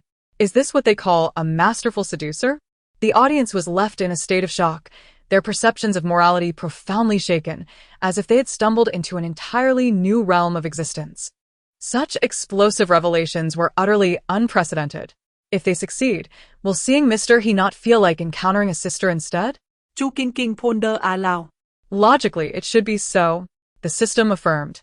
The court members shivered at the thought, finding it difficult to envision such a scenario where their wives and concubines morphed into sisters. The notion was too terrifying to contemplate, and they cast sympathetic glances at the despairing Mr. He, who appeared utterly defeated. Yet, Mr. He has brought this upon himself. Despite his outwardly respectable appearance, he is far from virtuous. Chu Qingqing blinked in surprise. Oh, is that so? I assumed he was an honorable official. Consider this. What reputable official would spend 3,000 taels without batting an eye for a roadside girl to bury a father? The assembly, who had been engrossed in the gossip, suddenly recalled this detail, realizing they had overlooked it amidst the unfolding drama. At that moment, He felt a sudden jolt in his heart upon hearing the system's words, as a sense of impending doom washed over him, causing beads of sweat to form on his brow. Chapter 76. Human trafficking rings. After absorbing the system's revelations, Chu Qingqing sensed that Mr. He's financial dealings might be rather dubious. Surely, that silver cannot all be obtained through clean means? The system clicked its tongue. Not only is the silver tainted, but so is his official position. The court members gasped, glancing nervously at the emperor's stormy face, realizing the gravity of the situation. Mr. He, now completely dazed, trembled in fear, drenched in cold sweat. He had believed the scandal would remain confined to his household affairs. How had it spiraled to encompass his official standing? Besides Mr. He, two others present felt a wave of anxiety. Are you implying that even his position is obtained through dubious means? Indeed, and it's not merely questionable. It's profoundly corrupt. That old adage about not judging a book by its cover holds true, the system replied. Upon hearing this, the unsuspecting ministers grew increasingly curious, casting discreet glances at Mr. He's seemingly innocent face. What, pray tell, is the story behind his rise? Wasn't he it through silver? Not at all. He was merely a lowly official at the outset. How much silver could he possibly have? The system's tone dripped with disdain. His current position was attained through the gradual offering of women. Mr. He's face drained of color upon hearing this, while the other ministers stared in disbelief. What? Through offering women? At this moment, they finally comprehended the true meaning behind the system's earlier warning. Who could have imagined that the seemingly innocent Mr. He had climbed the ranks in such a manner? Moreover, given the system's implication of a gradual process, it suggested that he had likely offered more than just a few. As they glanced at Emperor Anwu's increasingly grim countenance, the atmosphere grew tense. Chu Qingqing gasped, Are you saying his position was acquired in such a way? Absolutely. And not just one. He has presented at least a dozen women to attain his current standing. A dozen?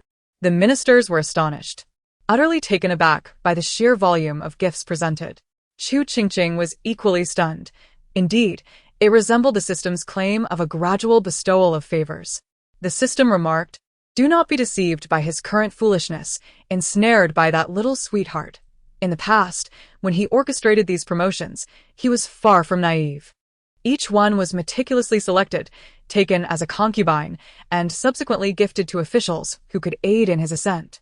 Of course, While engaging in these endeavors, he would also scout for new maidens, perpetuating this cycle until he achieved his desired elevation. Upon hearing the system's words, Chu Qingqing was left in disbelief, exclaiming, "This is utterly disgraceful." The ministers, equally shocked, could hardly fathom that master, he could be so morally bankrupt. Not only did he offer multiple women, but if his aims were not met, he would sell them off to brothels? Such behavior was inhumane, akin to that of a beast. The system continued. And do you know how he acquired these women? At this juncture, master, he was genuinely terrified, fearing the system's revelations. He could not allow the system to continue speaking. The past events within his household could be overlooked. After all, they merely involved a few lost souls. However, to interrupt the system now would incur the emperor's wrath, which was not worth the risk. But the stakes were different now. If the system were to divulge further, all of his transgressions would be laid bare. Master, he was frantically consumed by a singular thought. He must silence the system. Even the prospect of facing the emperor's ire seemed preferable to having his misdeeds exposed. Realizing he could no longer contain himself, he prepared a shout, but with so many eyes upon him in the court, it was impossible to disrupt the proceedings at such a critical moment. Just as he opened his mouth, a specially designed silencing device crafted by Chancellor Zheng was swiftly inserted, rendering him mute, unable even to make a sound. Thus, he could only watch helplessly as Emperor Anwu gradually uncovered the unsavory dealings he had engaged in behind closed doors. The system elaborated. Most of these women were deceived or forcibly taken, primarily from impoverished rural areas far removed from the capital. Moreover, their families were destitute, leaving them powerless to act should calamity strike. They could only resign themselves to their misfortune. Chu Qingqing interjected, "Isn't this akin to human trafficking?" The system replied, "Indeed. It goes beyond mere trafficking. Consider the clandestine nature of such vile acts. He could not conduct them overtly. Yet, he could not undertake the task himself. What then?" The ministers, still grappling with Master He's previous inhuman actions, were momentarily taken aback by the system's words. What could be done? The system continued. Who excels in acts of pillage and violence? Chu Qingqing said. Naturally, it is those mountain bandits who roam the deep woods, seizing travelers. Indeed, Master He has colluded with these bandits. A gasp swept through the ministers. Colluding with bandits? Had Master He lost all sense of self-preservation? The two ministers who had initially felt uneasy at the system's earlier revelations were now utterly dumbfounded. Wait. When Master He gifted them beauties, he explicitly stated they were his concubines. He never mentioned they had been abducted, let alone by bandits. Their faces drained of color. They regretted ever aiding such a wretch. Had they known of his collusion with bandits, they would never have offered him assistance, even at the cost of their lives. It was over, completely over. The system explained thus. This is not merely a case of human trafficking, but a full-fledged trafficking ring. These bandits scour the land for beautiful women, deceiving or abducting them, delivering the most attractive ones to Master He to facilitate his rise, while selling the less fortunate elsewhere. And it was not solely women. Many, like that little sweetheart, were of both genders, so this trafficking ring also captured handsome young men to sell alongside the women. The bandits once presented Master He with a young man, but when the lad failed to assist in his promotion and instead faced reproach, he ordered that the youth be brutally killed. Furious and with tears in her eyes, Chu Qingqing exclaimed, "What of the countless missing individuals? Who is addressing this? Is there truly no one to manage the rampant banditry?" The system scoffed. Who would take action? During the years when Master He was merely a minor official, no one cared about such matters. Now that he has ascended to this prominent position, even those who wish to intervene dare not. Chu Qingqing's eyes widened. Is this trafficking ring still operational? The system confirmed, not only is it operational, but it is thriving. Initially, Master He intended to wash his hands of it after achieving his goals, but the profits proved too enticing. Consequently, he opted to transform the trafficking ring into his personal cash cow. Chapter 77. He was aware that his actions were heinous and disgraceful. The ministers, having absorbed the system's revelations, now lacked the courage to meet the emperor's gaze, rendered silent in fear. Even the minister currently reporting had lowered his voice. No one could have anticipated that the seemingly honest master he had committed such egregious acts behind the facade of propriety. Some officials, who had previously maintained a cordial relationship with him, were now in shock, sweating profusely, fearing that master he had befriended them merely to abduct their daughters or sons. At this moment, master, he was too preoccupied with his own impending doom to consider the reactions of those around him. His mind was consumed with the thought of his inevitable downfall. Why was this happening? Why was the system not merely a bystander? How could it possess knowledge of these affairs? Why was it that in the past it had only been a passive observer of other ministers, yet now sought to ruin him completely? Moreover, he had long ceased involvement in such matters. The notion of a cash cow was absurd. It was those individuals who voluntarily provided him with funds. What connection did he have to this? He had no knowledge of the origins of that money. Why should he bear the blame? The more he contemplated, the more he felt wronged, and he began to struggle anew, longing to plead his case before Emperor Anwu. Meanwhile, after hearing the system's exposition, Chu Qingqing incredulously asked, "Does he not fear being discovered?" The system replied, "He certainly fears it. Since his elevation to the capital, he has almost severed all ties with that past, erasing all former connections, only engaging when it was time to collect money each year." Master He, who had been internally protesting his innocence, froze at this revelation. How could the system possess such knowledge? Upon receiving this clarification, Chu Qingqing fell silent for a moment, nearly laughing in her fury. So he is aware that he is engaging in heinous, unseemly acts. The system affirmed, he is acutely aware, which is precisely why he has entrusted these matters to another. The individual handling these affairs on his behalf is named Zhao Changyi, a former long-history official from his days in local governance. This Zhao Changyi is a natural miscreant, having devised the schemes of using women for promotions and colluding with bandits for human trafficking. Consequently, once master he ascended to the capital, he promptly promoted Zhao Changyi, later appointing him as governor, delegating all matters of collusion with bandits and human trafficking to him. With the system's revelations concluded, master he finally ceased his struggles, revealing an expression of despair, fully comprehending that before this so-called system, he could conceal nothing. As Zhao Changyi has been thoroughly exposed, any attempts at concealment are now utterly futile. Upon the conclusion of the minister's report, an eerie silence enveloped the grand hall. The assembled officials cast furtive glances at Emperor Anwu's countenance, momentarily at a loss as to how to proceed. Just as one minister, who had been poised to continue his presentation, hesitated, Wei Shanyu, a court attendant, unexpectedly stepped forward, his voice trembling as he said, "Your Majesty, I have a matter to report."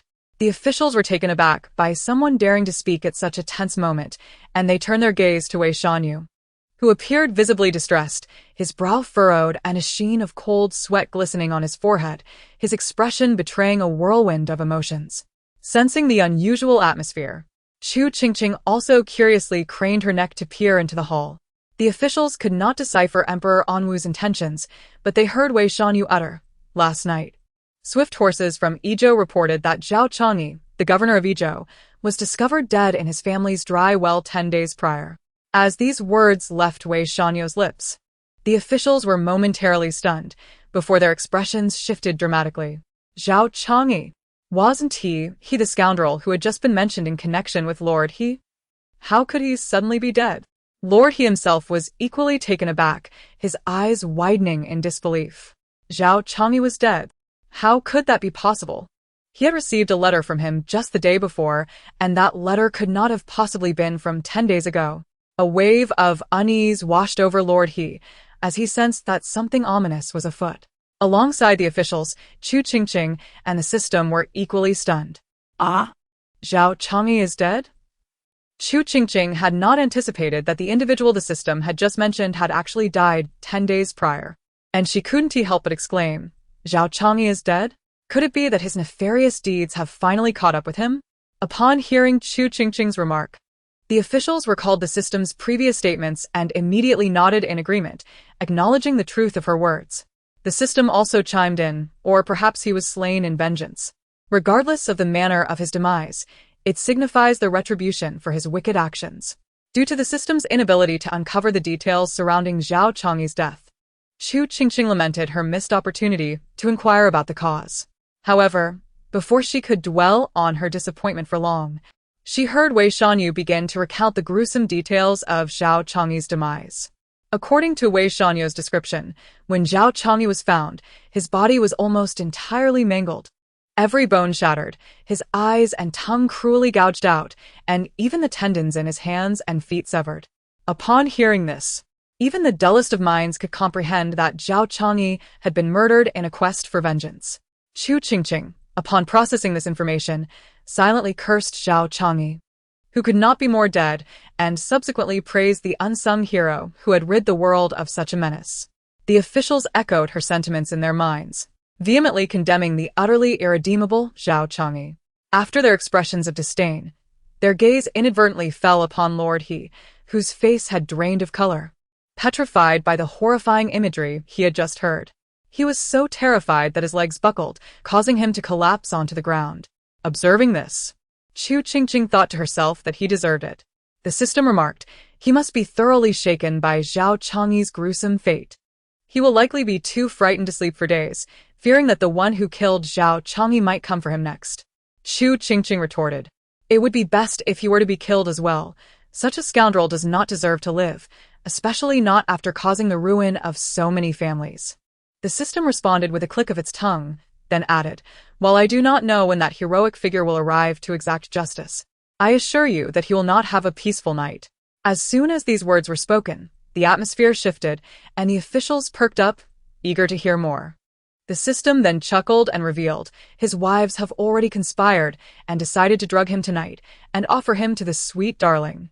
Upon hearing this, the officials were left utterly speechless, never expecting Lord He's wives to be so proactive and swift in their plans, intending to execute them that very night. Chu Qingqing could only marvel at their decisiveness. After hearing the system's previous remarks, she now understood why Lord He's wives would resort to such measures. After all, who could expect someone who used women to gain power to genuinely care for his wives? Moreover, this man had committed countless atrocities, and one could only speculate how he treated his wives in private. Nevertheless, regardless of the myriad of thoughts swirling in her mind, Chu Qingqing ultimately condensed her feelings into 4 words: well done. The officials collectively echoed, indeed, well done. Initially sympathetic towards Lord He, their perception shifted dramatically after the system unveiled his series of vile actions, leading them to wish to personally eliminate him for the sake of the people. Until evidence of his misdeeds over the years was uncovered, he would remain under house arrest, awaiting the inevitable consequences of his actions. The system interjected, in addition, I have uncovered a reversal hint. Curious, Chu Qingqing asked, what is the reversal hint? The system explained, a reversal hint typically indicates the likelihood of a certain event turning on its head after a specified duration. What I have discovered this time suggests that the scenario involving Lord He and the sweet darling may experience a reversal by tomorrow. The probability of this reversal is 99%. Chu Qingqing responded, 99%? That's nearly a certainty. She clicked her tongue, eager to uncover what the aftermath of the reversal regarding Lord He would entail. The officials present, upon hearing the system's words, also grew intrigued, pondering what the reversal would look like. Meanwhile, Lord He's eyes suddenly sparkled with realization. Could this reversal hint pertain to him? The system, unaware that he could overhear their dialogue, had no inkling that he was already privy to their plan to drug him. Thus, as long as he remained undrugged tonight, it would count as a reversal. The more he pondered, the brighter his eyes became. Yes, it must be so. The high probability of reversal surely indicated that he would not fall victim tonight. Moreover, he might even turn the tables and deal with them all. Chu Qingqing and the system were oblivious to Lord He's wild imaginings, and after the morning court session concluded, they were escorted away by Emperor Anwu. Unbeknownst to them, after their departure, Lord He was swiftly bound and forced to kneel outside the grand hall for an entire day. The following day was a rest day for the officials, allowing Chu Qingqing to sleep peacefully, free from the worry of being summoned to court by her father. She awoke naturally, blinking her big eyes, and before she could utter a word, the system melancholically remarked, little ancestor, you're finally awake. The imperial city is in an uproar. And you're the only one still asleep. Chu Qingqing, momentarily bewildered by the statement, gasped, "The imperial city is in chaos." Suddenly, an image of Tom standing on a fragment of floor floating in midair, opening a door, flashed through her mind. Shaking her head to dispel the thought of Tom, she inquired, "What exactly is going on?"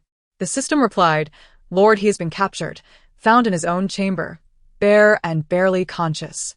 Chu Qingqing exclaimed, "What?" Stunned into silence for a moment, she finally managed to ask, "Captured by whom?" The system retorted, "Who else but the people your father dispatched? The entire imperial city is already buzzing with the news, and you are the only one oblivious." The system clicked its tongue twice and began to recount the events leading up to the current situation. It all began when two officials, who had once endorsed him due to a beautiful concubine gifted by Lord He, were struck with terror upon hearing of Zhao Changyi's demise. Thus, early this morning, they clamored to see the emperor. Once granted an audience, they immediately divulged their past dealings with Lord He, mentioning matters related to Zhao Changyi, which likely incited your father to promptly dispatch the imperial guards to surround He Manor for a thorough search. What do you think happened next? Upon entering He Manor, the imperial guards found the estate unusually desolate, with very few servants or maids in sight. They assumed the scoundrel had fled under the cover of night, but when they kicked open his chamber door, they were met with a shocking sight. Lord He lay naked and barely conscious on the floor, his body marred by countless bruises, nearly devoid of any uninjured flesh, and his once recognizable face was now unrecognizable. 2 hours prior, at He Manor, Wei Shanyu, leading the imperial guards to apprehend Lord He, was taken aback upon entering the chamber and spotting Lord He in such a pitiful state. He frowned and commanded an examination.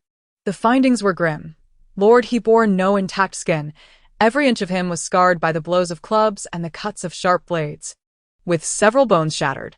Moreover, all tendons in his hands and feet had been severed, and several bloodied teeth were carelessly strewn across the floor. Upon hearing this, Chu Qingqing was utterly stunned. Did my dear sweetheart do this? Didn't he have a fondness for Lord He? Then, a sense of familiarity washed over her regarding the brutal method employed.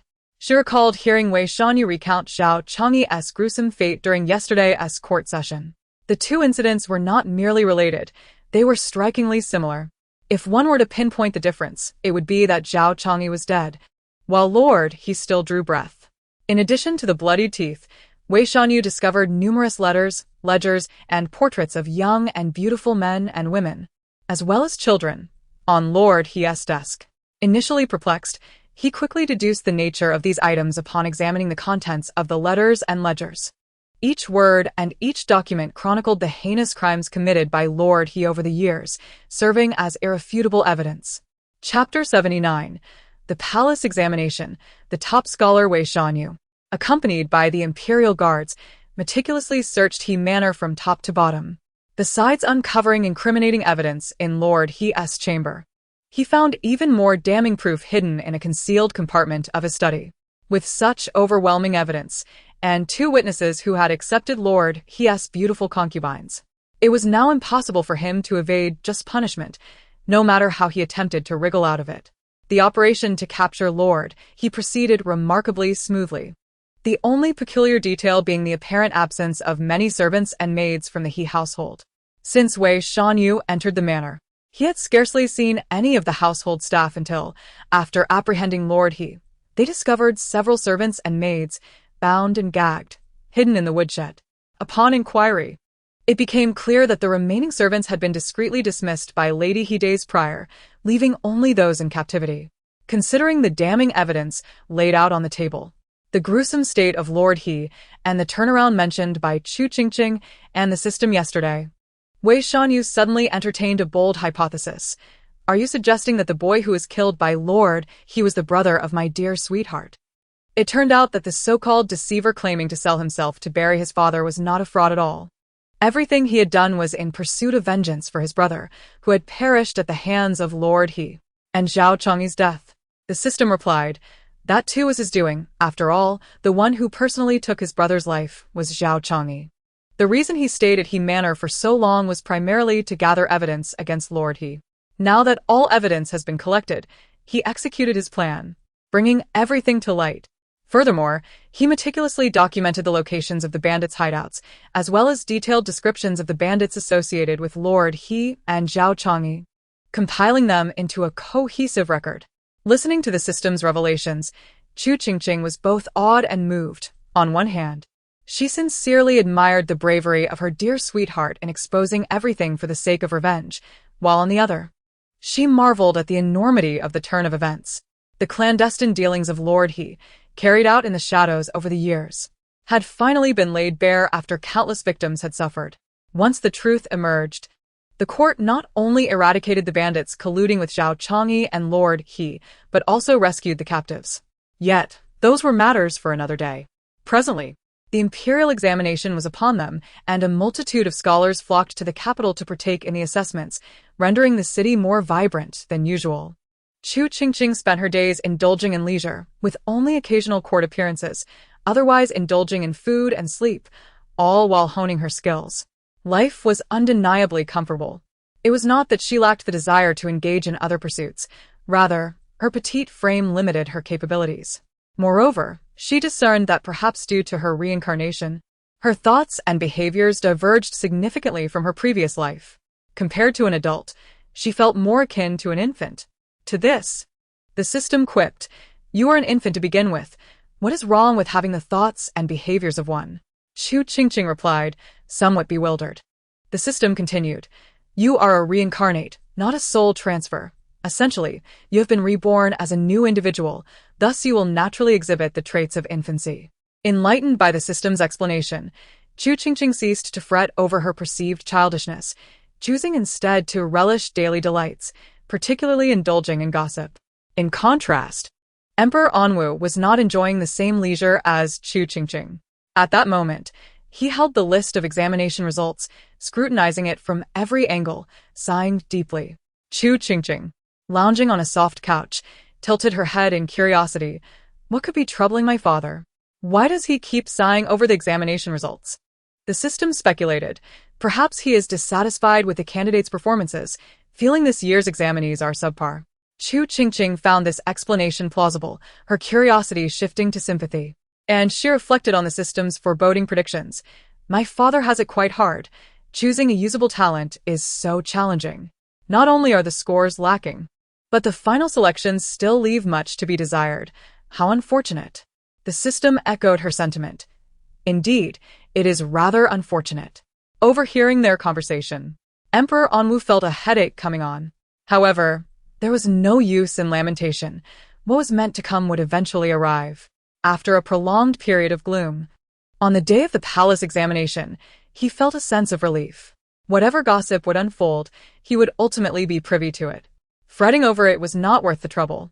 Having come to this realization, Emperor Anwu felt invigorated, casting aside worries about the impending gossip, and proceeded with the examination as usual, step by step, through questions and answers, ultimately reaching a conclusion. On the day of the announcement, the participants of the palace examination eagerly gathered around, scanning the list for their rankings. When Zhou Wenyu saw that he had indeed secured the top position, he was momentarily stunned, only regaining his senses when a companion called out his name. He had achieved the top scholar position. "Hey, Brother Zhou, why are your eyes red? Are you sure you saw it correctly? I tell you, you are the top scholar." The top scholar. His companions nodded in agreement, genuinely delighted for Zhou Wenyu. Hearing his friend's words, Zhou Wenyu smiled. Indeed, it was tears of joy. As soon as the words were spoken, one of the candidates chuckled and teased. "My dear brother has heard that many high-ranking officials and wealthy families in the capital are eager to marry off their beautiful daughters to this year's top scholar. Brother Zhou, with such excitement, could it be that you have your sights set on one of them?" Upon hearing this, the others displayed knowing smiles and began to offer their congratulations. However, Zhou Wenyu's expression changed, and he became unusually serious. His companion from the same hometown hurriedly interjected, "What nonsense are you talking about? Our brother Zhou has long had someone he admires. They are childhood sweethearts, and they have already agreed to marry after the imperial examination." Upon hearing this, the crowd realized it had been a misunderstanding, and the teasing candidate quickly apologized. Zhou Wenyu took no offense, and once the matter was clarified, he relaxed his serious demeanor, blushing as he declared that he would marry no one but her, even stating that his pursuit of academic success was solely to provide her with a better life. Beside him, the flower scholar Li Yi nodded in agreement, proclaiming that, like Zhou, he would be devoted to his beloved and have no intention of marrying anyone else. The surrounding crowd erupted in congratulations, while the two young men reveled in the joy of their impending unions, entirely unaware of the events that would unfold when the emperor summoned them the following day. As the anticipated day approached, the entire court was abuzz with excitement, many having spent a restless night. However, this excitement was tinged with a mix of concern for the future of the top scholar and the fear of unworthy candidates emerging. Meanwhile, Chu Qingqing, awaiting the next day's gossip, had little concern for such matters. She had insisted on staying with Emperor Anwu the night before to ensure he would take her to court the next day. Understanding her intentions, Emperor Anwu found her antics both amusing and endearing, although his attempts to tease her ended up in tears when he playfully pulled her away. In the wake of her tears, Chu Qingqing pouted, feeling wronged, and soon burst into sobs, which only served to tug at Emperor Anwu's heartstrings, prompting him to comfort her. However, this drew the disapproving glances of her brother, Chu Qingqing, who was dismayed at the sight of his sister in distress. After a while, with the combined efforts of both men, Chu Qingqing's sobs subsided, but her spirits remained low as she lay against Emperor Anwu's shoulder, pouting in discontent.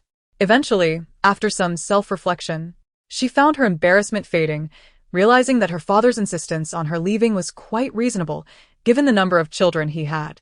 It was not as if she could impose on him indefinitely. Yet, she could not shake the feeling of grievance that arose when her father had removed her hand from him. With a sigh, she buried her face in the blanket, presenting her backside to her father and brother, convinced that there was no shame in her actions, as they saw her merely as a helpless infant. Just when her embarrassment began to wane, the system chimed in with an announcement. All right, no more tears. Guess what I just uncovered? A big revelation. And can you guess who it pertains to? Curious, Chu Qingqing peeked out from under the covers, inquiring, who? Emperor Anwu and Chu Qingqing perked up, eager to hear the answer, only to learn that it involved Li Yi, the flower scholar from the examination. The mention of the flower scholar struck Emperor Anwu as a thunderclap, shattering the mental preparations he had made over the past few days. Thus, when the morning court convened, the assembled ministers were greeted by their illustrious emperor, who appeared with dark circles under his eyes. The ministers felt a sense of satisfaction. Their emperor, concerned about selecting capable candidates and moral integrity, had lost sleep over it. Such a benevolent ruler was indeed rare. They fervently hoped the revelations regarding the top scholar would not parallel the unfortunate tales of past incidents, as it would be a disservice to their emperor. However, the emperor need not worry excessively, for alongside the top scholar, there was also the flower scholar. Should the top scholar prove unsatisfactory, the flower scholar could be of use. Host, which revelation are you preparing to indulge in first? The top scholars or the flower scholars? The ministers, who had just settled into their thoughts, were left aghast by the unexpected question. They had only anticipated news regarding the top scholar when had the flower scholar's revelation surfaced. The ministers' hearts sank as they finally understood the source of their emperor's fatigue. As they lamented, the ministers collectively prayed that the revelations regarding both scholars would not be scandalous or morally corrupt, but rather unfortunate events that could be rectified. They cast sympathetic glances toward Yan Su, recalling his past misfortunes. Fortunately, the formalities were soon concluded, and it was time to summon the 3 successful candidates from the examination. The handsome and refined visitors hardly seemed like villains. The minister's scrutinizing gazes fell upon Zhou Wenyue and Li Yi, who felt a wave of apprehension wash over them, unsure of their perceived transgressions. However, they reminded themselves that even the most dashing figures could conceal darker natures beneath the surface. As the minister's expression sharpened, Emperor Anwu's attention remained firmly fixed on the 2 men since their entrance.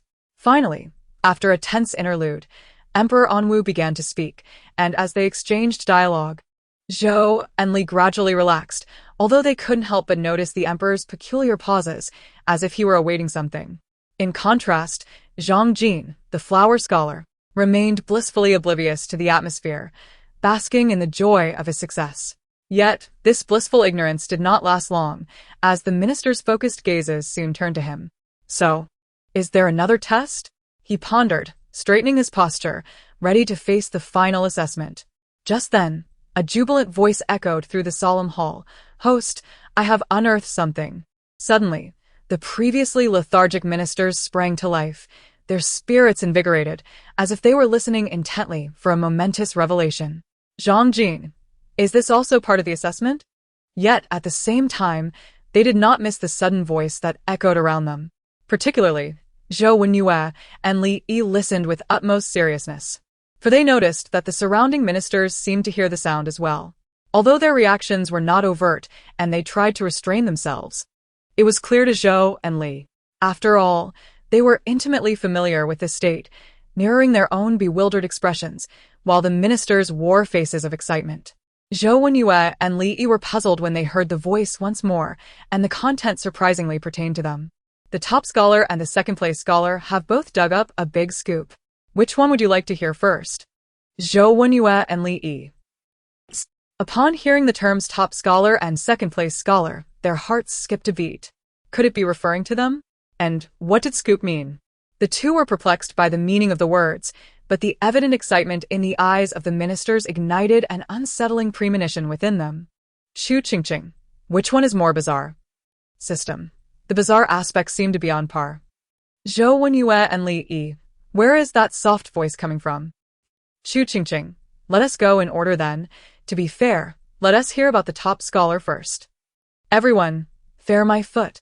What kind of fairness is this? Zhou Wenyue. Doesn't he really need this fairness? Li Yi. Shouldn't this fairness be for him? As the system began to narrate the tale of the top scholar, the ministers eagerly perked up their ears. Only Zhou Wenyue felt an intensifying sense of foreboding. System. The top scholar is named Zhou Wenyue, a renowned talent from the surrounding villages, and due to his handsome appearance, the matchmakers have trampled the threshold of his home. Upon hearing this, all gazes turned towards Zhou Wenyue. Even Li Yi and Zhang Jin couldn't help but look at him. Zhou Wenyue. Chu Qingqing also raised her head to glance, then clicked her tongue in admiration. You really painted him as a disaster for the nation. Ministers, Zhou Wenyue, system. Do you have a misunderstanding about disaster for the nation? Ignoring him, Chu Qingqing was eager for gossip. So what happened next? Did he get married? After hearing this, Chu Qingqing blinked. Well, that means Zhou Wenyue is quite a good man. This was a completely different breed from the domestic abuser and the chin shimmy she had envisioned. The others, having listened to the system's words, nodded in agreement. Such a good man was indeed rare nowadays. Zhou Wenyue felt his cheeks flush under the scrutiny of the crowd, feeling embarrassed. Wasn't he this a normal expectation? Why did it feel like he had done something extraordinary? And why did that voice know so much about him, articulating it so clearly? System. But that is not all. Soon, when your father inquires about his wishes, he will express his deep affection for his beloved and request the emperor to grant his marriage. If this were anyone else, what difference would it make whether the marriage was granted or not? After all, he would still marry. Having gained the emperor's chance to fulfill a wish, he ought to have devised something clever. Who knew he would blurt out wanting to marry his childhood sweetheart? The ministers were even more astonished than before. As the system had said, a marriage could be arranged at any time. What difference did it make whether it was granted? He was not of noble birth. Any ordinary person would seize this opportunity, yet he asked for a marriage? The ministers couldn't help but marvel, and curiosity piqued. So far, this top scholar seemed quite admirable, excelling in every aspect. What could the system's scoop be about? The system's revelations astonished not only the ministers, but Zhou Wenyue himself. The earlier information could be explained as having been investigated, but how did the voice know about events that had not yet occurred? Moreover, it echoed his innermost thoughts. Zhou Wenyue's hands trembled slightly. For the first time, he felt his premonition was inaccurate. What misfortune could occur? This was clearly a kindred spirit. The first to inquire was, of course, the top scholar Zhou Wenyue. After hearing the emperor and Wudi's words, he was momentarily taken aback. Then his face lit up with joy as he unhesitatingly declared that his sole wish was to marry his beloved from his hometown, hoping that the emperor would grant this marriage. Chapter 82. The Marriage Grant. but still marrying the wrong person after he finished speaking, he was filled with joy, thinking to himself that such a small wish would surely be fulfilled by the emperor. He eagerly awaited the emperor's decree.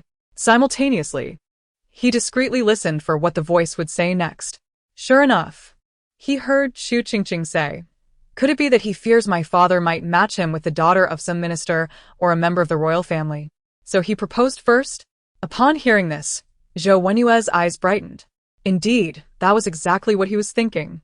From the dialogue between the system and Chu Qingqing, he had surmised that the soft voice belonged to the little child the emperor was currently holding. Thus he felt a deep respect, but at the same time, a surge of excitement akin to finding a confidant. Chu Qingqing glanced at the mysteriously silent emperor and Wudi, wondering why he was so reticent. Wasn't he simply wishing to marry his childhood sweetheart? What was there to hesitate about? Just wave his hand and grant the marriage, or was it? Chu Qingqing took a breath. Surely my father wouldn't he really give him the daughter of a minister or a royal daughter, right? Before Zhou Wenyue could react, the system interjected.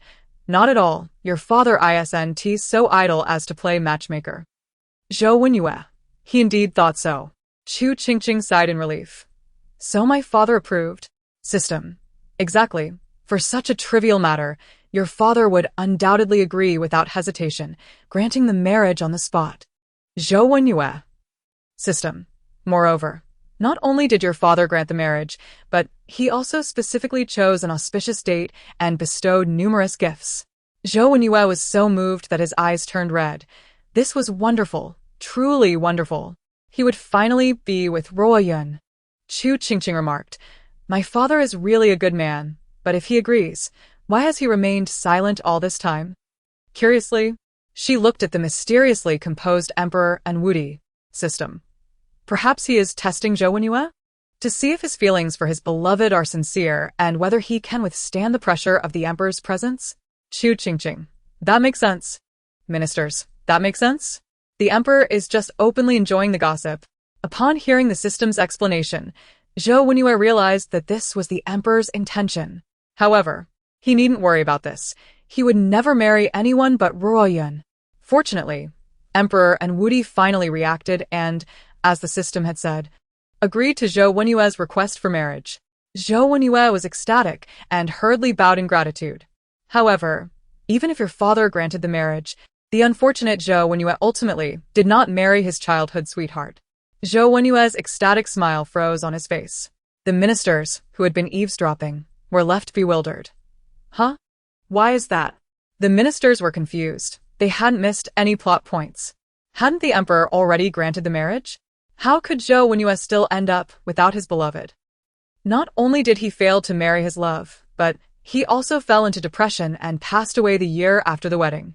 However, not only did he fail to react, but neither did the others in the court. Dead? Dead. The ministers were filled with terror.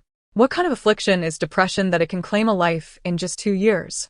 Alas, your father indeed had a string of misfortunes in his past life. Zhou Wenyue is a rare talent, and had he been able to marry his beloved and devote his fervor to the court, he could have achieved everlasting fame. Unfortunately, your father's ill fate led to a fleeting existence. Emperor Anwu's expression darkened as he absorbed the system's words. Previously, he had feared the selection might produce another abusive husband or a corrupt official, wasting another opportunity to recruit talent through the imperial examination. Yet, upon hearing this, he realized it was entirely different from his expectations and even more difficult to accept.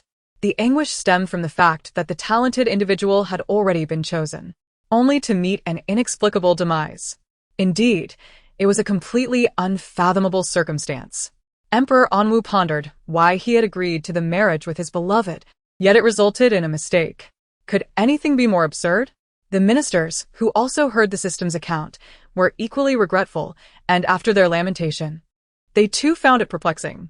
How could someone who had received the emperor's blessing still marry the wrong person? This was utterly incomprehensible. Furthermore, if he truly had married the wrong person, wouldn't that be an act of defiance against the emperor? It was all nonsensical. Li Yi, who stood beside Zhou Wenyue, was equally stunned, his emotions a tumultuous sea. One moment he rejoiced for Zhou Wenyue, The next he felt deep sorrow, until he was left utterly bewildered.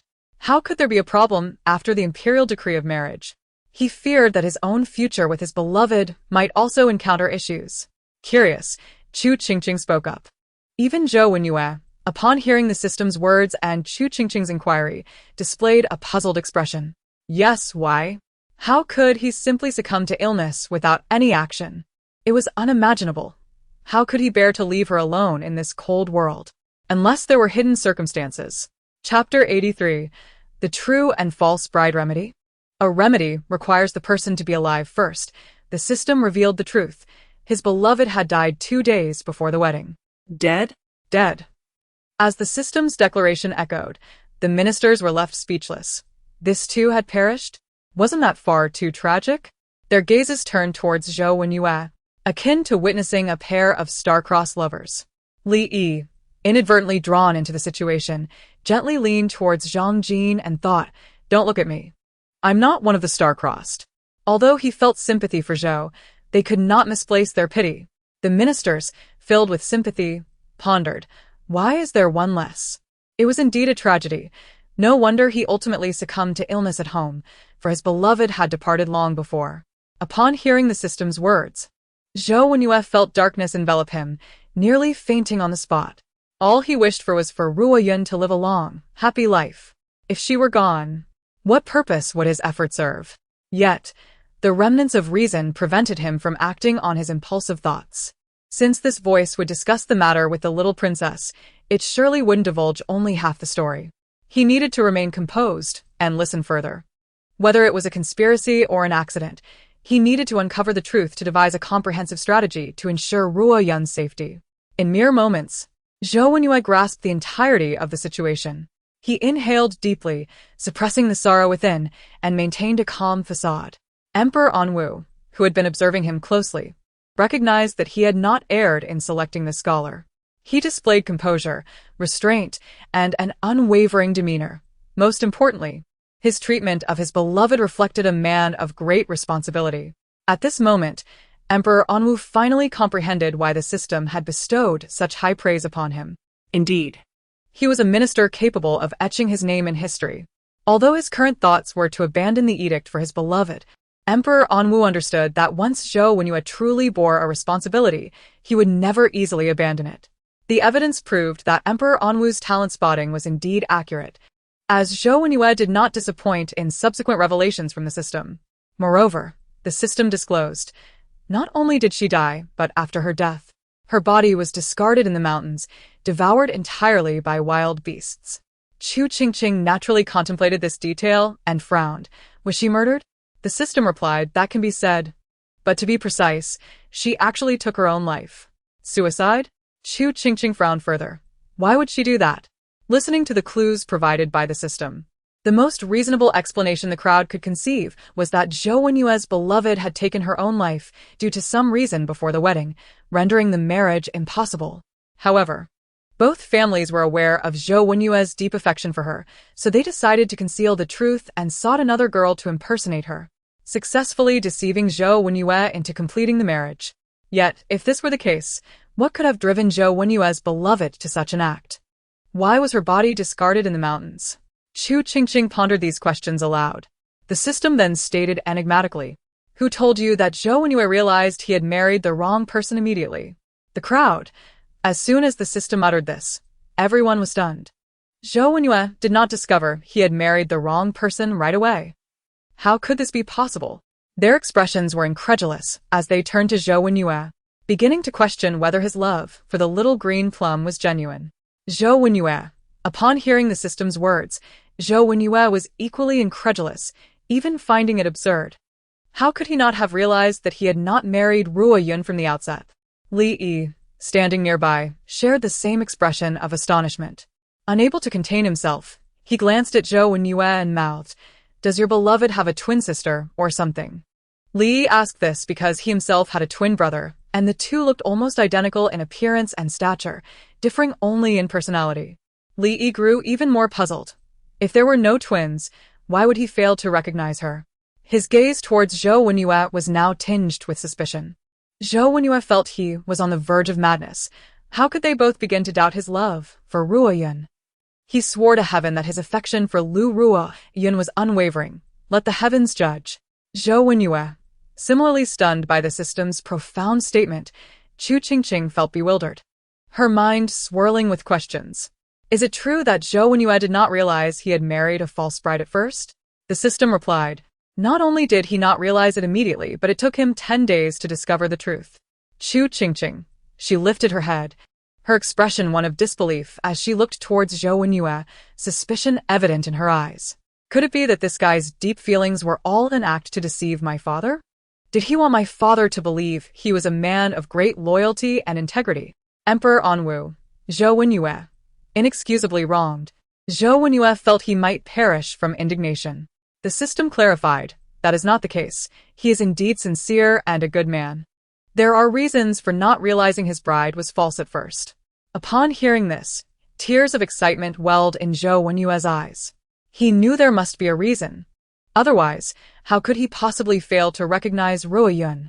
Chu Qingqing, filled with suspicion, inquired what reason. The reason lies in the fact that this faux bride has been feigning anger since the night of their wedding, completely ignoring Zhou Wenyue and even preventing him from getting close to her. For a full 10 days, they have not shared a meal together. Upon hearing this, Chu Qingqing found herself at a loss for words, even harboring a vague desire to reprimand Zhou Wenyue. That shouldn't be the case. The underlying reason, as the system elaborated, was that the faux bride Zhou Wenyue married bore a striking resemblance to his childhood companion, who happened to be her biological sibling. As the system concluded this revelation, an eerie silence enveloped the grand hall. The assembly could hardly believe their ears, even questioning if they had misheard due to an auditory illusion. Zhou Wenyue's faux bride was the brother of his childhood companion. A brother? They were utterly astounded, never anticipating such an outrageous twist.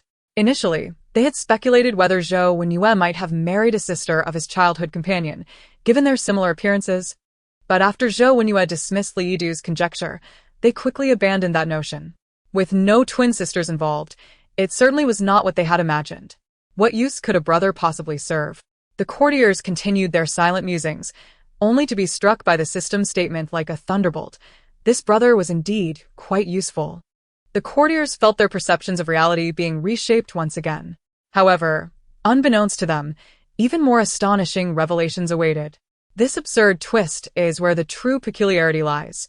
The rest merely echoes earlier tragic sentiments, the system noted. You're right. It is indeed astonishing, Chu Qingqing acknowledged. Of course, the intrigue I select must be nothing short of sensational, the system declared.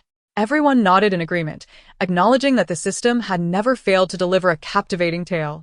Their attention then discreetly shifted back to Zhou Wenyue, who stood frozen in shock, as if struck by lightning. The person masquerading as Ruoyun was actually her brother? Ruoyun's brother, Lu Ruofeng? Zhou Wenyue was thoroughly bewildered, questioning if this was all just a dream. Why would Lu Ruofeng impersonate a bride to marry him?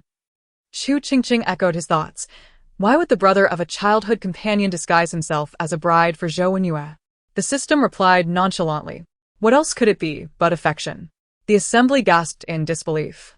Lu Ruofeng has feelings for him. Zhou Wenyue nearly fainted at the revelation. The system continued.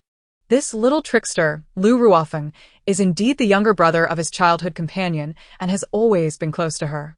Naturally, he knows Zhou Wenyue quite well, having grown up together. The bond among these three is exceptionally strong, with Zhou Wenyue always treating him like a younger brother, given that he is the sibling of his beloved and they have shared countless memories together. However, unbeknownst to Zhou Wenyue, this younger brother has harbored feelings for him since childhood, and his unwavering care has led to a deep infatuation. Yet, Lu Ruofeng was aware that Zhou Wenyue would not reciprocate, as Zhou Wenyue preferred gentle and demure women. Lu Ruofeng knew this because Zhou Wenyue had confided in him and his sister during their childhood. Realizing Zhou Wenyue would never return his affections, Lu Ruofeng resolved to bury his feelings deep within. However, one day, he discovered Zhou Wenyue and his sister discreetly holding hands. He felt an immediate sense of unease, prompting a series of investigations that ultimately unveiled Zhou Wenyue's affection for his sister, who reciprocated his feelings.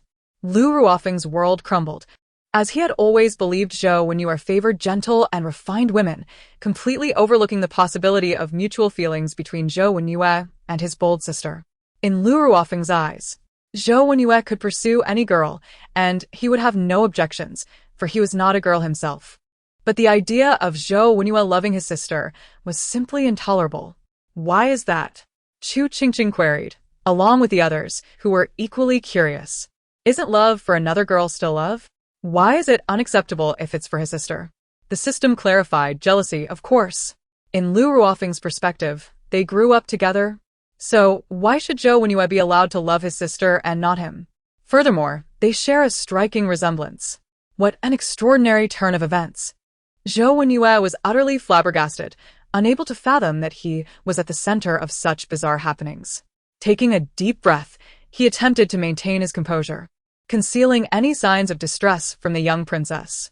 Little did he know, even more overwhelming revelations were yet to come. What does it matter if they resemble each other? That does not change the fact that he is a man, Chu Qingqing remarked. Indeed, but Lu Ruofeng does not see it that way. Since discovering Zhou Wenyue's relationship with his sister, he has covertly sought to disrupt their connection, creating obstacles in their romance, even feigning innocence to garner Zhou Wenyue's sympathy and care. Zhou Wenyue inhaled deeply, feeling dizzy. He had assumed Lu Ruofeng was merely sulking because he believed he was unworthy of his sister, or feared their relationship would distance him from them. Who would have thought the true reason was Lu Ruofeng's affection for him, and even jealousy towards Ruoyun? Upon hearing the system's words, Chu Qingqing gasped. This person is quite wicked. That is his own sister. Chu Qingqing was taken aback. She held no biases against any sexual orientation, believing that as long as people were happy together, it mattered not. Yet, Lu Ruofeng's actions were beyond reproach. His sister and brother-in-law were content, and he felt the need to meddle? This transcended mere gender. It was a matter of ethics. The system clicked its tongue, indeed. Fortunately, despite his relentless attempts to sabotage their relationship, Zhou Wenyue and the childhood companion managed to overcome numerous obstacles, vowing to remain together through thick and thin. However, Lu Ruofeng was infuriated, driven to madness, and in a fit of rage, he devised a nefarious scheme. Hearing the mention of a sinister plot, the assembly recalled the earlier ominous predictions made by the system regarding Zhou Wenyue and the childhood companion's grim future. Could it be that all of this was orchestrated by the brother of Zhou Wenyue's beloved? Gasps filled the air as the realization struck. Zhou Wenyue stood frozen in disbelief, unable to comprehend that Lu Ruofeng was behind it all. His eyes trembled in shock. How could this be? He had always regarded Lu Ruofeng as a true brother. How could he commit such treachery? And Ruoyun was his own sister. Are you suggesting that everything that transpired afterward was the result of Lu Ruofeng's scheme? Chu Qingqing inquired. Indeed, the mastermind behind all this chaos is Lu Ruofeng. It was truly him. Zhou Wenyue shut his eyes, grappling with the reality that Ruoyun was his own sister. Because he is the younger brother, the Lu family favors him and neglects Ruoyun. Yet, Ruoyun harbors no resentment, consistently showing him kindness for a decade. She always thinks of him first when it comes to good things. What has such benevolence brought her in return? Chu Qingqing can hardly believe it, but he is her biological brother. How could he? The system interjects. What does it matter if he is her biological brother? Some individuals are inherently malicious. To them, even their parents hold no more significance than strangers. This little green tea is one such person. Do you know what he did? Before Chu Qingqing could respond, the system continued. He sold his sister to a lecherous 70-year-old who had just taken a young concubine as his 18th wife. The revelation left everyone gasping in shock, their eyes wide in disbelief, finally comprehending the system's earlier assertion regarding his innate malevolence. The system elaborated. Seeing that ordinary means of sowing discord failed to separate the two, he devised a more sinister scheme. Coincidentally, he heard about an exceedingly lascivious official in the county who, despite having numerous concubines, remained unsatisfied. Thus, he concocted a truly wicked plan. In doing so, he completely eliminated his sister, forever thwarting any possibility of her being with Zhou Wenyue. Indeed, he executed this plan, even donning his sister's attire to wander near the official's residence before Zhou Wenyue arrived in the capital for the imperial examination. Once his scheme bore fruit, he hired an intermediary to negotiate with the lecherous official, finalizing the time and price. As soon as Zhou Wenyue entered the capital for the examination, he deceived his sister into the city and sold her to the official.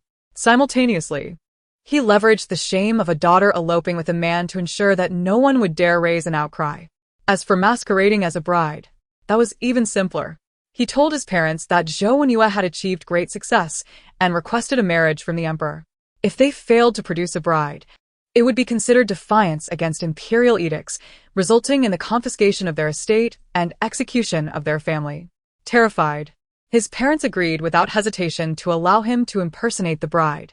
The courtiers listening to these revelations found it hard to fathom the existence of such a cold-hearted and malicious individual who would sell his own sister to a lecherous septuagenarian. Moreover, after the transaction, he could lie so calmly, framing the entire incident as his sister's elopement with another. This was truly the epitome of wickedness. Upon hearing the system's account, Zhou Wenyue's face turned pale, nearly causing him to faint.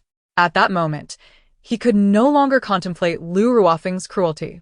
His only concern was for Ruoyun. Had she already fallen victim to him? Chu Qingqing shared this concern, silently pondering. But the system assured her that it had not yet happened, though it would soon. Within 10 days, the little green tea would put his plan into action, deceiving his sister into the city and selling her to the lecherous official.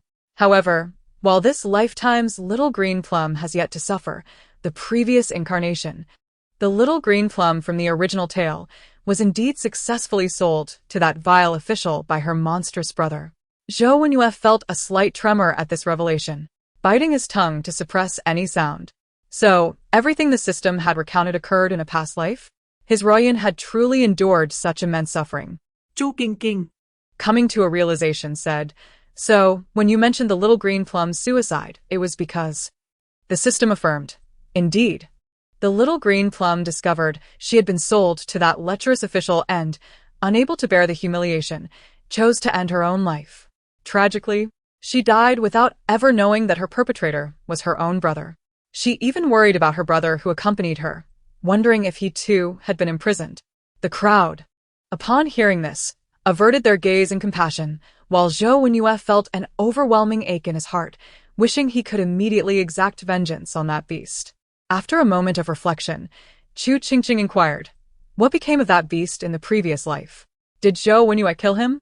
The system replied, "How could that be?" The Zhou Wenyue of that lifetime was utterly oblivious to these events. Not only did he not kill him, but he also pitted him for losing his sister and, out of fear of being punished by the emperor, allowed him to marry his sister instead. Thus, he let him stay in the manor, treating him like a brother. Chu Qingqing felt an urge to bite something in frustration. The system added, "However, Zhou Wenyue was not foolish. He began to investigate the truth. Unfortunately, that beast and the lecherous official were cunning, having destroyed all evidence and disposed of the little green plum's body in the depths of the mountains, eliminating nearly all traces. Moreover, during that time, Zhou Wenyue suffered from depression and tuberculosis, his health deteriorating. He was preoccupied with court matters, the investigation, and mourning the deceased little green plum, ultimately passing away in solitude within the manor before uncovering the truth." Chapter 86. Profiting while others suffer. It is too tragic. Both Zhou Wenyue and the little green plum perished, while the true culprit thrived until the end. Chu Qingqing expressed her anger. The system agreed. "Indeed, it is an utterly dismal scenario." Chu Qingqing continued, "By the way, system, do you possess any ability to send dreams?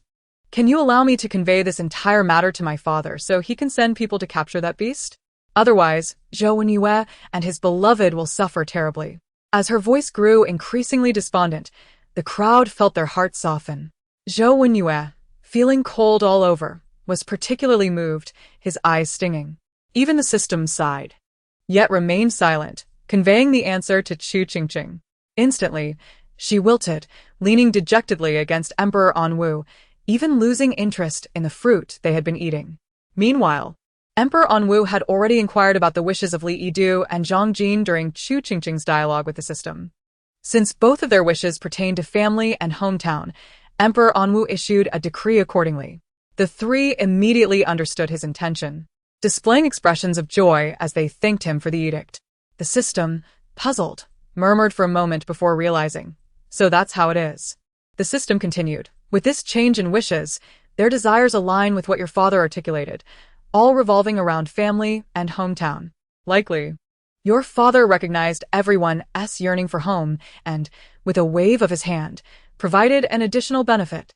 Chu Qingqing clung to Emperor Anwu's arm, exclaiming, "I knew my father was the best." Just moments ago, Emperor Anwu had been brooding over the tragic fate of the virtuous ministers he had painstakingly selected in his previous life. Now, buoyed by his daughter's praise, he felt elated.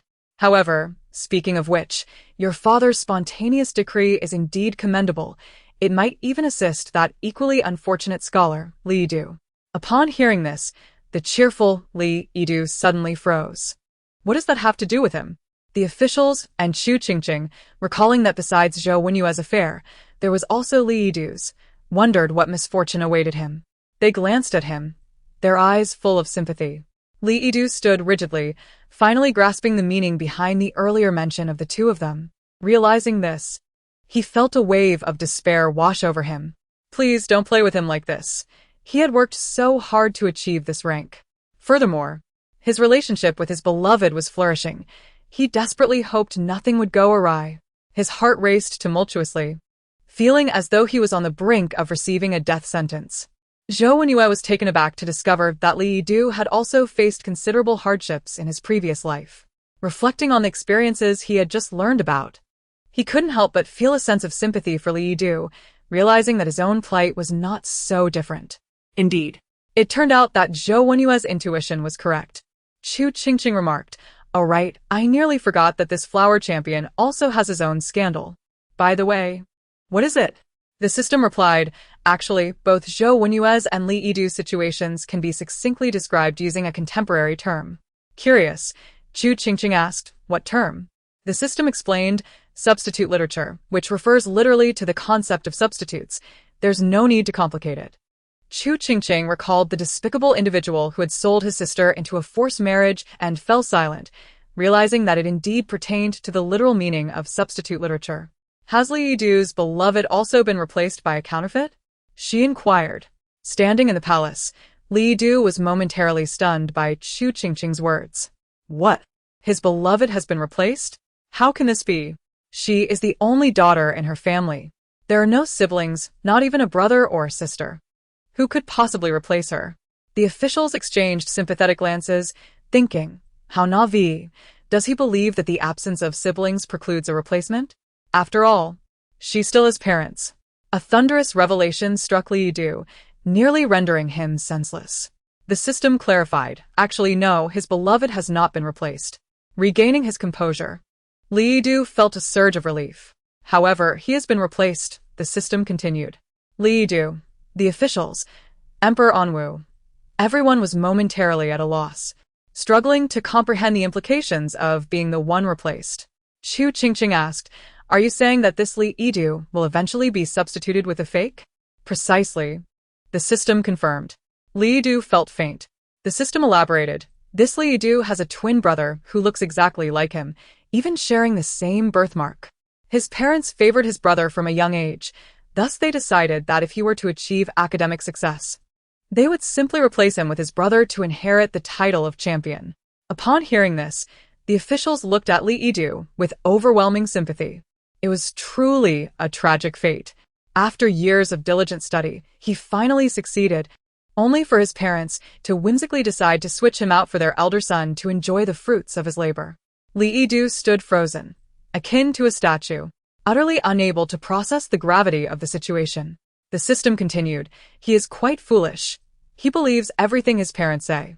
If they genuinely wished for his brother to remain unaccomplished, why would they allow him to attend school alongside him? Why would they encourage his brother to study late into the night, even sneaking peeks at his notes? All of this was to lay the groundwork for his brother to inherit his position. Moreover, his brother has long harbored feelings for his beloved. So not only would he inherit his title, but also his beautiful wife. Truly a two-for-one scenario. Chapter 87. In his previous life, he lived as a fool. This fool believes his parents and brother are acting in his best interest, unaware that they are plotting his downfall. A thunderous realization struck Li Yidu, shattering his already rigid demeanor into pieces, leaving him in utter ruin. His parents not only intended to have his brother usurp his position, but also sought to claim his beloved and future beautiful wife. Was this the behavior of human beings? Li Yidu was nearly moved to a fit of rage, yet rationality prevailed, restraining the words that threatened to escape his lips. If he voiced his thoughts, it might truly result in his brother's ascendancy. The surrounding officials, equally stunned by the system's revelations, could only twitch their lips in disbelief. Such a tragic fate, inheritance of the flower champion's title and his stunning wife, was beyond comprehension. Chu Qingqing, equally taken aback by the absurdity of the situation, finally spoke. "Are you sure these are his biological parents? What kind of decent parents would do such a thing?" "Indeed, they are his biological parents. He and his brother share identical appearances, being twins," the system confirmed. Chu Qingqing's sympathy deepened. "That is truly unfortunate." The officials echoed. "Indeed, that is exceedingly tragic." Li Yidu. Even Zhou Wenyue could not suppress a look of compassion, while only Zhang Jin gazed at him with unwavering conviction. "Brother Li, I believe in you." Li Yidu. "Believe in what? I do not even believe in myself." Sigh. "Your situation is truly lamentable." After painstakingly selecting 3 capable individuals, only one remains, or rather 2, since in everyone's eyes, Li Yidu's brother is simply Li Yidu. However, the capabilities of these 2 are worlds apart. Li Yidu's brother is clearly the sort who would struggle to pass a local examination, impersonating his brother to assume office. One can only imagine the consequences. This even led your father to question whether he was blind when he chose the flower champion, as he ended up selecting such a worthless individual. Chu Qingqing the ma? My father is truly unfortunate. The system acknowledged. Who would disagree? Emperor Anwu. Chu Qingqing inquired, what ultimately happened to Li Yidu in his previous life? The system replied, "Oh. During a confrontation with his parents, he bumped his head against a stone and became a fool, living the rest of his life under the guise of his brother." As the system concluded, a heavy silence enveloped the grand hall. The officials collectively murmured, "What a life lived as a fool." Zhou Wenyue offered a comforting glance. "It's all right. Being a fool is merely a state of being. At least you are still alive." Li Yidu was on the verge of tears. This was hardly preferable to death. Chu Qingqing fell silent, contemplating the misfortune that seemed to plague Li Yidu. She asked, what became of his beloved? Surely, she would have noticed that her husband had been replaced? Indeed, she realized it on their wedding day, the system confirmed. Upon hearing this, Li Yidu felt a surge of hope, nearly brought to tears, convinced that his beloved would recognize him. The system continued, however. She felt that the 2 brothers looked so alike that it made no difference, and since Li Yidu had already become a fool, revealing the truth would mean she would have to live with a fool. Thus, she chose to remain oblivious and happily engaged with Li Yidu's brother. Li Yidu. The officials. Chu Qingqing remarked, he should not be called Li Yidu. He should be named Li Yitsun. And not just any form of misfortune. Everyone. A fitting name for Li Yitsun. Nonetheless, it must be acknowledged that the one she truly loves is still Li Yidu, making it impossible for her to be entirely heartless, hence. Li Yidu felt a flicker of hope ignite within him, eagerly anticipating the system's next statement, only to hear it declare. Thus, she named her child with Li Yidu's brother Dudu in memory of her lost first love. Upon hearing this, the officials fell silent, casting sympathetic glances at Li Yidu. What a poignant tribute to a lost first love. Li Yidu, overwhelmed by the emotional upheaval, appeared momentarily as though he had become a mere shadow of himself. Ha, Dudu, ha. The officials realized it seems he has been left in shock. Chu Qingqing, clearly taken aback by this melodramatic turn of events, finally spoke after a long pause. Did Li Yidu's brother consent to this? Did he not object? Would he not feel angered that his wife named their child in honor of his brother? The system, of course, he agreed. Not only did his brother consent, but he was even more enthusiastic than she was, for this allowed him to openly take advantage of his foolish younger brother. In their previous life, after the child was born, his brother's favorite pastime was to hold the baby and, in front of Li Yidu, call out, "Dudu, come here, and let your father hear you." The crowd, They hardly dared to glance at Li Yidu's expression, fearing that he might faint from the shock. Chu Qingqing also found it unbearable to watch. It was simply too tragic. The system. No need to calculate. I will tell you directly. Even if Li Yidu is not replaced, these events will likely still unfold, and in forms that will be even more difficult for him to accept. A glimmer of hope rose in Li Yidu's heart. Why is that? Chu Qingqing, equally curious, asked why. The ministers perked up their ears, awaiting the answer. And then the system declared, it is because Li Yidu's beloved has long been entangled with his brother. Thunderstruck, shattering the last remnant of hope in Li Yidu, leaving him utterly devastated. What had he just heard? The system.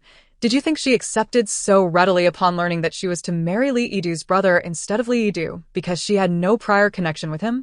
It's because she has long been involved with Li Yidu's brother. The crowd. Chu Qingqing. The system. This fool, Li Yidu, still doesn't he know? Just before coming to the capital for the exam, he even reminded his brother to take good care of his beloved. His brother has already taken care of her countless times. Did he really need to remind him? Moreover, this fool was reluctant to part, saying his goodbyes to the two, unaware that they were eager for him to leave and not disturb their romantic world. Chapter 88. Caught red-handed. The farewell scene at the village head was comically tragic. This fool believed he was bidding farewell to his beloved and brother, not realizing it was actually his brother and sister-in-law bidding him farewell. The system clicked its tongue in dismay, exclaiming, "It's truly pitiful." The ministers nodded in silent agreement. This was not merely tragic, it was a calamity of epic proportions. Even Emperor Anwu gazed at Li Yidu with an indescribable sympathy. Receiving the sympathetic glances from the crowd, Li Yidu stood there, devastated, unable to accept the truth of what he had just heard, yet those words lodged firmly in his mind. If that were the case, many things that had previously baffled him suddenly seemed to have answers. Li Yidu felt as though he were shattering. He could not comprehend why Mo heir would act this way. Had he not treated her well? Did he not love her enough?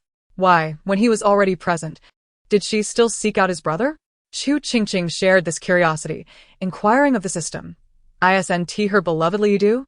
Why is she involved with his brother? The system then chuckled lewdly and replied, "Of course, it is precisely because it is stimulating."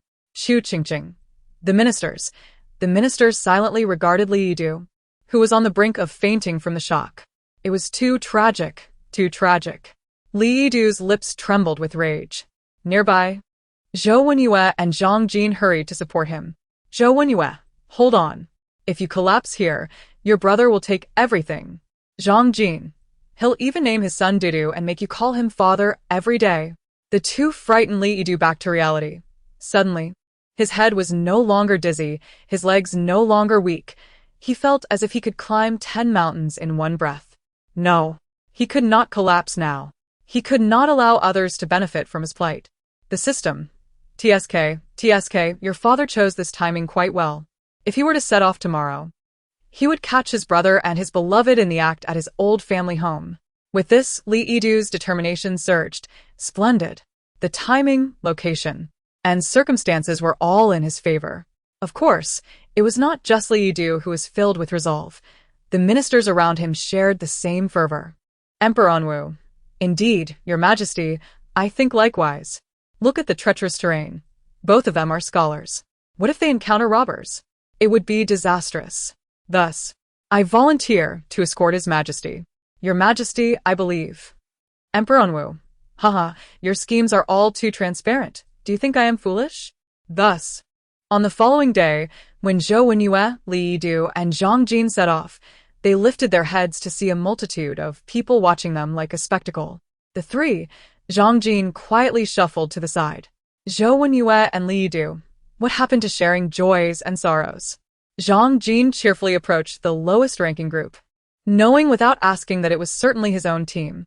At the same time, he glanced at Zhou Wenyue and Li Yidu, genuinely marveling that being overlooked could be a blessing. At least it proved he was not a target. In truth, Emperor Anwu's decree was timed perfectly. He had informed her because he needed her assistance to bring forth the corrupt official.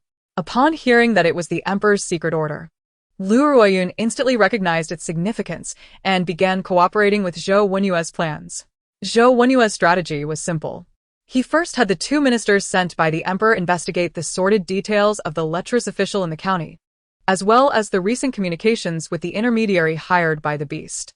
Once they determined the exact timing of the transaction, they could lay in wait.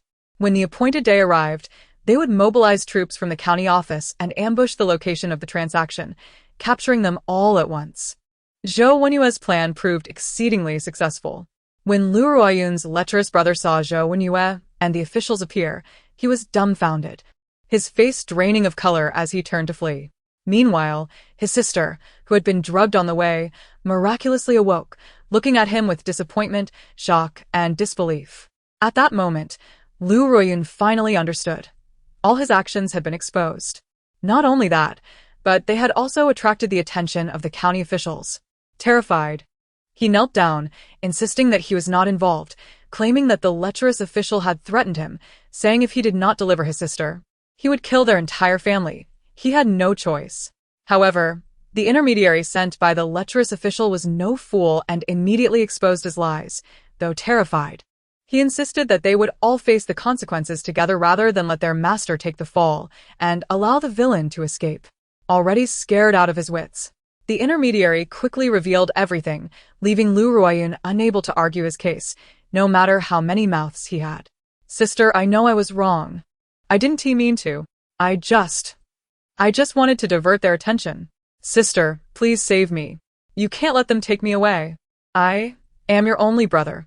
I am your real brother. Chapter 89. Now you know fear? It's too late. Meanwhile, in the Yan'ing Hall of the Imperial Palace in the capital, a group of ministers, having calculated the timing to trade overtime for a clear view of the spectacle, were left speechless after hearing Lu Ruoyun's words. They had never imagined such shamelessness existed in the world. Chu Qingqing could not help but scoff. How can he utter such words with a straight face? When he sold the young plum blossom, did he not consider that she was his own sister? Now that he is about to be apprehended, he knows to call for his sister. Too bad. It's too late. Lu Ruoyun stood dazedly in place, staring blankly at her brother kneeling at her feet. Although the person before her was her brother, whom she had known intimately for years, an inexplicable sense of terrifying unfamiliarity enveloped her. Sister, I truly realize my mistakes. I beg you, save me. I cannot be taken away. I cannot be taken away. Lu Ruofeng clutched Lu Ruoyun's garment desperately, as if it were his only lifeline. He fervently reassured himself that his sister had always cherished him above all else, even more than she adored Zhou Wenyue. Indeed, that was the case, thus, he believed that she would certainly save him. However, Ruofeng, when one errs, one must accept the consequences. Lu Ruoyun remained rooted, her gaze fixed upon him. And just as everyone expected her to relent, she finally spoke. Have you forgotten how your sister taught you? You must bear the consequences of your own mistakes. You are no longer a child. You must pay the price for your actions. No one can aid you but yourself, not even your sister. Ruofeng had anticipated her to feel pity, to defend him, to concoct excuses on his behalf, yet he was taken aback by her words. He looked up at her, incredulous. No, sister, you did not say this before. You promised you would help me.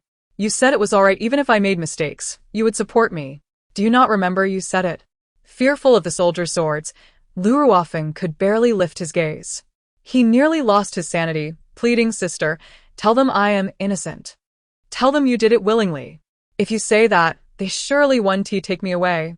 Ruofeng, are you still human? Zhou Wenyue could no longer contain his frustration. He stepped forward and pulled him away, gritting his teeth. She is your own sister. Do you have no shame? You expect her to claim she was willingly sold by you?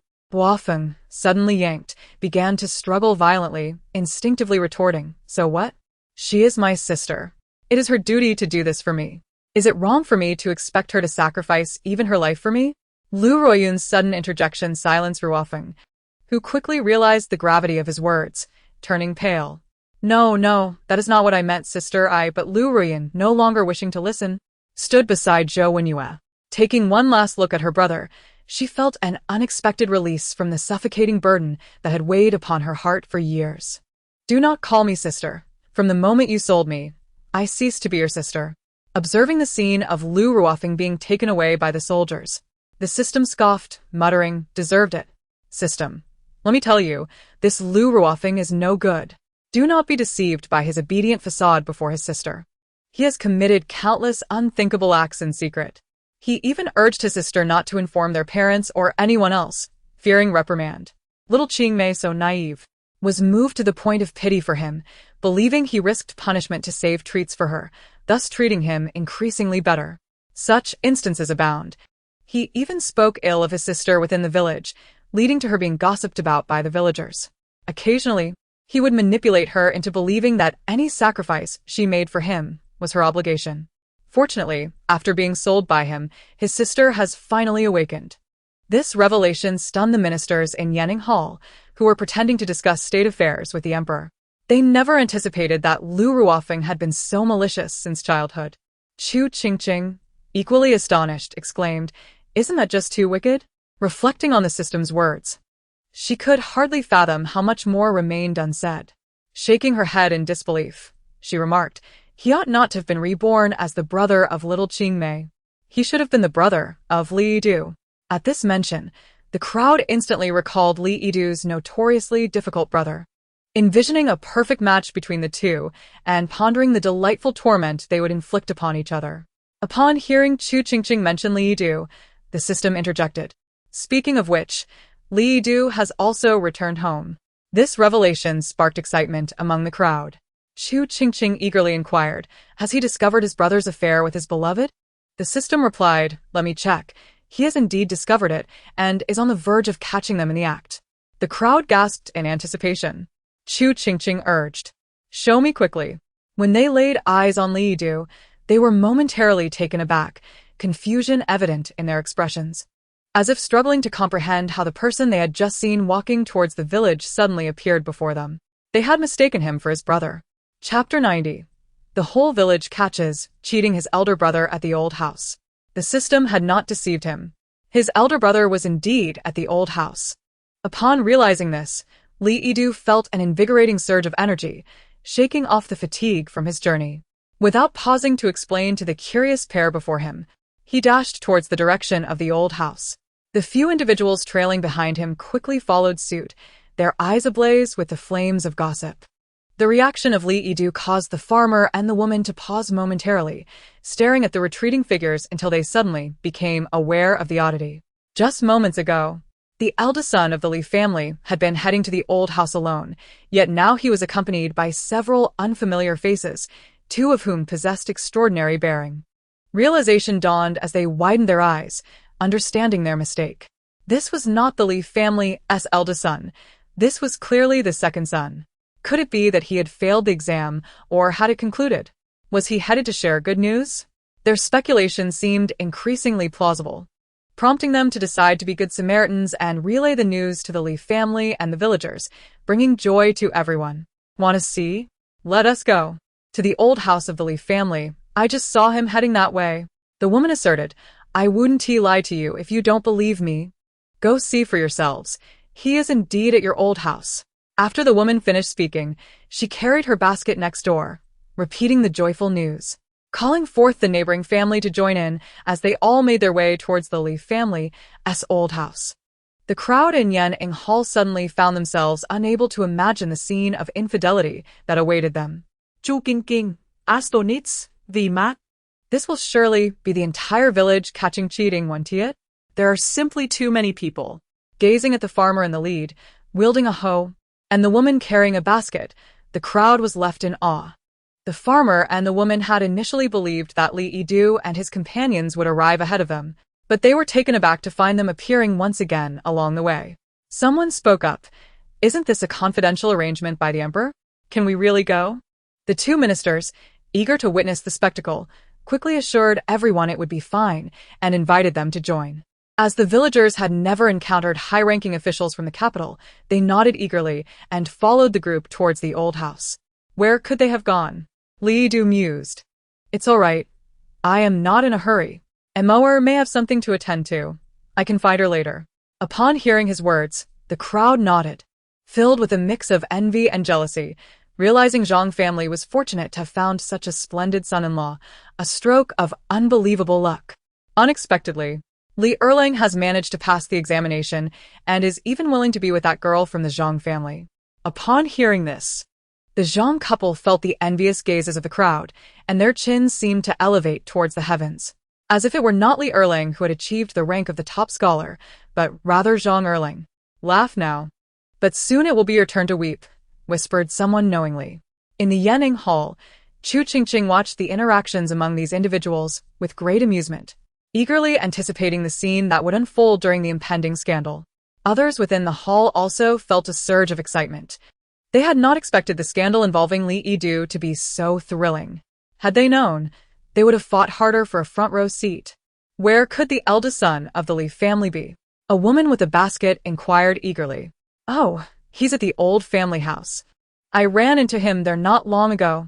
The crowd nodded in understanding, and then someone suddenly suggested, how about we surprise him? Surprise? How do we do that? A chorus of agreement followed, and thus it was decided. Li Du had no objections. To him, the question of embarrassment was of little consequence.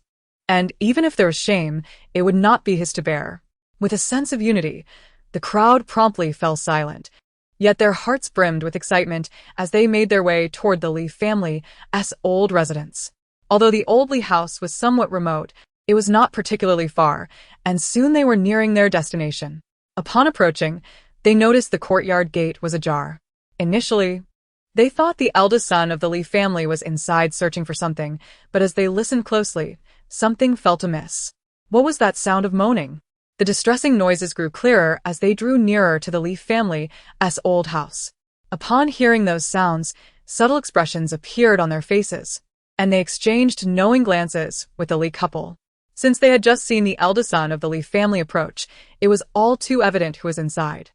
The mystery lay in identifying the bold woman who dared to engage in such acts in broad daylight within the old house.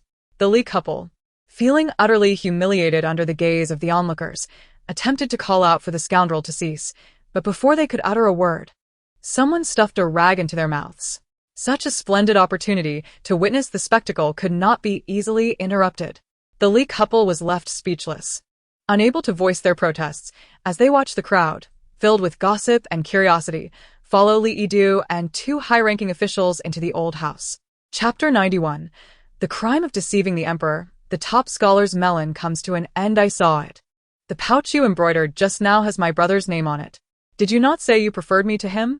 Why then did you embroider a pouch for him? As the crowd drew closer, the dialogue between the man and woman inside became increasingly audible, along with the moans.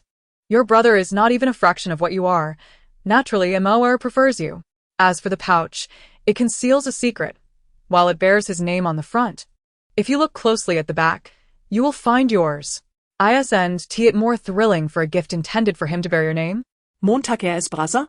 This revelation was quite substantial. The crowd exchanged glances, witnessing shock and excitement reflected in one another's eyes. The individuals within were none other than the eldest son of the Li family and his brother's fiancée.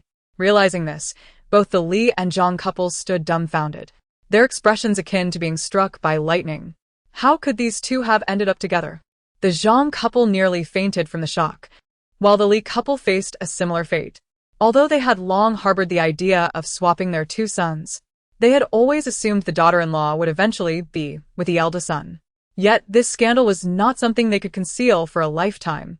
Even if it were to be revealed, it could not be in such a manner. How would the Li family survive after this? What utter disgrace! Oh, dear. What is happening? How could those two have ended up together? An elderly woman, having regained her composure, hurried to check on Li Du. Upon noticing her, the crowd felt a pang of realization. Li Du was right there. The Li couple felt a jolt of alarm and rushed to grasp Li Du's hand, urging him to calm down, but he shrugged them off violently. A few friends of Li Du, enraged by the words exchanged within, had tears in their eyes. One youthful man, about the same age as Li Du, rushed forward and kicked down the dilapidated door. The loud crash startled the couple inside, causing Li Yidu's brother to falter and drop Zhang Emoer, both tumbling to the ground with gasps of pain. Initially believing it was merely an intruder, Li Yidu's brother began to curse, but as he turned to see a throng of villagers pouring in, he was met with disbelief. Sang Montag erschrickt. scrambling to grab a garment from the table to cover herself before hiding under the dusty bed, trembling in fear. Li Yixuan was equally stunned, incredulously exclaiming, "How could you all be here?" Yet, his shock deepened further when he spotted his brother, who had claimed to be in the capital for examinations, standing right there. Li Du's remark left not only Li Yixuan dumbfounded but also rendered the Li couple pale, as they abruptly turned to face Li Du, astonished that he knew of their intentions. The onlookers exchanged puzzled glances, wondering what Li Du meant. "What nonsense are you spouting? When did we ever say we would have your brother take your place as the top scholar?" The Li couple, feeling increasingly cornered by the crowd's scrutiny, hastily retorted. However, the moment the words left their lips, they regretted it, for Li Yidu continued. "When did I ever say you wanted my brother to take my place as the top scholar? I merely questioned whether he would impersonate me in the capital to deceive our parents." Upon hearing this, the crowd began to piece together the implications and exchanged glances, filled with disbelief. Was it possible that they genuinely intended such an audacious plan? The Li family had lost their minds. Instead of cherishing their clever and talented son who had achieved the rank of top scholar, they were brazenly attempting to substitute him with the eldest son. As they observed the bewildered gazes of those around them, the three members of the Li family hastily attempted to clarify, but halfway through their explanations, Zhang Yimou'er suddenly interjected, "I can vouch for Yidu. Everything he said is true." Her words left the audience wide-eyed, particularly Li Yixuan, who gazed at her in utter disbelief. Despite feeling a wave of fear, Zhang Yimou'er pressed on. "The reason I am in this predicament is because of this matter. They not only forbade me from speaking out but also threatened me with my parents and my reputation, coercing me into this illicit affair with Li Yixuan." As Zhang Yimou'er spoke, she began to weep, her eyes filled with anguish as she looked at Li Yidu. I have wronged you." Li Yidu replied, "Indeed, you have wronged me. Your words are merely an attempt to evade responsibility, making me believe you were coerced. Do not feign innocence. I have long been aware of your involvement with him." At this, Zhang Yimou'er's complexion drained of color, and she wished to continue explaining. But Li Yidu interjected, "Everyone here is not a fool. We heard every word you exchanged with him." Suddenly, Li Du shuklat. Leading the surrounding crowd to assume he had lost his wits in anger, but he stated, "Do you not fancy my brother? Very well, I shall facilitate your desires. From this day forth, I, Li Du, shall sever all ties with you and the Li family. You may indulge freely, and even marry and bear children tomorrow, and it shall have no bearing on me whatsoever." Upon hearing Li Yidu's words, both the Li family and the Zhang family were rendered utterly dumbfounded. They rushed forward to obstruct him, but before they could even grasp the hem of his sleeve, they were unexpectedly seized by the officials who burst in from outside. Summoned by an anonymous report, "You are suspected of conspiring to harm and usurp the position designated by the emperor for the top scholar. This is a grave offense against the crown, and you must accompany us." The sudden appearance of the officials sent the three members of the Li family into a state of panic, frantically attempting to flee. However, their desperate attempts only led to a severe reprimand, followed by being bound and taken to the county office, where they disclosed every detail, both relevant and irrelevant. Chapter 92. The Crown Prince and Sixth Prince under pursuit. The recent examination yielded two significant scandals, not only satisfying Chu Qingqing but also delighting the entire court and Emperor Anwu, particularly as the emperor's demeanor brightened considerably during morning audiences following the resolution of these matters. Even the ministers, who had been burning the midnight oil for these events, felt invigorated by the outcome and looked forward to future occurrences. Although they claimed to be merely observing the festivities, their true motivation lay in their thirst for gossip. After all, the eunuchs and palace maids, being privy to royal secrets, possessed knowledge that often eluded the system. For instance, the eldest prince frequently bullied his younger brothers, leveraging the influence of his maternal uncle, the esteemed general of the state. Furthermore, the Empress Dowager was the niece of the current empress, resulting in a complex web of envy and resentment towards the favored concubine. "What? You say my brother is being pursued?" Chu Qingqing exclaimed, her expression one of bewilderment as she glanced at Xu Jinan, who stood lazily in the hall, yawning obliviously. "Isn't he just yawning? How could he be assassinated?" The panicked ministers, Overhearing the conversation between the system and Chu Qingqing, interjected. No. It's not just this one brother. The sixth prince and the crown prince are both under threat. 3 groups. Chu Qingqing was stunned. She had anticipated multiple assassination attempts, but never imagined it would be so many. The court officials and Emperor Anwu were equally taken aback. 3 groups? The system elaborated. 2 of the groups are targeting the crown prince, while 1 is after your 6th brother. Gritting her teeth, Chu Qingqing demanded, "Can we ascertain who dispatched them?"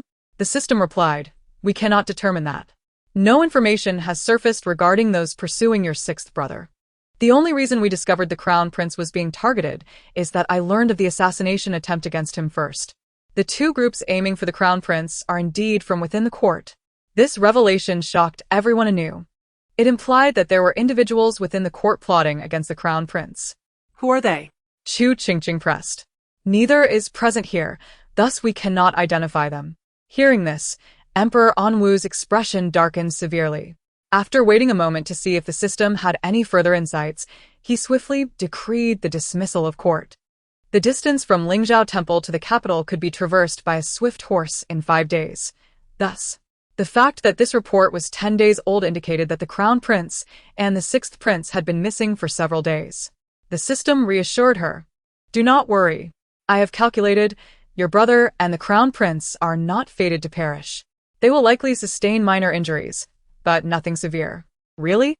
Chu Qingqing asked, her voice laced with concern. "Of course, I would never deceive you," the system replied confidently. "How clever. I assumed they would directly approach the local authorities in Luozhou." She mused. Not at all. A typical person might have done so. But the crown prince outright rejected that idea and led your 6th brother to disguise themselves as beggars instead. If what the system said was true, then the 2 groups targeting the crown prince were likely operatives who had already compromised officials within Luozhou. Even if they hadn't been bribed, should the 2 princes have approached the authorities, they would have been exposed to those plotting against them, rendering them unable to conceal themselves. Any unforeseen circumstances could lead to a dire fate. Though Chu Qingqing had never met her 6th brother or the crown prince, the bond of blood instinctively made her feel a sense of closeness towards them, especially the 6th prince, who shared the same mother as her. Indeed, Chu Qingqing found herself forcibly retained in Emperor Anwu's quarters, required to stay with him until the mid-autumn banquet. "I understand. I am merely a bit apprehensive.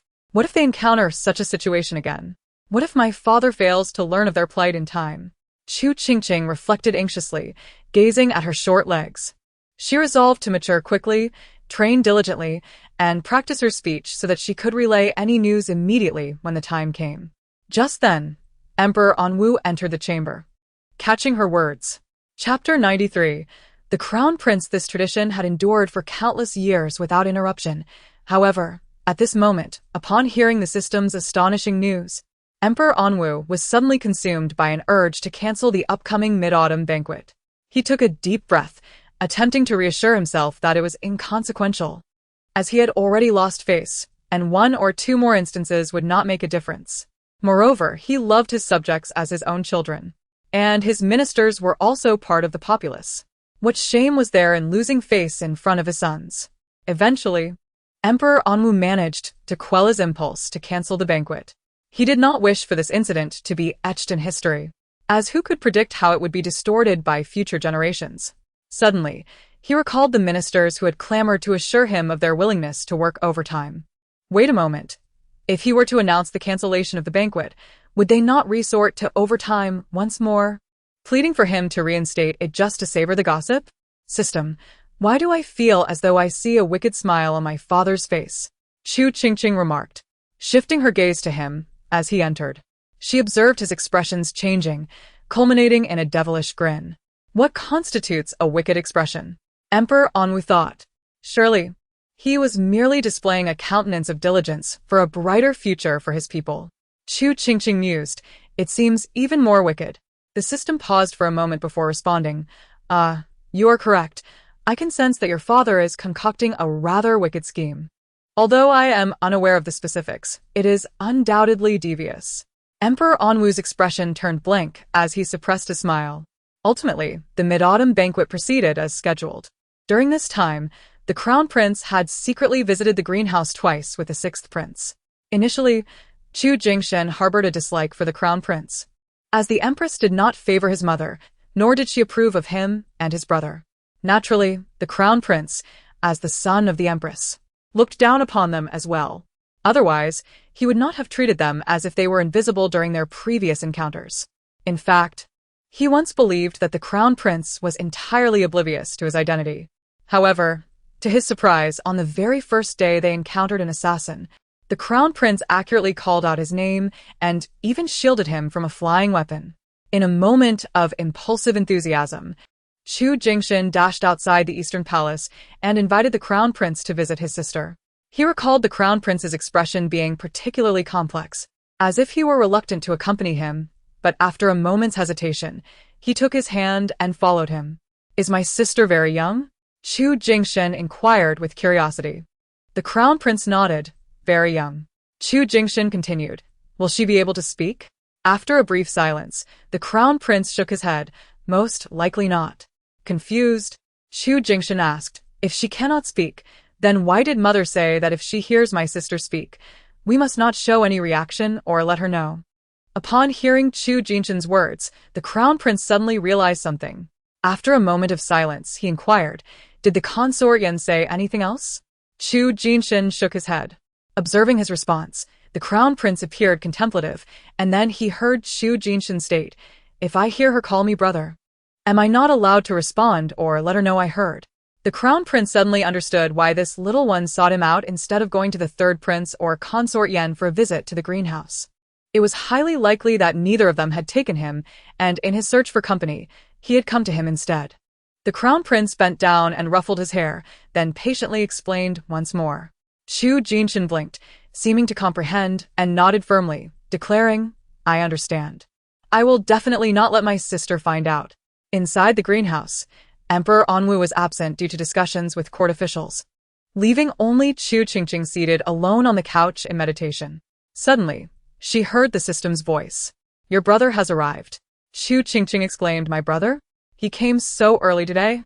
I mentioned you have more than one brother. The two arriving are the other two." At that moment, two individuals were about to enter the hall. Noticing Chu Qingqing's astonished expression, the crown prince gently supported his chin, urging him to cease his surprise. Realizing the situation, Chu Qingqing quickly closed his mouth and nodded solemnly, signaling that he understood and would not reveal anything. Then they heard, "Oh? You mean the crown prince and my sixth brother?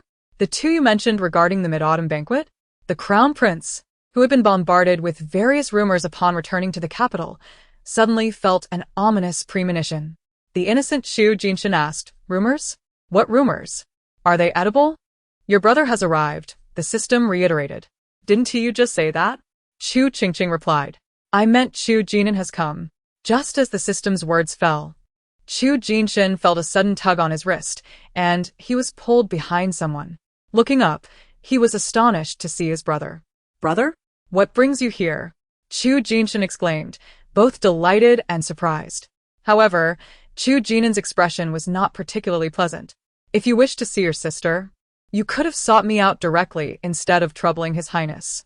Chu Qingqing's smile faded upon seeing Chu Jinin's grim countenance and hearing his words. He pursed his lips and fell silent. After speaking, Chu Jinin turned to the crown prince and stated, "Deeper is mischievous.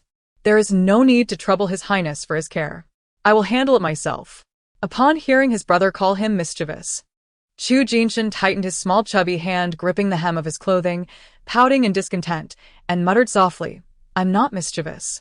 Chu Jinin paused, glancing skeptically at the crown prince, feeling that he seemed somewhat different than before but remained cautious. Just as he was about to speak, Chu Qingqing quietly interjected, "I went to find brother crown prince on my own. Please do not mention him." Chu Jinin thought, for heaven's sake, how could I dare to mention the crown prince? "And who exactly is your brother here? Are you siding with him against me?" The ungrateful Chu Jinin rolled his eyes inwardly, about to continue when a familiar childish voice interrupted. "Why do I feel like my brother dislikes the crown prince?" Hearing his sister's voice, Chu Jinin was suddenly struck by an ominous feeling.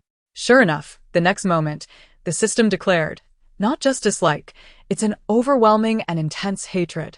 As the system's words echoed, the greenhouse fell into a profound silence. The palace maids and eunuchs, who could hear Chu Qingqing's thoughts, were astonished. The third prince truly harbored such disdain for the crown prince. Chu Qingqing closed his eyes in despair. "Oh, dear sister, you're going to get me killed."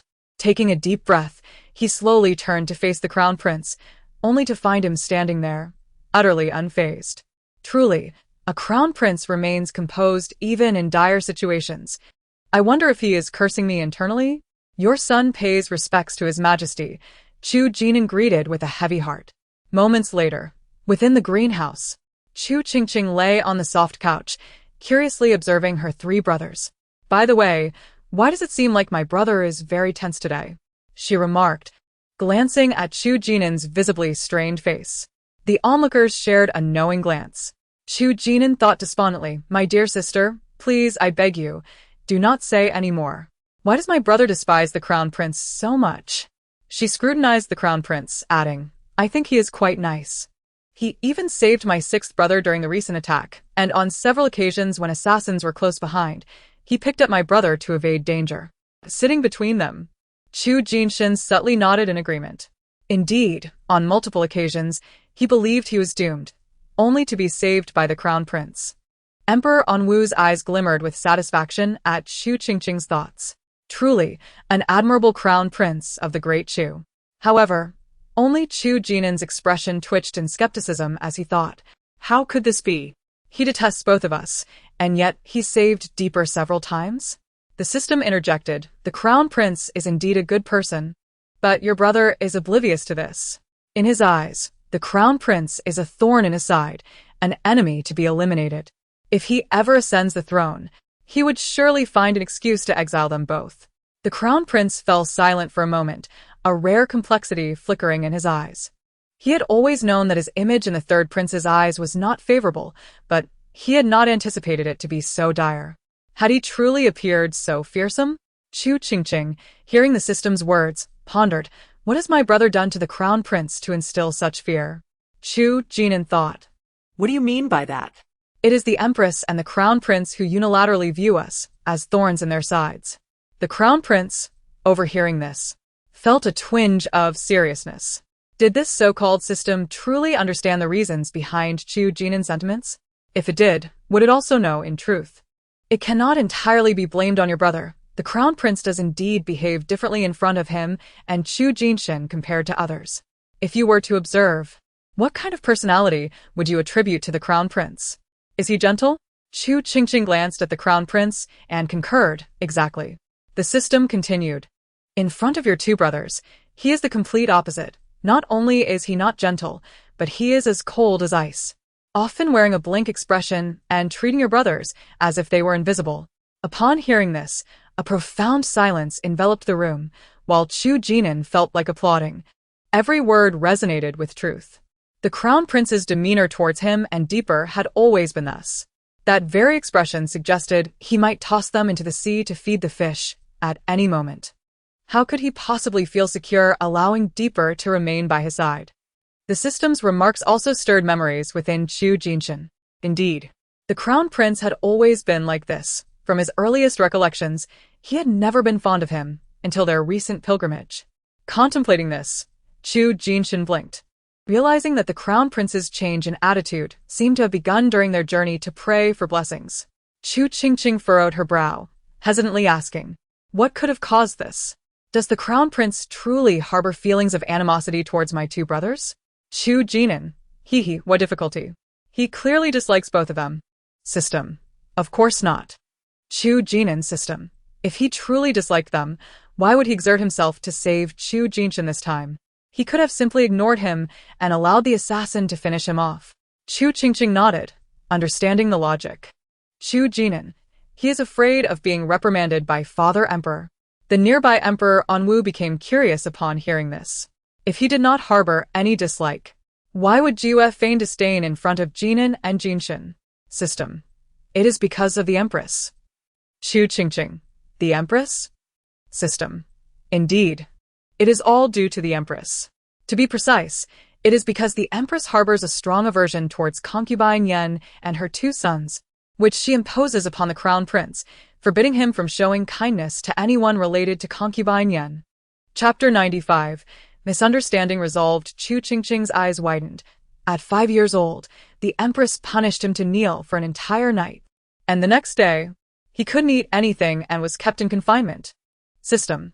That is just the beginning. Later, when the crown prince was caught practicing martial arts with your brother, he was punished with 3 days of fasting and confinement. He nearly starved to fainting. Punishments like kneeling and confinement were almost a daily occurrence for the crown prince. Whenever the empress was displeased, she would vent her frustrations on him, justifying it as being for his own good since he is the crown prince. Chu Qingqing was utterly shocked, and after a moment of contemplation, she sincerely asked, "Are you certain the empress does not have any mental issues?" The Emperor Anwu, who had been listening to the system's revelations, suddenly wore an extremely grim expression. Chu Jinan was equally bewildered, his mind racing with questions. Had he truly played with the crown prince as a child? Had they even gone to the practice grounds together? The crown prince was punished twice for playing with him, and the second time he fainted. This must be a lie. How could this be possible? Was the empress unwell? Chu Qingqing discreetly glanced at Emperor Anwu. Does my father not know about these matters? System. Of course, your father is unaware. The empress has strictly forbidden anyone in the palace from discussing these issues, who would dare to risk their life to report to the emperor. They all pretend to be ignorant or echo the empress's sentiment, claiming it is all for the crown prince's benefit. Chu Qingqing envisioned a small, unloved child kneeling in the dark palace courtyard, and her heart ached. The crown prince is truly pitiful. Chu Qingqing lamented. Is my brother foolish? How could he think the crown prince, such a good person, would want to harm them both? Foolish Chu Jinan, suddenly feeling a pang of guilt. Chu Qingqing. Wait. How does the empress know what the crown prince does every day? System. Naturally, she sends people to watch him daily, and she has her own people around the crown prince, so she can learn anything she wishes to know. Chu Qingqing. That is downright creepy. System. Who could disagree? System. No. Nowadays punishments are generally not imposed. It is the crown prince who voluntarily accepts them. As the empress altered her strategy years ago, the crown prince is no longer the same easily managed child. System. Now, she employs strategy. The crown prince aims to infuriate her. Each time he commits an error according to her rules, she clutches her heart and stands before him, proclaiming that he will one day drive her to her grave, prompting the crown prince to accept the punishment to appease her. Chu Qingqing took a deep breath. Then, please exchange for me a potion that makes one ugly or a laxative. I must give her one during the Mid-Autumn Festival. I can't take it anymore. System. However, the crown prince is no fool. The people the empress previously assigned to watch him have long been turned to his side, so generally, the empress is no longer privy to his whereabouts as she once was. There are many things she does not know. Meanwhile, Chu Jinshan, who felt he had caused great trouble by implicating the crown prince in punishments, was on the verge of tears. Hearing the system's words offered him some comfort. He sniffled and held back his tears. Chu Qingqing. So, this is fundamentally a colossal misunderstanding. The crown prince does not dislike my 3rd brother and 6th brother at all. He is merely compelled to act this way under the empress's pressure. System. Correct, and in fact, the crown prince initially did not intend to treat them differently. He only thought that as long as he did not speak to them, it would suffice. But being a child, he cannot comprehend why. For instance, your brother, having played well with the 2 not long ago, naturally approached the crown prince to play again when he saw him.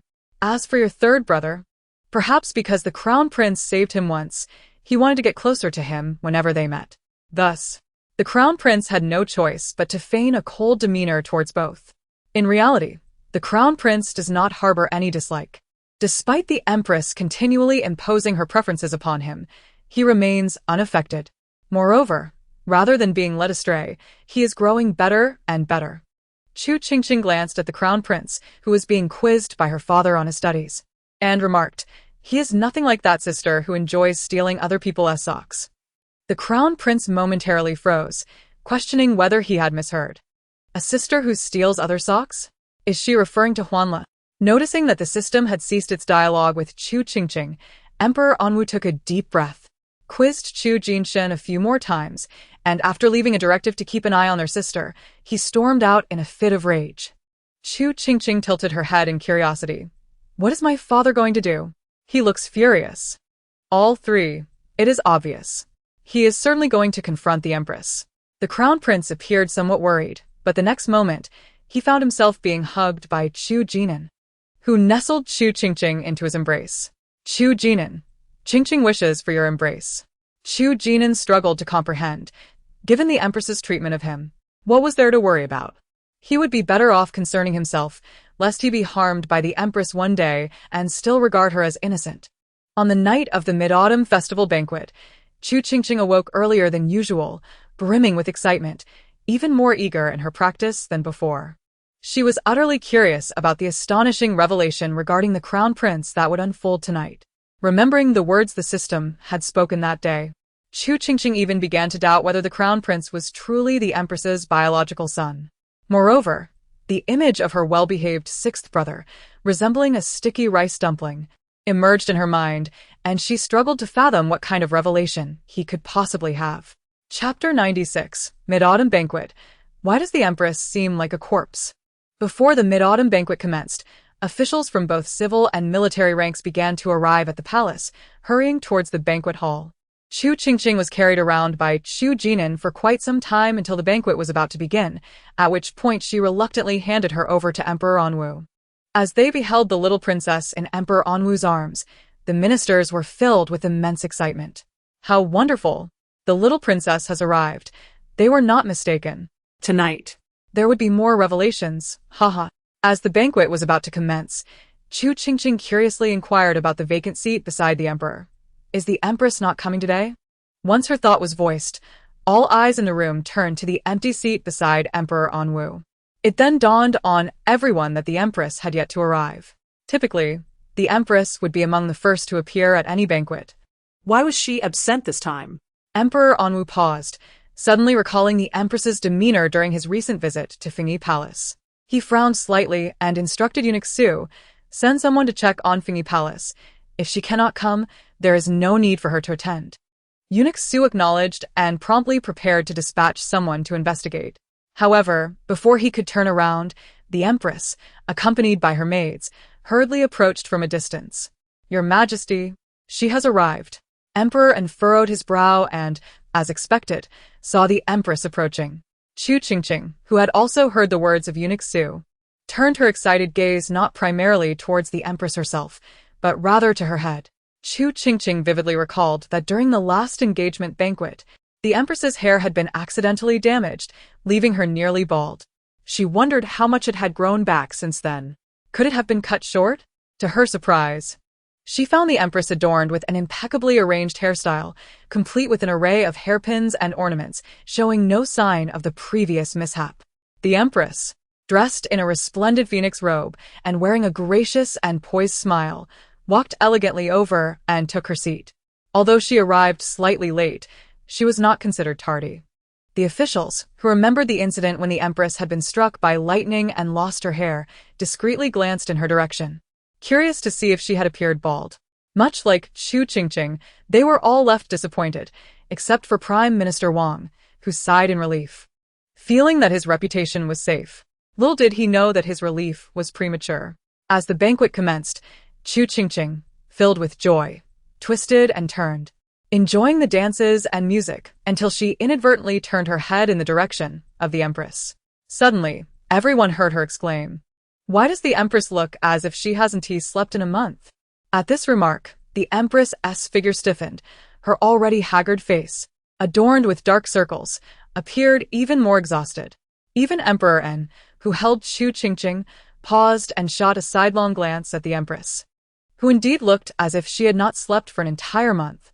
He thought to himself, having seen her just days before, that her appearance had drastically changed.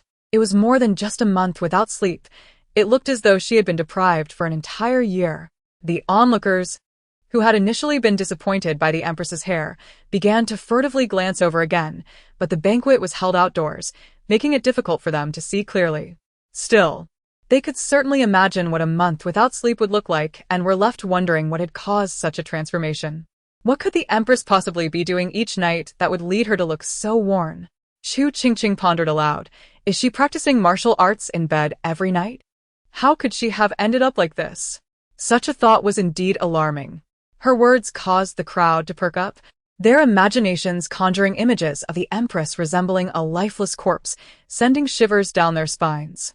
Meanwhile, the empress thought to herself, "You are the one who resembles a corpse." The system, having just finished a bowl of popcorn while watching a movie, overheard Chu Qingqing's comment and chimed in, "Oh, about that. I think I stumbled upon something yesterday, but forgot to mention it." As the system spoke, it revealed information about the empress's corpse-like appearance. The crowd, intrigued by the system's knowledge, leaned in closer to listen. The nightmares she experienced felt all too real, as if she had truly lived through them, causing her to wake in fright repeatedly. Recently, she had even grown afraid to sleep, feeling as though something was watching her. The system clicked its tongue. "Her condition is related to her hair." The crowd gasped. Hair? Hadn't the empress lost all hers? Could the absence of hair truly lead to nightmares? Panic rippled through the attendees. Even the empress stood frozen, her heart swelling with resentment towards Chu Qingqing, blaming her for the loss of her hair. Chu Qingqing Frauen. Is she having nightmares because her hair is gone? She fell silent, struggling to understand the empress's fixation on her hair. While losing hair was unfortunate, surely it wouldn't lead one to despair to the point of resembling a corpse? The system clarified, of course not. She isn't insane. The issue lies with the hair she currently possesses. Take a closer look. As soon as the system spoke, the empress felt countless gazes focus on her once more. However, what did the system mean by the problem lying with her hair? The hair she wore had been purchased at a high price. The officials were equally curious about the system's meaning.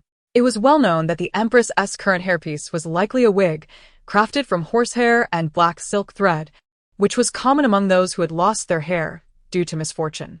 What could possibly be wrong with such a wig? Chapter 97. Can you guess the origin of the empress's wig? The wigs in Chu are primarily made from horsehair and black silk thread, the system explained. Yet, if you observe her hair closely, even from a short distance, it appears indistinguishable from real hair. As Chu Qingqing gazed at the empress's glossy black locks, she suddenly grasped the system's implication. Are you suggesting that the wig on her head is not made from horsehair or black silk, but rather from real human hair? Real human hair? As soon as she uttered those words, everyone present fell silent, quickly processing the revelation. Indeed, some individuals did use hair cut from others to create wigs. However, it was rare in Chu and initially they had not considered it. But even if the wig were made from real human hair, what was the issue? They had heard that in the southern regions of Chu, many used real human hair for wigs, often achieving better results than those made from horsehair or silk. The system replied, "You're correct. Now can you guess from where this real human hair originates?" From where? The empress, rigid and under scrutiny, internally rolled her eyes at the absurdity of the question. Where else could it have come from but the expensive purchase she had made? She scoffed inwardly, instinctively adjusting the hairpin at her ear. This was a custom-made wig, crafted over a long period from the finest hair of young maidens aged between 15 and 17.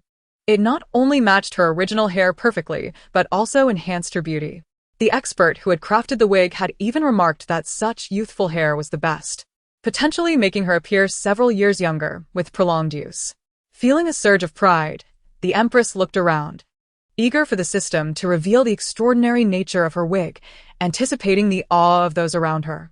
Meanwhile, Chu Qingqing and the others were filled with curiosity. Where could the hair possibly come from? Surely from a living person. Yet, given the system's inquiry, the answer was likely not so straightforward. Chu Qingqing cautiously asked, "Where did it come from?" The crowd perked up, eager for the answer. The empress, relishing her moment, thought to herself how the revelation would astonish everyone. But the system interrupted. It was taken from the heads of the deceased at a mass grave. What? At this shocking revelation, the crowd first froze, then erupted in horror. What? Hair taken from the dead at a mass grave? Even Chu Qingqing was taken aback, staring incredulously at the hair on the empress's head, realizing it had come from the deceased. Who would sell such a wig? How utterly depraved. They wouldn't even spare the dead. The once proud queen, who had been listening to the system with delight, turned pale upon hearing those words. Her hand, which had been raised to adjust her hairpin, froze in midair, and she appeared on the verge of fainting. Dead people's hair? She was wearing hair made from the remains of the deceased. Chu Qingqing remarked. No wonder she has been having nightmares. Wearing a wig made from the hair of the dead, it's hardly surprising that she would have such dreams. The system added, indeed, and this wig isn't even made from the hair of just one corpse. It was crafted from the hair of a total of 7 bodies. Gasps filled the air as the crowd turned to the queen, their expressions filled with horror. No wonder she looked as though she hadn't slept in a month. With 7 spirits visiting her in turns, it was no wonder she was haunted by nightmares each night. Chu Qingqing subtly inched closer to Emperor Anwu, attempting to distance herself from the queen, who was adorned with a wig made from the hair of 7 corpses. The emperor, holding Chu Qingqing, also shifted slightly away in silence. The queen was nearly in tears, wishing fervently to rip the wig from her head and cast it away.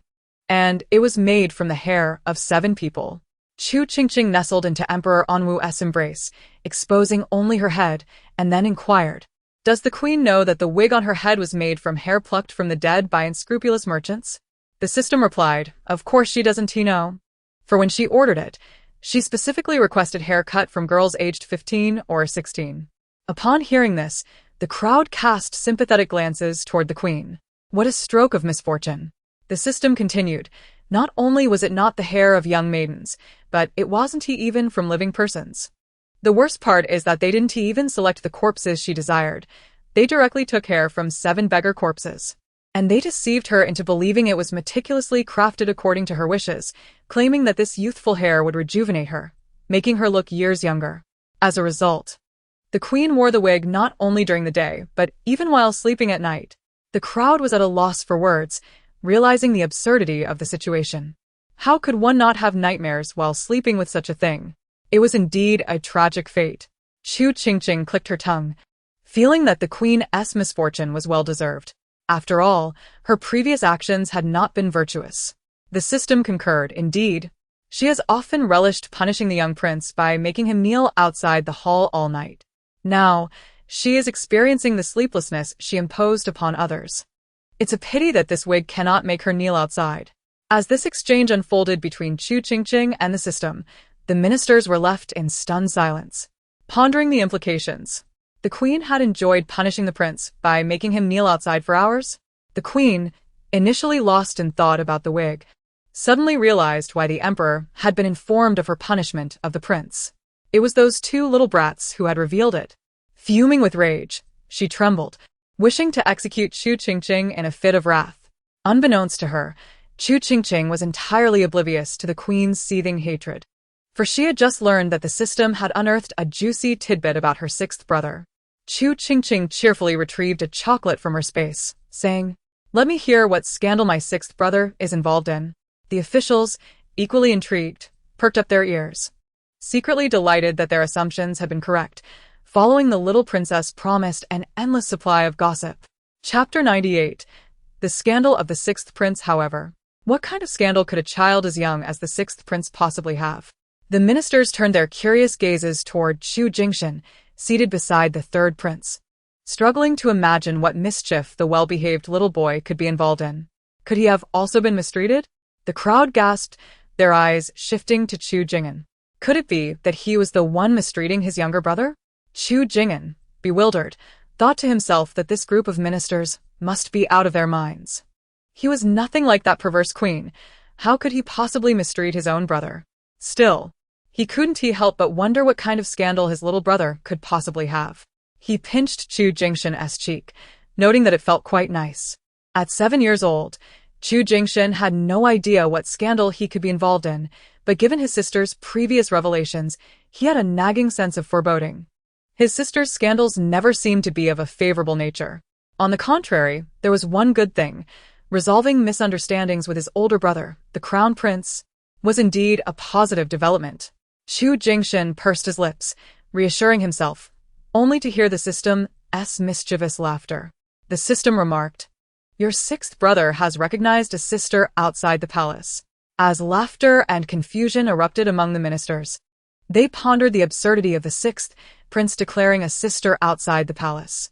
Did that mean he had just acquired a goddaughter for the emperor? Emperor Anwu, unexpectedly burdened with a new goddaughter, was taken aback. Chu Qingqing had never anticipated that his obedient little brother would go so far as to recognize a sister outside. He was at a loss for what expression to wear. This little rascal had quite the audacity. Sneaking out of the palace was one thing, but he dared to acknowledge a godsister. Chu Qingqing pinched Chu Qingqing's cheek again. Little did Chu Qingqing know that his secret of recognizing a godsister would be revealed by the system.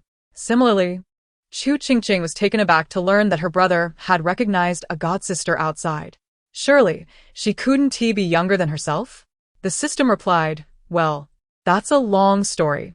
Thus, the system began to recount the events leading up to this surprising development. After a brief pause, Chu Qingqing and the others grasped the situation.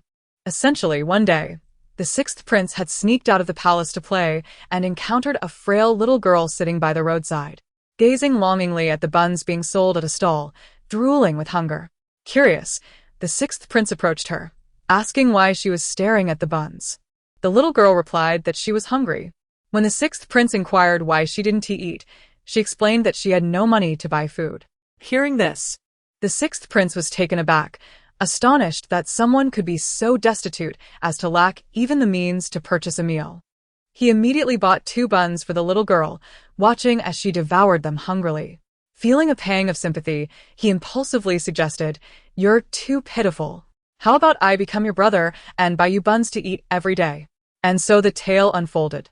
After hearing this, Chu Qingqing exclaimed, "My sixth brother is such a kind little angel."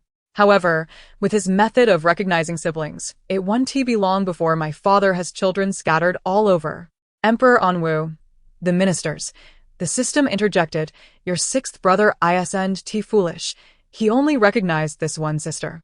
Chu Qingqing rất phồn đề. So he really buys buns for her every day? The system confirmed, "Of course. Your sixth brother stated that a gentleman's word is his bond. He follows through on his promises. Even before going to pray, he made sure to deposit money with a bun vendor, instructing him to deliver buns to his godsister daily." Touched, Chu Qingqing remarked, "My sixth brother is truly a good person. No, he is a wonderful child." As the praise from his sister washed over him, Chu Qingqing's cheeks gradually flushed with warmth. His sister had complimented him. Chu Qingqing pondered aloud, but why is my sixth brother's good deed included in the gossip? Is it because he recognized a goddaughter for my father? At her words, the crowd nodded in agreement. Indeed. The sixth prince's actions seemed to fall outside the realm of the bizarre scandals that the little princess usually uncovered. This was clearly an act of kindness. The system, hearing her, clicked its tongue. If it were that simple, it wouldn't qualify as gossip. The system, after a mysterious smile, remarked, "Do you know how old your sixth brother's adopted sister is?" Suddenly, Chu Qingqing felt a sense of foreboding. "How old?" she inquired. The system responded, "She is merely 2 years older than your sixth brother." Chu Qingqing exclaimed, "Wait a moment, isn't she an adopted sister? How can she be older than the sixth prince? Isn't that more akin to an elder sister?" Chu Qingqing, whose adopted sister had unexpectedly transformed into an elder sister, widened his eyes in disbelief. "How is that possible? Xiaofeng is so thin and small. She appears to be younger than me." The system continued, "Moreover, do you know whether your sixth brother's adopted sister is male or female?" Chu Qingqing remained silent. "Does your adopted sister have a male?" she finally asked, her surprise evident. "Please don't tell me that this sister my brother adopted is male." "Bingo. You are correct. He is indeed a male sister." Taking a deep breath, Chu Qingqing pondered the absurdity of the term male sister. Who has a sister that is male? The onlookers, having listened to the exchange, were equally bewildered. A male sister? What kind of sister is that? Chu Qingqing was equally stunned. "Xiaofeng is a boy like me?" How can that be? Chu Qingqing mused. "It seems my younger brother has been deceived." Even Chu Qingqing felt that Chu Qingqing had been misled, but the system promptly refuted that notion. No one has deceived him. He genuinely goes hungry, sitting there every day, gazing at buns longingly, and has never disclosed his age or gender. The system added. Your sixth brother simply assumed he was a girl because of his appealing appearance and his smaller stature, which led him to believe he was younger, and thus a sister. Everyone realized that it was merely the sixth prince's one-sided affection. Chu Qingqing remarked, My brother truly is a kind-hearted fool. The system clicked its tongue and said, But that's not all. Do you know why there are so many beggars and homeless people outside, yet your brother feels sympathy for him? The crowd became curious. Why is that? The system continued, because he is entirely different from those ragged beggars. Not only is he clean, but his clothing is also of the finest quality. When your brother saw him, he wasn't thinking about helping a little beggar, he was thinking of befriending him. Everyone was taken aback. Isn't he starving? The system clarified. In fact, his father is currently downstairs, participating in our mid-autumn banquet. Upon hearing this, all the ministers were stunned, their eyes wide in disbelief. How could this be possible? If that child belonged to one of them, how could he be going hungry, reduced to gazing at buns to satisfy his cravings? It was simply unimaginable. Chu Qingqing, shocked by the system's revelation, realized that her father was hosting ministers of the fourth rank and above for the mid-autumn banquet. If that little sprout's father was present, then his family must be extraordinarily wealthy. How could they have fallen to such a state of hunger? The system clicked its tongue again. Guess who his father is?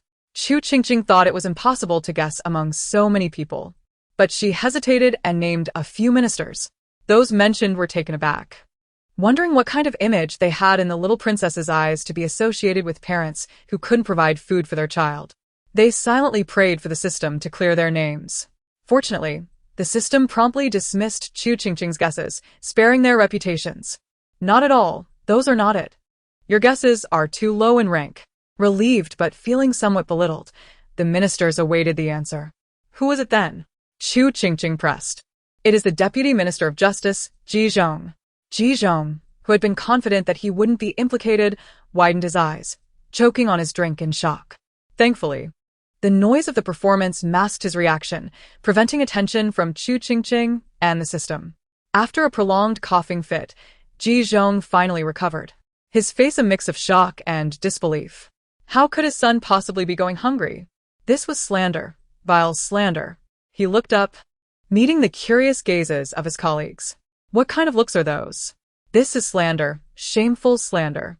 The ministers were unfazed by Ji Zhong's reaction, their eyes full of disbelief that such a high-ranking official could have a son who lacked food and warmth. When did he go without warmth? Didn't he, the system, say he was wearing fine clothes? Ji Zhong nearly fainted from anger, his mind racing with the notion that this was a malicious attack on his character. Though he seldom involved himself in household matters, he knew his wife was gentle and virtuous, treating their children equally. There was no chance she would show favoritism or disdain. Thus, this child could not possibly be Ji Zhong's son. Chu Qingqing the Mac? I never expected that such a high-ranking official as the Deputy Minister of Justice could not even care for his own son, allowing him to go hungry while gazing at buns. That child is too pitiful. The ministers silently commended the little princess while casting disdainful glances at Ji Zhong. He is innocent. Perhaps this child was born of a concubine and Ji Zhong's wife doesn't care for him, leading to beatings and neglect? The system interjected, incorrect. While the child is indeed from a concubine, it is not Ji Zhong and his wife who dislike him, but rather the concubine herself. Chu Qingqing Frauen. Why is that? Isn't the concubine his mother? Why would she not like him? Ji Zhong, upon hearing their conversation, suddenly felt a sense of dread, recalling the son born to his concubine, Aunt Zhao, who was exactly 9 years old. As expected, the system continued, this matter is quite complex. Ji Zhong's son, named Ji Yefeng, is the child of the concubine, Aunt Zhao, and ranks as the sixth child. Under normal circumstances, wouldn't Aunt Zhao, having only this one child, shower him with love? Chu Qingqing nodded, exactly. The system replied, however, she does not. Not only does she not love this child, but she also harbors a deep-seated resentment toward him, constantly beating and scolding him, while being exceedingly kind to Ji Zhong's wife's younger son. Whenever there are treats, she never even glances at Ji Yefeng, taking everything to Ji Zhong's wife for her younger son. The system elaborated, when Ji Yefeng was 4, He accidentally broke a jade pendant belonging to Ji Zhong's younger son, and Aunt Zhao beat him severely, nearly causing him to lose consciousness. Luckily, Ji Zhong's wife intervened. Otherwise, she might have injured him severely. Chu Qingqing was at a loss for words. Is she insane? The system continued. Not only that, but she has escalated her cruelty. As Ji Yifeng grows older, she can no longer beat him at will for fear of being discovered by Ji Zhong or his wife. So she devised a new method, withholding food to let him starve. If discovered, one could simply say it was due to his picky eating habits, claiming he wouldn't eat. In any case, it would ultimately not reflect poorly on her. However, the system noted that Zhao Yinyang had only one son, Ji Yifeng. Although she despised him, she would still have to rely on him for her survival in the household. Thus, she developed a new skill. Chu Qingqing remarked, "I am familiar with this." "Am I not?" The system responded, "Indeed, you have even learned to answer quickly." The system continued, "Precisely, she convinced herself that everything she did was for his benefit, constantly whispering these notions in his ear, while insisting that Ji Yifeng must ensure he honors her in the future." Chu Qingqing understood. The main reason Ji Yifeng lingers near the bun shop daily is this, isn't it? He wishes to avoid hearing that Zhao Yinyang at home. The system affirmed, exactly. That is indeed the primary reason for his daily presence at the bun shop, with his cravings being merely incidental. How tragic. A blind father, a mad mother, and a shattered child. What a catastrophic beginning. The conversation, word for word, fell into the ears of those nearby, leaving everyone stunned, particularly Ji Zhong, whose face turned pale. He had never imagined that the seemingly gentle Zhao Yinyang would harbor such madness behind closed doors. How could she treat her own son this way? Chu Qingqing echoed the sentiment, prompting the system to interject. Who told you he is her biological son? Chapter 100. Unveiling the truth at this revelation. The crowd was taken aback. What? He is not her biological son. The ministers widened their eyes in shock, yet found this explanation more reasonable. Otherwise, they could not fathom why anyone would be so cruel to their own flesh and blood. Not only was there abuse, but also neglect in providing food. Such behavior is simply inhumane. If Chu Qingqing could hear their thoughts, she would have remarked that they had yet to witness the empress. Had they seen her, they would surely say she is even worse than a beast. Meanwhile, Ji Zhong's heart sank, sensing an ominous premonition. He recalled that during the days when his wife and Zhao Yinyang were giving birth, he had been away on urgent business for the Ministry of Punishments. Could it be that Zhao Yinyang had plotted something during that time? The ministers looked at Ji Zhong with sympathetic eyes, witnessing his emotions swing violently in mere moments. How tragic. First, he learned of his son being abused, and before he could process this, he discovered his son may not even be his own. How could it be so cruel? However, upon further reflection, perhaps it was for the best that the child was not his. For imagining how his son had been treated all these years would drive him mad. Moreover, with such a mentally unstable mother, even a biological child would likely not escape her malice. It remains a mystery whose unfortunate child was sold to Zhao Yinyang as her own. Chu Qingqing also speculated whether Zhao Yinyang's child had suffered an accident, prompting her to adopt another child. But the system compassionately replied, if that were the case, it would be somewhat better.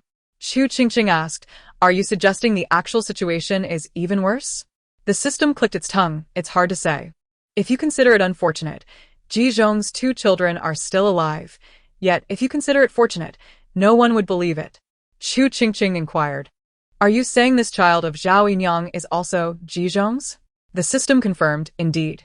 The crowd sensed the complexity of the situation, while Ji Zhong's foreboding feeling intensified.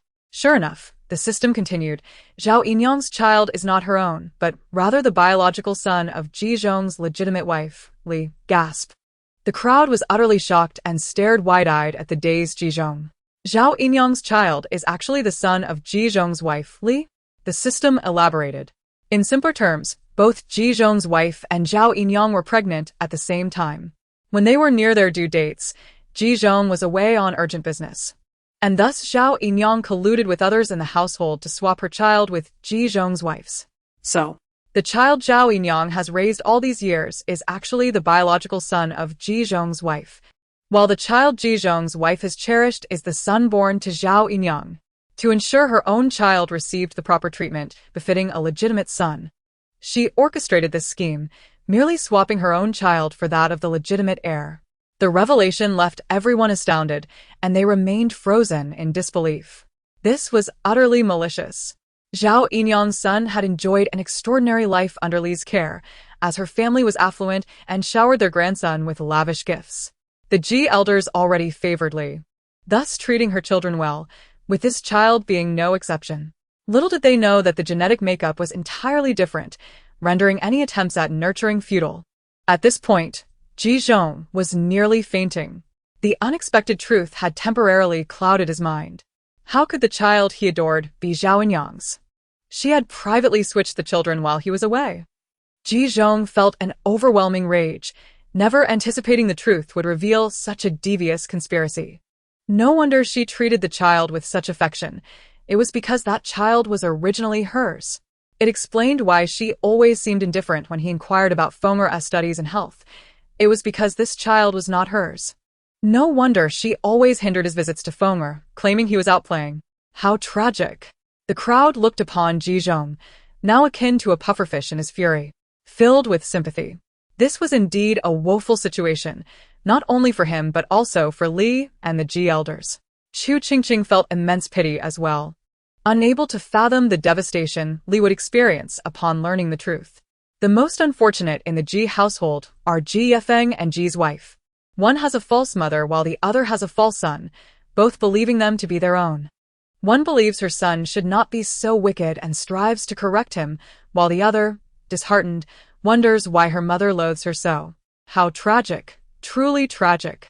Chu Qingqing remarked, "My sixth brother is indeed a good child, bringing a glimmer of warmth in Ji Yefeng's dismal childhood. But I wonder when this truth will be revealed. It cannot remain hidden forever, can it?" The system reassured her. "That is unlikely. Once you can speak, someone will surely discover it." Chu Qingqing sai sa Li. Feeling a pang of discomfort over the unfolding events, the misfortune of Ji's wife and her child was heart-wrenching. "Do not worry. In fact, a turning point may occur tonight." Chu Qingqing paused and asked, "What do you mean?" The system explained, "The midwife and 2 maidservants who were bribed by Zhao Yinyang are still in the capital. As for the maidservants, we shall not dwell on them. The midwife, Yu, has regretted her actions over the years, especially after her husband and son died tragically.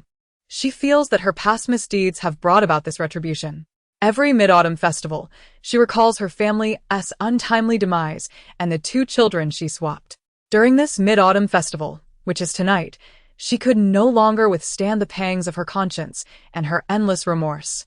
She resolved to visit the Ji family and reveal everything that transpired years ago to Ji Zhong and Madame Ji. Chapter 101. Money can make even demons toil, and the emperor's offspring can be exchanged. The crowd had thought that this matter would remain in the shadows forever if not for Chu Qingqing bringing it up today. Unexpectedly, the midwife still possessed a semblance of conscience. Chu Qingqing also sighed, but was soon interrupted by the system, which remarked, "However, it might be in vain to speak. For according to the original storyline, Ji Zhong and Madame Ji would never believe Yusher's words."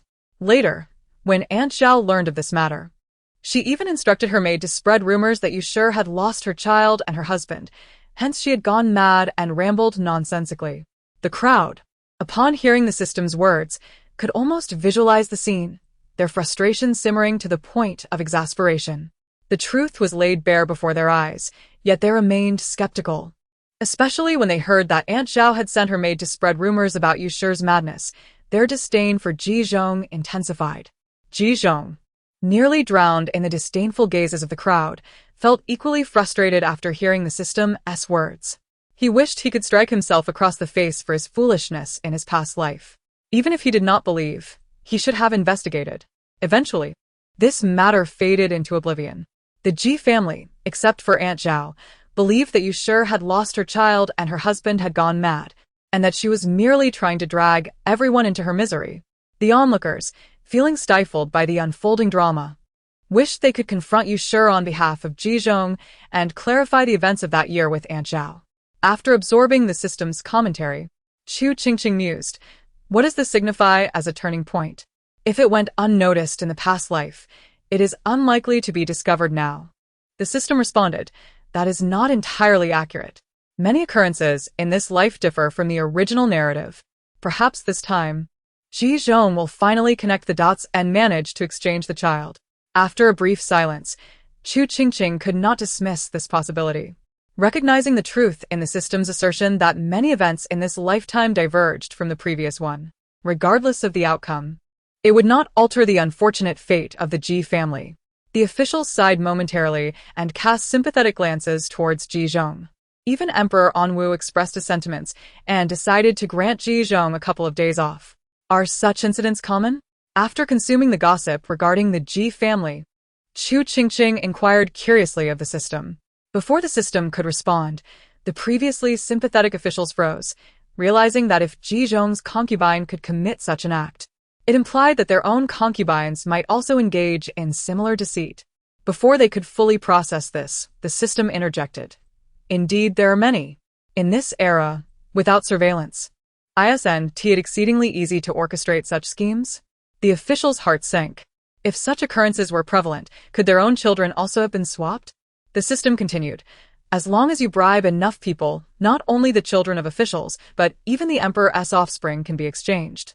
The officials, originally burdened with anxiety, were momentarily stunned by this revelation.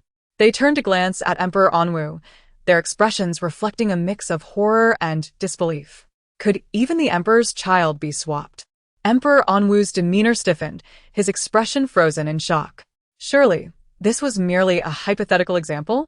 It could not be that his own child had been exchanged. Chu Qingqing chimed in. That is indeed plausible. I nearly met my demise at birth. Had the Shu Fei and that wet nurse intended not to suffocate me, but instead sought to exchange me for a feeble child, they could very well have swapped the emperor's offspring. The system confirmed, precisely. Contemplating this, Chu Qingqing asked, apart from Ji Zhong, have there been similar occurrences in the capital?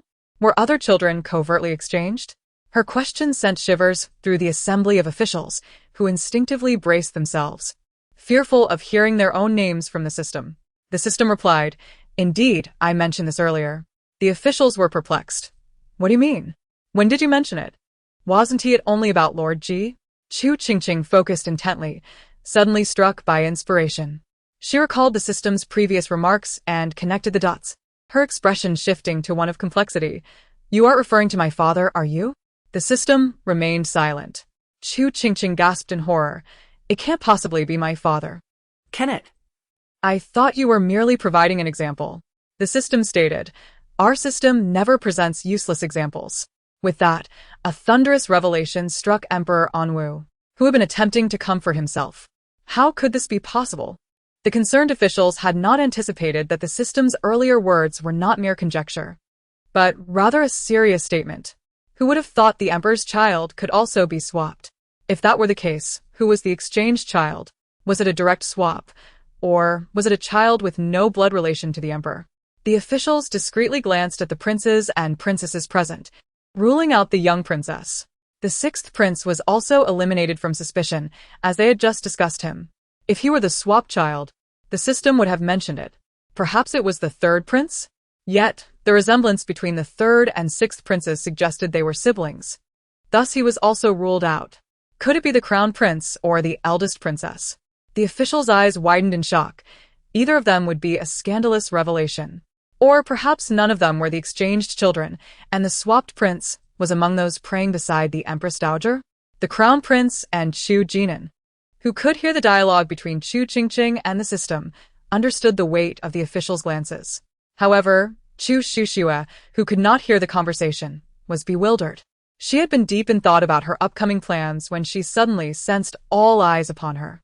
Almost instantly, she furrowed her brow in confusion, wondering what was happening. Chapter 102. The Crown Prince's shocking revelation. With swift reflexes, a peach was tossed into the fray, addressing the issue at its source. Should the queen wish to continue her discourse, she would be left with no choice but to swallow the peach whole or chew it thoroughly before swallowing, lest she remain silent. The ministers, having grasped the situation, cast admiring glances. Truly, the esteemed Prime Minister Zheng was remarkable. Zheng basked in the admiration of his peers, then turned to the queen, whose mouth was still obstructed by the peach. Witnessing this, Emperor Anwu could discern the underlying motives. It was clear that the queen's intention was evident when she chose to speak during the revelation of this matter. Anger coursed through him, causing his hands to tremble, and he recalled the system's prior remarks regarding the queen's mistreatment of the crown prince. He instinctively knew who the swap child was. Yet he was oblivious to whose child the queen had exchanged for her own.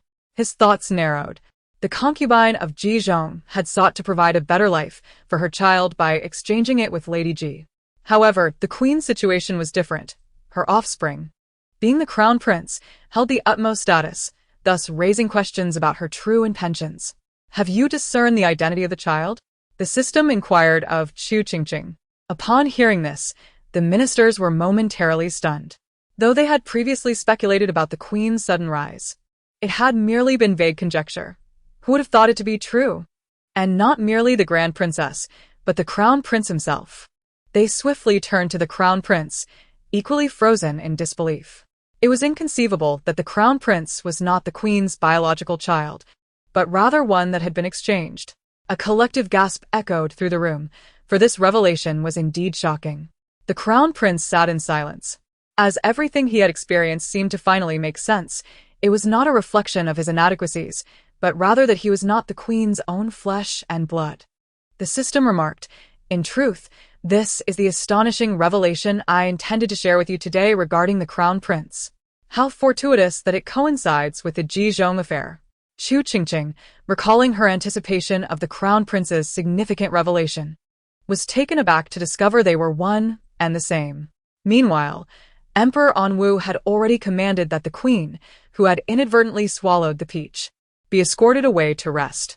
Despite her desperate struggles, they proved futile, as Emperor Anwu shielded Chu Qingqing's view and ordered her removal. Fortunately, Chu Qingqing was preoccupied with the unfolding drama and paid little mind to the commotion. The system continued to clarify. The situation involving concubine Zhao's exchange of children differs from that of the queen's exchange of the crown prince, as Zhao sought to ensure her child's well-being. Yet the queen's motivations are entirely self-serving, the system added. In what scenario would she exchange another's child for her own benefit? Chu Qingqing frowned, pausing before responding. Her child must have had issues, or perhaps her child, the system interjected, had perished. Chu Qingqing nodded in understanding. Such a circumstance would indeed compel her to exchange her own child for that of another. Precisely. The truth is that the crown prince born of the queen was stillborn. The revelation sent chills down the spines of those present as they processed the implications. Was the crown prince truly a stillborn child? Emperor Anwu closed his eyes, inhaling deeply in an attempt to suppress his rage. The system elaborated. It would be inaccurate to state that the child was stillborn upon birth. Rather, its condition was dire, and it succumbed after 2 days. The queen, having endured the loss of her child, could not accept the reality. Moreover, at that time, the favored consort had given birth to a prince just a day prior. Should her child have died, the queen's position would be precarious, lacking the crown prince's support. The queen, unable to bear the thought of her child's demise, devised a nefarious plan. She took the lifeless infant to the favored consort's quarters and bribed her maidservants to administer a lethal dose of sleeping medication to the favored consort. Once the drug took effect and the favored consort fell into a deep slumber, the queen surreptitiously exchanged her deceased child for the favored consort's sleeping child. Upon hearing this chilling account, the audience collectively gasped.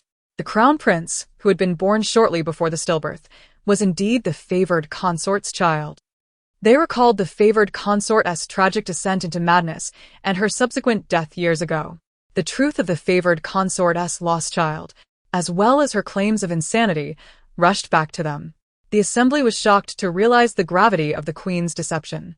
The favored consort's child was indeed the true crown prince. The queen, taken aback by the system's knowledge of past events, felt the color drain from her face, her legs buckling beneath her.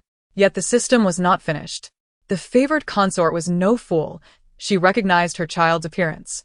When the maidservants cried out that the young prince had passed, she rushed to verify and declared that the child was not hers. In her despair, she sought your father. But at that time, he was newly ascended to the throne, preoccupied with the tumult left by the previous emperor and the looming threats from rival nations. Thus, he had only seen the favored consort and the young prince once, hardly aware of the child's features. Chu Qingqing sighed. Contemplating her father's response to the favored consort's plight. The moment your father heard the favored consort's account, he was unprepared for the queen to arrive with a child in her arms. Claiming to be devastated over the loss of the young prince and wishing to console both the emperor and the favored consort, Chu Qingqing sensed impending trouble and was right to do so, as the system confirmed her suspicions. The queen's arrival was indeed deliberate, the system affirmed. Her intent was to provoke the favored consort, to drive her to madness, convincing her father that her insanity stemmed from the loss of her child. As the favored consort expressed her accusations against the queen feigned empathy, all the while exacerbating the favored consort's distress until she could no longer contain herself and seized the child from the queen's arms, refusing to relinquish it. Chu Qingqing sighed. Recognizing that the queen's scheme had succeeded, in that moment of desperation, the truth remained concealed, and those unaware of the reality would take sides against the favored consort. Indeed, her prediction proved accurate, as the favored consort's actions astonished all present, further solidifying the belief that she had succumbed to madness. The father indeed believed that she had been traumatized and, feeling particularly sympathetic, bestowed upon her numerous supplements. Yet, he remained oblivious to the fact that all of this had been meticulously orchestrated by the empress, whose intent was to convince everyone that Consort Da had gone mad. The assembled crowd, upon hearing this revelation from the system, could scarcely fathom that the entire scheme had been devised by the empress, even to the extent of instigating Consort Da's madness. The empress displayed an unparalleled malice. Upon learning of his daughter's actions, the prime minister nearly fainted, realizing that the crown prince had been covertly exchanged for Consort Da's child. The intricacies of such a vile plot left everyone at a loss as to whom to sympathize with first, the crown prince, the emperor, or the prime minister. No, the most pitiable was undoubtedly Consort Da, who had been driven to madness and death by the empress years prior. The emotions of the crowd were tumultuous. Yet the events of that time were far from over. After Consort Da had taken the child, the empress immediately approached the emperor, claiming that Consort Da had snatched away the crown prince, after which she fainted. The outcome was predictable. Consort Da was placed under house arrest. Subsequently, her health deteriorated, consumed by thoughts of the child taken from her by the empress, ultimately leading her to madness and, shortly thereafter, death.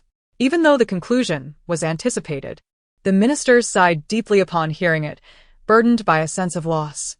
After the system relayed this information, the empress, who had been restrained at a distance, could no longer endure the weight of her despair and collapsed to the ground, her eyes filled with terror and hopelessness.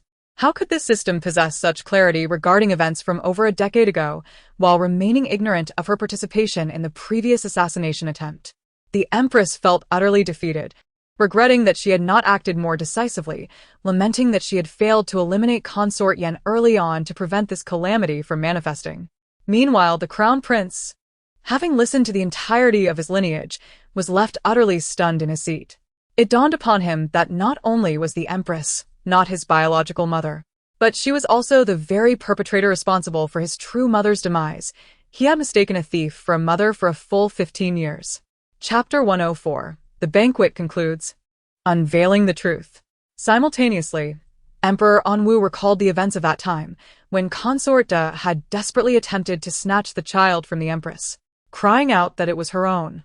The empress had repeatedly approached him, asserting that Consort Da had gone mad and intended to steal away the crown prince. It was not Consort Da who had lost her sanity.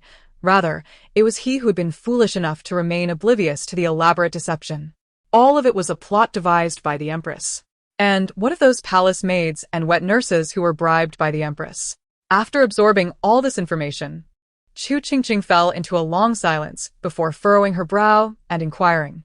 15 years had elapsed, and all evidence from that time had surely vanished.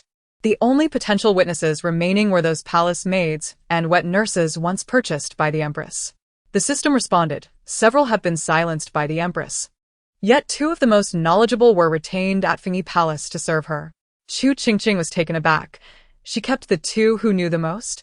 What kind of mindset was this? Why had she not eliminated the 2 most informed? The system explained because these 2 are clever and efficient. Many of her clandestine dealings over the years have been entrusted to them. By the way, One of these maids is named Chuanha, and she accompanied the empress today. She was the one standing beside her. Upon hearing this, Chuanha, who had been standing behind the empress, turned as pale as a ghost, suddenly acutely aware of the countless gazes directed toward her. She had been terrified since the system mentioned this matter, praying silently that her name would not be invoked.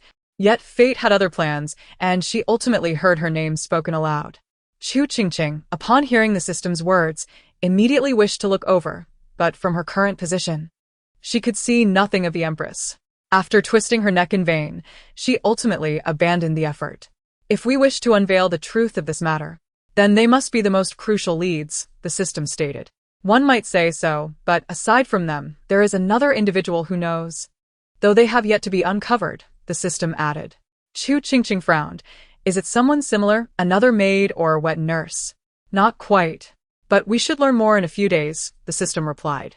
Sighing, Chu Qingqing said, whoever this person is, they are unlikely to be of much help, as no one wishes to court danger. Now that the empress and the crown prince were both unharmed, and no overt conflicts had arisen, it was improbable that this matter would surface, akin to the narrative in the book, where no clues regarding it were revealed until the fall of the great Chu. With a heavy heart, Chu Qingqing sighed, I hope that Chuanha and the other maid can survive long enough. Once I have the ability to speak, I will certainly urge my father to investigate this matter until the truth is unveiled, ensuring justice for Consort Da, who cannot be left to perish in obscurity, even facing scorn and death. We must also ensure that the crown prince learns the empress's true nature, understanding that he has committed no wrong. The true culpability lies with the empress. Neither he nor Consort Da is at fault. They are both victims in this tragic affair. The one who truly deserves punishment is the empress. Your Highness, your words. Before the wet nurse could finish, she was silenced by Emperor Anwu's icy glare. The empress, whose voice had been stifled, was only allowed to speak again once they entered the palace, where Emperor Anwu commanded that her mouth be unsealed. Seeing her opportunity to defend herself, the empress began to speak, only to be outpaced by someone even quicker, Chuanha, the maid publicly identified by the system as having been bribed by the empress. Without sparing a glance at the empress, she fell to her knees before Emperor Anwu and divulged every detail of the affair, including how the empress had initially bribed them and instructed them to firmly assert that it was Consort Da's young prince who had perished, all while the empress had left before Consort Da had fallen asleep. Furthermore, she recounted how the empress, after successfully substituting the prince, had instructed them on various methods to provoke Consort Da. Chuanha's actions left everyone in stunned silence. Both those aware and unaware of the matter found themselves immobilized, while the empress fainted on the spot. Before she could slip into unconsciousness for long, Emperor Anwu ordered water to be thrown upon her to awaken her. The other maid, who had also been bribed by the empress, turned as pale as death, utterly bewildered as to why Chuanha had suddenly brought up this matter, especially in front of the emperor. Had she lost her mind? Was she courting death? Yet, after voicing her revelations, Chuanha continued to bow repeatedly. I am fully aware of my grievous sins, and seek not your forgiveness, your majesty, but rather a swift death. I implore you to spare my family, my parents, and my siblings. The maid named Xiaya, who had also been bribed, trembled in fear at Chuanha's words, uncertain of how to react. Just as she resolved to remain silent and hide, Chuanha pointed at her, declaring before the emperor, the other survivor is she. Hearing this, Xiaya turned ghostly pale, kneeling on the ground, quaking and unable to utter a sound. The empress, upon hearing all this, realized that no matter what she said, it would be futile. She could only collapse to the ground, covering her face as she wept. However, after a moment, an idea struck her, and she crawled towards the crown prince, who had been standing at the palace entrance. My son, please save your mother. Please. Yet, before she could reach him, Emperor Anwu ordered her to be stopped. With a scornful laugh, Emperor Anwu remarked, Do you truly not comprehend how you have treated him all these years? Do you not know whom you have harmed? Oh, Empress, how can you possess the audacity to plead with him? Your Majesty, I understand my mistakes. I acknowledge my errors. The queen trembled as she knelt upon the ground, clutching the hem of the Emperor Anwu's garments with a desperate grip. Your Majesty, I beseech you to spare my life. I only wish to see Shushua grow up. She is still so young. She cannot lose her mother. Upon hearing her plea, the emperor let out a derisive laugh. Still young? She is already 14. Did you think of that when you caused the death of Concubine Shu? At that time, Jiwei was merely a newborn, not yet a month old. The weight of the emperor's words rendered the queen silent, her tears falling in silence as she looked towards the crown prince, ready to apologize, only to be interrupted by the emperor's cold laughter. He does not require your apology. Your words would only disgust him. Stiffening at his words, the queen's gaze trembled towards Chu Jiwei. Ever since the mid-autumn banquet, he had shown no expression, standing quietly with emotions in his eyes that no one could comprehend. After a moment of eye contact with him, the queen felt a surge of panic and instinctively protested. Impossible. Concubine Shu merely gave birth to him. I raised him. My nurturing surpasses mountains. He cannot find me repugnant. Some lies, when repeated often, can even become truths in one's own mind. Before she could finish, the silent crown prince, Chu Jiwei, interrupted her. He maintained an emotionless facade but pulled aside his collar, revealing a gruesome scar beneath his collarbone. Alas, the truth speaks for itself. The emperor's countenance darkened upon seeing the wound, which was jagged and meandering, a clear testament to the severity of the injury. The queen froze at the sight of the scar, and with a sudden release of despair, she began to weep anew. The emperor cast a profound glance at the queen and declared, Jiwei is the heir I have chosen. I will not allow him to suffer any harm. Therefore, for Jiwei's sake, I shall spare your life for the time being. From this day forth, without my permission, you shall not see anyone nor step outside Fengyi Palace. Why did Chuanhe suddenly reveal all these matters? In the Yanqing Palace, Chu Qingqing watched the scene unfold on the screen as the emperor en route turned to leave Fengyi Palace. The system responded, perhaps she was frightened by the queen's recent demeanor. After all, she has been haunted by her own demons, likely speaking of Concubine Shu in her nightmares. And Chuanhe, feeling guilty, probably thought Concubine Shu was haunting the queen. Fearing that Concubine Shu might also haunt her and her family, she resorted to revealing the truth in hopes of being spared. Chu Qingqing found the explanation reasonable, likely the case indeed. Eagerly, she requested the system to show her more, leading to the scene just witnessed. It seems my father indeed values the crown prince, as he did not directly dispose of the queen for his sake. Although the situation was almost as grave, the system replied, certainly, the crown prince is indeed a promising candidate for governing the realm. Your father fears that if the queen were to be deposed, the crown prince's influence would wane, leading to potential chaos, especially with the presence of the Empress Dowager and the 8th prince. The forces behind those two should not be underestimated. By the way, your mother and brother should also be considered, for the Yan family holds significant power. While Chu Qingqing nodded along at first, she grew somewhat speechless at the latter comment. Are you certain my father would worry about my brother? She glanced at her brother, Chu Jinan, who was gazing deeply at the mooncake before him, finding the system's words laughable. With a brother like mine, if you made him emperor, what difference would it make from playing house?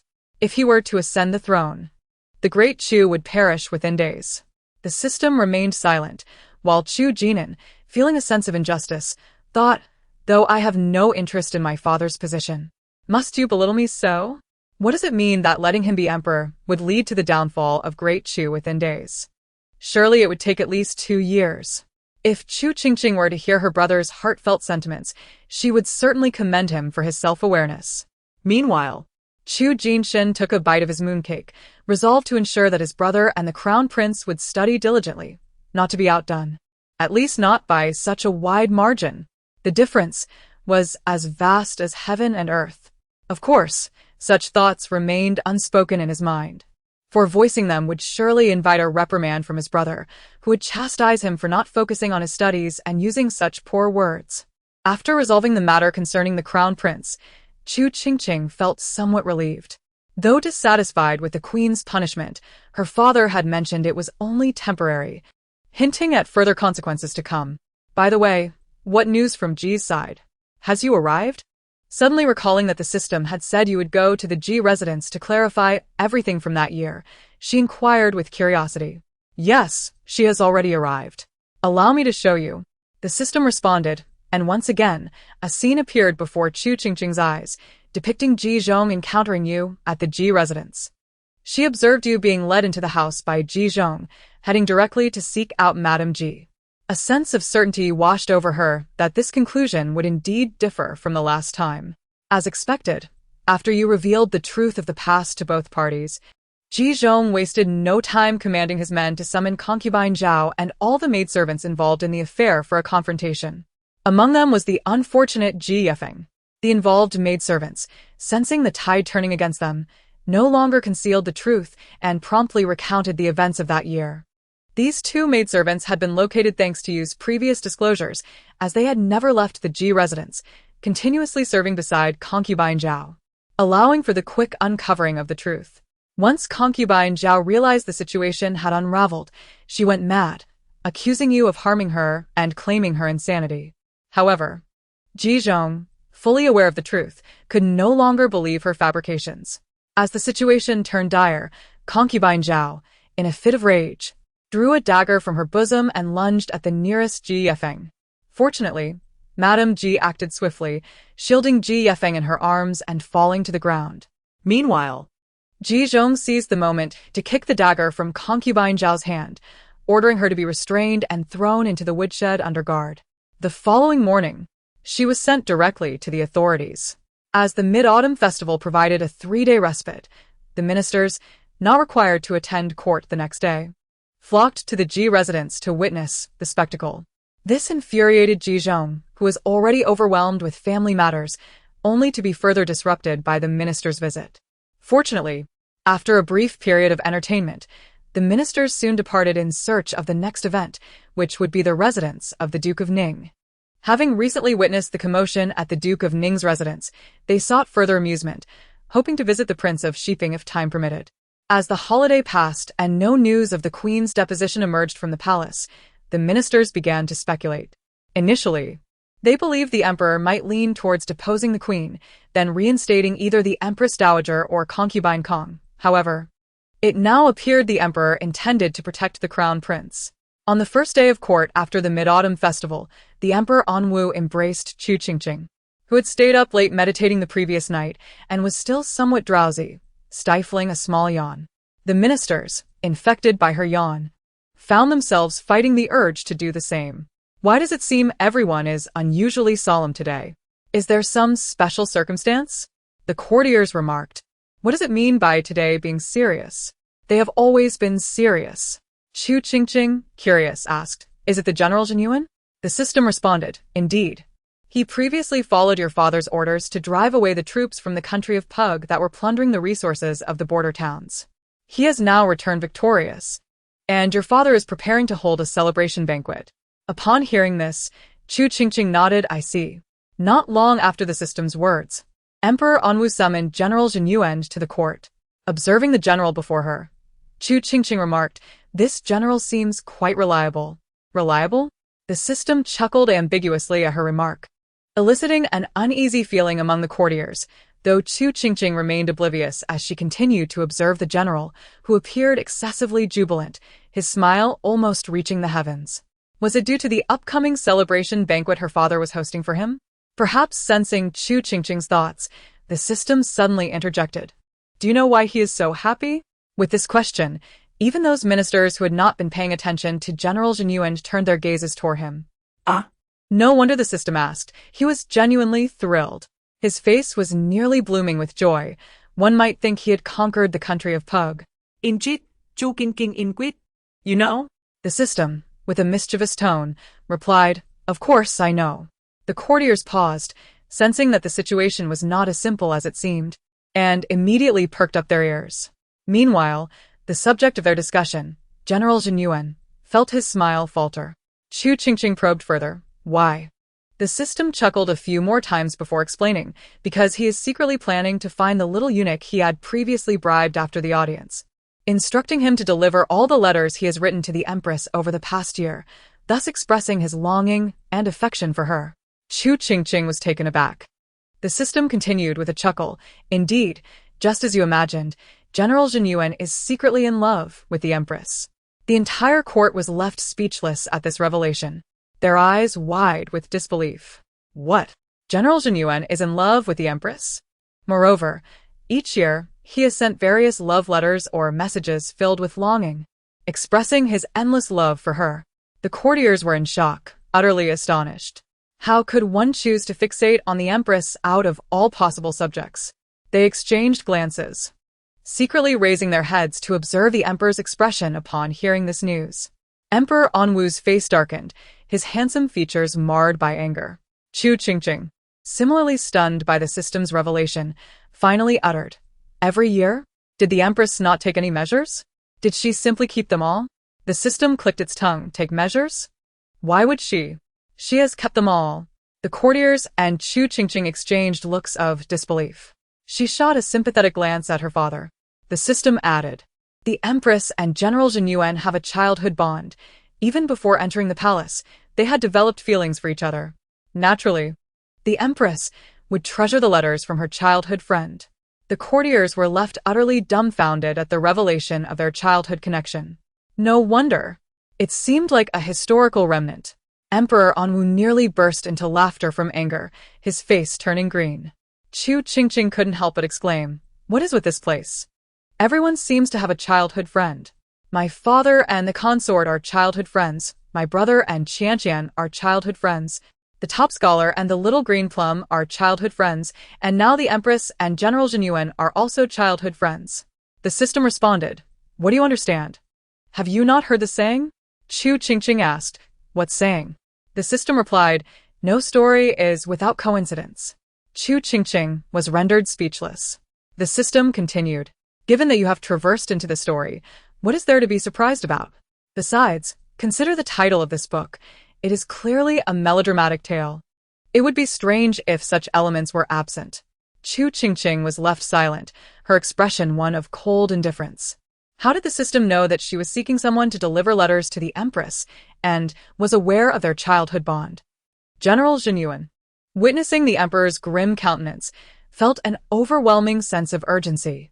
He wanted to defend himself, but recalled the warning given before entering the hall, to remain composed regardless of what he heard, lest he face dire consequences. His face turned a shade of purple, unsure of how to proceed. But if there were mutual feelings, it should be considered reciprocated love, right? How can it be classified as a secret crush? Chu Qingqing suddenly recalled the system's earlier words, perplexed. The system replied with an odd chuckle. "Have you never heard the term mutual secret love? Mutual secret love." Upon hearing this, General Jinyuan in the hall trembled. He had been too scared to notice the system's choice of words earlier, but now he comprehended. Did the empress also harbor feelings for him? The unexpected revelation left him dizzy with joy, casting aside his earlier fears and anxieties. Chu Qingqing observed the grinning General Jinyuan and clicked her tongue. The courtiers looked at him with expressions of disbelief, wondering if he was willing to risk everything for love. Moreover, the empress liked this man? What about the emperor? The courtiers were filled with dread, relieved that they had all heard this news together. Had it been revealed to them individually, the emperor might have reacted furiously. The system remarked, "This is just the beginning. If he were to find out that the empress treasures all his letters, keeping them beneath her bed, he would surely be overjoyed." Chu Qingqing gasped, "What? She keeps his letters under her bed? The very bed she sleeps in every night?" "Indeed, that very bed." The courtiers could hardly bear to look towards the dragon throne. What kind of suffering was the emperor enduring? The empress stored letters from her childhood friend beneath her bed. How tragic. General Jinyuan felt a surge of excitement, realizing that the empress had kept his letters beneath her bed.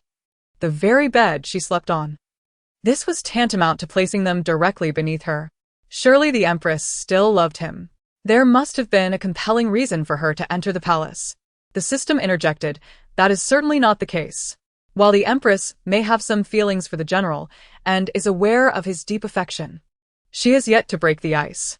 Chu Qingqing inquired, "Why is that? Is there a desire for ambiguity?"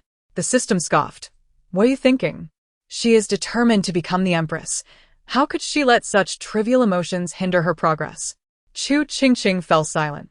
Her gaze toward Emperor Anwu filled with sympathy and pity. After a moment, she added, "But if she keeps them beneath her bed, isn't she worried about being discovered? That seems rather blatant, practically dancing atop my father's head." The system clicked its tongue, The empress believes that the most dangerous place is the safest. Chu Qingqing Z phồn đề. What if one day my father visits and the bed collapses? The system fell silent. I find your thoughts rather unhealthy. Chu Qingqing innocently inquired. What are you thinking?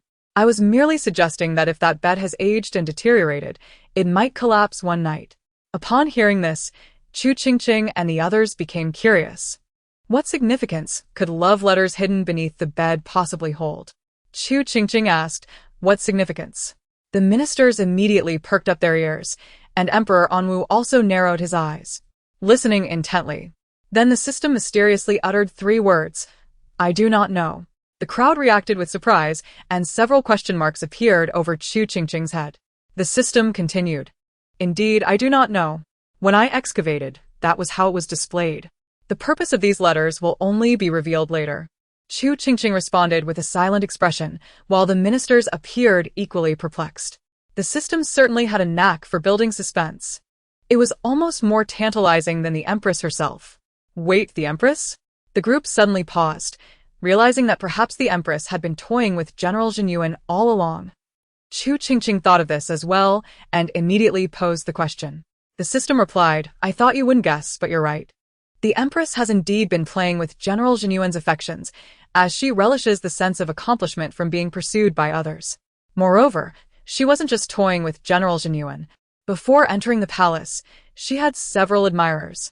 However, once she entered the palace, they all gave up, leaving only that foolish General Jinyuan, who continues to write her letters expressing his longing, fantasizing about a day when they might reconcile. In fact, during those initial years, every time she received a letter from him, she merely tossed it away without even glancing at it, treating them as trash. General Jinyuan believed that her acceptance of the letters indicated lingering feelings, leading him to think he might still have a chance one day. After this revelation, the previously buoyant General Jinyuan suddenly appeared dazed, grappling with the realization that the empress had been stringing him along, and not just him alone. The letters he had penned, which she had disregarded, left him feeling as if the sky had fallen. Chu Qingqing, intrigued, asked, then why did she keep the later letters? Why were they stored under the bed? The system replied, that will be revealed later. The mystery remains unsolved for now, but from the hints, it seems like quite an astonishing revelation, even more shocking than the crown prince's affair. The crowd gasped at this final statement, their eyes widening in disbelief. What could be more significant than the crown prince's scandal? Chu Qingqing pondered this too, feeling a sense of incredulity. However, she noticed the suddenly dejected General Jinyuan and asked curiously, why has he become so despondent? The system responded, he is likely afraid of his secrets being uncovered. Chu Qingqing inquired, the secret of writing love letters to the empress? The system clarified, no, it pertains to colluding with enemy generals, trading the resources of border citizens and military secrets of De Chu to temporarily repel the enemy forces, creating a fade of victory.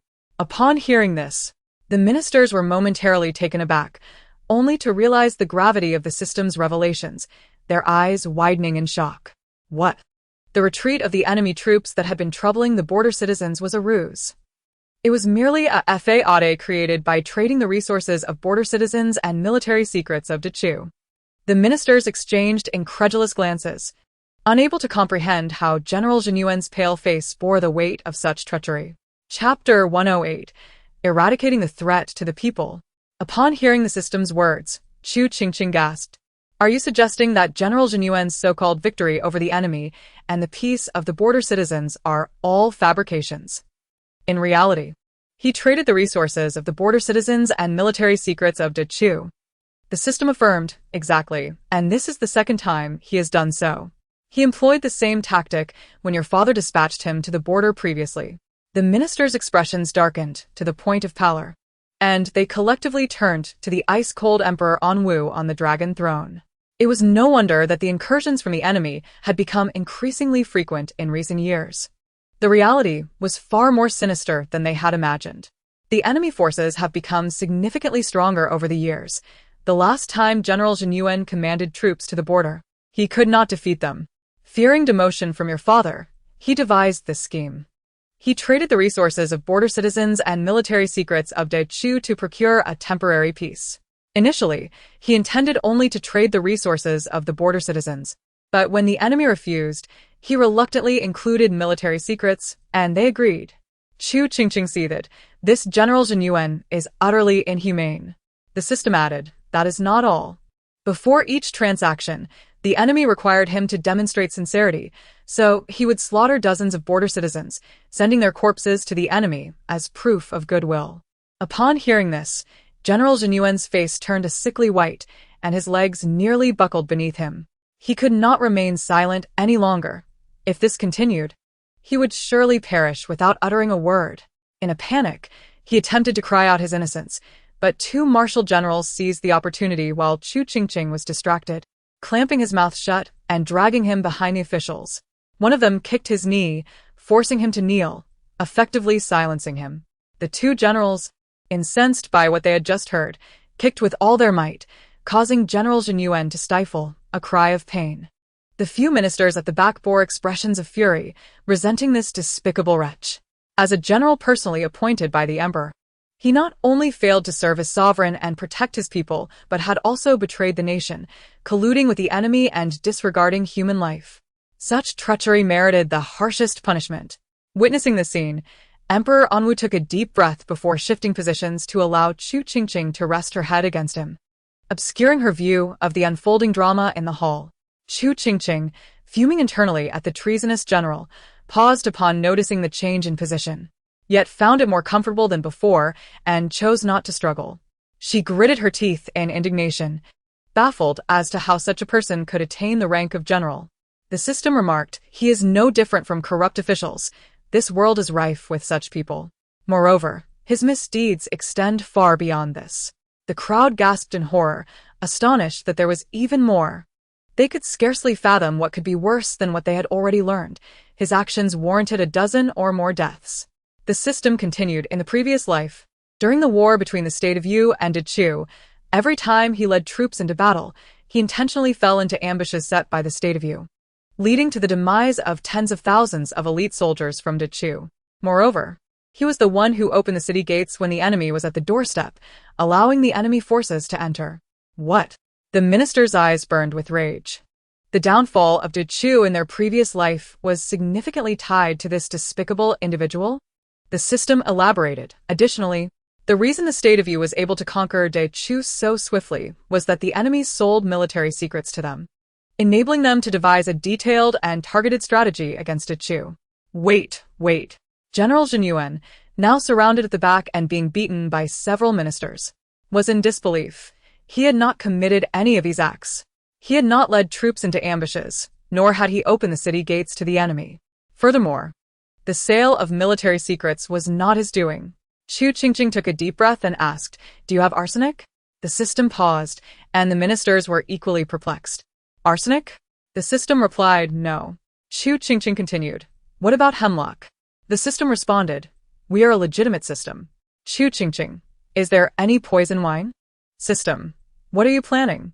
Chu Qingqing, "During the celebration banquet, when my father passes by, I shall pour it into his mouth and poison him, ridding the world of harm."